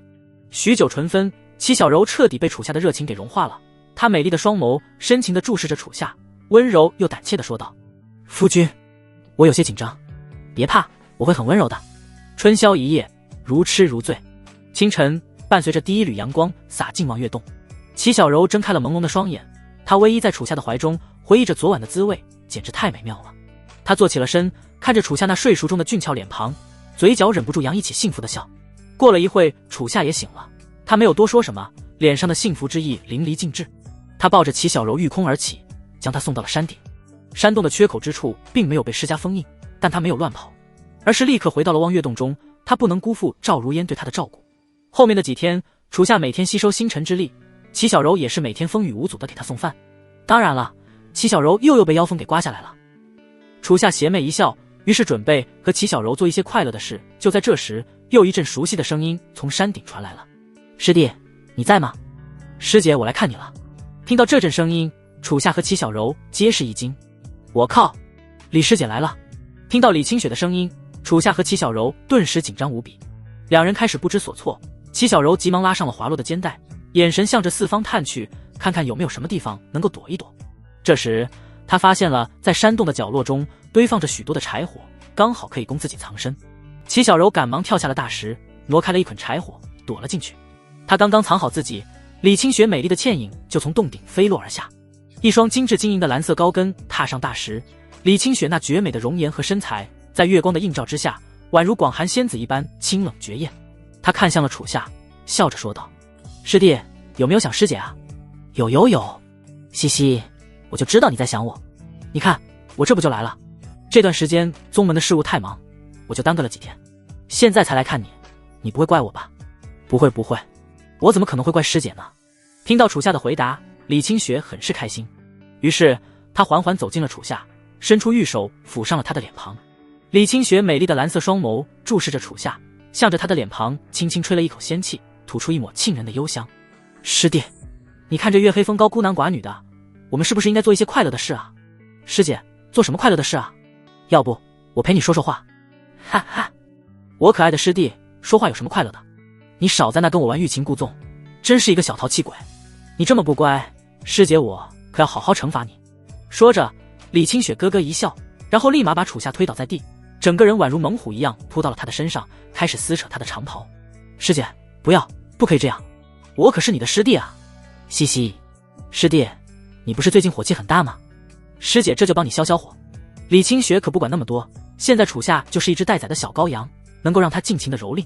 反正这里也没有其他人，他可以放肆的展现自己的狂野。但楚夏哪里敢和他做快乐的事？要知道齐小柔现在还躲在山洞里呢。楚夏抓住了李清雪那不安分的玉手，尴尬的说道：师姐，这里可是御剑仙宗官禁闭的地方，在这里做那事太不合适了，要是师尊知道了，我们可就……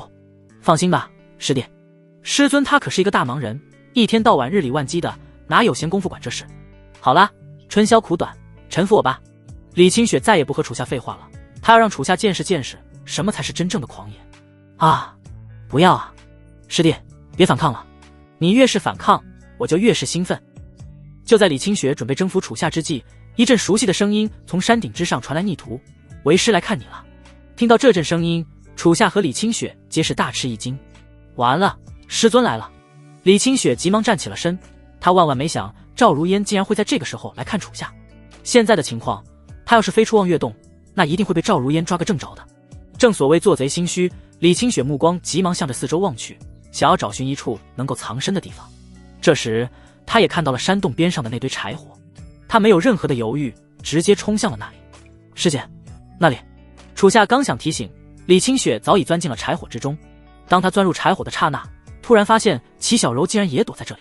李清雪惊得瞪大了眼睛，这是什么情况？齐小柔也很是紧张，她没想到竟然直接被李清雪发现了。李清雪刚想问些什么，但此刻赵如烟的声音已经愈来愈近，她只有将玉指伸到唇前，对着齐小柔做了一个嘘声的动作。齐小柔默契地点了点头，她也不想被赵如烟抓个正着啊。伴随着赵如烟绝美风韵的身影飞落，楚夏不由得吓得倒吸了一口凉气，这今天到底是什么日子？怎么全部来了？逆徒，多日不见，一个人在望月洞寂寞吗？师尊，我还好，我这人比较耐得住寂寞。哈哈，你看你就喜欢嘴硬，你我还不知道，我想你早就盼望着为师早日来看你了。这倒也没有。切！听到楚夏的回答，赵如烟没好气地白了他一眼，这逆徒真是越来越不可爱了。他并没有怎么在意，而是抬头望向了星空的明月，感受着此刻的氛围，忍不住喃喃道：逆徒，你看这月黑风高孤男寡女的，这望月洞只有你我两人，我们是不是该做一些快乐的事？此话一出，楚夏惊得倒吸了一口凉气，脑海中赶忙思考着该如何回答。师尊，要不你陪我修炼吧，现在对于徒儿来说，修炼才是最快乐的。行啊，那为师就陪你好好修炼一晚上，我们一起快乐。赵如烟嘴角扬起一抹期待的笑，香软的朱唇向着楚夏缓缓贴去。楚夏赶忙后退了2步，并向着赵如烟恭敬地行了一个礼，解释道：师尊，我说的修炼是正经修炼，你陪我练习剑法吧。听到是练习剑法，赵如烟整个人都懵了，这怎么和他想象的有些不太一样？他狐疑地看向了楚夏，只见他眼神闪躲飘忽不定，看着非常的心虚。不对劲，这太不对劲了，这里面一定有猫腻。从楚夏的行为举止之中发现了端倪，赵如烟开始闭上眼睛感知着四周，果然在这望月洞中还有另外2股气息的存在。他的目光猛地锁定向了山洞的角落，大声喝道：你们2个别藏了，给我滚出来！此话一出，柴火堆中的李清雪和齐小柔顿时心惊胆战，他们不敢不从，只有从柴火堆中走了出来。当看到这2道熟悉的身影，赵如烟也有些愣住了。他看了看李清雪和齐小柔，又转头看向了楚夏，一股无名的醋意和怒火顿时在心中涌起。你们2个！赵如烟指向了2人，刚准备训斥一下他们，这时一道白色的娇小身影又从洞顶掉了下来。哎呦，疼！只见胡雪儿摔倒了大石之上，直接是屁股着地，着实是把他给疼惨了。他揉了揉生疼的小屁股，缓缓睁开了双眸，只见望月洞中竟然有这么多人。他挠了挠自己的小脑袋，天真无邪地问道：师尊，你们都是来看楚师兄的吗？见状，赵如烟的嘴角微微抽搐了起来，他深吸了一口气，然后用极度凶狠的目光注视向了楚夏。楚夏不敢直视赵如烟的眼神，赶忙低下了头。他怎么也没想到这4人会齐聚在一起，这简直就是大型修罗场。这般大型的修罗场简直是把赵如烟的醋意和怒气值给堆积到了极点。就这样，赵如烟对李清雪3人分别进行了处罚，理由是宗门明确规定，严禁偷偷探望关禁闭的弟子。不仅如此，赵如烟还把山顶的缺口也施加了一道结界，这让楚夏不由得欲哭无泪。接下来的日子里，他只有一个人在望月洞度过了，吃不到好吃的饭菜，也没法做快乐的事情，只有老老实实每天在山洞中修炼了。深夜，楚夏在大石之上打坐，浩瀚的星辰之力从洞顶涌进，源源不断地注入楚夏的身体之中。与此同时，距离御剑仙宗几百里之遥，十方大山的一处深邃山洞，只见一条体型庞大冗长的红色巨蟒游动着蜿蜒的身躯进入了山洞之中。山洞深处，合欢老祖邪云依旧被沉重的铁链给牢牢缠绕，整个人奄奄一息。这时，一阵蛇吐信子的声音传入了他的耳中。听到这声音，邪云好奇地抬起头，浑浊的双眸注视着远处地上不断靠近的红色巨蟒。他心中大喜，发出了一阵苍老沙哑的笑：哈哈，你这条小蛇终于还是找到我了，你可真是让我好等啊。这条红色巨蟒正是邪云的灵宠赤炎巨蟒。听到这阵熟悉的声音，吞天蟒迅速来到了邪云的身前，立起蛇身，吐着蛇信亲昵地舔着他那干枯的脸庞。别舔了，你这小蛇，快帮我把背后的风铃锭给拔出来。赤炎巨蟒来到了邪云的身后，只见其身后背上插着数根伸长的风铃钉。因为邪云和赵如烟大战，被赵如烟的剑意所重伤，韩天炎趁着他们两败俱伤之时，将邪云带到了这处山洞。为了防止他挣脱束缚，特意在其背后的多处大穴打上了能够封住灵力的风铃钉。邪云本就重伤，再加上风铃钉的作用，哪怕他是化神级别的强者，也没有办法挣脱一分赤炎巨蟒血口咬住一根风铃钉，然后用力将其拔了出来。啊！拔出来的一瞬间，一股漆黑浑浊的血顿时从伤口喷涌而出，邪云忍不住发出一阵惨叫。紧接着，伴随着风铃钉被逐个拔出，邪云疼得紧咬牙关，其背后也被不断渗出的浊血染得一片漆黑。赤炎巨蟒则是贪婪地舔食着这些浊血，宛如在品味绝美的佳肴一般。风铃钉全部拔出，邪云的灵力也在这一刻迅速恢复。赤炎巨蟒准备帮邪云断开束缚身躯的铁链，却被邪云立刻制止。哎，不用这么急，你这小蛇先给我躲到边上去，接下来有好戏看了。赤炎巨蟒点了点头，随即游走至山洞深处，隐匿在了黑暗之中。果然不出邪云所料，过了一会，韩天炎的身影出现在了山洞之中。看着韩天炎到来，感受着他身上的气息，邪云忍不住笑道：哈哈，韩小鬼，你来啦！我教你的合欢秘术好用吧，让你这么短的时间之内提升到了金丹大圆满。韩天炎没有多说什么，他来到了邪云面前，直接抬手就重重给了邪云一巴掌。他的表情变得狰狞扭曲，整个人充满了怒火。老东西，除了合欢秘术，还有没有其他的功法？怎么，如此的提升速度，你还是不满意吗？邪云转过了头，嘴角淌出了一抹鲜血，但他并没有生气，嘴角依旧扬着一抹邪魅的笑，眼神无比玩味地注视着韩天炎。你知不知道我师弟竟然是星辰圣体？你那合欢秘术对我来说远远不够，我要你最强的绝学，把你最强的绝学传给我。哦，星辰圣体，有点意思。别给我废话，你的最强绝学是什么？现在就告诉我，若不然我会让你生不如死。韩天炎一把抓住了邪云的脖子，开始狠狠用力，令邪云顿时感到一阵强烈的窒息感。邪云依旧不慌不忙，他向着韩天炎说道：韩小鬼，你别这么激动嘛，不就是最强绝学吗？我教你就是了。是什么？你快说。我的最强绝学就是……说着，邪云的双眸瞬间变得阴狠无比，身上猛地爆发出磅礴的灵力。强大的灵力将韩天炎顿时逼退了出去。韩天炎顿时大惊，他没想到邪云竟然恢复了灵力，他不敢有任何犹豫，急忙想要逃跑，但邪云又怎么会给他机会？只听一阵剧烈的金属崩裂之声响彻山洞，束缚邪云的沉重铁链顷刻间崩断，数根铁链迅速缠绕上了韩天炎的四肢，将其牢牢控制。哈哈，韩小鬼，你不是想见识我的最强绝学吗？现在我就施展给你看。你要对我做什么？韩天炎大骇，颤抖地问道。看着韩天炎这般恐惧惊慌的模样，邪云忍不住冷冷一笑，说出了一句令韩天炎无比绝望的话：从今天起，我就是你韩天炎了。啊！就在这个瞬间，一股强大的意识之力透过铁链为媒介，直接入侵韩天炎的脑海。在邪云强大的实力之下，韩天炎根本就无法反抗分毫。绝望的惨叫之下，韩天炎最终缓缓闭上了眼睛。再睁开眼，他的目光变得无比的寒冷，嘴角扬起了一抹满意的笑。他低下头看着这年轻的身体，忍不住感叹道：真是一具完美的身体，年轻可真好啊。说着，韩天炎的肉身猛地爆发出一股强大的炎之灵力，一股汹涌的炎流顿时席卷四方，将漆黑深邃的山洞瞬间映照得通明。邪云干枯的身躯也在炎流之下化成了灰烬。韩天炎彻底结束了他荒唐短暂的一生，从此以后，邪云将带着他的身体继续活下去。看到邪云获得了新的身体，赤炎巨蟒可是兴奋地游动到了他的身前，舌头亲昵地蹭着他的脸庞。邪云摸了摸赤炎巨蟒的脑袋，露出了一抹期待的笑。走吧，小蛇，接下来我们就要开始新的人生了。赵如烟，我们又要见面了。哈哈。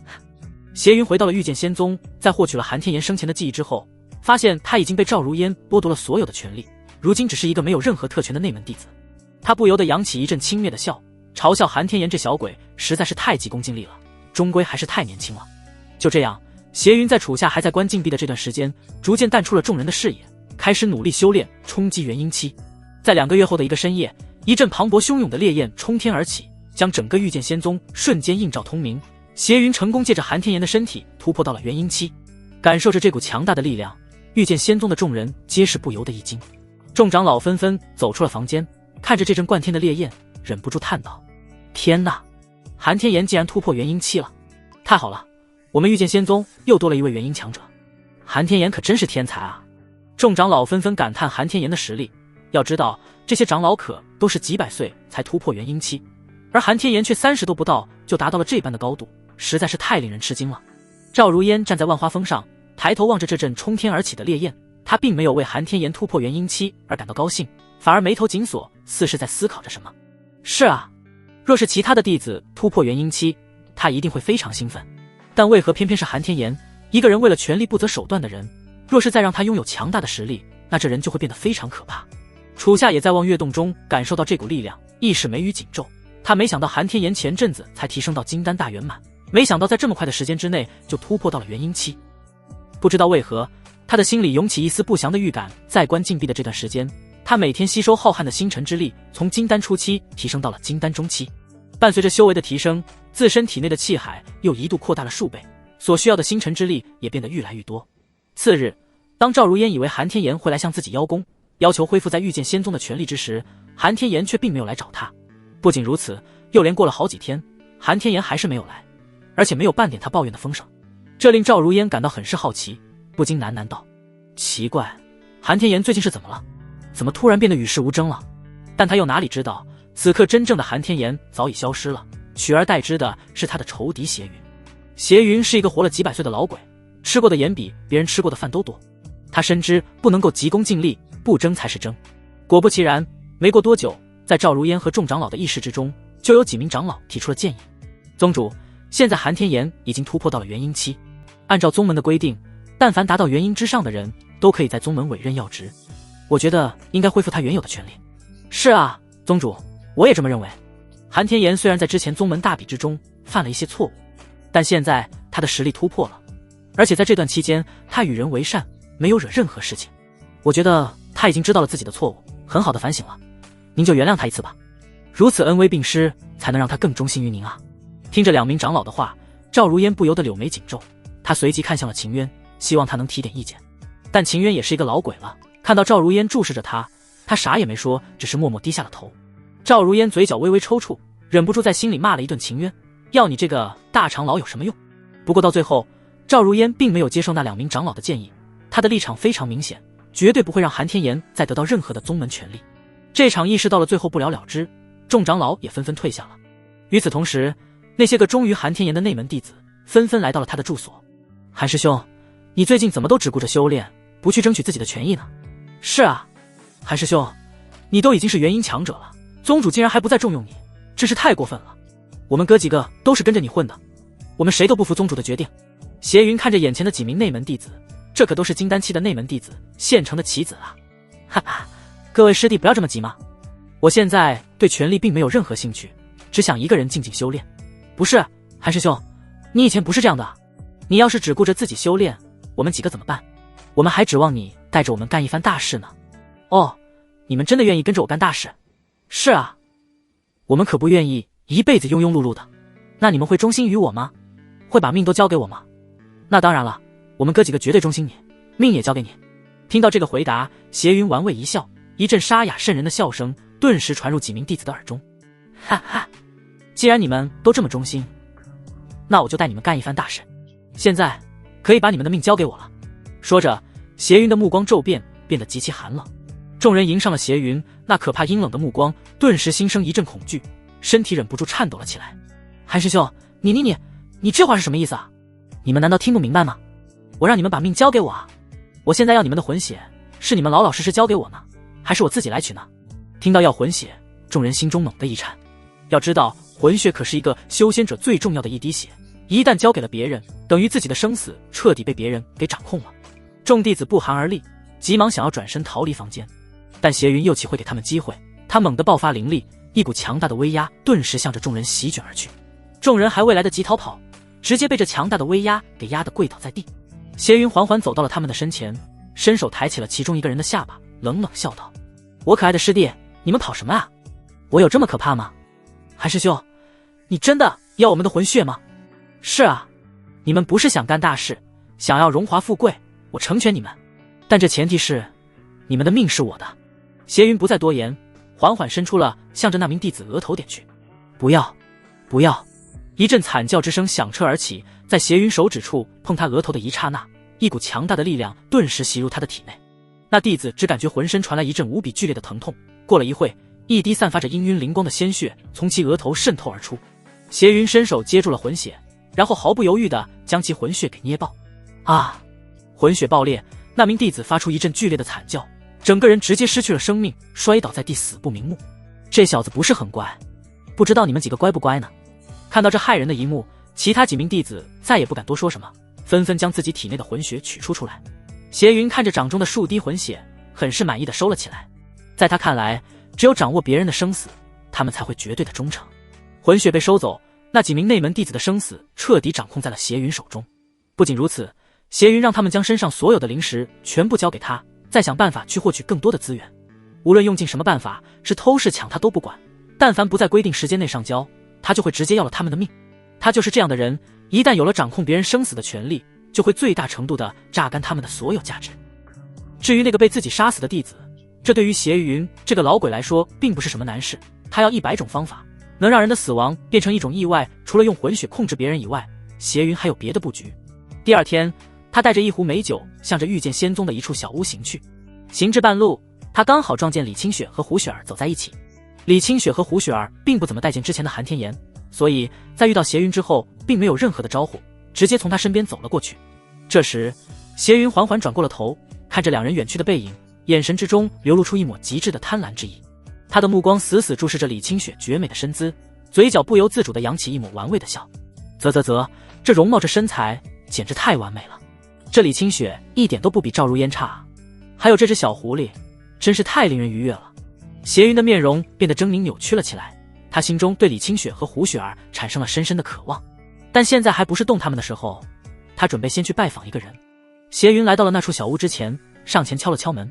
咚咚咚，谁啊？王长老。是我啊，是天炎来了。房门被打开，正是那被赵如烟撤去刑罚长老之职的王长老王泰。王泰见是韩天炎到来，立马将他迎进了屋内。走进屋内，邪云拿出了准备好的一壶美酒，开始和王泰举杯对饮。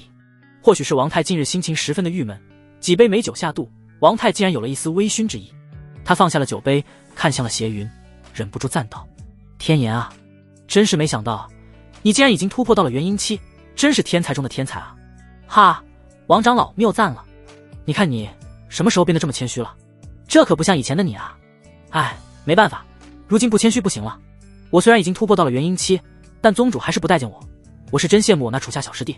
邪云故作叹了一口气，显得很是无奈。听到这话，王泰也是非常生气，他重重拍了一下桌子，为其打抱不平。哼，那赵如烟就是有眼无珠，老夫执掌刑罚长老这么久，因为一个失踪的女弟子就把我的长老之位给撤去了。你韩天炎如此尽心尽责，也因为一点过错被撤去了所有权利，甚至从亲传变成了内门弟子。再看那个处下，他算个什东西？他哪一点比得上你韩天炎？宗主偏袒处下，我也没有办法，谁让我们不会讨他欢心呢？是的，这赵如烟就喜欢那小白脸。王泰越说越气，若是实力允许，他恨不得现在就去活撕了赵如烟。看着王泰这般态度，邪云嘴角扬起了一抹奸诈的笑，引诱道：王长老，你想不想再次夺回刑罚长老的位置？哦不，你想不想做大长老的位置？听到这话，王泰顿时一惊，急忙对着邪云做了一个嘘声的动作，小声道：嘘，天炎，这话可不能乱说，千万不能开这种玩笑，要是被赵如烟知道……不，王长老，我是认真的。你到底要做什么？我想发动一场宗门的大暴乱，将那些绊脚石全部杀了。王泰吓得倒吸了一口凉气，他赶忙捂住了邪云的嘴，生怕被人听见。天炎，你疯了？发动大暴乱，就凭我们两个？邪云将王泰的手轻轻放下，他并没有任何的慌张，嘴角扬起一抹自信的笑。王长老，当然不只是我们两人，我还有其他的帮手。是谁？现在我还不能和你说，但这个帮手比你我都要强。什么？竟然还有如此的高手存在？可是这个帮手再强，强得过赵如烟吗？哈哈，王长老，宗主难道会一辈子待在御剑仙宗不出去吗？他总有出门的时候吧。此话一出，王泰沉默了，他眉宇紧皱，陷入沉思。许久之后，他的眼神从犹豫变得坚定。好，反正老夫也是个古稀之人了，不如陪你这个后辈好好疯狂一次，不成功便成人。哈哈，王长老有魄力，为了我们的未来，干杯！干杯！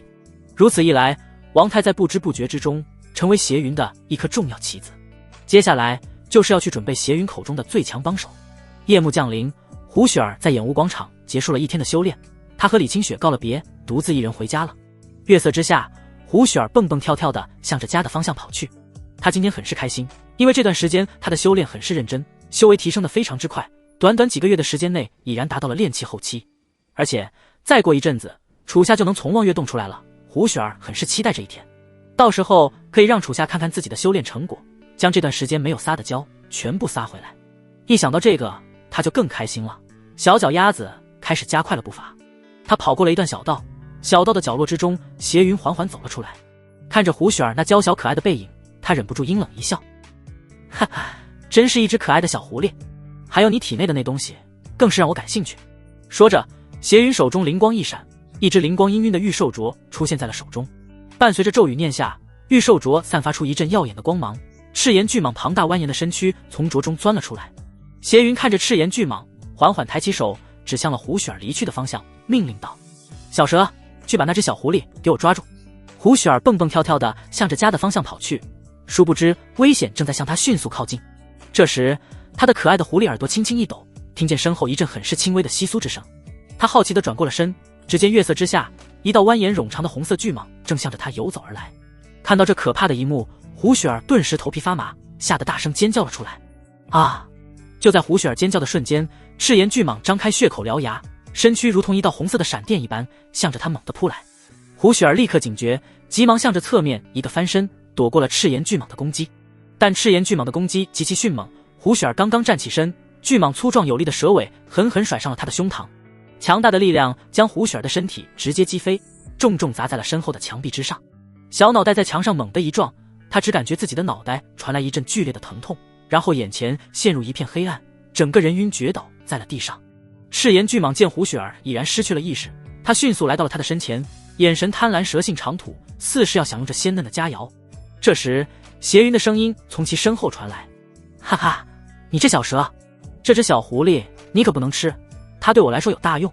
斜云走到了胡雪儿身前，看着她那娇小可爱的模样，忍不住发出一阵邪魅贪婪的笑。他缓缓伸出手，向着胡雪儿的脑袋抓去。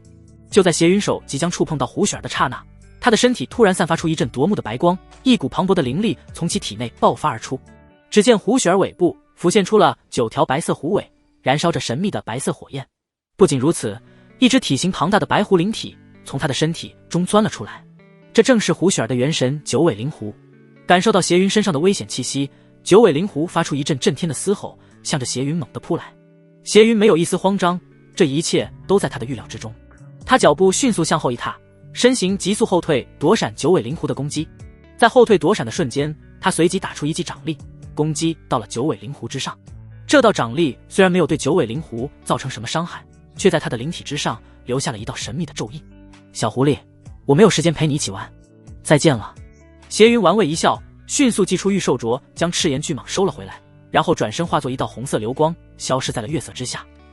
见斜云离去，九尾灵狐的灵体也迅速回到了胡雪儿的体内。听到刚才这阵震天的嘶吼之声，李清雪迅速赶到了这里。当他看到胡雪儿晕倒在地，心里顿时一惊，他赶忙抱起了胡雪儿，紧张地唤道：雪儿，雪儿，你快醒醒！隐隐约约听到有人在呼唤自己。胡雪儿睁开沉重的双眸，看到李清雪那模糊的身影映入眼帘。看到是李清雪，胡雪儿回忆起刚才那只可怕的红色巨蟒，吓得一把抱住了她。李师姐，我好害怕。雪儿，你怎么了？刚才到底发生什么事了？刚才突然出现了一只红色的大蟒蛇，想要吃了我。红色的大蟒蛇。听到胡雪儿的话，李清雪顿时一惊，急忙追问道：雪儿，那只红色大蟒蛇有多大？就这么大。胡雪儿不知道该怎么和李清雪形容，只能用小手比划了一下大小。李清雪感受着胡雪儿那颤抖不止的身躯，知道她并没有在开玩笑。御剑仙宗建立在十方大山，虽然有时候确实会出现蛇，可也从来没有见过那么大的蟒蛇，而且还是红色的。雪儿，你现在感觉身上有事没？倒也没什么事，只是我的脑袋被砸得有些疼。李师姐，这样一砸雪儿不会变笨吧？哈哈，放心吧，你最聪明了，不会变笨的。你没什么事就好，我现在先送你回家。至于那条大蟒蛇，我一定会去把它找出来的。好，谢谢李师姐。胡雪儿乖巧地点了点头，在李清雪的陪伴下回家了。第二天，李清雪发动一些弟子和杂役，在御剑仙宗寻找胡雪儿口中的红色大蟒蛇，但大家找了整整2天，并没有任何这条蛇的踪迹。大家都认为是胡雪儿是小孩子胡说罢了。李清雪见找不到红色大蟒蛇的踪迹，虽然这是很蹊跷，但想着胡雪儿并没什么大碍，便慢慢不了了之了。遇见仙宗，望月洞。终于，楚夏的100天禁闭终于结束了。伴随着结界的消散，楚夏飞一般的冲了出来。他站在山顶，迎着清凉的山风，眺望十方大山的美丽风景，不由得深深吸了一口新鲜空气。哈哈哈哈！我楚日天又回来了。就在楚夏喊完这一句之时，赵如烟的传音传入了他的耳中：逆徒出来了，就给我滚到长老阁，有事交代你。听到这话，楚夏原本愉悦的心情瞬间就没了。自己才刚关完100天的禁闭，这就要被叫去做事了。师尊，我这才出来，能不能让我休息几天？可以啊，你如果想休息，我给你换个地方关禁闭，我的房间怎么样？再给你关个100天。赵如烟此话一出，楚夏吓得倒吸了一口凉气。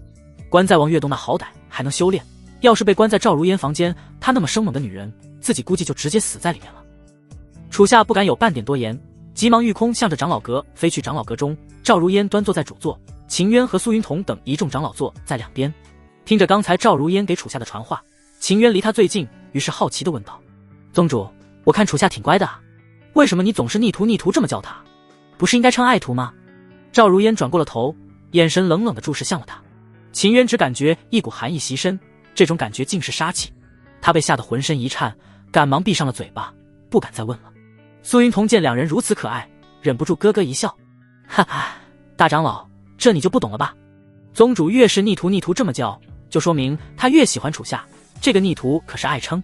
苏云彤，你不说话，没人把你当哑巴。赵如烟没好气地白了苏云彤一眼，这是能说的吗？他赵如烟不要面子的。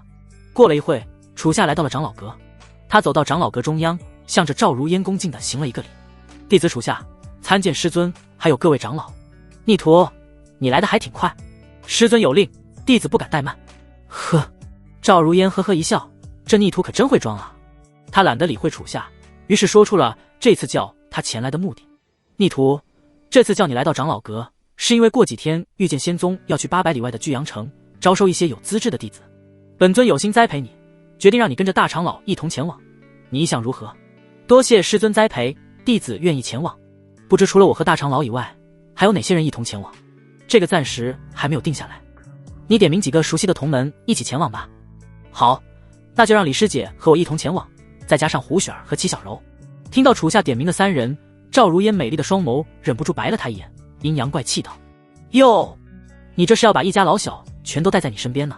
师尊，我之所以点名他们是有原因的，你说，你最好是能让我信服。嗨嗨，楚夏故作咳嗽了2声，向着赵如烟解释道：首先是李师姐，她作为御剑仙宗女弟子中的扛把子，无论是实力还是颜值都是出类拔萃的，让她前去招收弟子，能让大家觉得我们宗主的实力很强，能够培养出如此的天才。最关键的是有李师姐在，能够吸引无数的男人前来报名。你说的有理，李清雪确实非常有趣的必要。第二就是胡雪儿，她乃是极为特殊的灵狐少女，她和我们一同前往，大家会觉得我们御剑仙宗有教无类，对于世间的任何种族都持着平等的态度，这足以体现师尊您的胸怀如同大海一般宽阔。有点意思，继续说下去。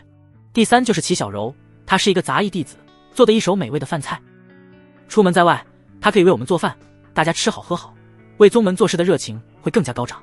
妙啊，太妙了！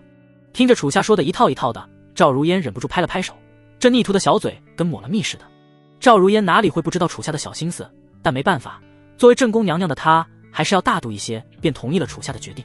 就这样，3天之后的下午，演武广场之上，前往招收弟子的人已经全部聚集，除了楚夏点名的3人，秦渊还带上了几名内门弟子。伴随着数道流光御空而起，众人向着巨阳城的方向飞去。由于是下午启程，加上路途较为遥远，望着逐渐西下的落日，秦渊决定在十方大山中休息一夜。他看到远处有一处大的湖泊，向着众人说道：各位，太阳即将落山，今日我们就在那湖边休息一晚，明日再启程。是，大长老。众人点了点头，纷纷向着湖泊处落去。楚夏看到远处那湖泊，嘴角扬起一抹笑意。这个湖泊他再熟悉不过了，正是他和穆玲珑还有秦念相遇的地方。这么久没见了，他还怪想玲珑公主的。众人落到了湖泊边，齐小柔开始准备生火做饭了。楚夏悠闲地靠在一块大石之上，嘴里叼着一根杂草，胡雪儿则是坐在他身边，开心地向他讲述着自己这段时间的修炼成果。是，厉害厉害，你好棒棒哦！楚夏心不在焉地回应着胡雪儿，脑子里全部在想今晚的饭菜。身在十方大山，不由自主地想吃一些野味，可今晚的饭菜却只有一些干粮和蘑菇。楚夏无奈地叹了一口气，喃喃道：哎，如果这个时候路过一只野兔或野鸡该多好啊。就在这时，楚夏不远之处，一道黑色的动物身影趁着朦胧的夜色正悄悄行走在湖边。楚夏顿时眼前一亮，他仔细一看这身影，不禁狂喜，这身影竟然是一只野猪，感谢大自然的馈赠。说着，楚夏迅速起身，猛地一个箭步向着那野猪冲去。那野猪也是猛地一惊，急忙撒丫子就想跑，但他哪里跑得过对野味极度渴望的楚夏？不出一会，他就被楚夏抓住了。楚夏将野猪五花大绑扔到了众人面前，兴奋道：各位，今晚我们开荤。看到楚夏竟然抓了一头野猪，众人全部好奇地围了上来。楚夏，你可真厉害啊！师弟，你太棒了！楚师兄，雪儿也正想吃肉了呢。听着众人的夸奖，楚夏心里很是得意，于是拿过起小柔手中的菜刀，决定把野猪大卸8块。看到楚夏拿刀宛如活阎王一般步步逼近，那野猪心惊胆战，大声向着楚夏求饶道：别，求求你，别杀我！此话一出，楚夏停下了脚步，众人也都瞬间呆住了。最怕空气突然的安静，过了片刻，在场众人全部沸腾了。天啊，这猪成精了！这猪竟然会说话！我一定是晕产生幻听了。楚夏也惊呆了，他怎么也没想到眼前这猪竟然说话了。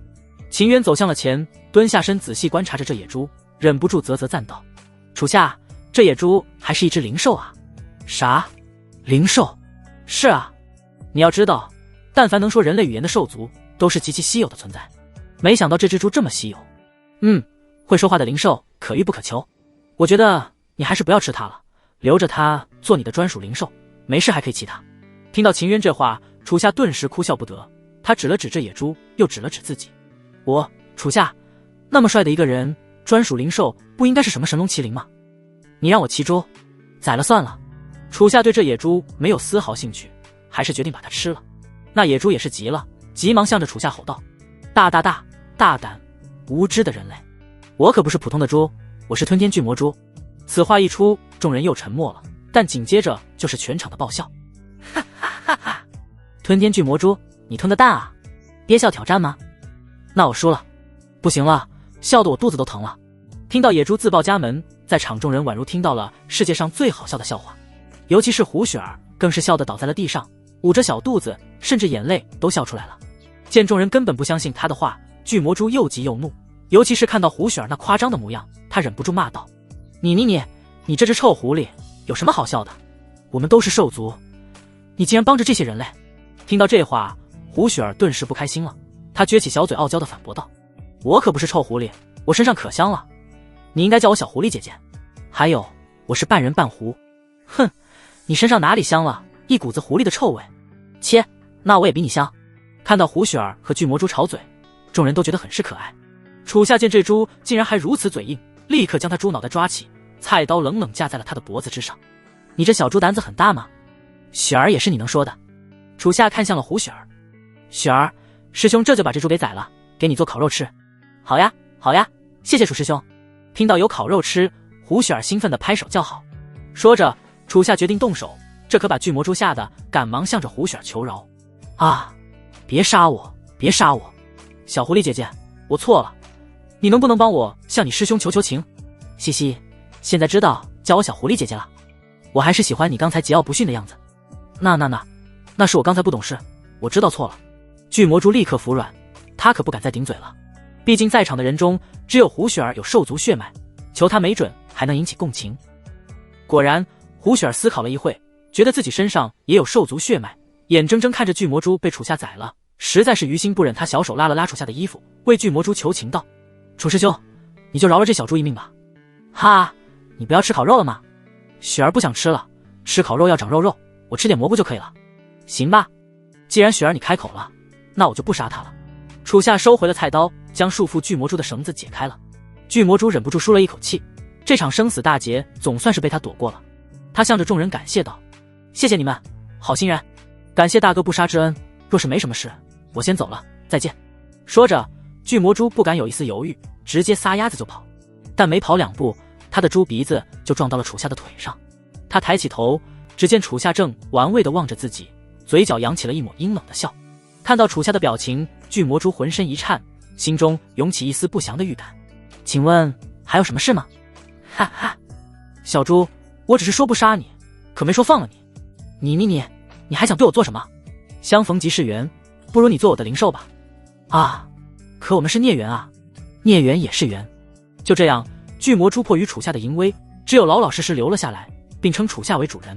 不过他可不会这么容易就范。夜半子时，当众人全部进入梦乡之时，巨魔蛛睁开了双眼，眼神中充满了对自由的渴望。他站起了身，轻轻地挪动着脚步，小心翼翼地向着远处丛林中走去。看着丛林越来越近，巨魔蛛的心情也是兴奋到了极点，只要钻进里面，自己就能重获自由了。就在他准备冲进去之时，一阵窸窸窣窣的声音从里面传来。巨魔蛛顿时一愣，只见楚夏从丛林之中走了出来，顺带着系了一下腰带。一人一猪四目相对，现场的气氛顿时非常尴尬。小猪，你在做什么？主人，我出来散散步。这么晚了就别散步了，回去睡觉吧。哦，巨魔蛛第一次的逃跑失败了，只能老老实实回去睡觉了。但是仅仅一次的失败并不能打击他想要获得自由的决心，他决定伺机而动，准备第二次逃跑。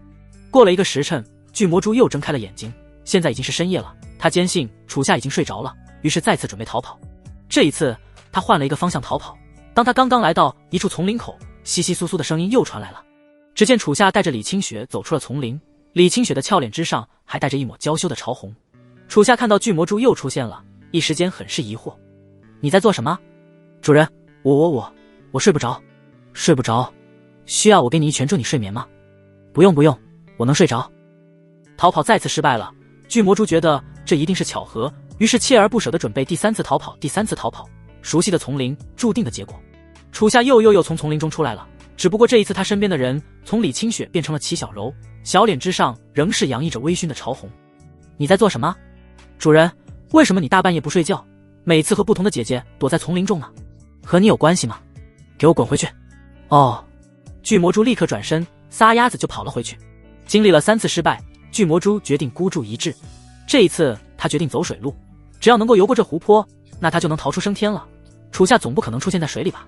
过了许久，一抹乌云遮住了皎洁的明月，借着黑暗的掩护，巨魔蛛悄悄潜入了湖中，向着对岸缓缓游去。就在他游到湖中心，猪鼻子突然撞到了什么东西，只见一个人转过了身，正是楚夏的身影。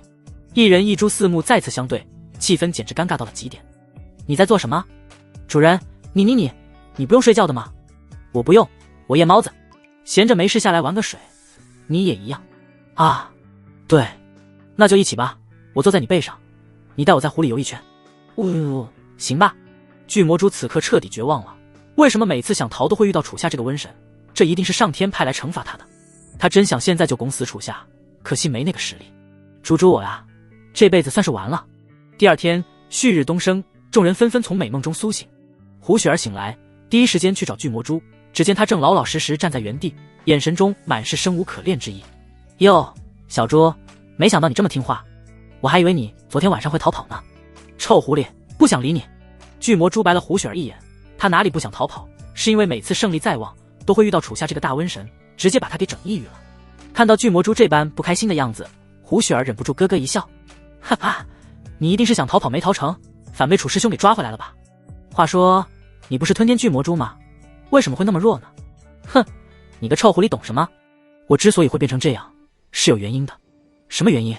事情要从10年前说起。我本是猪族的绝代天骄，年少成王，先天兽王骨，成为了所有猪仰慕的对象。后面因为一次意外，我遭受了重伤，宫体尽废，兽王骨被挖，被族群驱赶了出来。至此，巨魔蛛想起曾经的回忆，开始声情并茂地说了出来。只不过这个时间确实有些太久了，胡雪儿听着听着，忍不住打了一个哈欠。他丝毫没有一丝兴趣再听下去，于是打断了巨魔蛛。行了，你搁这说书呢，小柔姐姐做好饭了，一起去吃饭吧。说着，胡雪儿蹦蹦跳跳地跑向齐小柔，接过一碗鲜美的蘑菇汤。巨魔蛛并没有跟着胡雪儿前去，他知道自己只是一只卑微的灵兽，哪有资格和他们人类一起吃饭。齐小柔给大家分完了汤，看着远处的巨魔蛛还是站在原地未动，于是将剩下的蘑菇汤全部盛了起来。他走到了巨魔蛛身前，笑着问道：小猪，你怎么不过来一起喝啊？啊，我只是一只猪，怎么可以和你们人类一起吃饭呢？什么猪啊，人类的，你既然已经成了楚夏的灵兽，那我们就是伙伴啊。哪有伙伴不能一起吃饭的？说着，齐小柔将手中的蘑菇汤放在了地上，一股清香入鼻，巨魔蛛顿时馋得流下了口水。他最后还是不放心地问了一句：“这位姐姐，我真的可以喝吗？”“当然可以啦，你别怕，这汤里我又没有下毒。如果你怕楚夏揍你，我会帮你拦着他的。”齐小柔扬起一抹春风般温暖的笑容，这令巨魔蛛彻底放下了内心的担忧。他张开嘴，开始大快朵颐地吃起了蘑菇汤。仅仅片刻的功夫，他就将蘑菇汤吃得一干二净。“这位姐姐，你做的饭菜可真香！”“哈哈，多谢夸奖，你喜欢吃就好。”见巨魔蛛很喜欢吃，齐小柔很是开心。别人将自己做的饭菜吃得干干净净，对他来说可有成就感了。经过了一早上的相处，巨魔蛛逐渐融入了众人。他觉得这些人中除了楚夏有些可怕，其他人都十分好相处。而且那些个漂亮姐姐个个都喜欢来摸他的脑袋，看样子很喜欢自己。一切准备就绪，楚夏一行人御空而起，向着巨阳城的方向飞去。下午，众人抵达了巨阳城，秦渊并没有急着开始招收弟子，而是带着众人来到了一处无比辉煌大气的宫殿之前。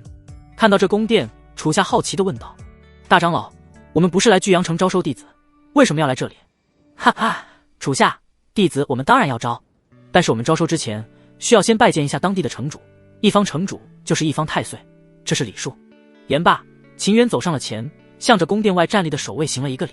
在下御剑仙宗长老秦渊，求见穆城主，还劳烦大人通报一声。这位仙人客气了，我这就去禀告城主。守卫也向着秦渊行了一个礼，他们对于修仙者是十分尊重的。守卫走进了宫殿之中，过了一会他就走了出来，向着楚夏一行人做了一个请的手势。“各位仙人，城主有请。”“多谢大人。”秦渊向着守卫表示感谢。因为御剑仙宗前来的弟子比较多，为了不叨扰木根山，秦渊只让楚夏和李清雪跟他一同走了进去。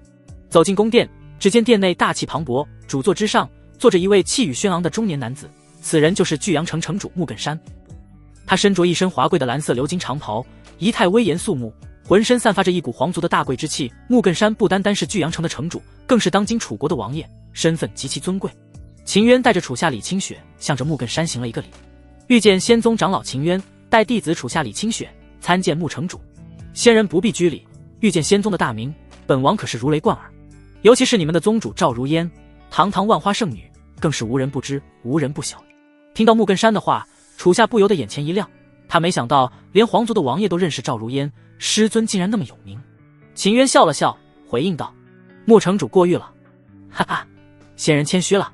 不知道这一次御剑仙宗来到巨阳城有何事吗？”“是这样的，宗主赵如烟命我前来，希望能在巨阳城办一场招募大会，招收一些有仙缘的弟子，所以我们特来拜见穆城主，想征求您的同意。”“原来是这样，御剑仙宗来巨阳城招收弟子，这可是一件大好事。不知道你们准备在城中招收几天？”“3天。”“好，那本王允了。”木根山点了点头，很是干脆地答应了秦渊的请求。毕竟御剑仙宗可是赫赫有名的正派宗门，事情发展的十分顺利，有了木根山的许可，那秦渊就可以放心的在巨阳城招收弟子了。秦渊谢过木根山，带着楚夏李清雪告退离去。在他们走后，木根山的眼神突然变得严肃了起来，他沉思了许久，唤来了身边的守卫。“城主有何吩咐？”“你去告诉青衣仙人们，御剑仙宗的人来巨阳城了。”“是，城主。”得到了木根山的许可，第二天，秦渊带着楚夏众人御剑来到了巨阳城广场上空。看到苍穹之上出现数道仙气飘飘的身影，广场上的众人皆是停下了脚步。“快看，是修仙者！”“是啊，御剑飞行，这也太帅了！他们这是来巨阳城做什么呢？”秦渊立于飞剑之上，清了清嗓子，向着所有人说道：“各位，老夫名为秦渊，乃是800里之外御剑仙宗的大长老。此次来到巨阳城，是为了来贵宝地招收弟子，赠与大家一份仙缘。我们将会在巨阳城广场招收3天，希望大家踊跃报名，向身边的人多多传达。”听到是来巨阳城招收弟子的，众人都无比期待。要知道，在修仙界，所有人的梦想就是成为一名修仙者，追求逍遥长生，遨游于天地之间。真的吗？我要报名。我也要，我也要。大家的激情都非常高涨，纷纷想要试试自己有没有仙缘。见时机已到，秦渊带着众人落到了广场之上，他手中灵光一闪，几颗验灵石顿时出现在了手中。他将验灵石分给了楚夏和李清雪，向着所有人吩咐道：“楚夏、清雪，你们2个和我一起负责为大家测验灵根，胡雪儿、齐小柔等人则负责记录。记住，此次招收弟子，最低的要求是3属性杂灵根。若是遇到单灵根和双灵根的人，要及时来告知我，这样的人才我们绝对不能错过。是，大长老。众人点了点头，都明白了自己的职责。就这样，巨阳城广场之上，御剑仙宗的招收大会正式开始。一时间，广场之上排出了3个队伍，并且不断有得知消息的人赶来这里，场面甚是热闹。只不过这3个队伍的人数则有些参差不齐。李清雪测验灵根之处，排队如同长龙一般，一眼望不到头，大部分都是男人，上至8旬老翁，下至懵懂少年。这仙子可真美啊！若是能和她结为道侣，让我少活10年都愿意。哈哈，格局小了。若我能和这位仙子结为道侣，让我明天直接去世都行。我说大爷，你都7老80的人了，还想着修仙呢？哼，年轻人，我7老80了，关你什么事？你家住海边，管得这么宽？而楚夏这边的队伍大部分都是女人，不得不说她的颜值气质确实出众，简直就是一个仙男。至于秦渊那边，人数则是少得可怜，他不由得一阵无语。难道就没人喜欢老头吗？招收有条不紊地进行着，经过验灵石的测验，大部分人都是没有灵根的，杂灵根也只有零零散散几个。至于那单灵根和双灵根，本就是万里挑一的存在，所以还没有遇到一个。时间缓缓来到了下午，楚夏向着身边负责记录的胡雪儿问道：雪儿，我们的队伍招收到几个了？楚师兄，从早上到现在，我们一共招收到了7个杂灵根弟子。才7个，那是有些少，我们继续吧。说着，楚夏继续开始招收弟子。下一位是一名中年大汉，楚夏将验灵石伸到了他的身前，过了一会，验灵石之上闪耀起了5种颜色的微弱光芒。看到验灵石竟然发光了，大汉顿时非常兴奋。天啊，这石头竟然亮了，看来我有仙缘啊！但楚夏却是摇了摇头，和大汉说道：这位大叔，你这是全属性的下品杂灵根，没有达到御剑仙宗的招收要求。你说什么？我是全属性还达不到你们的要求？是啊，灵根是这样的，属性越少越是稀有纯粹，其资质也就越高。你是全属性的下品杂灵根，其实和普通人没什么区别，你仙缘不够，回去吧。听到楚夏的话，大汉顿时很不服气，他向着楚夏掰扯道：你胡说，小子，我问你，钱是不是越多越好？是啊。那老婆是不是越多越好？是啊。那灵根是不是越多越好？是啊。啊，呸呸呸，什么乱七八糟的！大叔，你别在这给我扯这些歪理啊！楚夏差点被大汉给带绕进去了，也懒得和他继续废话，让他让边不要挡住下一个人。可大汉就是不服，非要楚夏收了他。楚夏没有办法，只有让内门弟子将大汉拖走了。大汉被拖走，他向着楚夏大骂道：小子，你给我等着！30年河东，30年河西，末期终年穷。就这样，这段小插曲结束，楚夏继续为众人测验灵根。又测验了几10个人，依旧是没有太惊艳的。这时，一位帅气的青年走到了楚夏身前。只见这位青年年纪和楚夏差不多，他身着一身棕色长袍，背负一把唐横刀，扎着一束修长的马尾，一双星目英气十足，加上腰间系着一个酒葫芦，颇有一份潇洒游侠的气质。看到这青年的出现，楚夏不由得眉宇微皱，他上下打量着这青年，心里喃喃道：这家伙长得还挺帅，颜值气质都快赶上我了，就是不知道实力如何。楚夏将验灵石伸到了青年身前，感受着他身上的气息，验灵石开始散发出一丝氤氲的绿光，且还带着一丝微风的气息。单属性风灵根。看到这一幕，楚夏眼前一亮，胡雪儿也是眼前一亮，凑到了验灵石之前。两人都很开心，没想到还真被他们招到一个单灵根的人，就是不知道他的风灵根是什么品级。如果是极品风灵根，那就不得了了。这时，楚夏手中的验灵石开始剧烈颤抖了起来。这什么情况？他好奇地注视着验灵石，似有一股力量要爆发而出。楚夏觉得有些危险，于是就让胡雪儿跑去告诉秦渊。胡雪儿的令立马迈着小脚丫跑开了，楚夏则继续观察着验灵石的动静。就在这瞬间，验灵石猛地爆发出一阵极其耀眼的绿光，瞬间将楚夏吞没，一阵惨叫之声顿时响彻广场。啊！我的眼睛，我的眼睛！楚夏的惨叫之声响彻广场，众人皆被他的声音给吸引了过去。只见一阵极其夺目的绿光闪耀，秦渊看到这绿光，一时间惊得张大了嘴巴。这是极品风灵根。绿光渐渐散去，楚夏只感觉自己精神有些恍惚。再看手中的验灵石，早已爆裂化成了齑粉。他使劲摇了摇头，让自己清醒了一分，然后看向了眼前的青年。只见青年身上散发着汹涌的风之灵力，这般的灵力强度根本不是普通修仙者能够比的。楚夏感受着他的修为，顿时瞪大了眼睛，向着青年问道：不是，兄弟，你金丹中期？是。在下风千里是一名刀客。刀客？兄弟，我们这可是御剑仙宗，都是用剑的，你这用刀的可能？”楚夏还没说完，脑袋后面顿时伸出一只玉手，直接捂住了他的嘴。只见李清雪出现在了他的身后，笑道：“哈哈，师弟，你饿了吧？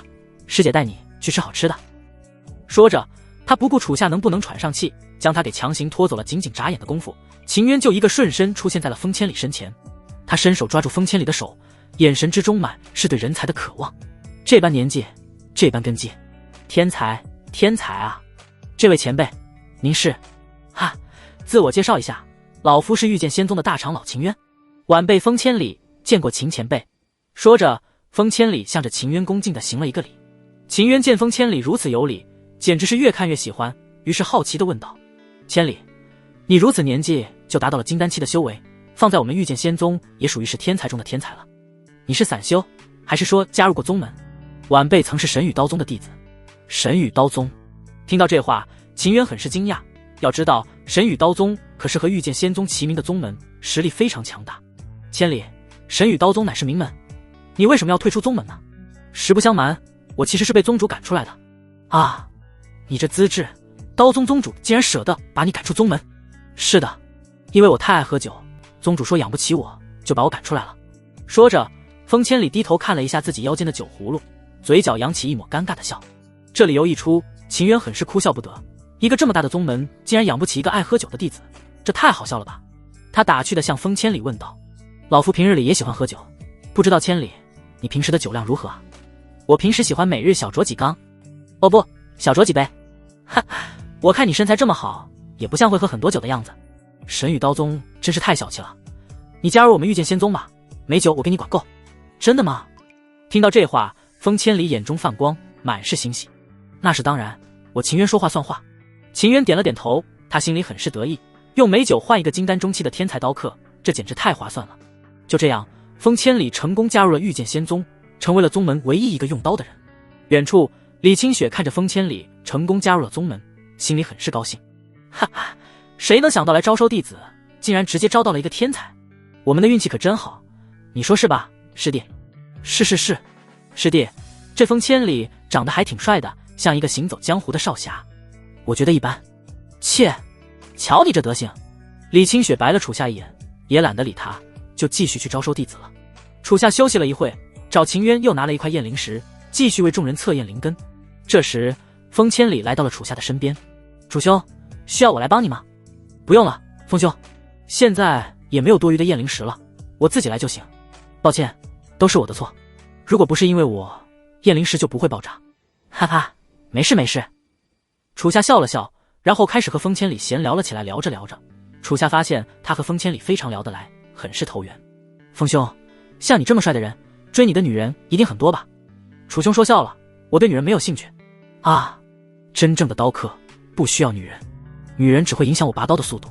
太有实力了，兄弟！楚夏忍不住对风千里竖起了大拇指，这才是真男人啊！招收大会正在有条不紊地进行，楚夏在后面还招收到了一名木火双灵根的少女，这令他欣喜不已，真是捡到宝贝了。就在第一天的大会即将结束之时，远方天际突然飞来数道青色的流光，只见一位身着青袍的老者带着4名青衣弟子来到了巨阳城广场上空。那名老者正俯视着广场，眼神之中透露出一丝狠毒的凶光，向着楚夏等人厉声喝道：“遇见仙宗之人，谁允许你们在这招收弟子的？”这阵声音非常的不友好，楚夏众人抬头看向了苍穹，不知道来者是谁。秦渊为了避免没有必要的麻烦，上前走了2步，向着苍穹之上的老者行了一个礼：“这位道友，在下遇见仙宗长老秦渊。我们之所以在这招收弟子，是得到了巨阳城主的同意。巨阳城主同意了，可我们青衣宗没有同意。”青衣宗3字一出，见多识广的秦渊立刻就明白了，原来是隐世宗门青衣宗之人。那道友是青衣宗宗主还是长老？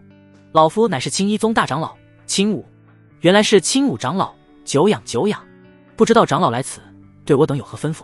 当然有，巨阳城可是我们青衣宗的地方，你们遇见仙宗算个什么东西？赶紧给我滚出去，不然休怪老夫对你们不客气。见青武如此霸道，秦渊忍不住眉宇紧皱。青武的修为有元婴后期，身后4名青衣宗弟子也有着金丹期的实力，如果硬碰硬，遇见仙宗并不怕他们，只是免不了一场激战。宗门被辱，楚夏是忍不了一点，他直指青武，大骂道：“我呸！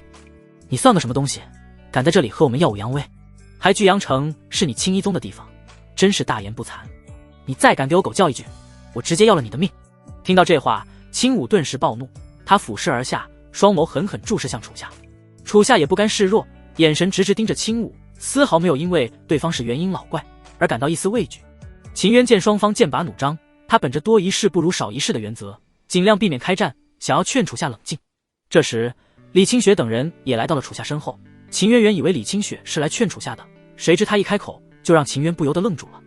你这老东西，别给我太嚣张，就凭你也配说我们御剑仙宗？信不信我们把你们整个青衣宗都灭了？胡雪儿也是非常生气，他双手叉腰，挺起小胸膛，也丝毫不甘示弱。你个老妖怪，别以为我们会害怕，我们大长老可厉害了，分分钟打败你们。就是，不服干一下子。其他弟子也是纷纷站了出来，想要教训一下青衣宗的人。风千里看着众人都如此硬气，心里不由得啧啧赞叹，不服就干。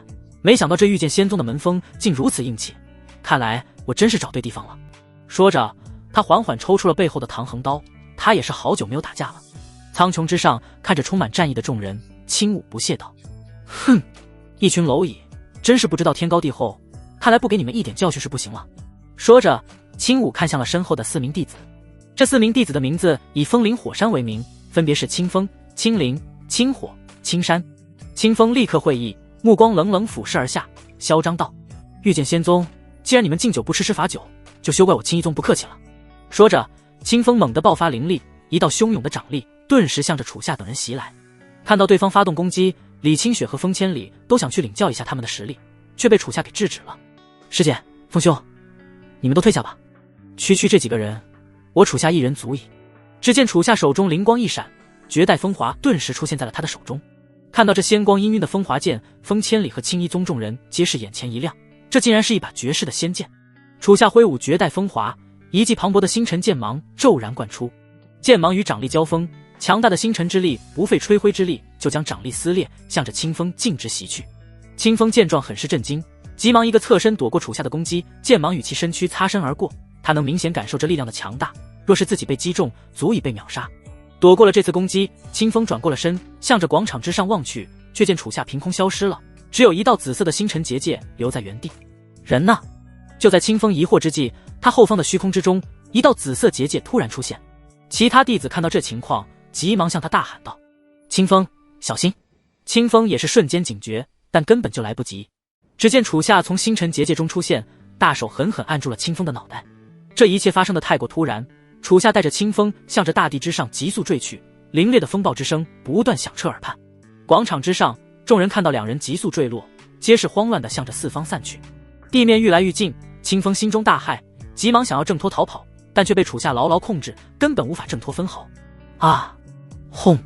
一阵沉重的巨响而起，两人砸向大地，顿时激起一阵尘埃。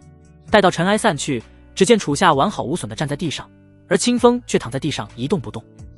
不仅如此，他的脑袋之下还出现了一个坑，可想刚才从那么高的地方坠下，是脑袋先招的地。楚夏看着清风已经头骨粉碎，忍不住笑道：哈哈，看来你的头还是不够硬啊。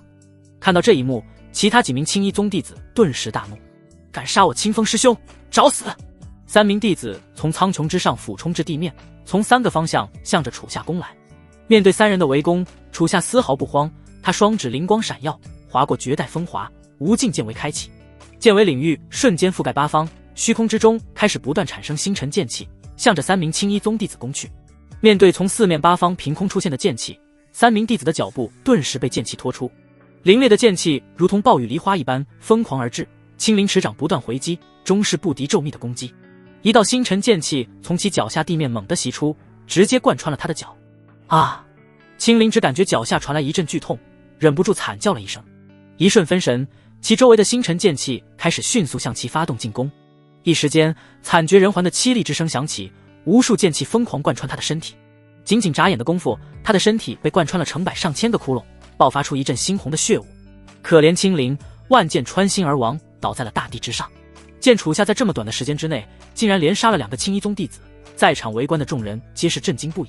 他们没想到这个少年竟然如此之强。青武此刻也没有了嚣张的神色，若是再这么下去，那这4名弟子将全部死在楚夏手上。他没有任何犹豫，直接爆发灵力，向着楚夏俯冲而来。见青武出手，秦渊也迅速爆发灵力，化作一道流光，持剑向着青武冲去。砰！剑与掌在空中交锋，响彻一阵剧烈的灵力碰撞之声。秦渊和青武同是元婴后期的修为，实力不相上下。青武长老、小辈之间的对决，你老辈插手，未免太过欺负人了，就让我秦渊来做你对手。哼！秦渊，给我滚开！让我滚开，那得看你有没有这个实力了。找死！青武大怒，于是和秦渊在空中展开了激烈的对决。有了秦渊牵制青武，楚夏就可以放心大胆地收拾青火和青山。风千里看着楚夏以一敌众，竟然还能如此轻松，他不由得转头看向了李清雪，心里想到：听说这清雪姑娘乃是楚兄的师姐，楚兄都如此厉害，那他岂不是更强？天啊，这是什么神仙宗门，简直比刀宗强太多了。似是感受到了有人在看自己，李清雪转过了头，美丽的双眸刚好和风千里目光交汇。千里兄，我脸上有什么奇怪的地方吗？没有，我只是看楚兄的实力如此之强，好奇清雪姑娘是他师姐，实力怕是更为恐怖。听到这话，李清雪忍不住咯咯一笑，哈哈，我可没有楚夏那本事，你若是让我面对那4人，肯定是打不过的。不过我却能暴揍楚夏，他还不敢还手啊！此话一出，风千里顿时感觉自己的脑子有些不好使了，这好像不太符合逻辑。他挠了挠头，疑惑地问道：这是什么情况？难道清雪姑娘你的功体克制楚夏？李清雪刚想回答，齐小柔忍不住笑了出来，向着风千里解释道：当然不是啦，李师姐不是功体克制楚夏，而是身份上克制，毕竟她可是楚夏的。嘿嘿，小柔，你真讨厌，这里这么多人呢。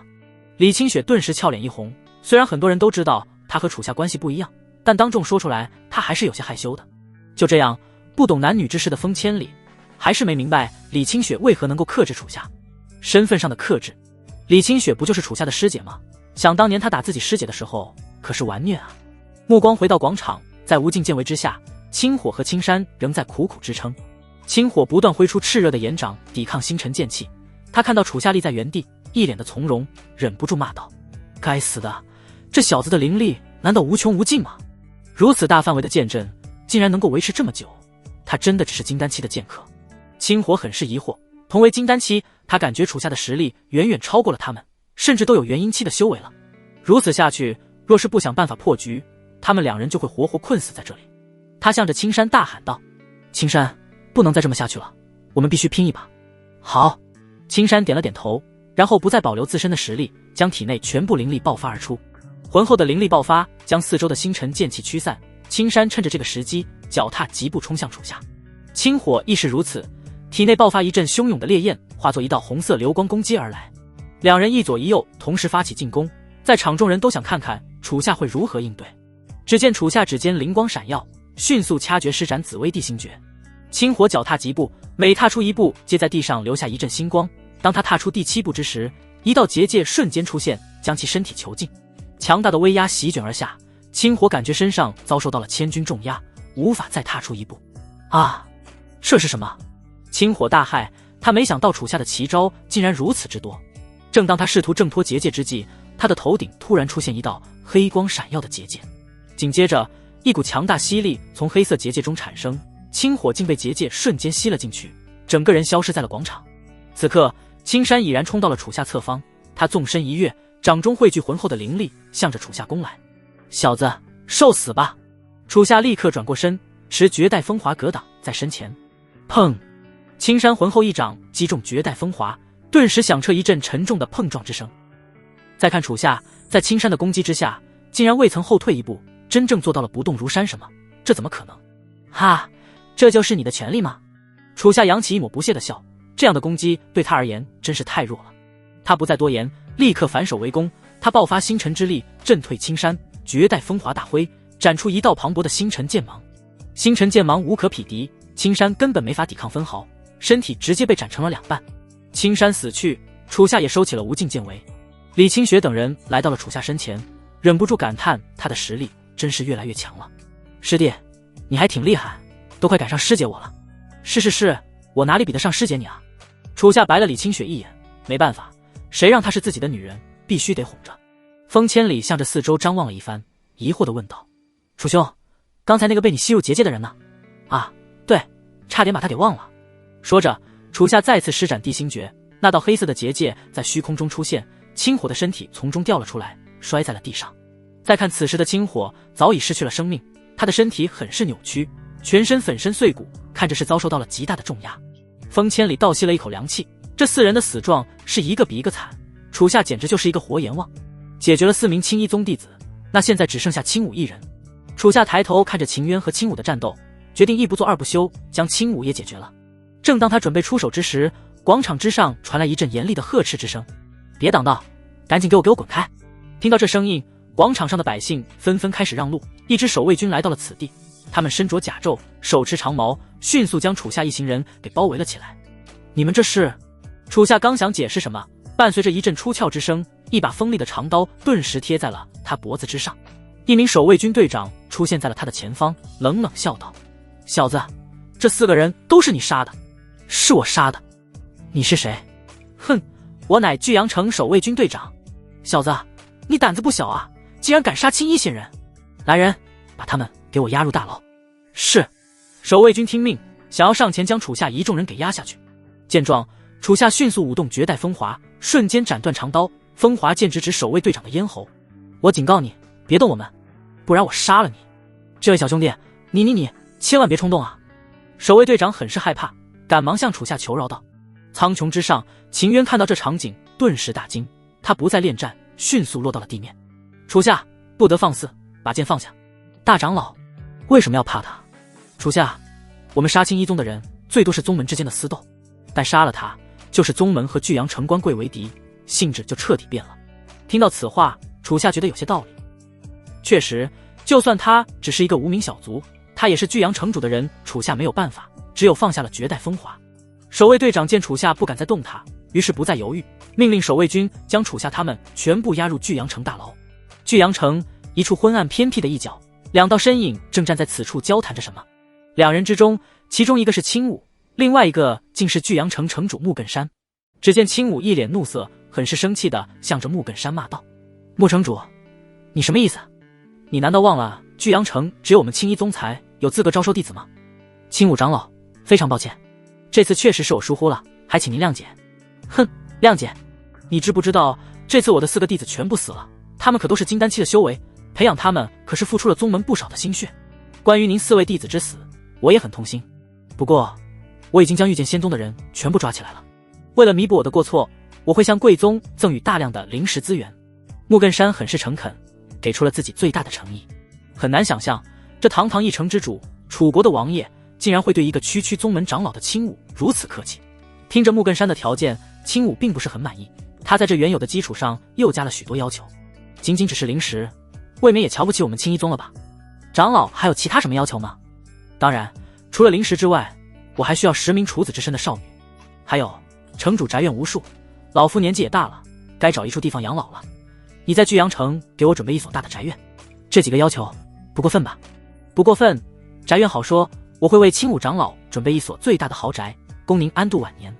只是这10名处子之身的少女，恐怕什么？木城主，请你明白一件事情，我这不是在和你商量，而是在命令你。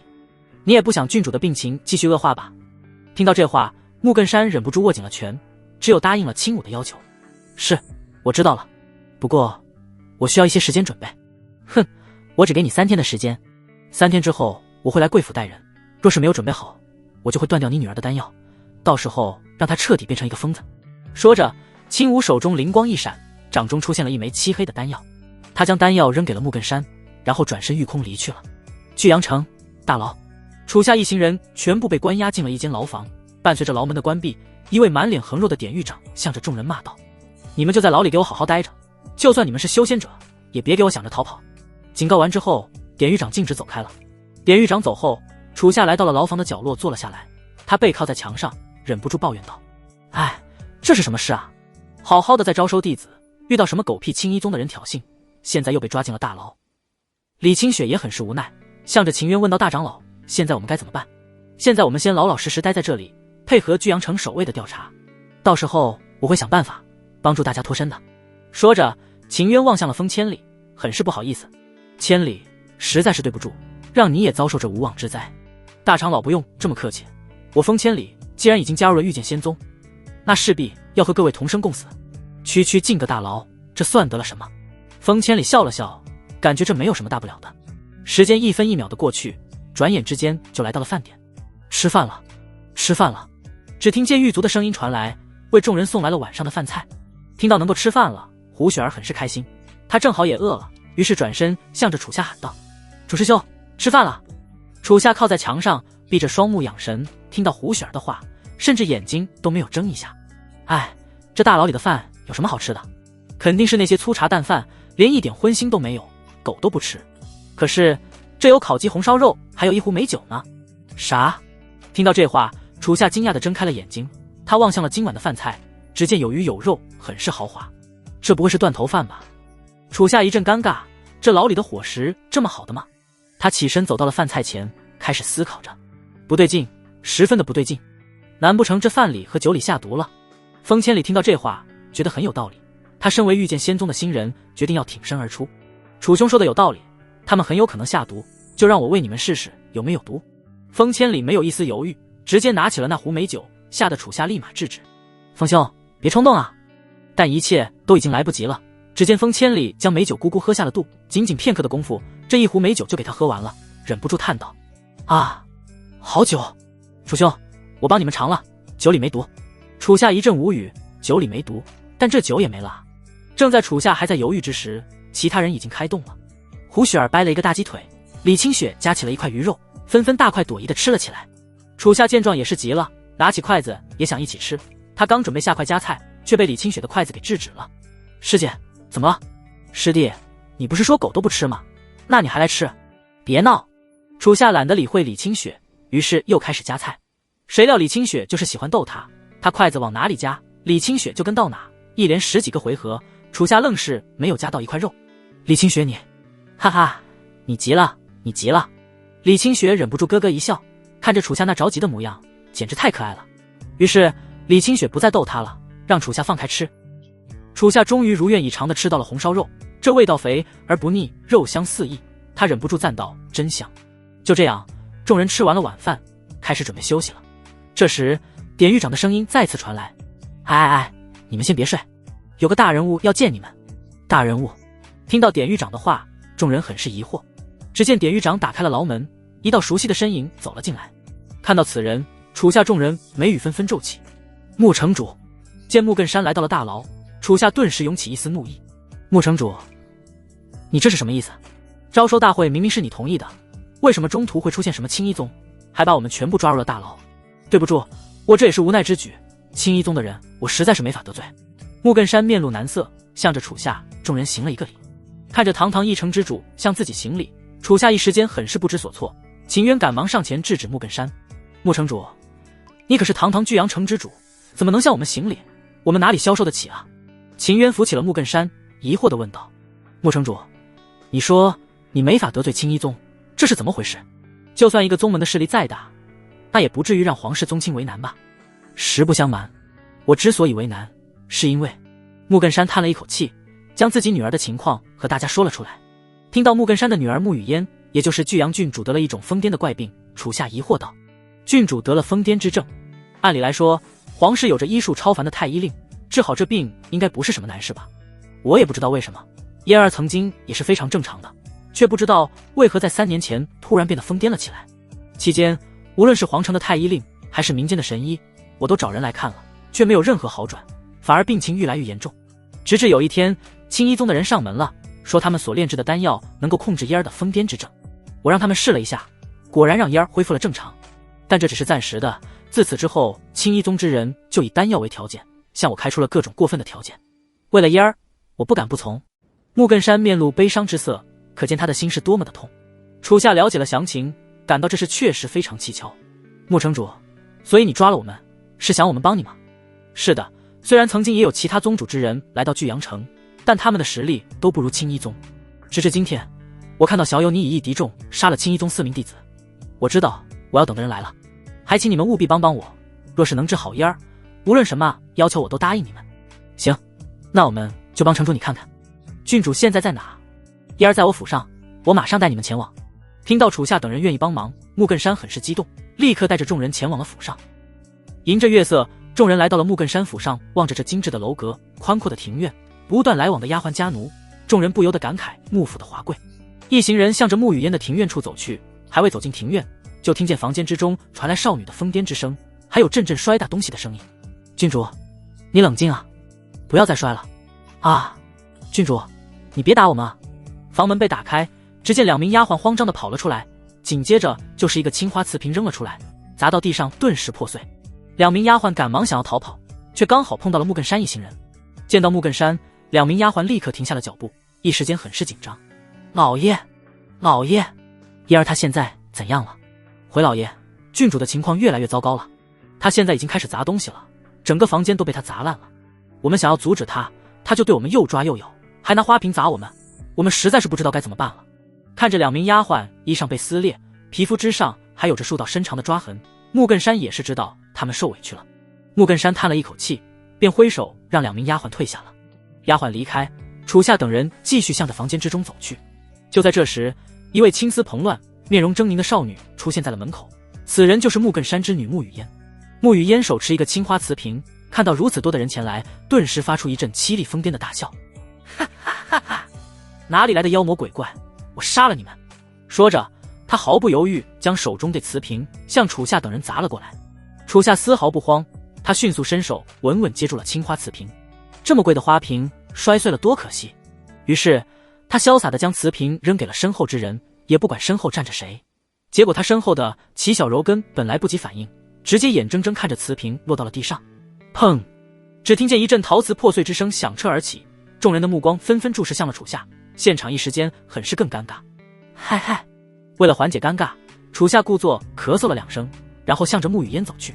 沐雨烟见楚夏向自己靠近，顿时开始龇牙咧嘴，持爪向着楚夏抓来。但他哪里会是楚夏的对手？就在双方交锋之际，楚夏一个手刀直接将其拍晕，沐雨烟也顺势倒在了楚夏的怀中。楚夏抱着沐雨烟走进了房间，将她放到了床上。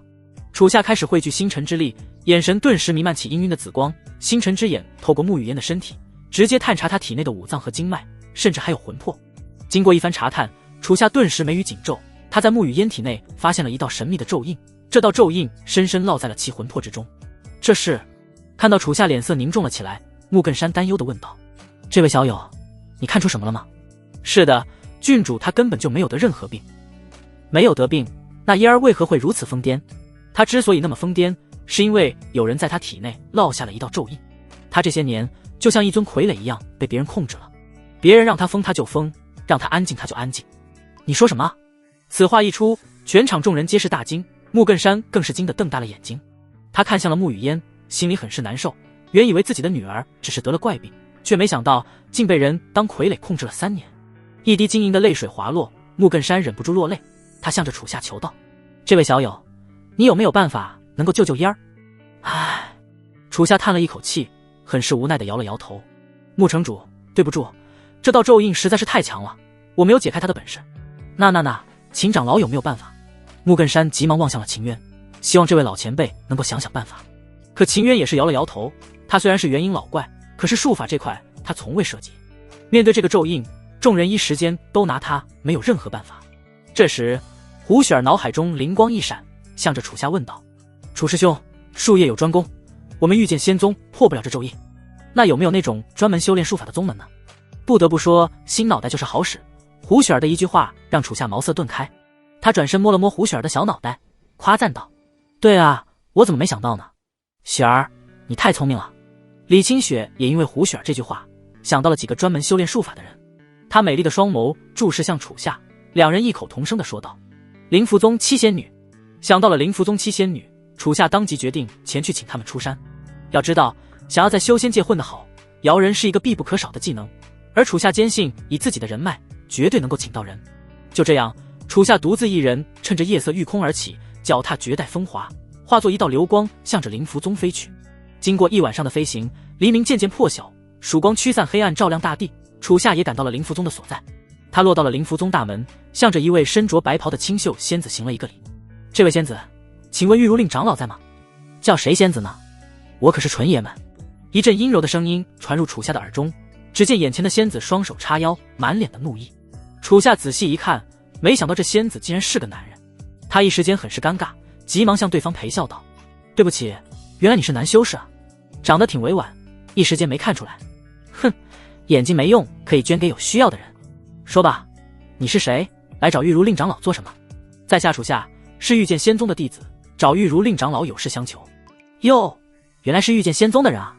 我可以帮你去通知玉如令长老，只是这……说着，那名男子做了一个搓手指的动作，向着楚夏明示道。楚夏自认懂得这道理，他手中灵光一闪，取出了2块灵光氤氲的上品灵石，塞到了男子的手中，还麻烦这位兄弟帮我通知一下，这2块灵石还请笑纳。哈哈，这才对嘛！男子笑着收下了灵石，然后走进宗门前去通报玉如令。过了一会，只见灵符宗内一道流光向着楚夏急速而来，随之而来的是一阵是熟悉的少女之声，是玉灵溪了。楚夏哥哥。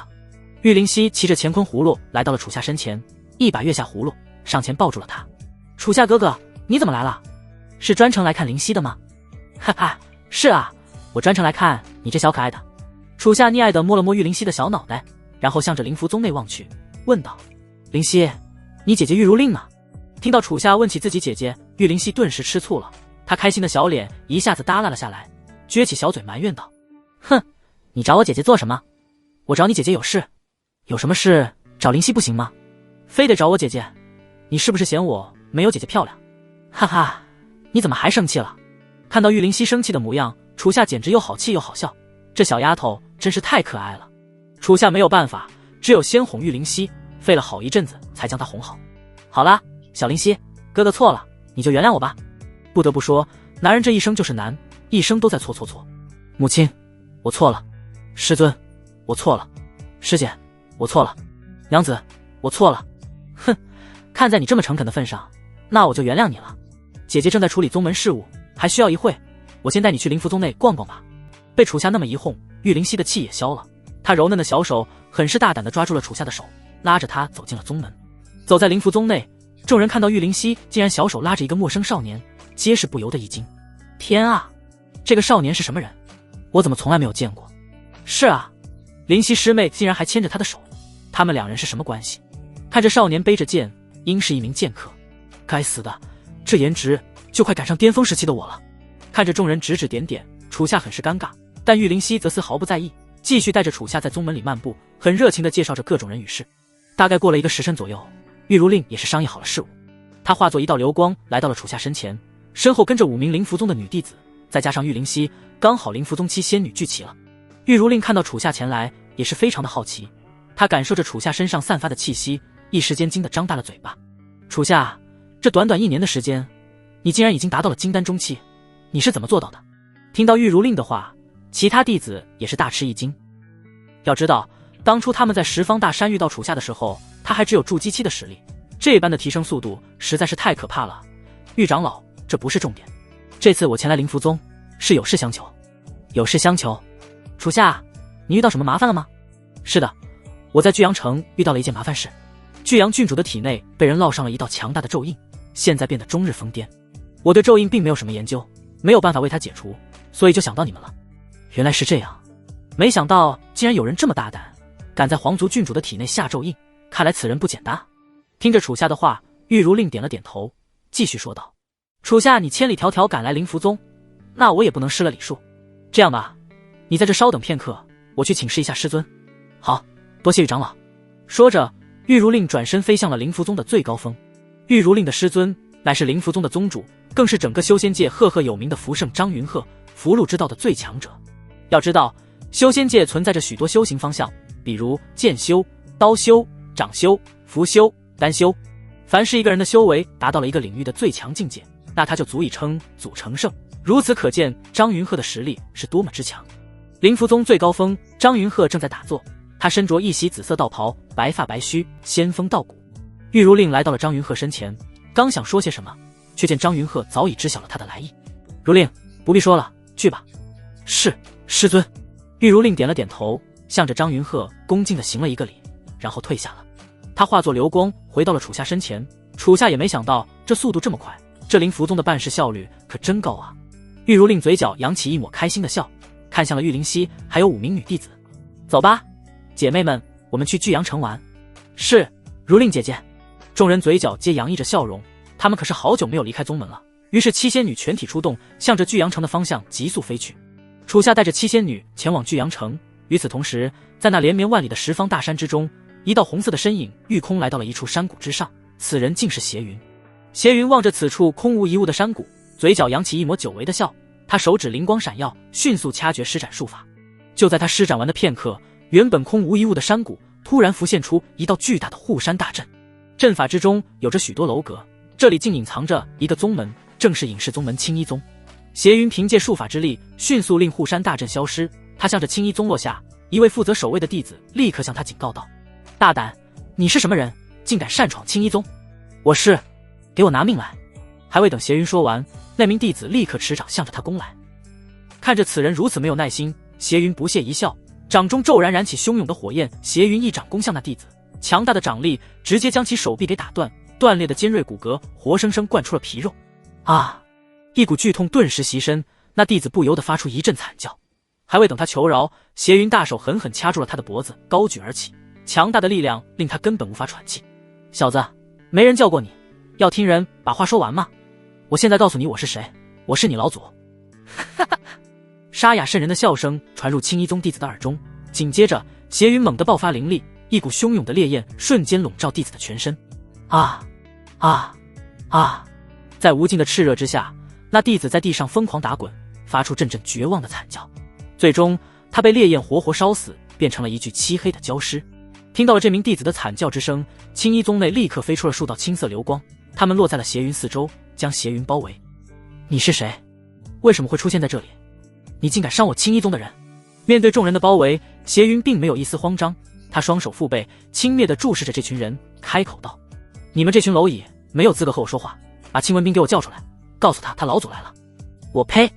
你这小子好生狂妄，竟敢直呼宗主的名讳，我看你小子是活得不耐烦了，受死吧，自大的小鬼！众人纷纷出手，持掌向着邪云攻击而去。就在众人的掌力即将袭上邪云身体刹那，其猛地爆发灵力，一股强大的爆破之力顿时席卷而出。轰！磅礴的烈焰如同惊涛一般扑向众人，众人在这一击之下全部被击飞倒在了地上，发出阵阵惨叫，没有一丝招架之力。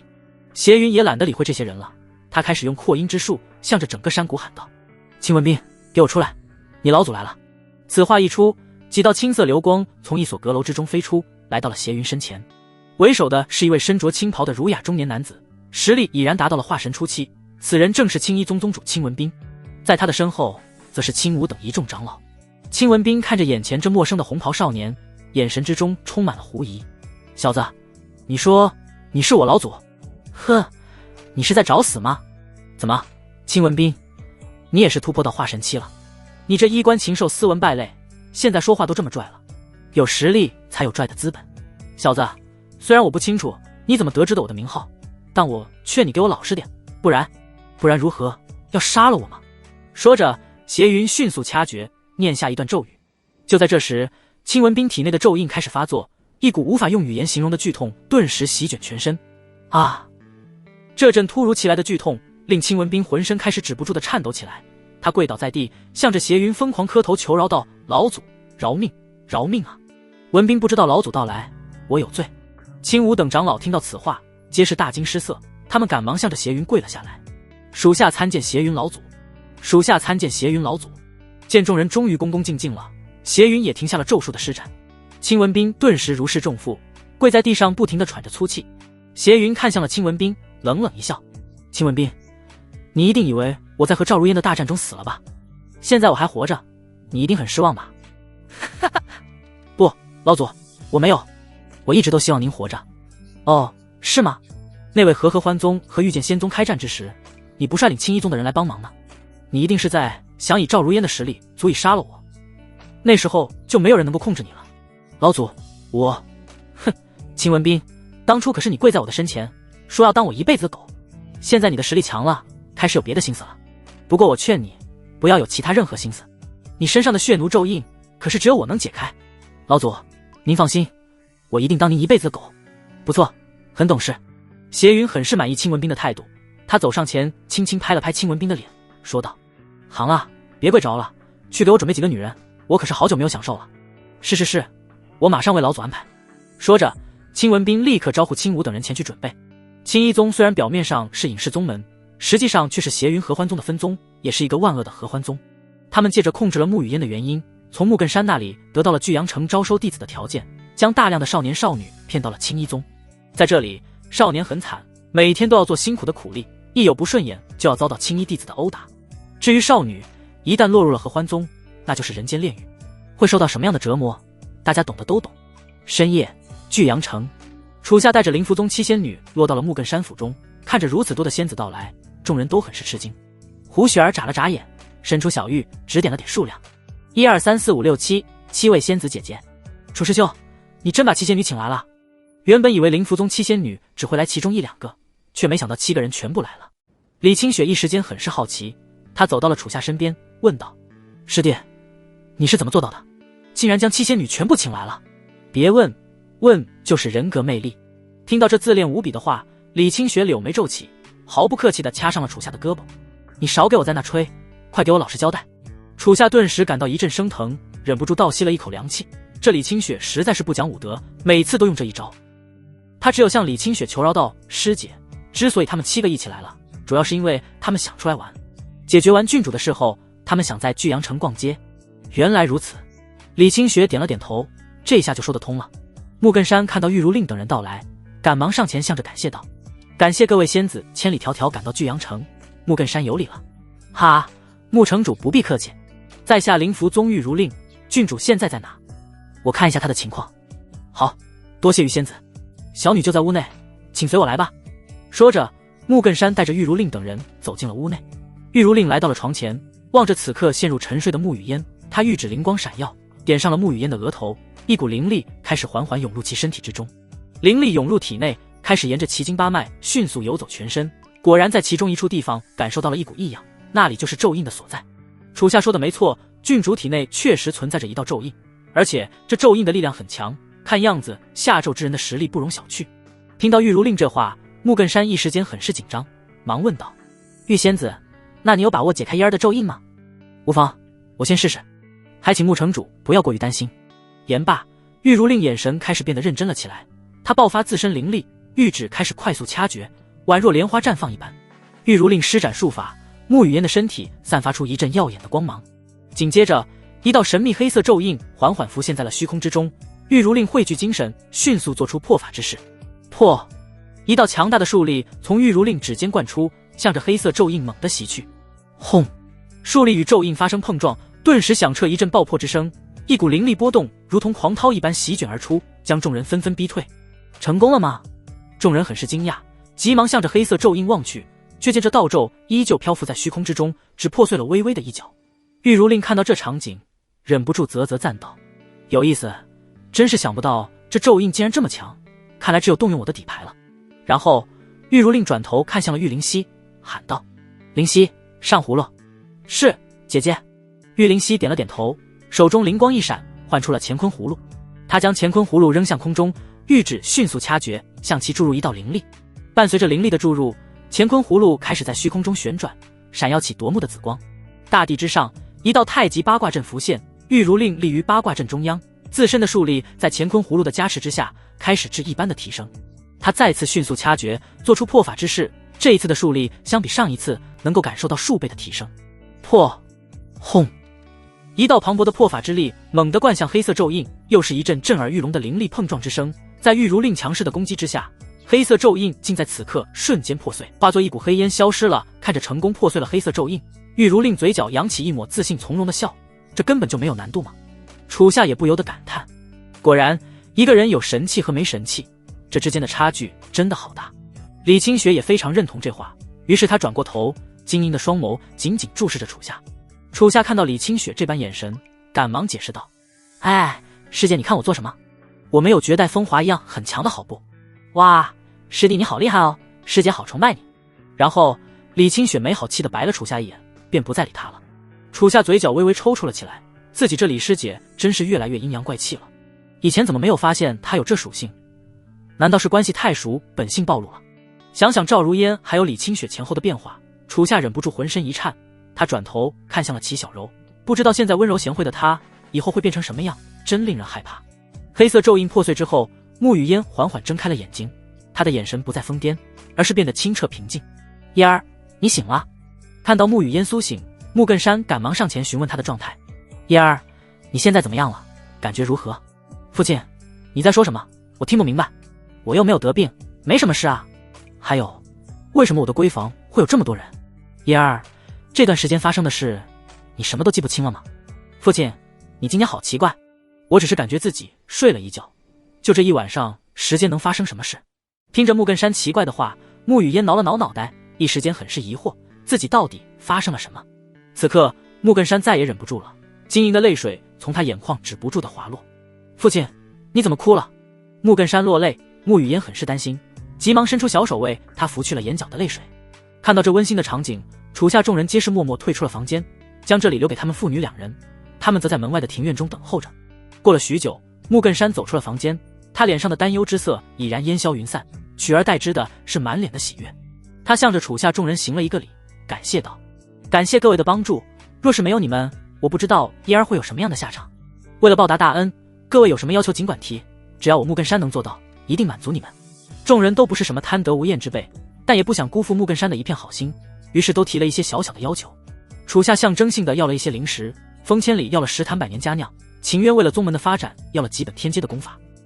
至于李清雪、胡雪儿还有灵符宗七仙女，她们都非常爱美，想要一些美丽的锦衣、胭脂水粉还有金银首饰。木根山很是大方，直接赠予了他们一张10万两黄金的银票，让他们随便花，花完为止。不得不说，这随便花3字太有魅力了，一下子让李清雪他们变成了小迷妹。楚夏看着他们兴奋的样子，心里顿时有些后悔，自己东西要少了。这时楚夏想到了2天之后青武会来问木根山要10名少女，他眼珠子一转，想到了一个好主意，于是他走到了木根山身前，轻声说道：木城主，我再送你一份大礼。2天之后，巨阳城郊外，青武如约来到了这里，他向着木根山厉声问道：木城主，为什么要老夫来巨阳城外？我要的10名少女呢？哈，青武长老还请稍安勿躁，之所以让你前来郊外，是因为在巨阳城中人实在是太多，万一让百姓看到你带着10名少女离开，难免会心生疑惑的。哼，我劝你最好不要给我耍花样，这里只有你我2人，你说的10名少女在何处？青武长老，注意看，他们来了。你说什么？就在这时，只见从苍穹之上迅速落下10道倩影，正是灵符宗七仙女还有李清雪等人。感受着这10人的气息，青武顿时大惊，这10人皆是修士，最强者竟有元婴中期的修为，其他全是金丹和筑基修士。你们是什么人？青武警惕地问道。玉如令咯咯一笑，向前走了2步，向着青武玩味地说道：哈哈，青武长老，我们当然是你要的少女啊。虽然我的岁数比其他人大了一些，可还是处子之身，不知道你喜不喜欢奴家。玉如令玩味的话却令青武心生一股不祥的预感，他望向了木根山，威胁道：木根山，你这是什么意思？难道你不顾你女儿的疯癫之症了吗？感谢青武长老关心，不过我女儿的疯癫之症就不劳你费心了，现在你还是关心一下你自己，能不能活着离开这里。此话一出，青武顿时惊出一身冷汗，从木根山的语气中，他知道咒印之事已经被解决了，他不敢继续逗留，迅速转身就想逃跑。就在他转身的瞬间，一道棕色的流光以疾风般的速度向他冲杀而来。只见风千里急速逼近，挥舞手中唐横刀向着青武斩来。青武见状，立刻想要爆发灵力反击，但风千里的速度非常快，唐横刀的寒芒已然出现在了青武眼前。好快！青武大骇，他没想到眼前这少年的出刀竟然如此之快，他没有办法，只有迅速向后踏步躲避攻击。青武脚步急退，风千里则是凭借巧妙的步伐紧紧逼近，手中唐横刀更是如同鬼魅一般不断出现在青武的眼前。风千里在急速踏步的过程中，身形开始借势急转，挥出道道凌冽的刀势，步若游龙，刀如疾风。在风千里的攻势之下，青武身上出现了数道刀伤，甚至掌心也被划出了一道伤口，鲜血不断渗透而出。神羽刀法，七杀鬼步，小子，你是神羽刀宗的人？哈哈，你这老淫贼还挺识货，我风千里就是神羽刀宗出来的。风千里，神羽刀宗宗主风百里是你什么人？关你屁事！风千里懒得回答青武的问题，一轮更为凌冽的攻击再度展开。面对疾风吧！风千里爆发灵力，猛地挥出一道急速旋转的龙卷风。龙卷风迅速冲向青武，疾风带刃，强大的撕扯力瞬间将青武的长袍撕裂，锋刃开始疯狂切割他的身体。啊！青武发出一阵凄厉的惨叫，他忍痛想要爆发灵力，但风千里的唐横刀直接灌入了他的胸膛。啊！又是一阵剧烈的疼痛袭身，青武猛地吐出一大口鲜血。看到青武中招，风千里忍不住啧啧赞道：“哇，我也算是支棱起来了，竟然拿刀捅穿了元婴老怪。”说着，风千里想要拔出唐横刀，刚拔到一半，青武的大手猛地握住了刀身。风千里一惊，赶忙问道：“不是，你这样不痛吗？你个混蛋小鬼，给我去死！”青武暴怒，借着抓住风千里唐横刀的时机，一股汹涌的灵力骤然爆发而出，掌中开始凝聚磅礴的灵力，誓要一掌让风千里殒命。小鬼，你可以伤我无数刀，但我杀你只需要一掌。那你厉害，再见。风千里很是果断，立刻松开唐横刀，撒丫子就跑。谁会在这傻乎乎站着给你打？青武磅礴一掌贯出，其掌力速度极快，风千里根本没有任何躲开的机会。啊！风千里只感觉自己的背部遭受到了重击，直接被这股力量击飞出了100米。他重重摔倒在地，吐出一口嫣红的鲜血。好在跑得有段距离了，不至于被青武秒杀。我真是福大命大，这条命还丢不了。说着，风千里扑通一声昏睡了过去。风千里失去了战斗力，青武很是愤怒地拔出了胸口的唐横刀，将其扔在了地上。还未等他反应，只感觉身后袭来数道强大的灵力。他迅速转身，无数的符箓术法攻击向他疯狂攻来。他不敢怠慢，立刻运起掌力迎了上去。轰轰轰！掌力对上术法攻击，顿时响彻阵阵灵力碰撞之声。青武好歹也是有元婴后期的实力，面对灵符宗七仙女的围攻，还是能抵挡一阵。但是他的心还是不敢放松下来，因为还有2人未曾现身，这2人就是秦渊和楚夏。秦渊和他同为元婴后期的修为，而楚夏虽然只有金丹中期，却能独自一个完虐青衣宗4个金丹弟子，实力很是恐怖。灵符宗这方，玉如令看着青武的现状，嘴角扬起一抹得意的笑：“姐妹们，给我火力全开，轰死这个老淫贼！”是，姐姐。说着，玉如令手中灵光一闪，一叠符箓顿时出现在了手中。玉灵溪和其他弟子也是取出了厚厚一叠符箓。一时间，灵符宗七仙女将手中的符箓全部飞掷而出，惊雷、疾风、烈焰、寒冰，各种元素的力量如同狂风暴雨一般向着青武轰炸而来。轰轰轰！符箓之力击中青武，强大的火力压制产生不断的爆破轰炸，扬起漫天的尘埃。啊！青武再也抵抗不了这阵攻击，拼命冲出轰炸范围，向着远方天际逃窜而去。而此刻，一座山峰之上，楚夏正站在山巅，看着狼狈逃亡的青武，嘴角扬起一抹玩味的笑。接下来该我出场了。青武向着远方天际急速逃亡，楚夏深吸了一口气，随即爆发一股强大的星辰之力。他双指灵光闪耀，划过绝代风华，风华剑顿时仙光大盛。藏天剑雨，在楚夏的指引之下，绝代风华化作一道流光骤然贯出。苍穹之上，风华剑开始移化万千，瞬间画出了万千剑芒，如同暴雨梨花一般向着青武袭去。感受到身后传来一阵剧烈的破空之声，青武转头一看，瞳孔猛地一震。剑雨的速度非常之快，一息之间就已然逼近了青武。青武不敢再逃，在苍穹之上急转身躯，爆发浑身的灵力，持掌迎上了剑雨。砰砰砰，2股力量交锋，顿时响彻一阵剧烈的灵力碰撞之声。藏天剑雨攻势凌冽汹涌，青武的掌力亦是浑厚强大，他以掌作盾，在身前画出一道掌力屏障，拼命抵挡着楚夏的攻击。原以为如此大范围的剑招，楚夏根本维持不了多久，但是青武支撑了许久，这剑雨却如无穷无尽一般，疯狂肆意冲击着他的防御。该死，这小子究竟是什么人物？为什么他的灵力好像根本用不完，而且这攻击力根本不像金丹期的人？一滴汗水从青武额头上流下，这是他第一次感受到恐慌感。他虽然拥有元婴后期的修为，但连续经历风千里的快刀突袭，还有灵符宗七仙女的符箓轰炸，此刻的状态已经非常差了。藏天剑雨继续冲击，掌力屏障也在暴雨般的攻击之下，开始传来阵阵破裂之声。这阵声音传入青武耳中，他看着眼前破裂的屏障，如同蜘蛛网一般迅速散开，顿时大骇无比。这怎么可能？轰！终于，遍布裂痕的屏障再也抵挡不住剑雨的攻击，在一个极限承受之下，屏障轰然爆裂，无尽的剑芒开始疯狂灌入青武的身体。啊啊啊！一阵凄厉的惨叫之声响彻苍穹，无尽的剑芒灌入身体，青武真真切切地感受到了什么叫万剑穿心。仅仅眨眼的功夫，青武已然重伤，全身的经脉皆被剑芒斩断，鲜血从伤口中涌入，俨然化成了一个血人。见青武重伤，楚夏随即收起了剑招，万千剑芒于苍穹消散，绝代风华也回到了楚夏的手中。青武无力再战，开始向着大地急速坠去。见状，玉如令手中灵光一闪，一把拂尘出现，他挥舞拂尘，拂尘之上的白丝开始疯狂延伸，白丝向着青武冲去，迅速缠绕上了他的身体，将其拉了回来。松开拂尘，只见青武跪在了众人身前，他此刻经脉寸断，根本无法动弹分毫。木根山走到了青武身前，向他质问道：青武，现在我有几个问题要问你，我问什么你回答什么，听清楚没？哼，木根山，我知道你要问什么。虽然我现在栽在了你手上，但我死也不会说出青衣宗的任何信息。这时楚夏也回到了这里，看着青武如此嘴硬，他将绝代风华冷冷贴在了他的脖子上。老东西，给我老实点。哈哈，小子，你吓唬谁呢？我现在的身体经脉寸断，已经和一个废人无异了，反正都是死，有种你现在就杀了我，早死早解脱。青武丝毫不慌，因为他知道自己必死无疑了，有什么疼痛比得上刚才的万箭穿心。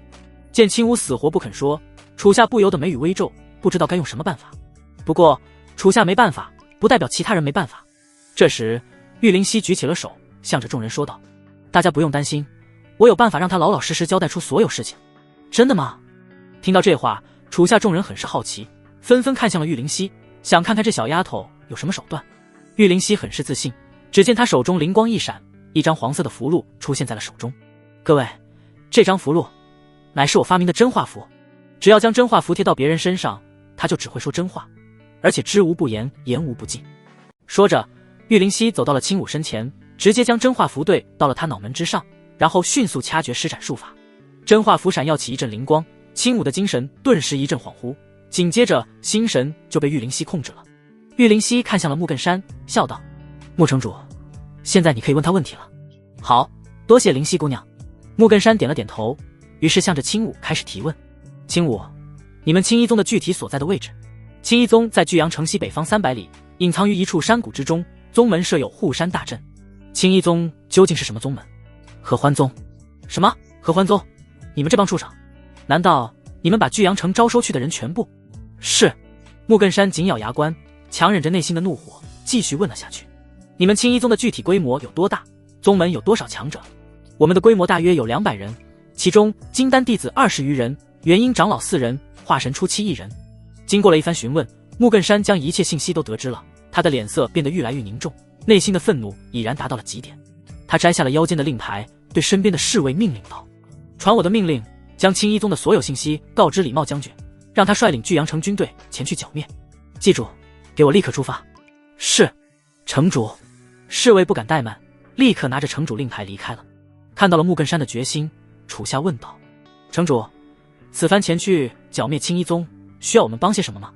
多谢小友的好意，你们帮我的已经够多了。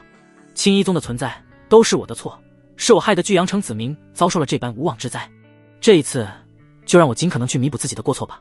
说着，木根山向着楚夏众人行了一个礼，带着沉重的心情离开了。楚夏看着木根山远去，也是无奈地叹了一口气。他转头看向身后依旧跪着的青武，于是毫不犹豫地挥舞绝代风华，将其脑袋斩了下来。解决了青武之后，楚夏等人纷纷对玉灵溪的符箓产生了深深的好奇。楚夏拾起了地上的真话符，好奇地问道：灵溪，你这符箓可真好用，真的是你自己发明的吗？听到楚夏质疑的话，玉灵溪立刻变脸，小手叉腰，撅起了小嘴。哼，楚夏哥哥，你个大坏蛋，你竟然不相信我！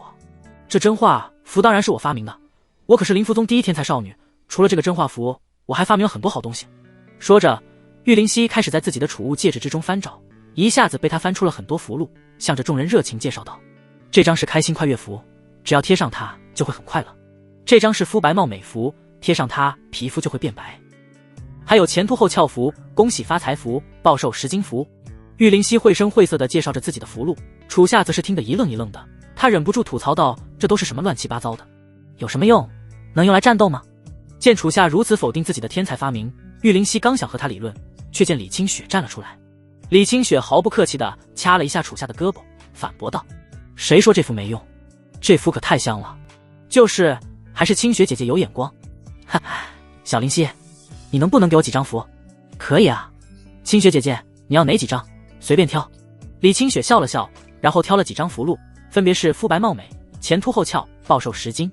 这时，一张真话符映入了他的眼帘，他拿起符箓，顿时眼前一亮，心里想到了一个好主意，然后将真话符也收了起来。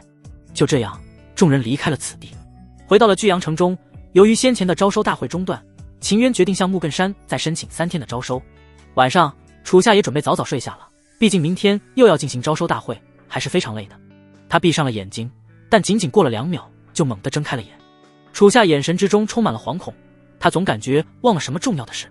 终于，他想到了，于是立刻爬下床，穿上长袍，冲出窗户，向着巨阳城外飞去。风兄，你千万不要死啊！此刻，巨阳城外，风千里迎着萧瑟的寒风，看着四周一片黑暗，时不时还传来一阵孤狼笑语之声。看来我做人真是太失败了，今天不会死在这把。第二天，巨阳城广场，御剑仙宗的招收大会继续举行。这一次现场的人依旧非常之多。为了答谢楚夏他们，木根山派了一众守卫军为现场维持秩序。至于风千里，昨天要不是楚夏折返回去，恐怕早就被狼给叼走了，现在正躺在酒楼里疗伤。广场之上，楚夏手中拿着验灵石为众人测着灵根，胡雪儿则悉心记录着信息。这时，木根山来到了招收大会之处，他的身后还跟着一位身着锦袍的少女，正是巨阳郡主穆雨嫣。两人来到了楚夏身前，楚夏赶忙向他们行了一个礼。穆城主、郡主，你们怎么来了？哈哈，楚夏小友，是这样的，嫣儿听说你们御剑仙宗在招收弟子，非要缠着我带他一起来，想看看自己有没有仙缘。不过最主要的是，他是想来看看你，想报答你的救命之恩，至于是不是以身相许，那我就不知道了。父亲，你在说什么呢？真是讨厌。穆雨嫣的小脸顿时红了起来，一时间很是害羞。楚夏笑了笑，于是看向了穆雨嫣。她现在恢复了正常，已经不再是之前那个疯疯癫癫的少女了。只见她身着一身青花锦袍，身材曼妙，柳腰纤细，修长如瀑的青丝用玉簪盘起，整个人散发着优雅无比的贵气。一双美丽的杏花大眼，精致的琼鼻，粉润的朱唇，一颦一笑楚楚动人，宛如春风一样温暖。哈哈，郡主真的想要修仙吗？我可提前说好，修仙之路可是非常辛苦的，比不上在巨阳城当郡主来的自在。恩人，这些我都知道的，我这次前来是下定决心的。好吧，既然郡主这么说，那我也不多说什么了。你不必叫我恩人，叫我楚夏就行。这一次你能恢复正常，都是大家的功劳。好的，楚夏。好，郡主，我现在为你测验灵根。楚夏点了点头，将验灵石伸到了穆雨嫣的身前。他很是紧张，缓缓闭上了双眸，不知道自己有没有灵根。验灵石感受着穆雨嫣的气息，开始发散出一股氤氲纯粹的蓝色灵光。看着这阵纯粹无比的蓝色灵光，而且还充斥着一股湿润的水汽，楚夏顿时一惊。极品水灵根，郡主，你这可是无比稀有的灵根啊！真的吗？那，也就是说我有仙缘了。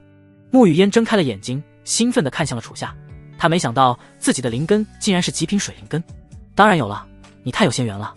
楚夏也很是开心，不过他似乎是忘了之前的教训。就在这时，验灵石开始剧烈抖动了起来，然后爆发出一阵无比夺目的蓝光，将楚夏和穆雨嫣瞬间吞没。啊！我的眼睛，我的眼睛！啊！我看不见了。光芒散去，楚夏和穆雨嫣睁开了双眼，两人都被这光芒照得有些恍惚。楚夏看着手中那已然化成一滩齑粉的验灵石，无奈地摇了摇头。再这样下去，自己的眼睛迟早要被闪瞎。由于穆雨嫣乃极品水灵根，楚夏再次向木根山确认了一下，是否真的愿意让穆雨嫣离开。穆城主，你真的愿意让郡主加入御剑仙宗吗？哈，嫣儿想要修仙，那就随他去吧。与其身处在尔虞我诈的皇室，不如当个逍遥自在的仙子。只要他开开心心的，我这当父亲的没什么意见。好，那我就收下郡主了。说着，楚夏转头看向了胡雪儿，胡雪儿点了点头，挥笔将穆雨嫣的信息记录了下来。就这样，穆雨嫣成功加入了御剑仙宗。经过了3天的招收，楚夏等人也是招到了满意的弟子。告别之际，楚夏向着木根山行了一个礼，以感谢这3天他对御剑仙宗的支持。穆城主，我们要回御剑仙宗了。好，天下没有不散的宴席，楚夏小友还有各位仙人，就此别过吧。说着，木根山转头看向了穆雨嫣，向他嘱咐道：嫣儿，此次前去御剑仙宗一定要听话，到了那里不许耍大小姐脾气，那里没有什么郡主，只有师尊和师兄师姐。另外，务必替我向御剑仙宗宗主赵如烟问好。知道了，父亲，你真啰嗦。穆雨嫣撅着小嘴埋怨道，眼神之中却满是不舍。这时，楚夏想到了木根山派人前往剿灭青衣宗，不知道现在结果如何了。穆城主，不知道剿灭青衣宗那方面进展如何了？根据李茂将军传回的消息，巨阳城大军已经将青衣宗灭了，救出了许多巨阳城子民。只不过被青衣宗的宗主还有长老跑了，他们像是根本无心恋战，直接弃宗逃走了。我会继续让人追寻他们的下落。原来如此。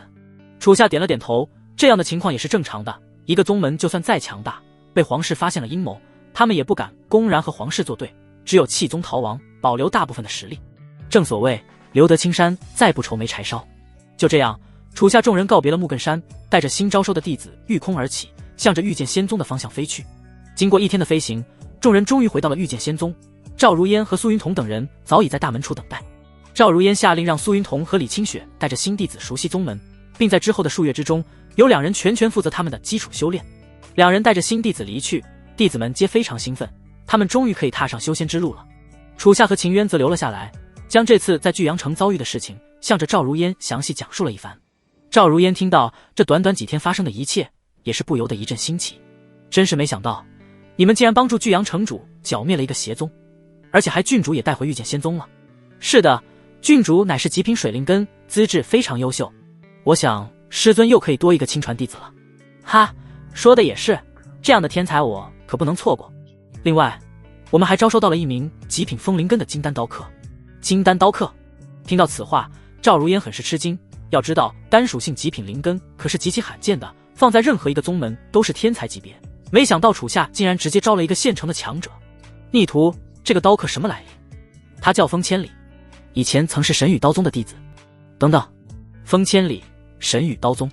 赵如烟听着楚夏的话，感觉很是熟悉，他忍不住柳眉皱起，沉思了起来。终于，他想到了。赵如烟将目光注视向了楚夏还有秦渊，忍不住拍了拍手，笑道：妙啊，太妙了！你们竟然把神羽刀宗的少宗主给带来了啊？什么意思？楚夏看了秦渊一眼，一时间很是疑惑。秦渊也一时间没有反应过来，急忙想着神羽刀宗的事。我想想啊，神羽刀宗的宗主叫什么来着？风什么里？对了，风百里。那风千里和风百里的名字这么像，不会吧？难道风千里是刀宗宗主之子？不然呢？赵如烟鄙夷地白了秦渊一眼，这小老头还真是后知后觉。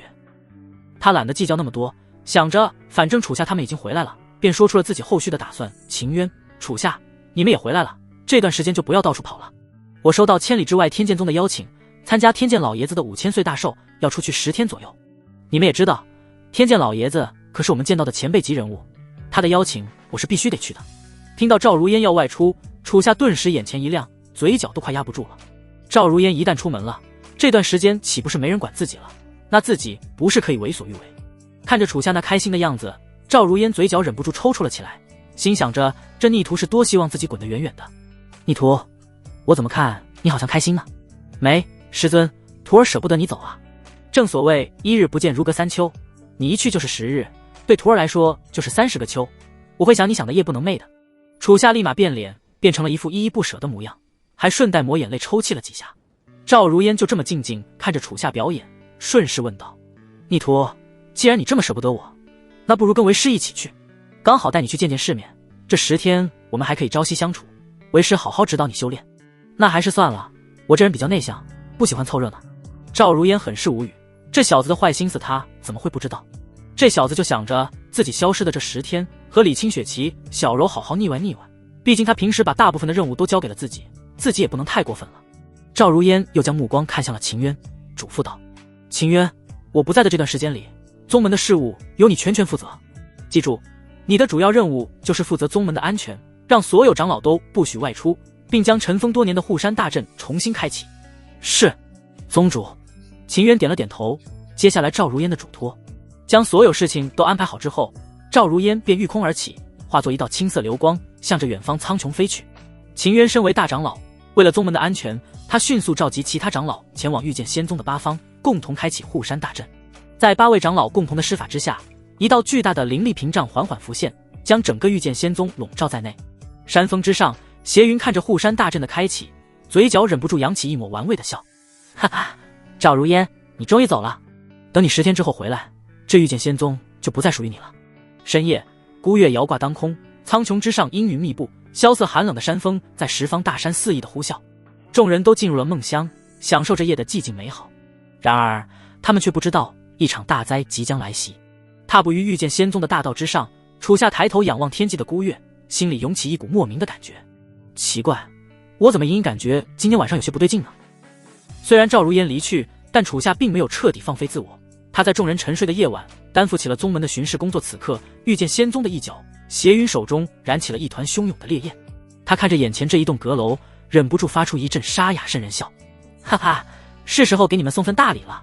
说着，他猛地爆发灵力，一掌攻向了阁楼。轰！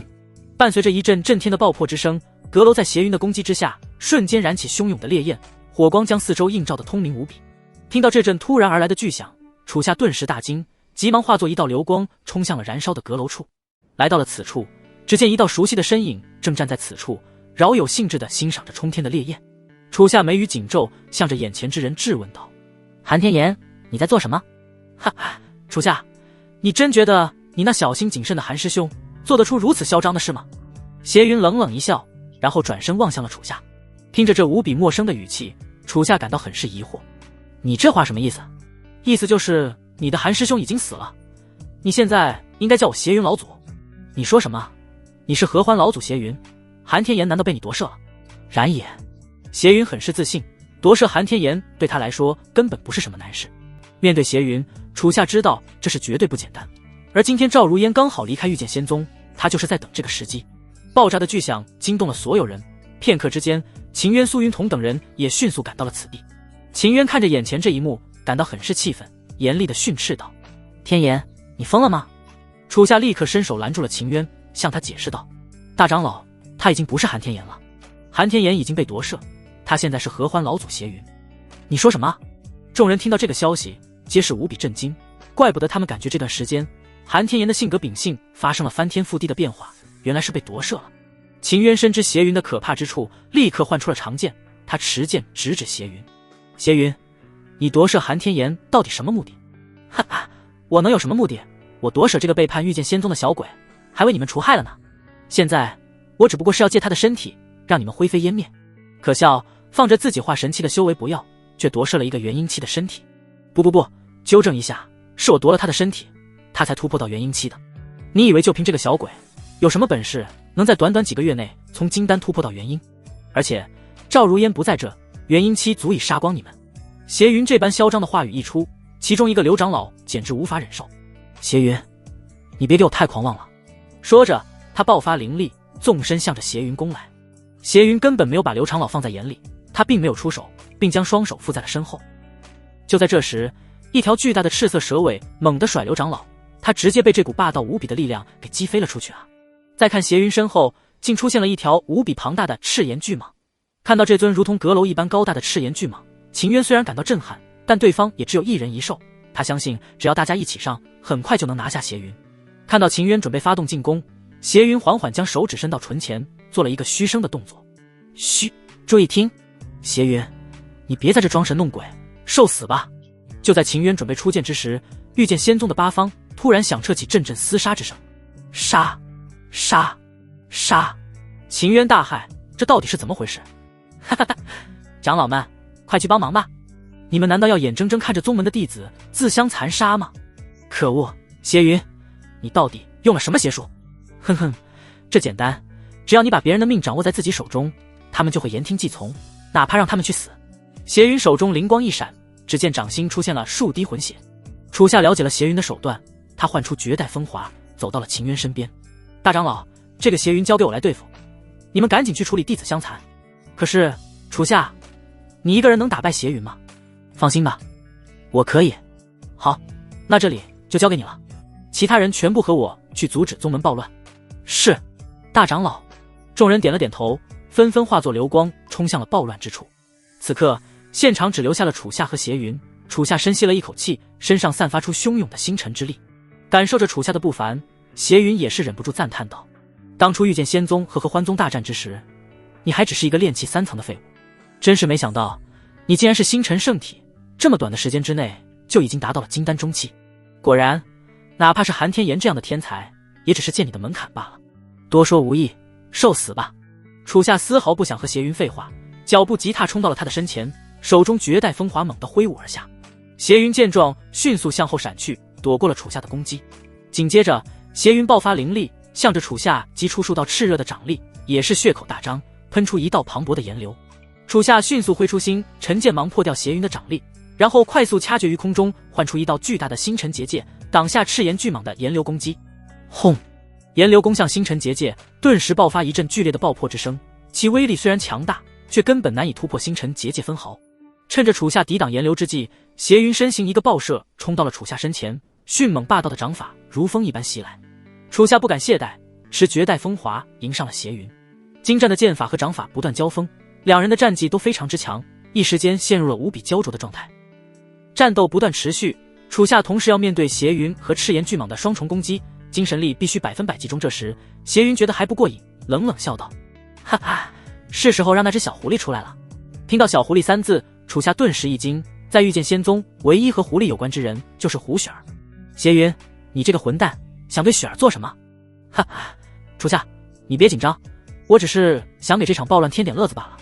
找死！楚夏勃然大怒，猛地爆发星辰之力，将邪云逼退了出去。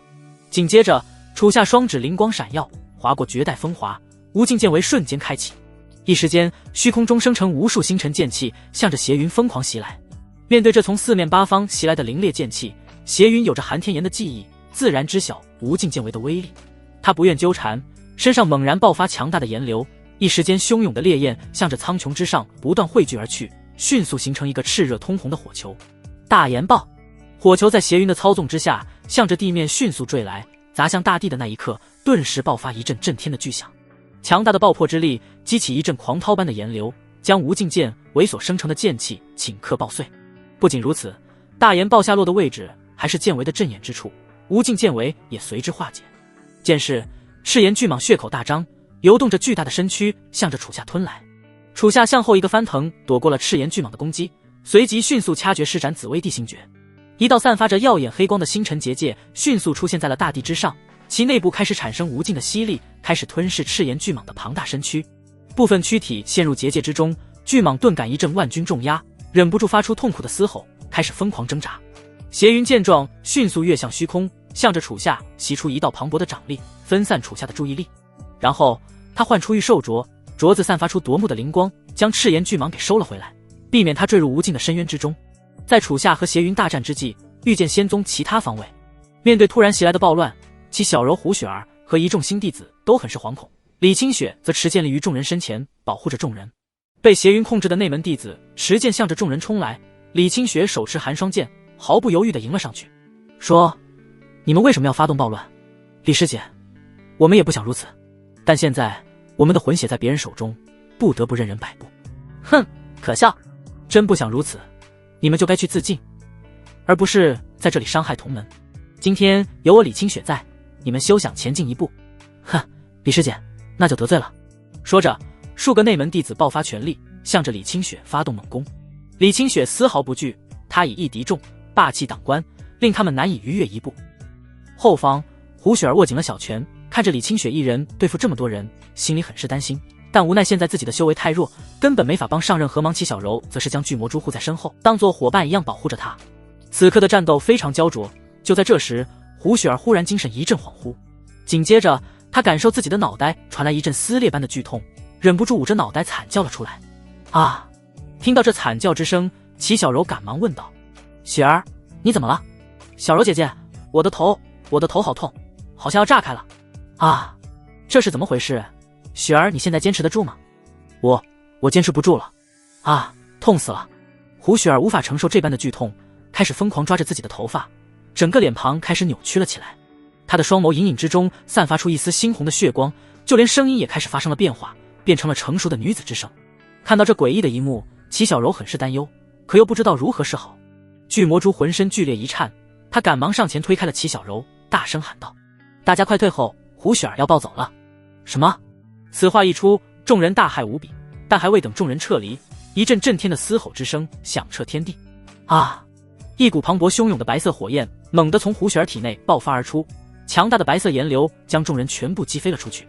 胡雪儿双眸的猩红之光愈来愈盛，口中也长出了尖锐的獠牙，她娇小的身体开始发生了异变，9条庞大的虎尾冲天立起，她扑在地上，身体开始巨大化，双手双脚变成了利爪，整个人变成了一只巨大的狐狸，正是她的本体九尾灵狐。看到这突然出现的九尾灵狐，正在和邪云战斗的楚夏顿时大惊失色。雪儿，楚夏不再和邪云恋战，急忙想要赶到胡雪儿那，却被邪云立刻拦住了去路。哈，楚夏，我说过这只小狐狸只是给这场暴乱添点乐子，就让别人去和他斗吧，我们继续战斗，别给老子挡路，滚开！哼哼，那就看你有没有这个实力让我滚了。邪云玩味一笑，根本没有打算放楚夏过去。九尾灵狐双眸血光大盛，额头之上闪耀着一道神秘的咒印。胡雪儿在这一刻彻底兽化，丧失了所有的思想，有的只是兽族战斗杀戮的本能。他仰天发出一阵嘶吼，然后挥舞巨大的利爪，开始疯狂破坏周边的建筑。不仅如此，九尾灵狐猩红的双眸扫视到了齐小柔众人，猛地挥舞利爪向着众人攻来。众人大骇不已，想要仓皇逃窜，却被破坏的建筑阻挡了去路。利爪毫不犹豫地砸向众人。就在这千钧一发之际，寒霜剑化作一道流光闪到九尾灵狐身前，其寒光大盛，迅速画出万千剑芒，开始不断纵横重叠。莲华剑盾，莲华剑盾瞬间展开，九尾灵狐利爪狠狠砸向了剑盾，其强大的力量直接破碎了数层剑盾，化作寒冰碎片四溅而落，剑盾阻拦。九尾灵狐开始更为暴怒，他更为猛烈的挥舞利爪，莲花剑盾开始不断支离破碎。李清雪用尽全力维持着剑盾，他没想到胡雪儿的实力竟然如此之强，令他逐渐支撑不住了。正是因为李清雪全心防御，令他的后背彻底失守。那几名内门弟子不愿放弃这个机会，迅速持剑向着李清雪冲来。李清雪，去死吧！寒芒闪耀，几名内门弟子持剑毫不犹豫地向着李清雪背部刺去。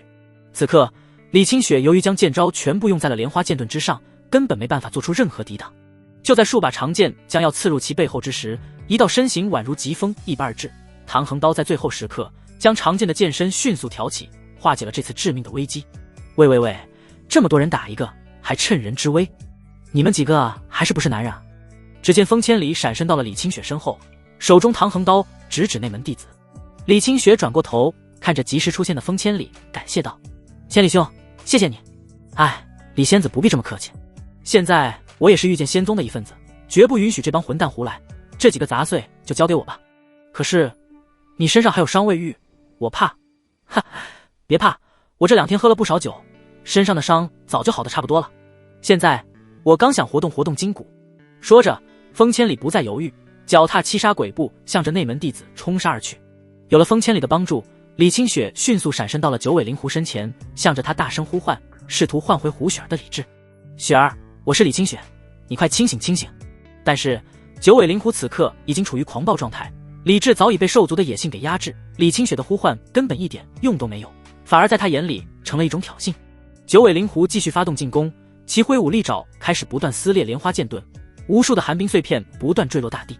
李清雪迅速施展天霜化形，将坠落的碎片再次重组成剑盾，是要抵挡九尾灵狐的进攻。见自己破怪的剑盾不断复原，九尾灵狐勃然大怒，他不再使用利爪进攻，而是血口大张，开始汇聚一股强大的能量。李清雪顿感不妙，爆发全部灵力，扩大莲花剑盾的范围。九尾灵狐口中的能力汇聚完成，猛地喷涌出一股磅礴的白色火焰，向着莲花剑盾席卷而去。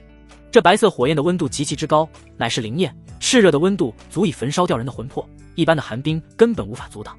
在灵焰的攻击之下，莲华剑盾开始迅速融化，毫无招架之力。灵焰席卷而来，强大的炎流瞬间将所有人给卷飞了出去，重重砸上了一处楼阁，楼阁也随之坍塌，将众人压在了废墟之下。啊，好痛啊！救命！救命啊！我的腿好像被压断了。一众新弟子的呼救之声响起，他们皆在刚才的坍塌之下遭受了创伤。李清雪刚从废墟之中挣扎而出，九尾灵狐的利爪就向他猛地撕来，他大骇无比，急忙横起寒霜剑格挡。轰！啊！强大的力量猛地袭身，李清雪直接这股不可阻挡的雄力给击飞了出去，重重砸向了远处的楼阁。李清雪只感觉自己的骨骼断裂，胸口一沉，吐出一大口鲜血，再也无力站起。御剑仙宗其他各处，秦渊等人已经将暴乱全部镇压，他们汇聚在了一起，想要前去制服九尾灵狐。就在这时，上任刑法长老王泰突然发难，挥剑向着秦渊袭来。秦渊立刻警觉，挡下了王泰的出招。王泰，你在做什么？哼，做什么？当然是杀你们了。你也被邪云给蛊惑了，你真是疯了。秦渊，正所谓富贵险中求，大长老的位置，你能做的，我也能做的。王泰，你既然背叛宗门，那就休怪我清理门户了。说着，秦渊爆发灵力，准备绝杀王泰。但王泰丝毫不慌，反而嘴角扬起一抹不屑的笑。这时，苍穹之上忽然落下数道青色的身影，其中最强的竟有化神初期，其他的也有元婴期的修为。这些人正是青衣宗的青文斌，还有众长老。秦长老，你想清理门户，问过我了吗？你是谁？我乃青衣宗宗主青文斌，也是邪云老祖最得意的弟子。王长老现在已经是我的人了，想要杀他，先掂量掂量自己几斤几两。你们……秦渊此刻的神色很是凝重，他没想到青衣宗之人也会出现在此。可为什么护山大阵还是完好无损呢？对了，施展护山大阵之时，有一个方位正是王太负责，他在那个方位动了手脚。有了青文斌众人的加入，此刻对于御剑仙宗来说简直就是灾难。要知道元婴期和化神期之间的差距可是无比巨大的，青文斌甚至有实力能够打败他们所有长老。眼下赵如烟不在，现场根本没人是青文斌的对手。或许楚夏会有办法，可现在楚夏正在和邪云大战。邪云现在的身体虽然是元婴期，可他之前可是化神强者，他的战斗经验和战斗技巧足以给楚夏造成不小的麻烦。现在的情况实在是太令人绝望了。此刻九尾灵狐这方，废墟之下，齐小柔被一根大柱子牢牢压住了双腿，巨魔蛛正在用力顶着柱子，试图将其给顶开。可顶了好一阵，那粗壮的柱子根本就纹丝不动。小蛛，你别管我了，你快跑吧。不行，小柔姐姐，我一定要救出你。别傻了，雪儿现在暴走了，你若还不走，你也会死的。可是我不能抛下你啊。巨魔蛛眼眶湿润了起来，于是毅然转身跑到了九尾灵狐身前，向他大骂道：骚狐狸，臭狐狸，你个忘恩负义的混蛋！清雪姐姐和小柔姐姐都对你那么好，你竟然伤害他们，欺负他们弱小的人类算什么本事？若不是我回不到昔日的巅峰了，不然我活撕了你！听着这般辱骂，九尾灵狐很是愤怒，他低头冷冷俯视着巨魔蛛，口中开始汇聚灵念。看到这一幕，齐小柔赶忙向巨魔蛛喊道：小蛛，你快跑，不要激怒雪儿！巨魔蛛此刻浑身都在止不住的颤抖，但还是勇敢地站在了原地，抬头面对九尾灵狐。来啊，臭狐狸，有本事就把我变成烤乳猪！九尾灵狐就如巨魔蛛所愿，猛地喷出一股磅礴的灵焰，灵焰瞬间将巨魔蛛吞噬。感受着这股焚烧灵魂的痛苦，巨魔蛛用尽全力嘶吼出一句话，当做自己最后的辉煌，彻底疯狂。在灵焰的焚烧之下，巨魔蛛的肉身和魂魄被疯狂摧残，虽然承受着无尽的剧痛，但他却狠狠咬着牙，没有惨叫出来，因为身为兽族的骄傲不允许他屈服。小猪看着巨魔蛛被灵焰吞噬，齐小柔很是绝望，他恨自己只是一个普通人，根本帮不上任何忙。一滴晶莹的泪水滑落脸颊，齐小柔的心很痛，巨魔蛛肯定被灵焰烧死了。就在这时，灵焰之下一阵滔天黑光猛地闪耀，震耳欲聋的嘶吼之声响彻天地。巨魔蛛双眸散发猩红之光，身体开始不断巨大化，灌出2根锋利的獠牙。他没有任何犹豫，立刻挥舞巨蹄向着九尾灵狐砸去。轰！巨魔蛛的威力很是刚猛，这一击足有万钧之力，九尾灵狐不敌这股巨力，身体直接被砸飞了出去，撞烂了数座阁楼才停下了来。臭狐狸，快给我安静下来，不然我打死你！九尾灵狐忍着剧痛爬起身，血口大张，发出一阵愤怒的嘶吼，毫不犹豫地向巨魔蛛发起冲锋。巨魔蛛也不甘示弱，庞大如山的身躯向着九尾灵狐冲撞而去。轰！2尊巨兽相撞，巨魔蛛凭借狂野的蛮力将九尾灵狐撞退了100米，但九尾灵狐迅速稳定身形，纵身一跃向着巨魔蛛扑去。锐利的虎爪迅速抓上巨魔蛛的身体，但却没想到巨魔蛛的毛发宛如钢铁一般坚硬，根本无法对其造成大的伤害。要知道，在自然界中，猪其实是一个被很多人小瞧的动物，但实际上猪无论是力量防御还是智慧都是很强的。一时间，巨魔蛛开始压着九尾灵狐打，其巨力加上钢铁般的皮肤，将九尾灵狐磕得死死的。看到这突然出现的巨魔蛛，楚夏顿时大喜，哈哈，小猪，你实在是太棒了！我就知道，你绝对没有那么简单。有了巨魔蛛牵制九尾灵狐，那无疑是解决了最大的麻烦。邪云看到巨魔蛛，神色开始变得凝重了起来。他没想到竟然会出现这样的情况，智者千虑，必有一失。或许是天意如此，在九尾灵狐灵焰的攻击之下，竟彻底激发了巨魔蛛封印的力量。如此一来，巨魔蛛就成了今晚最大的变数。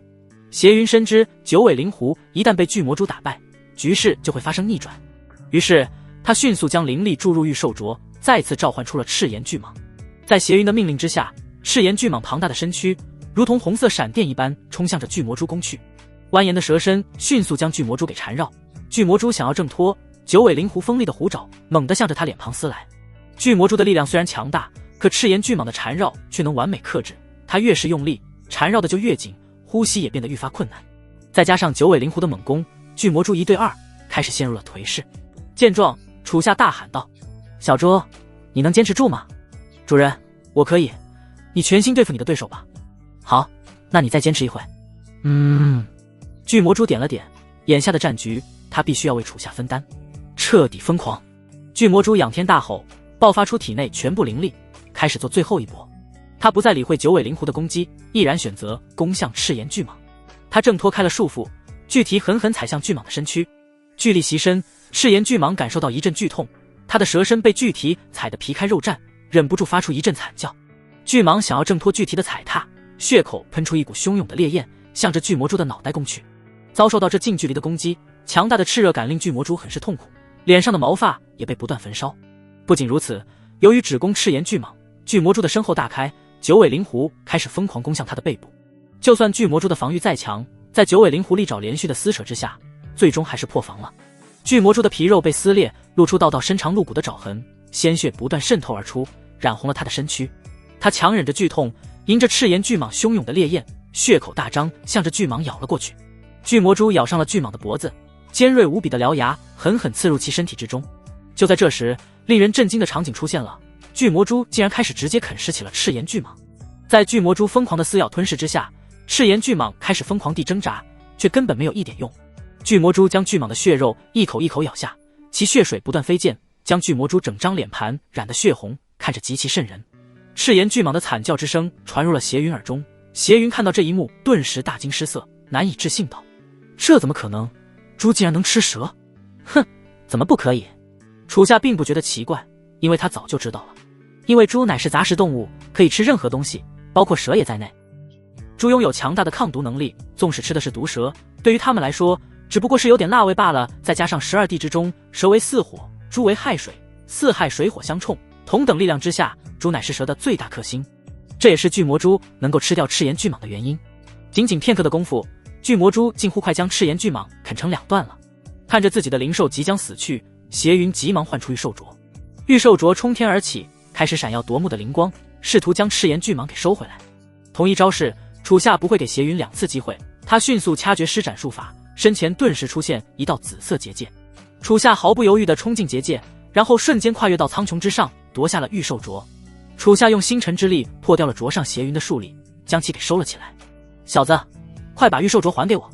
哼，邪云，你别痴心妄想了，你找死！找死的是你！邪云，在此做得了断吧？说着，楚夏身上爆发出磅礴的星辰之力，指尖灵光大盛，快速掐诀，正是紫薇帝星诀。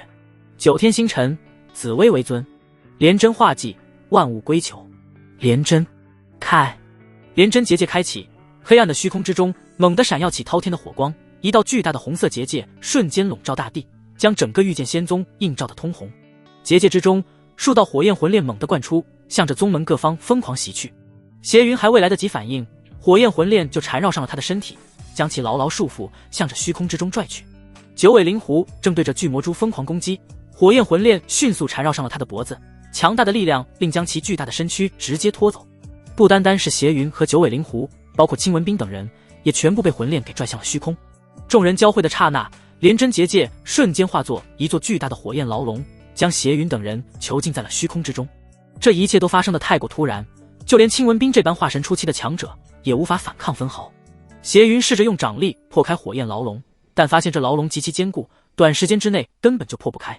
但楚夏的本事可不仅仅于此。就在这时，邪云顿感一股磅礴的威压袭身，他大骇无比，急忙抬头望去。当看到眼前的场景，他的瞳孔猛地一震。只见苍穹之上4道巨大的星辰结界浮现，它们颜色各异，重重叠叠，闪耀着夺目的星辉。正是紫薇帝星诀4重结界，积梁同月，天机星、天梁星、天同星、太阴星。星辰结界带来巨大的压迫感，火焰牢笼中的人看到这一幕，皆是大受震撼，忍不住颤抖了起来。这是什么招式？这小子明明才金丹期，为什么这么强？我们现在该怎么办？我还不想死啊！邪云老祖，快救救我们！闭嘴，我正在想办法。听着耳边如此聒噪，邪云很是烦躁，开始破口大骂。楚夏这一招确实出乎了他的意料，眼下必须想办法撑过这一招，没有办法了，大家全力出击。我们这么多人，难道还斗不过一个小鬼吗？四重结界坠落而下，磅礴无尽的星辰之力向着邪云等人猛地袭来。火焰牢笼之中，邪云等人不敢有任何松懈，全部爆发自身全部灵力，施展出自己的极招，迎上四重结界。一时间，道道强大的掌力冲天而起，九尾灵狐也感受到了这恐怖的力量，向天喷出一股汹涌灵念。轰！两股力量强势交锋，顿时爆发一阵震天的巨响，剧烈的灵力碰撞激起一股滔天的灵浪，向着八方席卷而去，将周遭山峰的一切毁得满目疮痍。楚夏将体内所有的星辰之力全部释放，因为这是他最后的机会。邪云的诡计实在是太过无解，加上有青文斌的强势帮助，秦渊、苏云彤等人无力再战，巨魔蛛也身负重伤，奄奄一息。如今遇见仙宗能够战斗的只剩下楚夏一人，他必须倾尽全力，不成功便成人。但是就算楚夏的个人实力再强又如何，他面对的可是邪云、青文斌等数位元婴之上的强者。这些强者爆发全力，再加上九尾灵狐的灵焰，其汇聚在一起产生的力量，竟然在此刻抗衡住了姬良同月四重结界。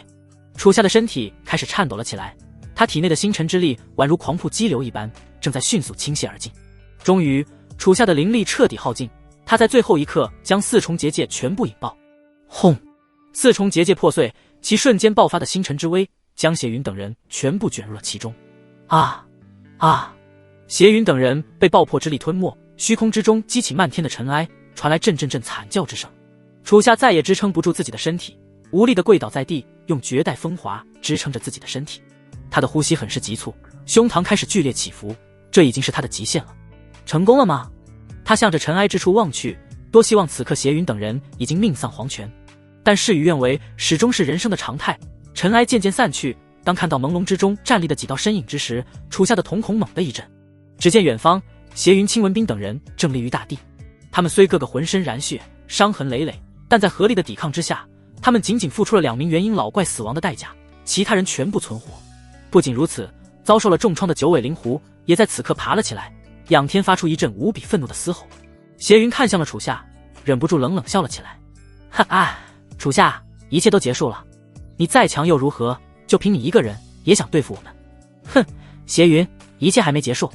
楚夏，我很欣赏你，你这样的绝世天才实在是太少见了，不如你放弃反抗，为我邪云效力，我会给你想要的一切，权力、财富、女人，只要你开口，我统统给你，让我们一起去成就大业吧。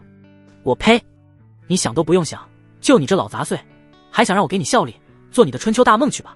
真是一个倔强的少年啊。楚夏，我对你很失望，既然你敬酒不吃吃罚酒，那就给我去死吧。邪云的双眸瞬间变得寒冷了起来，他手中燃起炽热的烈焰，缓缓踏步向着楚夏走去。就算到了最后时刻，楚夏依旧不会屈服。他艰难站起，身上开始燃起一阵汹涌的紫色火焰，一股浩然之力从体内散发而出。绝代风华仙光大盛，九天女剑仙绝美的巨大法相出现在了楚夏身后，一道绝世无双的磅礴剑意冲向苍穹，宛如能够直贯九霄云宫，正是斩天剑意。看到斩天剑意，邪云猛地瞪大了眼睛，他看着楚夏身上燃起的火焰，直呼他疯了。楚夏，你疯了，哪怕燃烧自己的生命都要使出这剑意，这一剑一旦挥下，你会魂飞魄散的。那又如何？无所谓了，我会魂飞魄散，你们也一样，一起消失吧。楚夏嘴角扬起一抹无奈的笑，或许他这一生注定是个悲剧。最后之际，赵如烟、李清雪等人的倩影在楚夏脑海中浮现，他忍不住感叹，美好的光阴可真短暂啊。说着，楚夏毅然挥下了斩天剑意，只要这一击而出，他的生命就会彻底燃烧殆尽。再见了各位，若有来生，哦不，没有来生了，永别了。斩天剑意挥下，绝对的力量直逼邪云。此刻的邪云浑身已然无法动弹，心里恐惧到了极点，要是中了这一剑，自己会彻底灰飞烟灭，再也无法步入轮回。就在斩天剑意即将诛杀邪云的瞬间，御剑仙宗之内突然刮起一阵汹涌的罡风。这阵罡风呼啸而至，楚夏的斩天剑意竟然顷刻崩碎，消失在了虚空之中。不仅如此，就连楚夏身上燃起的生命之火也在罡风之下缓缓熄灭。这是怎么回事？楚夏顿时大惊，完全不知道发生了什么。邪云缓缓睁开了眼睛，看到自己竟然平安无事，也是非常惊讶。得救了！就在双方不明所以之际，楚夏身后传来轻轻的踏步之声，还有一阵窸窸窣窣的扫落叶之声。谁？楚夏转过了身，只见在月色之下，一位老者正向自己走来，他不若闲庭，手持一把扫帚，不断清扫着沿途的尘埃落叶。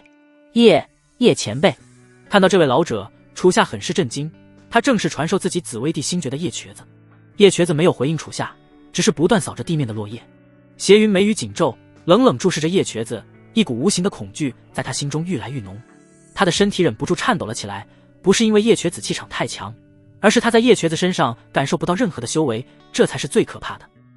叶瘸子缓缓走到了楚夏身边，双眸很慈祥地看向了他：孩子，属于你的时代还没开始，怎么能够在此陨落？这段路就让我老瘸子为你扫平吧。叶前辈，您究竟是什么人？哈，我只是一个扫地的瘸子。如果非要说出一个名号，我想想，我只记得我以前叫做叶玄灵。叶玄灵，听到这个名号，楚夏只觉得很熟悉，却又一时间想不出来了。但邪云身为见多识广的老鬼，叶玄灵这名字一出，简直如雷贯耳。叶玄灵，你就是当年龙虎道宗的叛徒，你没死，你竟然在九大宗门的围攻下活下来了。往事如风，这些事情老夫早已记不清了。叶玄灵已经死了，现在的我叫叶瘸子。说着，叶瘸子叹了一口气，缓缓挥动了一下扫帚。就在这时，虚空之中一股磅礴的金光汇聚，浮现出一把巨大的金色扫帚。跟随着叶瘸子的动作，金色扫帚猛地一舞，挥出一道金色流光，向着邪云猛地袭去。啊！在金色扫帚面前，邪云宛如一只渺小的蚂蚁，顷刻间肉身和魂魄全部毁灭。叶瘸子扫帚再次挥舞，金色扫帚猛地向着青文斌扫去。啊！青文斌发出一阵惨叫，就连化神初期的他也挡不住金色扫帚一击，瞬间灰飞烟灭。紧接着，王太以及青衣宗众长老也在金色扫帚之下彻底消失在了这个世界。最后还剩下九尾灵狐。九尾灵狐感受到叶瘸子逆天的实力，吓得浑身瘫软，无力地跪倒在地。楚夏也是急忙向着叶瘸子喊道：叶前辈，还请手下留情，饶雪儿一命。叶瘸子双眸注视向九尾灵狐，无奈叹了一口气，于是轻轻挥下了扫帚。巨大的金色扫帚将九尾灵狐瞬间拍飞了出去，其身躯重重砸向一处山峰，发出一阵震天巨响，激起漫天碎石沙砾。尘埃散去，九尾灵狐已然不在，只见胡雪儿娇小的身躯倒在碎石之中，昏死了过去。雪儿，雪儿！楚夏见状，赶忙上前查看，发现胡雪儿还存在微弱的呼吸，他不禁舒了一口气，抱起胡雪儿，走到了叶瘸子身前，感谢前辈不杀之恩。哈，这小丫头这么可爱，我怎么会舍得杀她呢？叶瘸子笑了笑，毕竟胡雪儿平时非常乖，遇到她经常一口一个叶爷爷这么叫，还时常给她带来烧鸡美酒。如此懂事可爱的小丫头，有谁会不喜欢呢？叶前辈，这次真是太感谢您了，我不知道该如何报答您，以后我每天给您带烧鸡美酒。听到楚夏的话，叶瘸子很是开心，但还是摇了摇头。楚娃娃，你的好意我心领了，但是已经没有机会了。您这话是什么意思？楚夏疑惑地问道。你看，叶瘸子抬起头指向了苍穹。楚夏顺着叶瘸子指引的方向望去，只见苍穹之上，一团无比厚重的阴云正在迅速汇聚十方大山，凄厉的狂风呼啸，道道雷龙在阴云中疯狂游走，阵阵闷雷之声弥漫天地之间。看到这般异象，楚夏很是震惊，这是雷劫，叶瘸子要渡劫登仙了。也就是说，这个在玉玄仙宗看手工法格的扫地瘸子，修为竟然达到了恐怖的渡劫巅峰，这个世界已经不允许他的存在了。轰！万丈天雷撕裂苍穹，惊雷之声令天地动荡，十方大山在这瞬间明如白昼。天雷袭向叶瘸子，叶瘸子扫帚一挥，巨大的金色扫帚直接将天雷毁灭。紧接着，第二道、第三道天雷接踵而至，叶瘸子迎着雷劫，脚踏虚空，步步登天。金色扫帚横扫天地，纵使天雷滚滚，叶瘸子依旧波澜不惊。在尘世万载岁月，他早已领悟了自己的道：扫尽岁月，扫尽红尘，扫尽一切，名曰扫天道。天雷滚滚，万物俱灭。第四道、第五道雷劫在临。叶瘸子发丝狂舞，发出一阵自负癫狂的大笑。哈哈哈哈！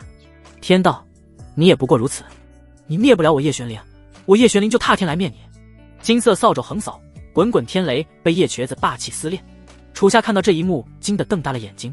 要知道，古往今来，多少想要登仙的修士都败在了雷劫之下，但叶瘸子竟然能够撕裂天雷，并扬言要灭了天道，这是何等的魄力！第六道、第七道、第八道、第九道，九为极数。当九道雷劫全部结束，叶瘸子依旧傲立于虚空之中，身上开始散发出耀眼的金光。他成仙了。最后之际，叶瘸子立于苍穹眺望远方，看着天际破晓的曙光照亮了大好山河，他忍不住感叹道：滚滚红尘，真是令人留恋。楚娃娃，有缘再见了。旭日东升，曙光驱散黑暗，照亮了大地。楚夏看着满目疮痍的御剑仙宗，忍不住叹了一口气。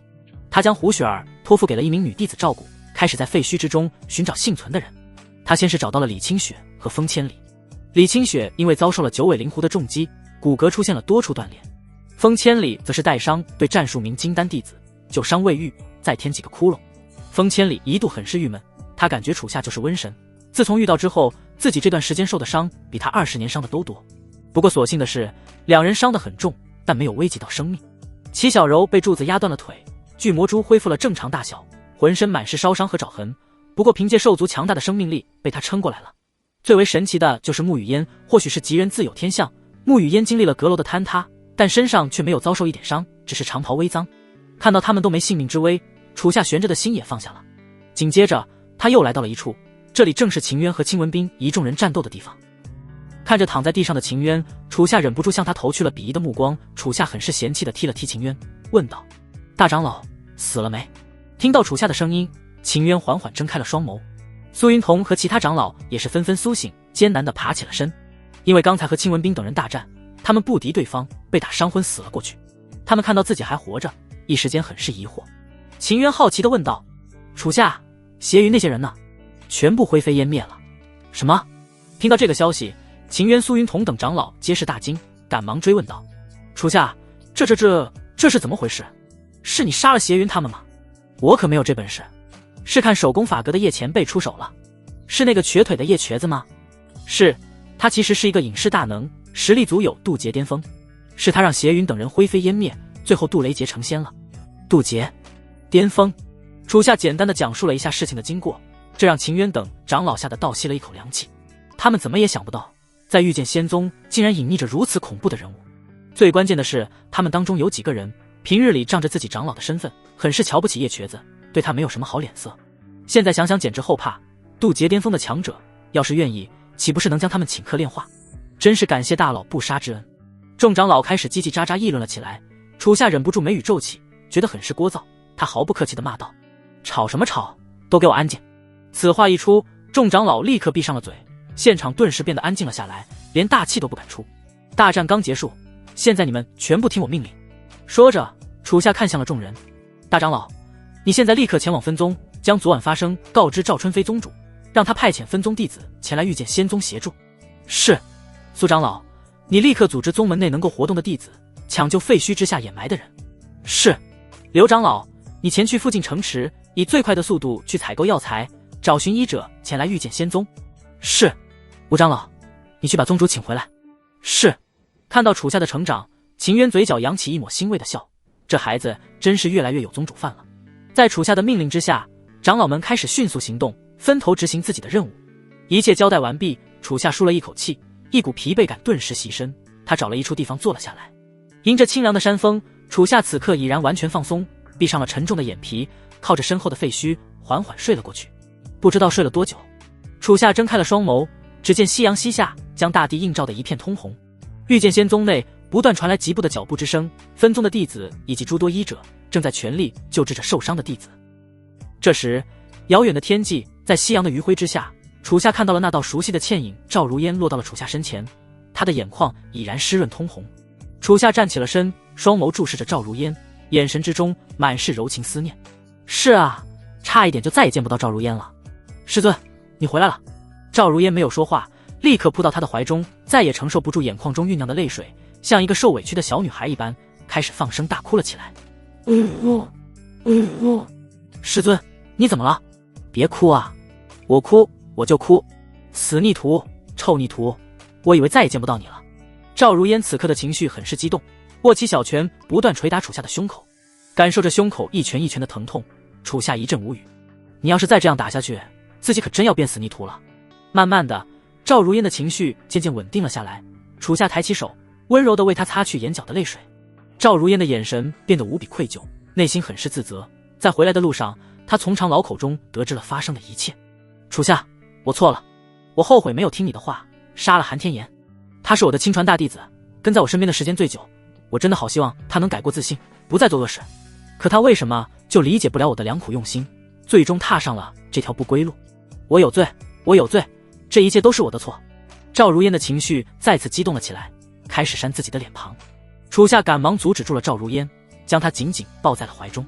他没有责备赵如烟，他知道赵如烟是一个感性的女人。韩天言是他人生中第一个亲传弟子，他几乎将自己的一切所学都倾囊相授。同时在楚夏未成才之前，韩天言也是赵如烟心中遇见仙宗的接班人。可想而知，赵如烟知道韩天言在修炼合欢邪功，仍是不愿意杀了他，想给他一次活命的机会。最终他被邪云夺舍，酿成了遇见仙宗的灾难。人非圣贤，孰能无过？若非绝情绝爱之人，谁又何尝不被情感所左右？邪云之乱彻底结束，赵春飞率领分宗的弟子开始迅速清理废墟，进行着宗门的重新组建。在重组的过程之中，花巧巧的极品土灵根发挥了重要的作用。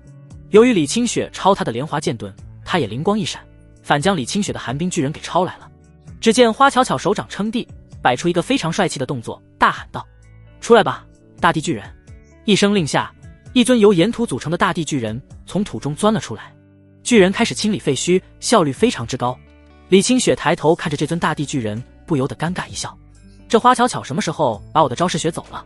身边楚夏忍不住白了他一眼：“就许你抄人家的莲华剑盾，不许人家抄你的寒冰巨人啊！”哼，臭师弟，我这怎么能叫抄呢？我只是借鉴而已。是，你说的都对。楚夏一阵无语，你那都1比1复刻了，还借鉴呢？说着，楚夏懒得理会李清雪，准备去宗门其他地方转转。于是他转着转着就上了万花峰。万花峰，赵如烟房间门口，赵春飞正站在门口，脸上满是无奈之色。师叔，楚夏，你来了。你这是怎么了？师尊他还是不愿见人吗？唉，赵春飞叹了一口气。是的，韩天言的事情对他打击有点大，他已经好几天没有出门了，也不见任何人，就连我也一样。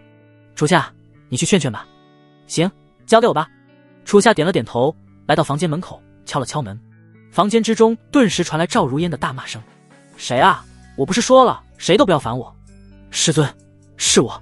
听到是楚夏的声音，赵如烟犹豫了一会，还是不愿意见他。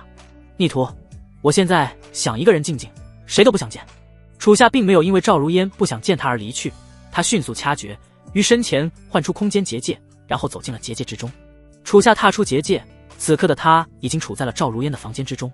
只见赵如烟坐在床上，神色憔悴，眼眶红肿，看着十分令人心疼。看到楚夏擅自进入，赵如烟将头扭向了一边，不愿让他看到自己脆弱的模样。逆徒，你实在是太放肆了，没有经过允许，擅自闯进本尊的闺房，给我出去！哈，反正我也不止放肆1-2回了，到时候师尊依照宗规处罚我便是。楚夏坐到了赵如烟身边，握住了她柔软的手，温柔地安慰道：“师尊还在自责吗？”赵如烟没有过多的话语，只是委屈地点了点头。师尊，人非圣贤，孰能无过？事情既然已经发生，与其自责，不如好好吸取教训，避免以后再发生这种事。可是我的心里实在是过不去这道坎，我是一个笨蛋，我不是一个好宗主啊！你这宗主还不好，我哪里好了？嗨，楚夏咳嗽了2声，于是开始列举一些负面例子来安抚赵如烟。师尊，我给你举几个例子。邪云你知道吧？那个人啊，呸，那他妈就不是人，是个畜生。他创立的合欢宗将那些可怜的少女囚禁，没日没夜的采捕折磨他们，最后变成了一具干尸。对男人则是取走他们的魂血，让他们每天干苦力，每天要干足足10个时辰，没有工钱，没有肉吃，死了直接喂狗。除了邪云之外，楚夏又举例了好几个邪宗，那简直一个比一个不是东西。看着楚夏绘声绘色、手舞足蹈的讲解，赵如烟终于是被他逗笑了，扑哧一声，甜甜的笑了出来。赵如烟赶忙收敛起了笑容，恢复师尊的威严，向着楚夏严肃地说道：“大胆逆徒，你竟然拿我和邪云那些十恶不赦的畜生比！哈哈，那咋了？你是宗主，他们也是宗主，怎么样？是不是瞬间感觉自己是个大善人？还行吧。本尊既然是正派的宗主，那自然是要和其他正派宗主比。你用邪宗宗主和我比，简直太不像话了。正派宗主是吧？行，那我就和你说说那些正派的。比如天武宗的宗主够正派吧？结果被爆出勾结邪宗，克扣弟子灵石，以指导修炼的名义调戏女弟子，据说私生子都有好几个了。然后还有，楚夏又向赵如烟爆料了一些正派宗主的丑事，听得赵如烟一愣一愣的。逆徒，这些八卦你是从哪里听到的？这你别管，我自有我的渠道。就这样，楚夏举例了10几个宗主。赵如烟听着那些禽兽之举，再对比了一下自己。他对遇见仙宗弟子，因材施教，包吃包住，不克扣零食，提供武器功法，每个人都有公平的晋升空间。自己简直可以评选修仙界10大良心宗主。果然，一切全靠同行衬托。随着楚夏提供的情绪价值，赵如烟的心情瞬间就变好了，嘴角扬起了开心的笑容。看到赵如烟不再伤心难过，楚夏心里也很是高兴，总算是把她给哄好了。这时，赵如烟似乎是想到了什么，突然小脸一红，身体开始扭捏了起来。逆徒，其实我也没有那么好，那些宗主所做的坏事，其实我也占了其中一样。哪样？楚夏疑惑地问道。就是以指导修炼的名义，借机调戏弟子。此话一出，楚夏心中顿时有种不祥的预感。果然，赵如烟接下来的一句话，令他不由得倒吸一口凉气。逆徒，你最近修炼路上有什么瓶颈吗？或者说想学什么新的功法？本尊可以1对1指导你。师尊，我没有什么瓶颈，也不想学什么功法，我还有事，先走了。楚夏大感不妙，急忙起身想要逃跑，但却被赵如烟一把抓住，直接将他的脑袋按在了自己身上。呜呜呜！万花之体浓郁的花香涌入鼻中，紧接着一股强大的窒息感袭来。楚夏使劲想要挣脱，这可是要闷死人的。但是赵如烟根本不给他任何机会，死死抱住了他。哼，逆徒，你真是越来越不乖了。本尊今天就好好教教你，什么叫尊师重道。或许是动静有些大，门外赵春飞听见房间中传来一阵莫名的动静，他一时间很是疑惑，怎么回事？这师徒2人打起来了。他很是担心，敲了敲门，向里面问道：姐姐，楚夏，你们在干什么？需要我帮忙吗？3个时辰之后，房间门被打开，只见楚夏双腿颤抖地走了出来。看到楚夏这般疲惫的模样，赵春飞好奇地打量了一下他上下，问道：楚夏，刚才你们在里面干什么呢？我叫了半天都没人理我，是你师尊抱走了吗？是的，他抱走了，她简直就是一个吸人魂魄的魔女。有这么夸张吗？楚夏，我姐姐虽然平时脾气臭了点，但人还是不错的。她现在这么难过，你不哄她还算了，还说她是魔女，真是个大小徒。楚夏欲哭无泪，她不知道该如何向赵春飞解释，只有独自默默离去了。楚夏走后，赵如烟也走出了房间，只见她脸上的阴霾一扫而散，取而代之的是红光满面，精神焕发。赵春飞呆住了，问道：姐姐，你恢复了？恢复了。怎么恢复的？刚才打了楚夏一顿，心情瞬间愉悦了。原来如此。赵春飞点了点头，怪不得刚才看到楚夏的表情如此痛苦，原来是被赵如烟给揍了，不由得心疼楚夏3秒。楚夏牺牲美色安抚好了赵如烟，然后他又来到了胡雪儿的住所。来到了房间之前，只见齐小柔和巨魔珠正站在门口，齐小柔手中还端着一碗饭菜。小柔，雪儿还是不愿意见人吗？是啊，这孩子已经1天没吃饭了，正是长身体的时候，他怎么坚持得住啊？齐小柔点了点头，眼神之中充满了担忧。看着齐小柔这般温柔，楚夏不由得非常心疼。你也是，腿都压断了。我告诉过你要卧床好好休息，怎么还跑出来了？哈哈，夫君，我要不出来，你给雪儿做饭吗？放心了，我的腿没事，长老请来的大夫医术非常高，我恢复得很快。加上我出门都是骑小猪的，根本不用自己走。说着，齐小柔低头看向了巨魔珠，很是宠爱地摸了摸他的脑袋。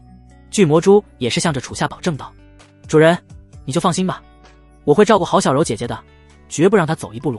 行吧？楚夏点了点头，便把这个任务交给了巨魔珠。这时，楚夏忽然想到了一样东西，他手中灵光一闪，邪云的御兽镯出现了在了他的手中。小柔，这个御兽镯给你。给我？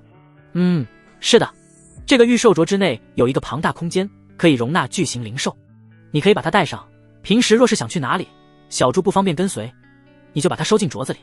可是夫君，你把御兽镯给我了，那你怎么办啊？哈哈，我无妨，你没有修为，对于我来说更需要小猪的保护，就让小猪来当你的灵兽吧。谢谢夫君，你真好。齐小柔接过了御兽镯，心里很是感动，楚夏简直太暖心了。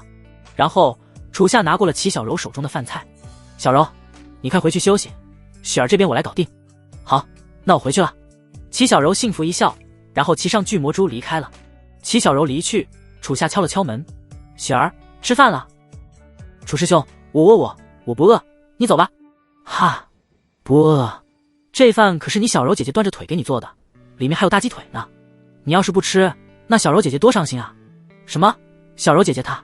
听到这话，房间之中的胡雪儿很是感动，但同时也非常愧疚。她知道齐小柔的腿一定是被抱走之后的自己所伤，她没想到齐小柔不但没有责备自己，还专门给她做了饭菜。过了一会，房门被打开，胡雪儿那满脸泪痕的小脸映入了楚夏的眼帘。楚师兄，我啥也不用说，先吃饭吧。楚夏溺爱地摸了摸胡雪儿的小脑袋，带着她走进了房中。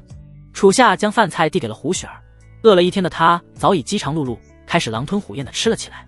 吃着吃着，胡雪儿想起自己失控暴走，心里顿时陷入了深深的自责，泪水止不住地流淌下。胡雪儿就这样就着泪水将饭菜吃完了。看到胡雪儿吃完了，楚夏夸赞道：“雪儿真乖，要好好吃饭才能长身体。”此刻的胡雪儿情绪彻底绷不住了，起身扑到楚夏怀中，歇斯底里地大哭了起来。胡雪儿多么希望有人能够打她骂她，但楚夏也好，齐小柔也好，都没有对她有一点责备，依旧对她如此温柔。楚夏哪里舍得责备胡雪儿，她会暴走根本不是自己愿意的，而是邪云在她身上施加了咒印，才导致灵狐兽性彻底爆发。终于，胡雪儿哭完了，她抬起小脑袋，可怜兮兮地注视着楚夏，怯怯地说道：“楚师兄，我好害怕。”“雪儿，你害怕什么？”“我害怕你不再喜欢雪儿了。”“怎么会呢？雪儿你这么可爱，我怎么会不喜欢？”“真的吗？可我心里还是害怕。”看着胡雪儿担心的可爱模样，楚夏抬起手伸出自己的小拇指。“哈哈，你要是真害怕，我们拉钩。拉了钩，这约定就不能毁约了。”“好。”胡雪儿很是开心，伸出小拇指勾上了楚夏的小指。拉钩上吊100年不许变。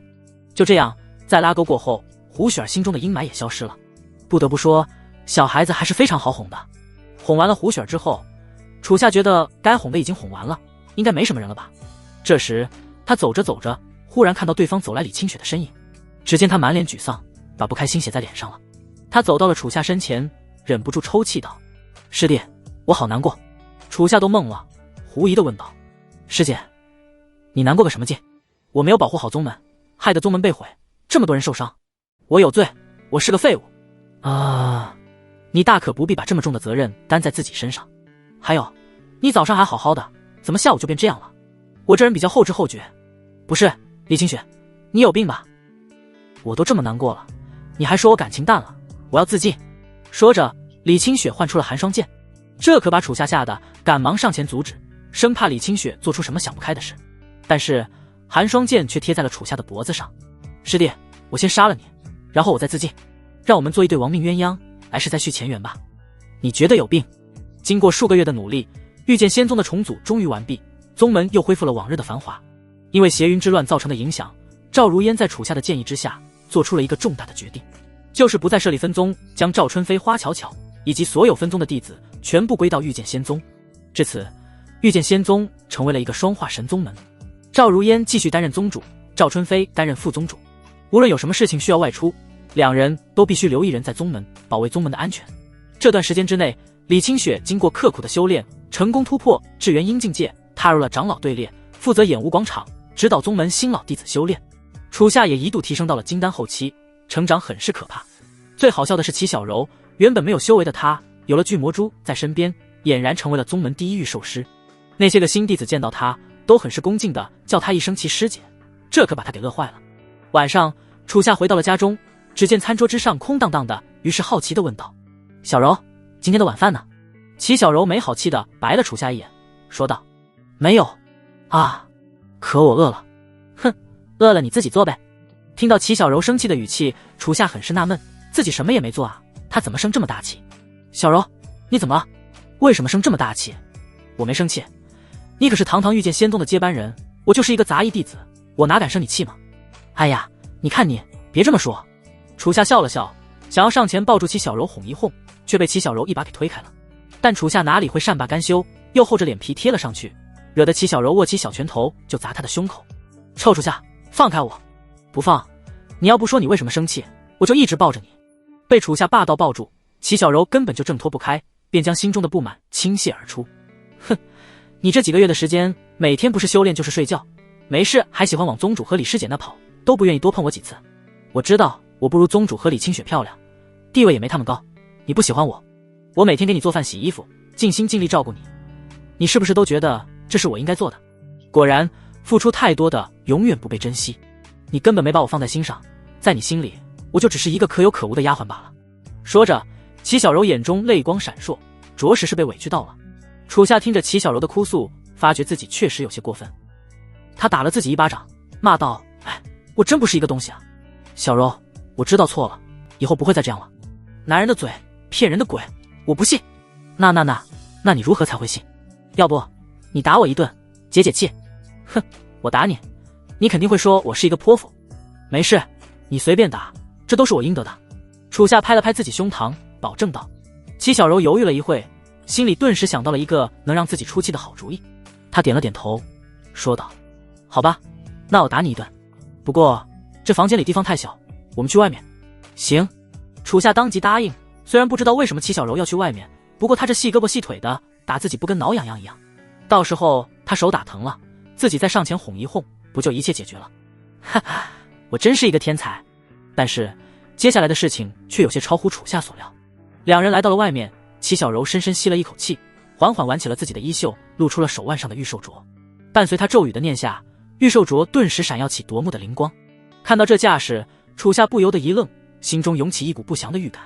伴随着一阵黑光闪耀，巨魔蛛的身影出现在了楚夏身前。齐小柔玉指直指楚夏，向着巨魔蛛命令道：“上，小蛛，给我拱死他！”是，主人。巨魔蛛点了点头，眼神狠狠地注视向了楚夏。楚夏一阵懵逼，疑惑地问道：“主人，小蛛，我才是你的主人啊！”大人，时代变了，我现在已经是小柔姐姐的专属灵兽了，她的命令我不得不遵守，受死吧！说着，巨魔蛛爆发自身灵力，全身燃起一阵耀眼的黑光，体型开始迅速巨大化。眨眼的功夫，它已经变成了如山一般庞大，强大的气场直逼楚夏，彻底疯狂。巨魔蛛猛地发出一阵巨吼，挥舞巨蹄向着楚夏拍来。小猪，我去你！还未等楚夏说完，万钧巨蹄骤然袭身，强大的威力直接将楚夏给击飞了出去，以流光之速砸向了远方的山峰。轰！一阵碰撞的巨响响彻御剑仙宗，将宗门内的弟子全部吓了一跳。什么动静？陨石坠落了。看到楚夏飞得老远，齐小柔心里的气顿时消了。果然男人就是不能惯着。他摸了摸巨魔蛛的脑袋，夸奖道：“小猪，你真棒，主人给你去做好吃的。”谢谢主人。山峰之处荡起一阵尘埃，楚夏从地上爬起，忍不住揉了揉自己的老腰。哎呦，我的腰啊！他很是无奈地摇了摇头。这齐小柔下手也太狠了，简直就是谋杀亲夫啊！还有这具魔蛛叛变的可真快。这时，一位负责职业的弟子来到了这里，看着楚夏那满身尘土的模样，忍不住问道：“楚师兄，你这是发生什么事了？”“没事，刚才被一只猪拱了而已。”“哦，原来是这样，那你们没什么事吧？”“放心，一点事都没有，你不用担心，回去继续值守吧。”“好。”弟子点了点头，于是准备离去。刚走了2步，他突然想起了一件事，转身说道：“对了，楚师兄，刚才遇见仙宗门口来了7位美丽的仙子，点名要见你。”7位。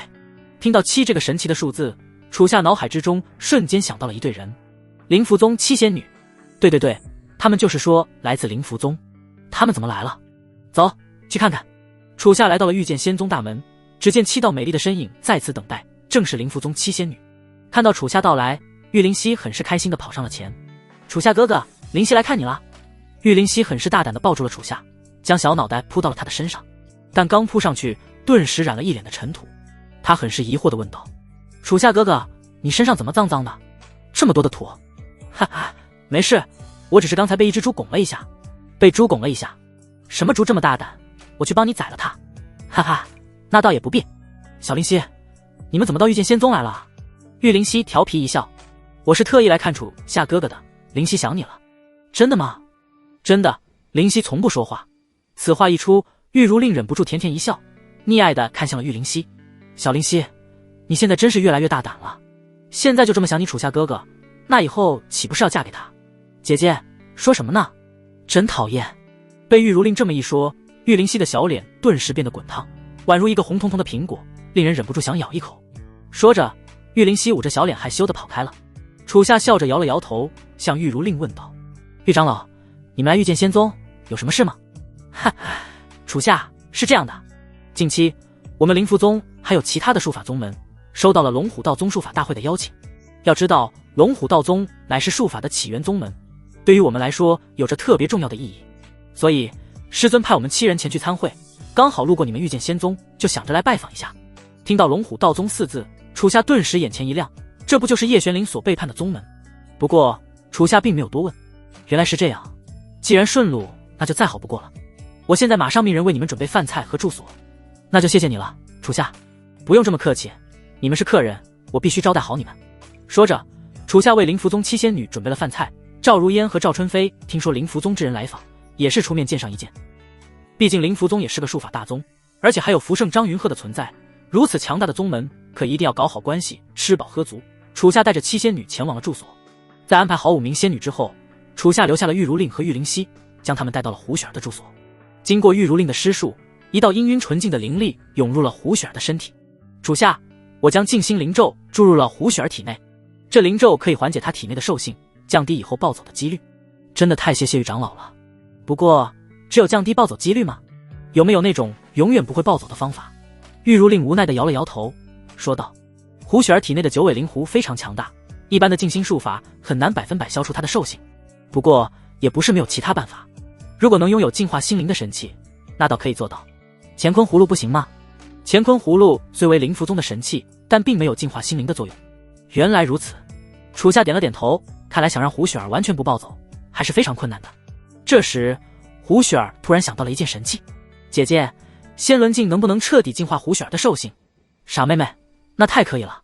仙轮镜可是龙虎道宗2大镇世神器之一，它能够最大程度提升持有者的精神力，保护魂魄永世不灭，而且具有毁灭邪祟、净化万物之力。听着玉如令的解释，楚夏不由得一惊，这仙轮镜可真是一件绝世神器啊！但是问题来了，这仙轮镜竟然如此之强，但是这可是龙虎道宗的镇世之宝，恐怕是借不到的。楚夏很是无奈，他自然知道这般绝世神器，宗门是不可能让人借走的。不过玉如令接下来的一句话却让楚夏燃起了希望。楚夏，这仙轮镜借是借不到的，只有靠夺。这话是什么意思？因为这仙轮镜正是这次术法大会的奖品，只要谁能够在大会夺得魁首，这仙轮镜就归谁。如此绝世神器竟然当作魁首的奖品，楚夏忍不住倒吸了一口凉气。这龙虎道宗是有多自信，万一自己宗门的弟子没有夺得魁首，岂不是白白将神器让人了？玉如令道并不觉得奇怪，继续说道：其实这不奇怪，术法大会乃是100年一度的盛会，由修仙界的术法名门轮流举办，其魁首奖品自然不能是凡物。之所以这次龙虎道宗拿出了仙轮镜，恐怕是因为他们出了一个千年难遇的无情道天才少年，年仅30不到就达到了元婴期的修为，竟有如此天才。楚夏不由得惊叹道。玉如令鄙夷地白了楚夏一眼，他在天才有你天才吗？真是大惊小怪。是的，这恐怕就是龙虎道宗的底气，所以不怕拿出仙轮镜。可惜你是个剑修，没法参加术法大会，可惜了。楚夏也觉得很是可惜，忍不住叹了一口气，但是瞬间他就意识到了，不对，他会紫薇地星诀，也算一名术士，怎么参加不了了？他嘴角扬起一抹自信的笑，向着玉如令说道：玉长老此言差矣，其实我有资格参加术法大会，我一个用剑的，会点术法很合理吧？玉灵溪也瞬间想到了，兴奋地跳了起来。对哦，楚夏哥哥会星辰之术，可是一个术法高手呢，只要不使用绝代风华，他就是一名术士。太好了，楚夏哥哥可以和灵溪一起去了。玉如令柳眉微皱，说道：可是楚夏该用什么身份参会呢？若是以御剑仙宗弟子的身份参会，我怕其他术法宗门。哼哼，楚夏轻哼了2声，摆出一个特别帅气的姿势，开始介绍起了自己的新身份。现在站在大家面前的是新时代最强术法天才，渡劫老祖关门弟子，亿万女修士的梦，拥有绝世颜值和天赋的美男子。他就是术法散修，紫薇童子，战无不胜，楚胜。楚夏哥哥好棒，你童子还有楚胜。就这样，楚夏确定了要前往龙虎道宗碰碰运气。由于是参加术法大会，第2天他特意换了一身紫色的鎏金道袍，将自己打扮得仙风道骨，乍一看还真有道门天才的范。他不单单是自己前往，还带上了胡雪儿和沐雨烟。带胡雪儿是因为他体内的灵狐血脉，若是自己无法成功夺得仙轮镜，术法大会那么多的术法高手，万一有人有其他办法呢？至于沐雨烟，则是因为他刚刚加入御剑仙宗，自己作为师兄，理应好好照顾他，带他出去见见世面。伴随着绝代风华的出鞘，在楚夏的灵力加持之下，其剑身立刻延长到了10米之长。三人跃上了剑身，绝代风华顿时化作一道流光冲天而起，向着龙虎道宗的方向飞去。苍穹之上，楚夏立于剑身前方，胡雪儿立于中央，沐雨烟立于后方。灵符宗七仙女则驾驭着各自的飞行法器，在不远处飞行。沐雨烟向着前方望去，只见楚夏双手负背而立，迎着呼啸的疾风，他青丝舞动，紫袍狂摆，很是潇洒帅气。沐雨烟忍不住上前走了2步，向着楚夏喊道：“楚夏师兄，我们多久会到龙虎道宗啊？”沐师妹，此地距离龙虎道宗还有500里，再坚持一会，马上就会到了。还有，不要叫我楚夏师兄，我现在是紫薇童子，楚圣道长。啊，师兄就去参加术法大会，有必要把自己的名字给改了吗？哈，沐师妹，这你就不懂了吧？这个修仙界非常复杂，有时候需要隐藏自己的身份，用化名示人，这样可以避免很多没必要的麻烦。我这么说，你懂了吗？懂了，懂了。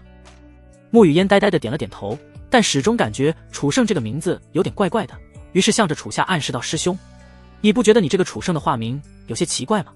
有吗？我觉得挺好的，战无不胜，这不正好符合我的身份。楚夏并没有觉得有什么不妥，反而觉得自己这个化名实在是太棒了，一听就是强者的名字，比楚夏霸气多了。沐雨烟简直无语了，他拍了拍自己的脑袋，不知道如何说了。战无不胜是没错，关键你姓楚啊。这时玉灵溪驾驭着乾坤葫芦来到了楚夏身边，他缓缓落在了绝代风华之上，很是调皮地走上前，从身后抱住了楚夏。楚夏转过头笑着问道：“哈哈，怎么了，小灵溪？”嘻嘻，楚夏哥哥，灵溪飞累了呢，想让你带我一程。这好说，那我就带你一程。对了，我和你说的又忘了，灵溪没有忘，出门在外要叫化名楚圣哥哥。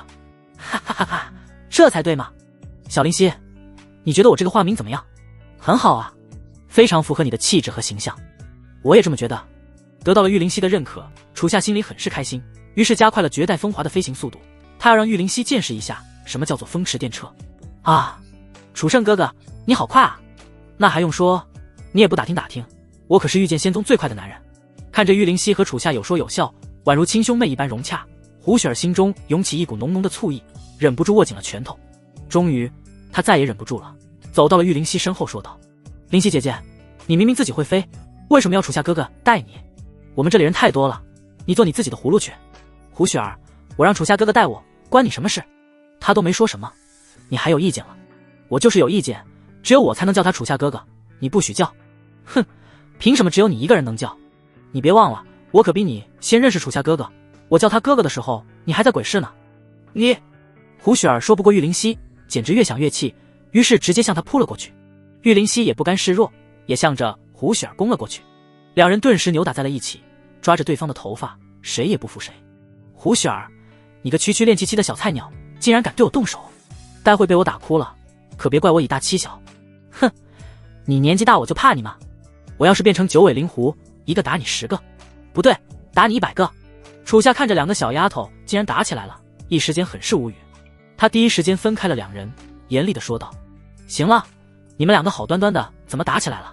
现在谁再给我动手，以后就别叫我哥哥了。”听到楚夏的话，胡雪儿和玉灵溪都不敢再动手了，可仍是看对方不顺眼，视作了一生之敌。哼哼，最后两个小家伙撅起小嘴哼了一声，就再也不理对方了。楚夏忍不住舒了一口气，小孩子就是难伺候啊。当然了，赵如烟、李清雪那种大人更难伺候。楚夏一行人继续向着龙虎道宗飞去，而此刻龙虎道宗之内正在开启一场黑暗的会议。龙虎道宗一处昏暗的山洞之中，立着9条太师椅。过了一会，9道身影走进了山洞之中，分别坐到了对应的位置。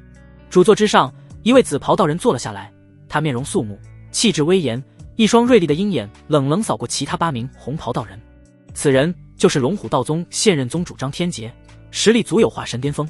而另外8名道人则是龙虎道宗的一众长老，实力大部分达到了化神期，修为最差者也达到了元婴后期。可以说龙虎道宗的高层配置已是非常恐怖了。要知道化神期的强者可是非常少的，一般的宗门也就只有宗主能够达到化神期。御剑仙宗这种双化神配置的宗门在修仙界都是非常少见的，而龙虎道宗的化神强者竟然达到了6、7人，可见其宗门的实力是多么可怕。张天杰看到人已经全部到齐，于是向着众人说道：“各位，术法大会在即，这将是我们重振龙虎道宗的唯一机会，不成功便成人。张天杰此话一出，其他8名长老皆沉默不语，他们面面相觑，一时间拿不定主意。过了许久，几名长老鼓起勇气问道：宗主，真的要那么做吗？要知道一旦失败了，那龙虎道宗的未来就彻底没落了。是啊，宗主，这风险实在是太大了。现在的龙虎道宗虽然没有曾经辉煌了，但凭借我们这么多化神修士，加上天师旗和仙轮镜，还是能够在修仙界站住脚的。我也这么觉得，还请宗主342后行。听着众人保守的提议，张天杰的眉宇开始紧皱，内心涌出一股无名之火。他不再忍耐，大手狠狠拍向了太师椅，对着众人大骂道：混蛋，什么342后行？你们是养尊处优惯了，不敢为宗门冒这个险事吧？你们自己算算的，龙虎道宗多久没有出化神之上的强者了？说着，那几名长老惭愧地低下了头，不敢再说什么。张天杰没有停下，继续说道：灵符宗出了个符圣张云鹤，学宗出了个学圣宋玉书，我们龙虎道宗呢？这几百年出过一个圣吗？我们可是术法的起源宗门，在祖师爷的时代是多么的辉煌，而现在却落魄到了这样，反倒让那些衍生宗门给超过了，你们甘心吗？此话一出，众长老皆是紧紧握紧了拳，这对于他们来说如同一根插在心里的刺。几名长老被张天杰的话触动，起身力挺。宗主说的有道理，我们龙虎道宗这几百年来确实没有出过一个圣，堂堂起源宗门，难道要被这些小宗骑在头上吗？你们能忍，我忍不了，我也忍不了。都怪叶玄灵那个叛徒，若不是他几百年前毁掉龙虎道宗的气运，我们怎么会沦落到如此的地步？就是我们失去的东西必须要夺回来。宗主，行动吧，我就算是死也要保证这次计划的成功。有了这几名长老的支持，其他长老纷纷叹了一口气，决定支持这次的计划。得到了众人的支持，张天杰很是满意，嘴角扬起一抹狰狞的笑。会议结束，众长老开始纷纷离开山洞，其中3长老留了下来，向着张天杰吐出了自己的心事。宗主，一旦这次计划开启，那晨儿他，3长老，我知道张微尘是你的徒儿，你舍不得他，但是在龙虎道宗的宏大前途面前，他必须得死。我一开始将张微尘交给你，你就应该知道他存在的意义，就是成为那个大人的容器。张微尘就如同他的名字一样，只不过是大千世界的一粒微小尘埃罢了，能够成为容器，对他来说已经是无上的荣耀了。唉，听到这话，3长老深深叹了一口气，他的内心如同刀绞，但却无法改变什么。他不再多言，便离开了山洞。龙虎道宗清风之上，迎着清凉的山风，一位少年傲立于此。他身着一袭洁白如雪的长袍，背负一把惊雷木剑，青丝飘逸，面容俊秀，只不过他的双眸却渗透着一股怒视的冷漠之意。此人就是龙虎道宗近100年难遇的天才张微尘。一道灵光浮现，只见3长老出现在了张微尘身后。见到3长老到来，张微尘转过身，向他恭敬地行了个礼。师尊。哈哈，晨儿，怎么一个人在山上吹风呢？宗门道场太过喧嚣，我在这里图个清静。你这孩子一直都喜欢独来独往，这倒也不奇怪。晨儿，大会临近，你紧张吗？不紧张，我相信以我的实力，对付那些小宗的术士根本不费吹灰之力。师尊，你就好好看着徒儿如何为您争脸吧。如此甚好。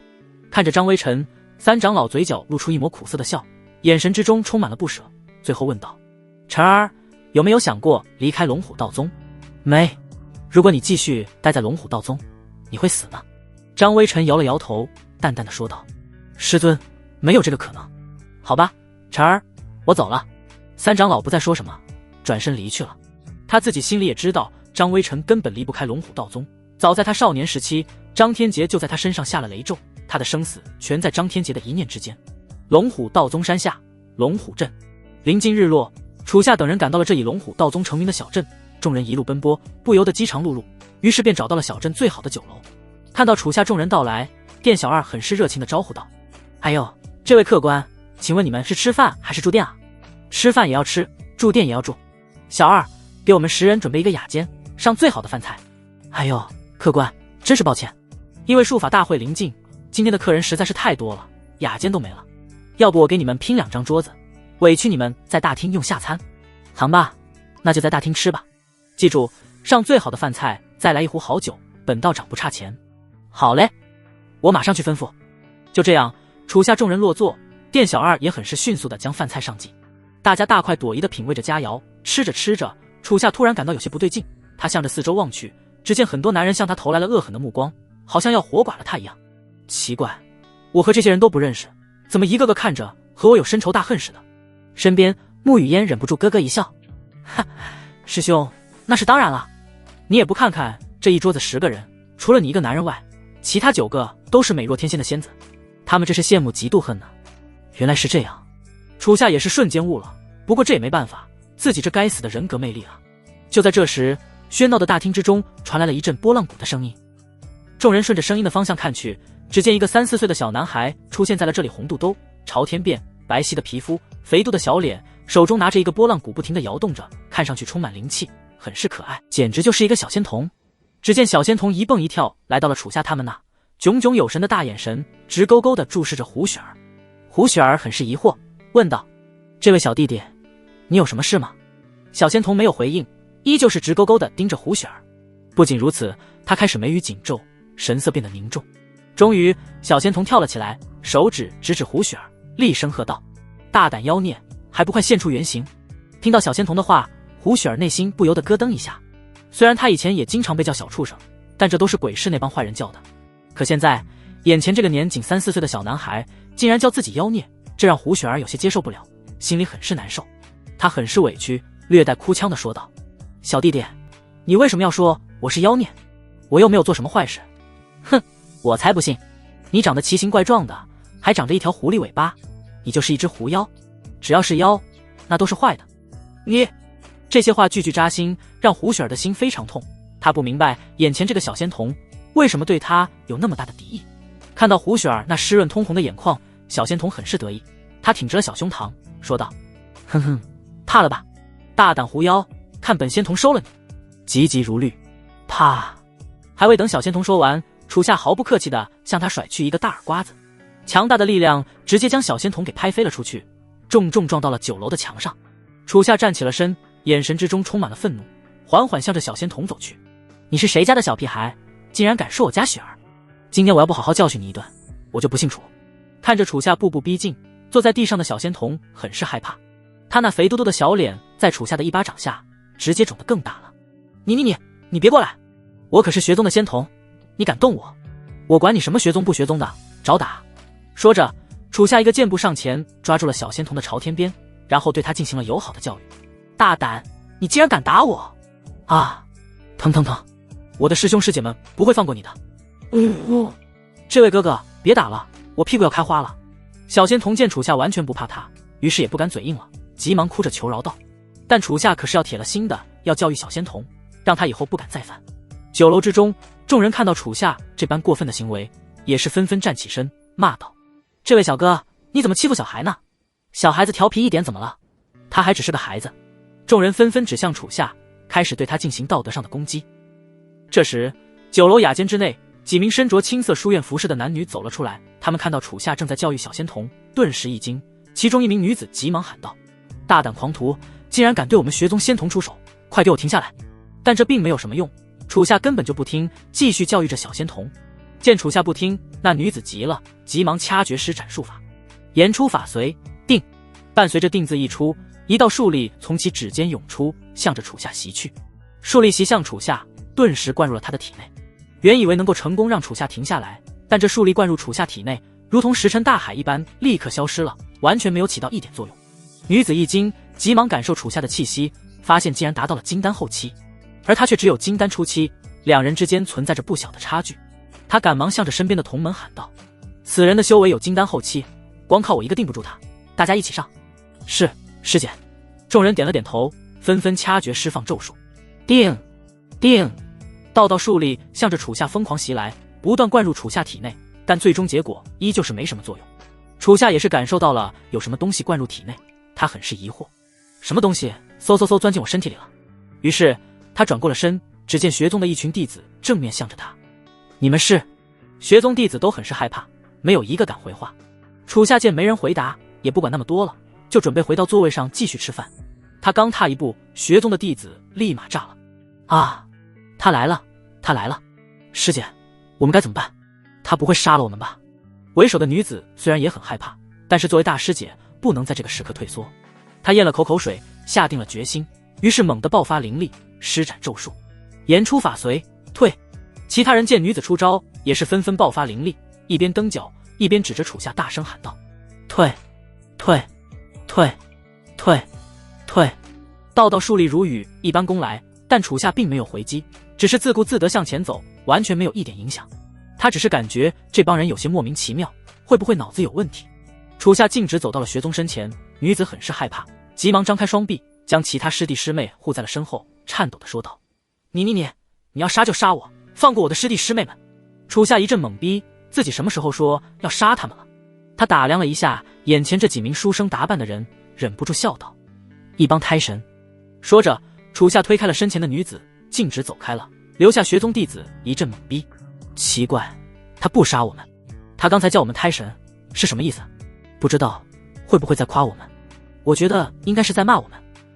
就在楚夏即将走到自己座位之时，一只手拍上了他的肩，紧接着传来一阵儒雅的中年男子之声：“这位小友请留步，请问你为什么要对我学宗的小仙童动手？”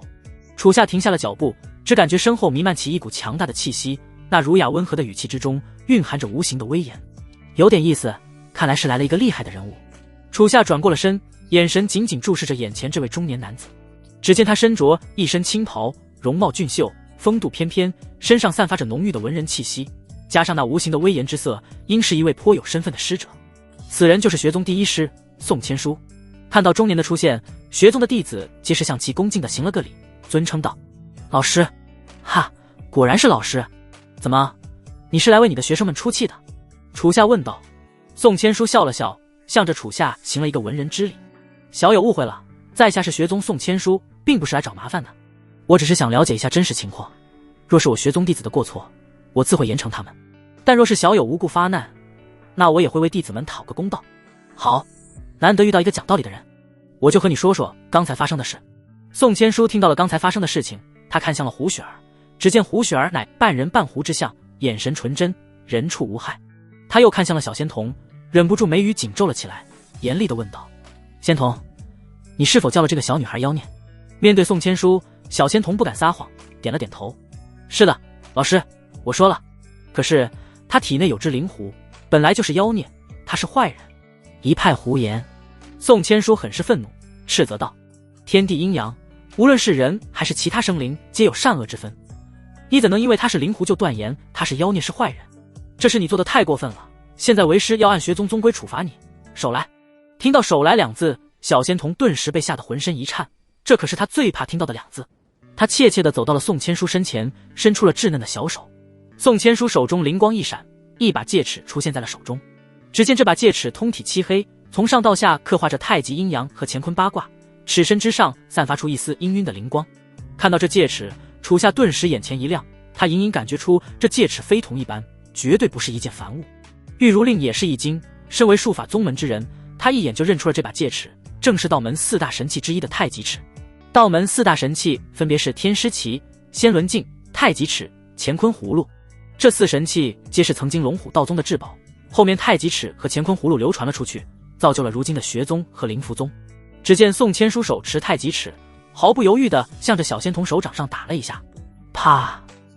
一阵清脆的拍打之声响彻而起，小仙童顿时感到手掌一阵剧痛，忍不住疼得大声哭了起来。打了小仙童之后，宋千书还没有完，他转头看向了学宗的一众弟子，向着带头的女子喊道：“柳月，你没有知晓实情，不分青红皂白就出手攻击他人，我现在要按照宗规惩罚你2尺，手来。”“是，老师。”柳月怯怯地伸出了手，然后闭上了眼睛，心里很是害怕。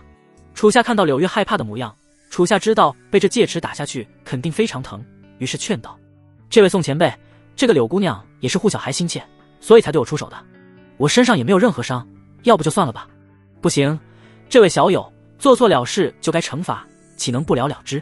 说着，宋千书毫不客气地用太极尺打向了柳月的手掌，啪啪，2阵清脆之声响彻，柳月疼得缩回了手，紧紧咬着牙，眼泪都疼出来了，很是楚楚可怜，惹人怜爱。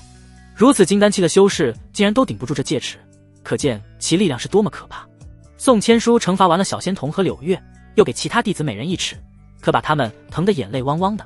然后他又让小仙童和胡雪儿道歉，柳月和楚夏道歉，这可把楚夏给弄懵了。原本以为要打一场，却没想到对方竟如此讲理，这让他一时间很不习惯。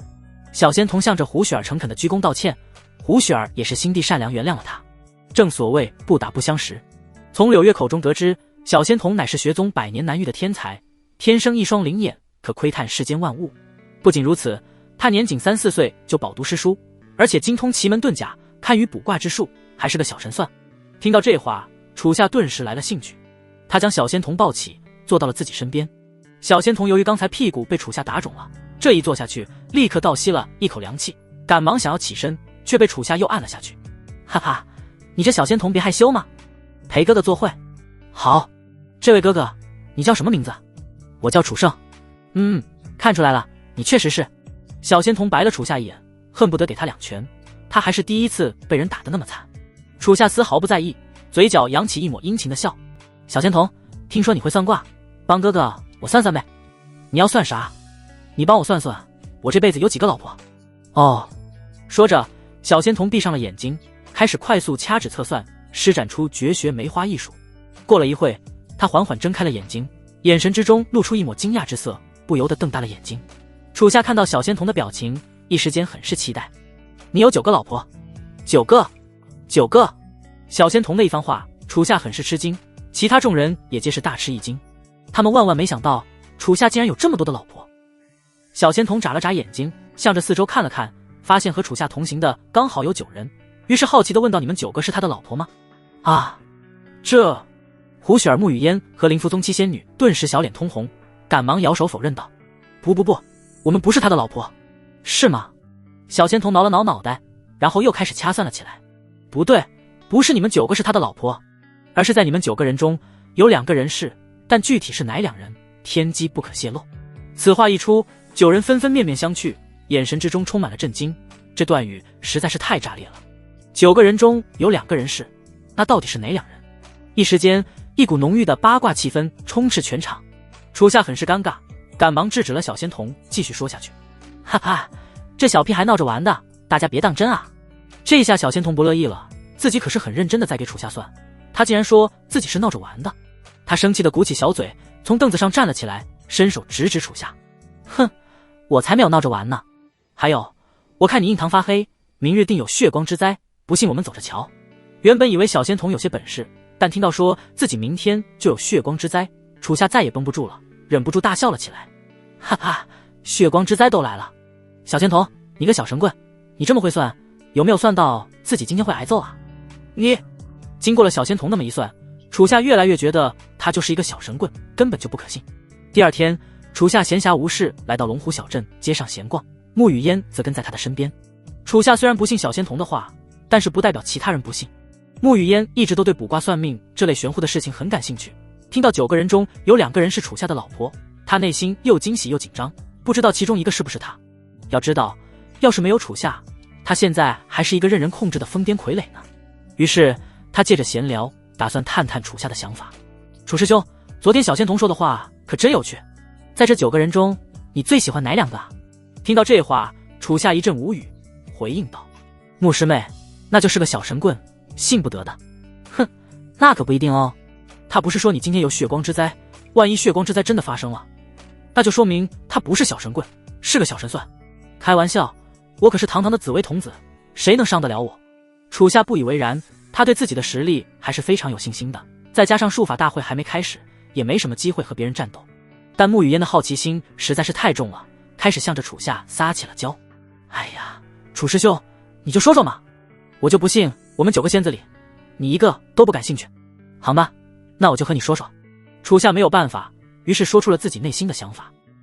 你们9个人中，我喜欢的2人，一个是玉如令，那美丽的容颜，丰腴的身材，充满了成熟女人的韵味，对于我们这种纯情小少年简直就是绝杀，我实在是把持不住。那第2个呢？穆雨嫣很是期待地问道。第2个就是玉如令身边的一个红袍女子，那一头修长的红发，前凸后翘的身材，低头都看不到双脚，简直就是人间尤物。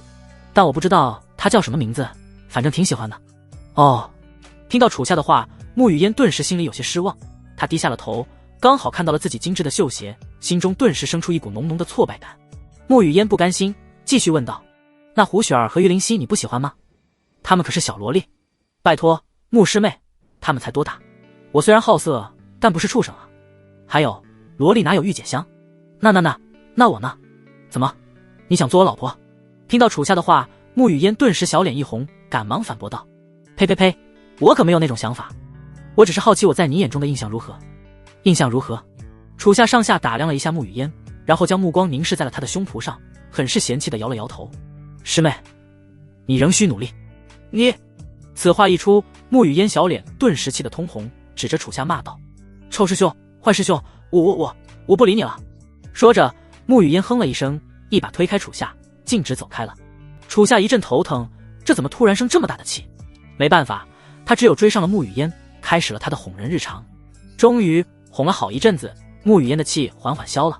他自己心里也清楚，虽然自己的身材还是不错的，可楚夏身边的女人个个不凡，皆身怀恐怖巨物，自己和她们相比，还是太渺小了。不行，一定要扭转钱。走着走着，楚夏和穆雨嫣听到了一阵说书声，只见街边一个茶馆之中，有个老者正在说着龙虎道宗曾经的辉煌。楚夏也是一时间来了兴趣，带着穆雨嫣走进茶馆坐了下来。话说千年之前，邪祟当道，天下大乱，百姓生活在水深火热之中。就在这时，龙虎道宗出了一位天师法圣，为了天下苍生，毅然下山扫荡群邪，以一己之力。听着老者绘声绘色的讲解，穆雨嫣听得非常入神，尤其是法圣两字一出，更是激起了他的崇拜之心。他向着楚夏问道：楚师兄，听说在修仙界能够成圣的都是无敌的存在，你看灵符宗有符圣，学宗有学圣，如果我们御剑仙宗能出一个剑圣就好了。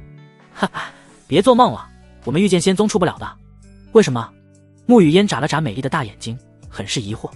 楚夏笑了笑，向他详细解释道：穆师妹，能够成圣的人确实是一个修炼道路的至尊强者，但是大道3000，修炼道路数不胜数，圣与圣亦有差距，圣与圣亦有差距。是的，我给你打个比方，在修仙界中最热门的修炼道路是剑道、刀道、掌道、法道、符道、丹道这类，有热门的，那就定然有冷门的道路。比如穆雨嫣听着楚夏举例出的冷门道路，有的武器甚至自己听都没听过，他顿时悟了。楚师兄，我明白了，你的意思是热门道路的人数多，竞争大，所以想要成圣极其困难，而冷门道路人少，所以成圣的机会也更大，而且成为任何道路的第一位就能成圣，也就是说圣和圣之间的修为差距没准会非常大。聪明。楚夏对穆雨嫣竖起了大拇指，不愧是郡主，一点就通。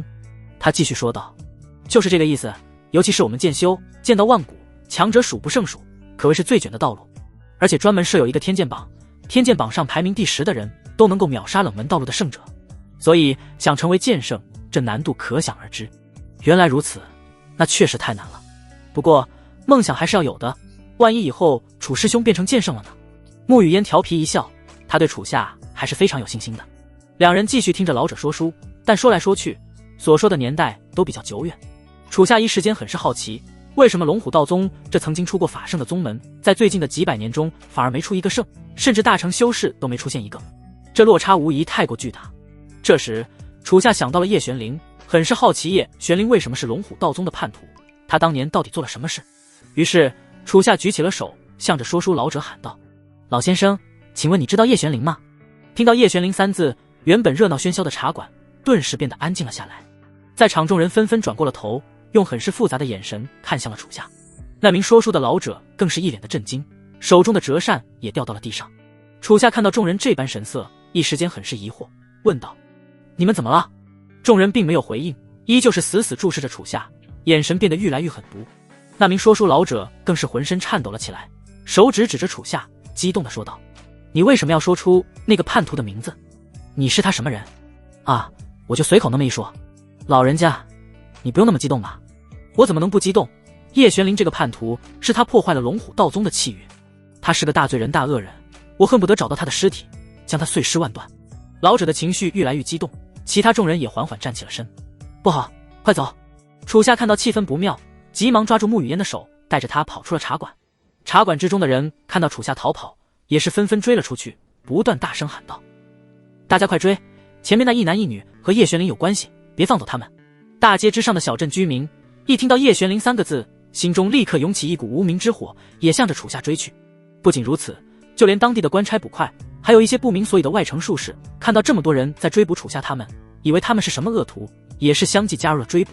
一时间，这追捕的队伍变得十分庞大。逃跑的过程中，楚夏下意识地回头看了一下，当他看到这架势，吓得倒吸了一口凉气。不是吧，这么多人，我这是犯天条了吗？穆雨嫣也是被身后这阵势给吓到了，气喘吁吁地问道：楚师兄，这个叶玄灵到底是什么人啊？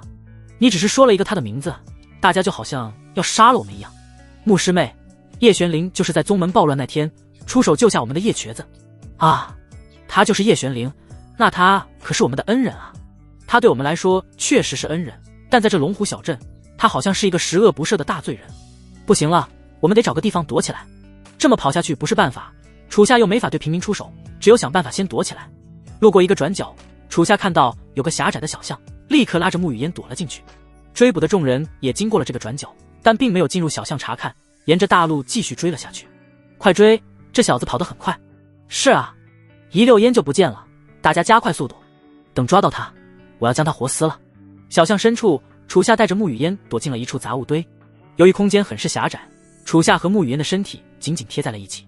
穆雨嫣身上淡淡的清香涌入鼻中，透过轻薄的长袍，她玉体的温度逐渐传到了楚夏身上，非常的温暖。同样，由于和楚夏贴得太紧，穆雨嫣也感受到了楚夏身上的温度，还有她的呼吸和心跳律动。近，太近了。这是穆雨嫣第一次和楚夏如此近距离的接触，她的小脸顿时红了起来，怯怯地抬起了头。这时，她看到楚夏额头之上竟然出血了，她惊讶道：楚师兄，你额头出血了啊！听到穆雨嫣的话，楚夏一惊，急忙抬手摸了一下自己的额头，发现竟然真的出血了。他想了想刚才的情况，跑进小巷的时候，由于里面太昏暗，脑袋撞上了墙上突出的砖块，没想到竟然磕出血了。想到这，楚夏感到很是震惊，没想到真被小仙童说准了，自己今天还真有血光之灾。穆雨嫣也非常震惊，楚夏的血光之灾灵验了，那9个人中有2个是他老婆，也势必会灵验。现在这么好的机会可不能浪费了，他要把握命运。楚师兄，你受伤了，我来帮你擦擦。穆雨嫣取出了一块干净的手帕，开始温柔地为楚夏擦拭着伤口。期间，她将自己的小身子斜倾，一抹柔软顿时贴上了楚夏的胸膛。楚夏感受到了这阵柔软，立马想要后退，但后面是墙壁，根本无法后退一步。穆师妹，谢谢你的好意，小伤而已，不碍事。穆雨嫣没有回应，只是自顾自地擦着楚夏的伤口。擦完之后，她美丽的大眼深深注视着楚夏，眼中秋水荡漾，满是爱意。她嘴角扬起一抹温柔的笑，向着楚夏问出了一个问题：楚师兄，你说人应该静静等待命运的到来，还是说要主动出击，抓住自己的命运？是你的话，你会怎么选？我会。楚夏看着穆雨嫣那含情脉脉的眼神，心里很是紧张，不知道他要做什么。如果是我的话，我会选择主动出击，抓住自己的命运。听到楚夏的回答，穆雨嫣很是开心，这就是他要的选择。巧了，我也是这么想的。所以，什么？所以我要你娶我啊？穆师妹，这不行，你身份尊贵，而我还未等楚夏说完，一抹香软水润的朱唇气势汹汹地贴上了他的唇。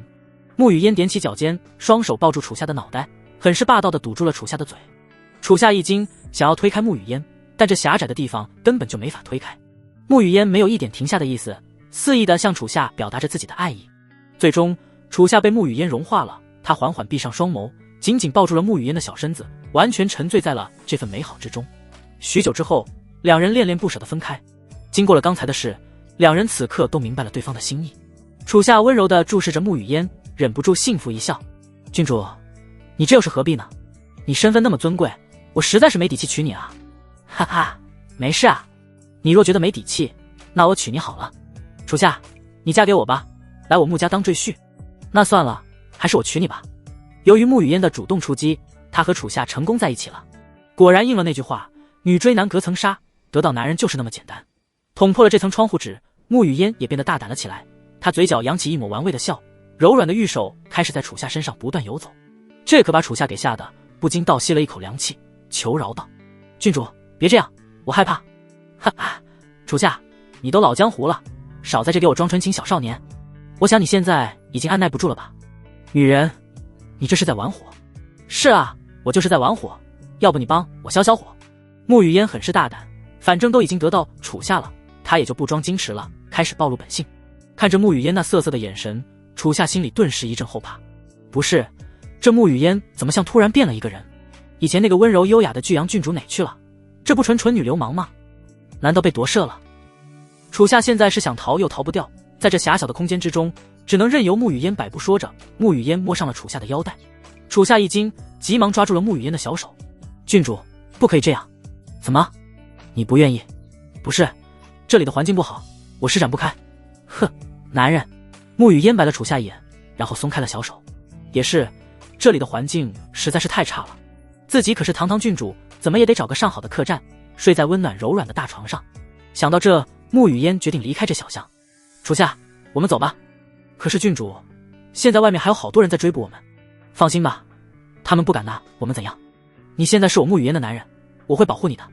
楚夏顿感一阵无语，如此霸气的话，怎么感觉自己像小娇妻似的？楚夏两人走出了小巷，走出的一瞬之间，周围搜寻的人立刻围了上来。其中几名捕快迅速抽出了腰间的长刀，刀锋直指楚夏和沐雨烟。没想到你们两个还敢出来，胆子不小啊！沐雨烟丝毫不惧，向前走了一步。我们为什么不敢出来？敢问我们犯了什么罪？哼，犯了什么罪？你们敢提叶玄灵那道宗叛徒，这就是罪，简直荒唐！楚国什么时候说出一个人名就能定罪了？你们还有没有王法？不好意思，小仙子，在这里我们就是王法。兄弟们，给我把他们带走。说着，几名捕快开始动手。就在这时，一道金色的令牌出现在了他们面前。这几名捕快看到这令牌的刹那，顿时吓得倒吸了一口凉气，手中的长刀哐当一声掉在了地上。他们眼神中充满了畏惧，浑身开始颤抖起来，身体一软，向着沐雨烟跪了下去，开始不停地磕头求饶。小人不知大人驾到，还请大人恕罪。是啊，小人有眼无珠，冒犯了大人，饶命啊！围观的众人看到这一幕，皆是一惊，眼前这少女竟然能让官差跪下，她到底是什么身份？沐雨烟手持金色令牌，这正是楚国皇族的令牌。她向着众人介绍起了自己的身份：我乃巨阳城城主沐艮山之女，巨阳郡主沐雨烟。听到竟然是巨阳郡主，周围的人大惊失色，纷纷向后退了2步。他们竟然在追捕郡主！天啊，这不是活腻了吗？沐雨烟继续说道：我真没想到，在这龙湖小镇，竟然会因为叶玄灵3字而定人罪，简直荒唐至极！我告诉你们，这里是楚国的领土，就要给我遵守王法，还反了你们了！你们几个捕快给我听令，郡主有何吩咐？把那个茶馆说书的老头，还有带头闹事的那些人，给我统统抓起来，押入大牢。我觉得我有必要去见一下你们小镇的老爷，不，我应该去见一下负责管辖你们的城主。是，郡主。捕快们不敢怠慢，赶忙起身前去抓人，吓得周围众人纷纷开始逃窜。就这么一会的功夫，楚夏和沐雨烟身边的人全部消失了。楚夏忍不住啧啧赞道：这就是权力的力量吗？是的，这就是权力的力量。沐雨烟得意一笑，然后回身抱住了楚夏的手臂，一抹酥软再度紧紧贴了上来。楚夏，现在我们没事了，走吧，我们去附近的城池找个最好的酒楼。找最好的酒楼干什么？嘻嘻，当然是做快乐的事了。不用这么急吧。听到楚夏的话，沐雨烟忍不住咯咯一笑，然后笑容瞬间凝固了起来，露出一抹凶狠的表情，向楚夏强势命令道：本郡主让你去你就去，那多废话，快给我御剑飞起来！郡主，你不能不要这么霸道？不能。行，我飞。楚夏很是头疼，这沐雨烟也太霸道了。他感觉自己的人生一片暗淡，为什么这些女人在确认关系前后会发生这么大的变化？赵如烟一开始高冷绝艳，现在变成了一个病娇魔女；李清雪一开始温柔稳重，现在活脱变成了一个抽象女；齐小柔一直都是贤妻良母的形象，现在都直接召唤吞天巨魔蛛来拱自己；最后就是沐雨烟，完全就是自己的主子。就这样，楚夏驾驭着绝代风华，带着沐雨烟向着附近的城池飞去。沐雨烟从身后抱住了楚夏，小脑袋贴在楚夏背上，满脸的幸福之意。楚夏，你喜欢我现在这样子吗？喜欢。楚夏不敢说不喜欢，只有昧着良心说道。哈哈，我也喜欢自己。听到楚夏的回答，沐雨烟很是满意，决定好好奖励一下他。楚夏无奈地叹了一口气，早知道就不带沐雨烟来了。要知道，要是赵如烟他们，自己还能闹脾气，但沐雨烟不一样，她可是郡主，自己要是闹脾气，她那一家子可不是吃素的。楚夏又想起了当年在鬼市遇到玲珑公主，他直接想把自己给阉了，当他的贴身太监。果然，什么公主郡主都不好惹。这时，楚夏突然灵光一闪，嘴角扬起一抹笑意。对了，如果是这样的话，我后面就找那些看起来刁蛮粗暴的女人，她们一旦成为了自己的女人，岂不是会变得温柔贤惠？哈哈，我真是一个天才。望江楼上等客房，舒适的大床之上，沐雨烟的小脑袋偎依在楚夏的胸膛之上，眼神之中充满了幽怨。臭楚夏，坏楚夏，你太粗鲁了！哈，郡主，这可不能怪我，是你自己要玩火，结果引火烧身了吧？哼，你就不能温柔一点？一开始装作不愿意，结果那么猴急，真是太会装了。沐雨烟没好气地白了楚夏一眼，总感觉自己上楚下当了。说着，他翻了一个身，趴到了床铺之上，臭楚夏，给本郡主揉揉肩。行，我的郡主。楚夏笑了笑，于是伸手抓住了他的香肩，开始为他揉肩。楚夏的力道恰到好处，沐雨烟感觉浑身一阵舒爽，忍不住发出一阵阴啼。你的手法真不错，有专门练过吗？开玩笑，我可是专业的，我还会足道呢。道法自然，这和道法自然有什么关系？哈哈，这你就不懂了吧？足道也是道，手法也是法。听到楚夏的解释，沐雨烟一时间很是无语，这简直就是歪理。不过既然楚夏说他还会足道，于是他坐起了身，将小脚丫伸到了楚夏身前。那你再帮本郡主捏捏脚。哈哈，好，就让你见识见识什么叫专业。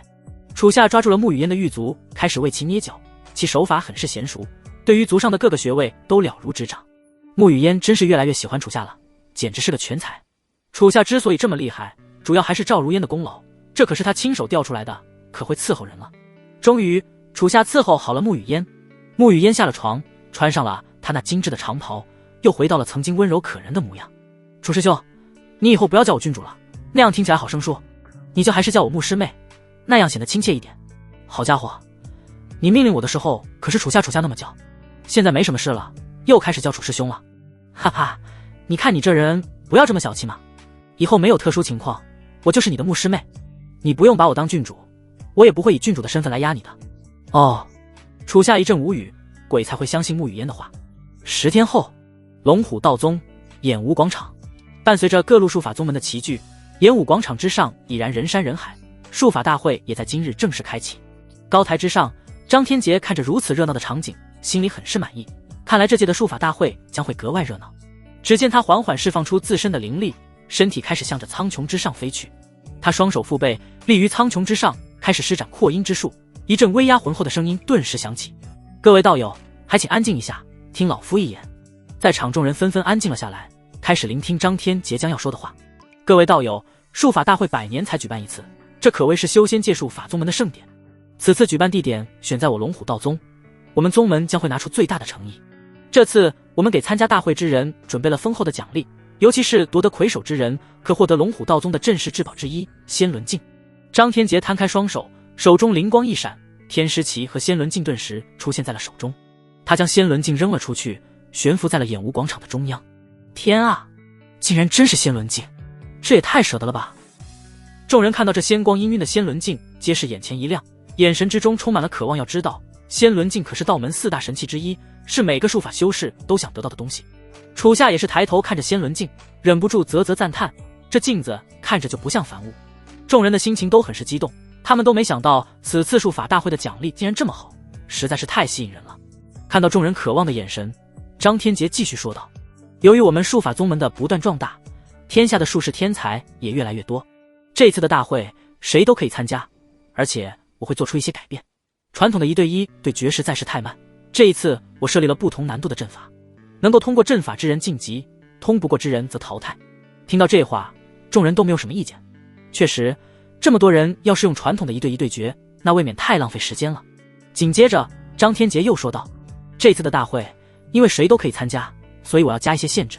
既是术法大会，那就考验每个术士对术法的自然运用，大家不许使用术法类的神器，只凭借自身灵力对战。不知道这个要求，学宗和灵符宗的道友有没有意见？说着，张天杰看向了宋千书还有玉如令。学宗没意见，灵符宗也没意见，两人都没有什么意见。他们自然知道一个术士有神器和无神器，其自身实力会差距非常大，这样对其他术士也不公平。看到两人没意见，张天杰随即说出了一句话：两位，此次龙虎道宗开启多重阵法，需要用到巨量的灵力，所以老夫想请两位将太极尺和乾坤葫芦换出来，配合仙轮镜和天师旗一同施法。这一来是能保证阵法的维持，二是道门4大神器难得集齐，更能向世人彰显我们术法宗门不忘根源，团结一心。此话一出，宋千书和玉如令顿时犯了难，玉灵溪更是抱住了乾坤葫芦，非常得不情愿，他向着玉如令说道：“哼，不让用乾坤葫芦也就算了，现在还让我把乾坤葫芦交出去，简直太过分了。姐姐，开启多重术法，天师旗和仙轮镜随便一件都能维持住，何必需要四神器一起呢？”灵犀，不得无礼，张宗主不是这个意思。我想他只是想让四神器聚在一起，让大家不要忘本，毕竟乾坤葫芦也是龙虎道宗出去的。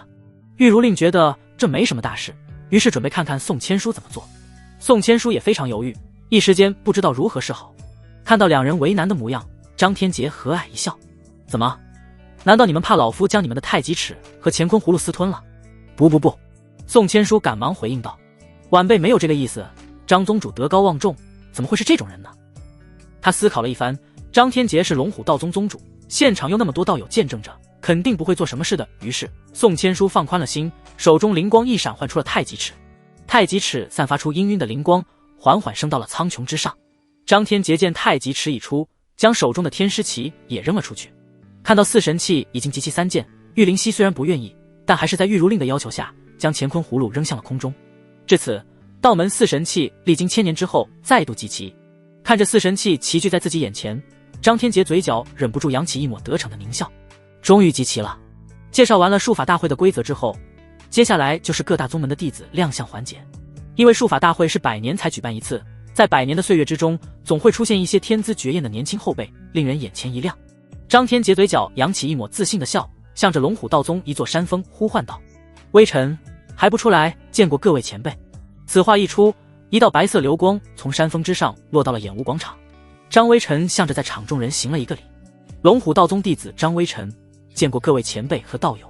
微臣向大家说一下你的修炼方向，还有现在的修为。”“是，宗主。”张微臣点了点头：“我修的是无情道，现在的修为是元婴初期。”听到张微臣的话，在场众人顿时一惊。他们看着眼前这位白衣胜雪的青年，年近30不到就已经达到了元婴期的境界，这未免也太恐怖了。人群中一时间开始纷纷议论了起来：“天啊，他就是龙虎道宗千年难遇的天才吗？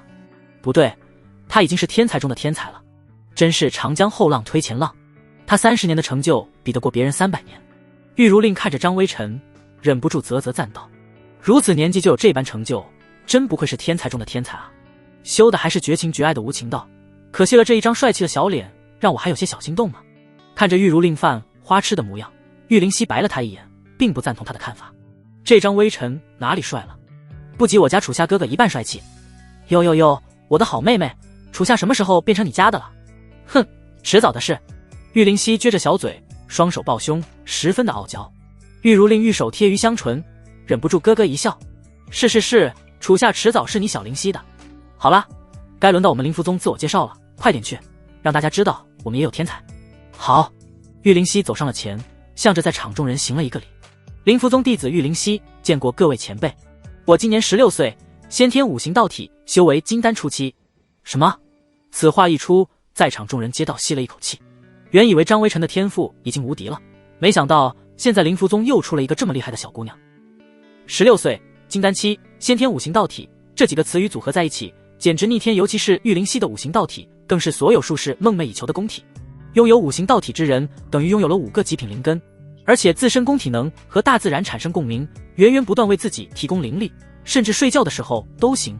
玉灵犀的出现，张天杰的神情发生了一丝微妙的变化，眼神之中闪过一抹愤怒嫉妒之意。他心中骂道：“可恶，出了个张云鹤也就算了，现在竟然还出了个五行道体的少女！你们灵符宗凭什么能够占到这么大的气运？”嫉妒使人面目全非。张天杰自然知道五行道体的强大之处，虽然目前张微臣的实力很强，但只要给玉灵犀时间，凭借他的五行道体，不出几年就能超越张微臣。张天杰的眼神变得越来越阴狠，他怎么能够放任玉灵犀成才？得不到，那就毁掉。然后，其他宗门的弟子陆陆续续开始自我介绍，不过他们的天赋和实力都和张微臣、玉灵犀有很大的差距。终于，名门大派的弟子纷纷介绍完了。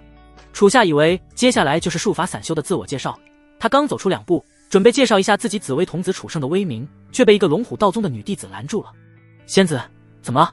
这位道友，你是散修就不用自我介绍了。在场的散修术士实在是太多了，要是你们都介绍一下自己，那岂不是要拖到晚上了？行吧，你说的也有道理。”楚夏无奈地撇了撇嘴，这简直就是骑士散修。远处，玉灵溪看到楚夏被拦住了，感到很是有趣。他蹦蹦跳跳来到楚夏身边，调皮地吐了吐舌头。哈哈，楚夏哥哥，要不要灵溪帮你去说说，让你自我介绍一下？不用了，我这人喜欢低调。楚夏笑了笑，还是过会用实力来证明自己吧。自我介绍的流程走完，在张天杰的宣布之下，术法大会正式开始。他向着龙虎道宗8名长老命令道：“诸位，开阵。”是，宗主。听到命令，8名长老的身影迅速闪到了龙虎道宗的8卦方位。他们释放自身灵力，向着苍穹之上的道门四神器灌去。伴随着灵力灌入，四神器顿时闪耀出一阵夺目的灵光，一股磅礴无尽的巨大灵力在苍穹之疯狂汇聚。紧接着，这股灵力开始化作一道浑厚的灵力屏障，从中心点迅速扩散，向着整个龙虎道宗笼罩而去。就在屏障即将完全形成之际，最后的分秒之差，一股黑色的邪气从最后的缝隙冲了进来。只见那股邪气落到了演武广场，刚好在楚夏玉灵溪身后，一阵苍老沙哑的瘆人大笑响彻全场，令人不寒而栗。哈哈哈哈！如此盛大热闹的术法大会，怎么能够少了本道呢？看到来人，张天杰顿时眉宇紧皱，脸色变得无比凝重。可恶，这家伙怎么来了？楚夏和玉灵溪好奇地转过身，当他们看到身后之人，皆是吓得倒吸了一口凉气。只见一个老道出现在了这里，他身着黄色道袍，手持一把古朴拂尘，身上散发着一股汹涌的黑色邪气，实力俨然达到了化神级别。他容貌奇丑无比，脸庞粗糙干涸，长着一脸密密麻麻的麻子，一双浑浊细小的双眼渗透着一抹锐利阴狠。他的目光向着楚夏玉灵溪扫来，玉灵溪吓得一把抱住了楚夏。楚夏哥哥，他长得好吓人。是啊，我也这么觉得，他看着不像好人啊。听到两人的话，麻子老道扬起一抹玩味的笑，露出那残缺不全的老牙。哈，以貌取人，这可不是什么好习惯。两名小友未免太冒犯了。那你是好人？我不是。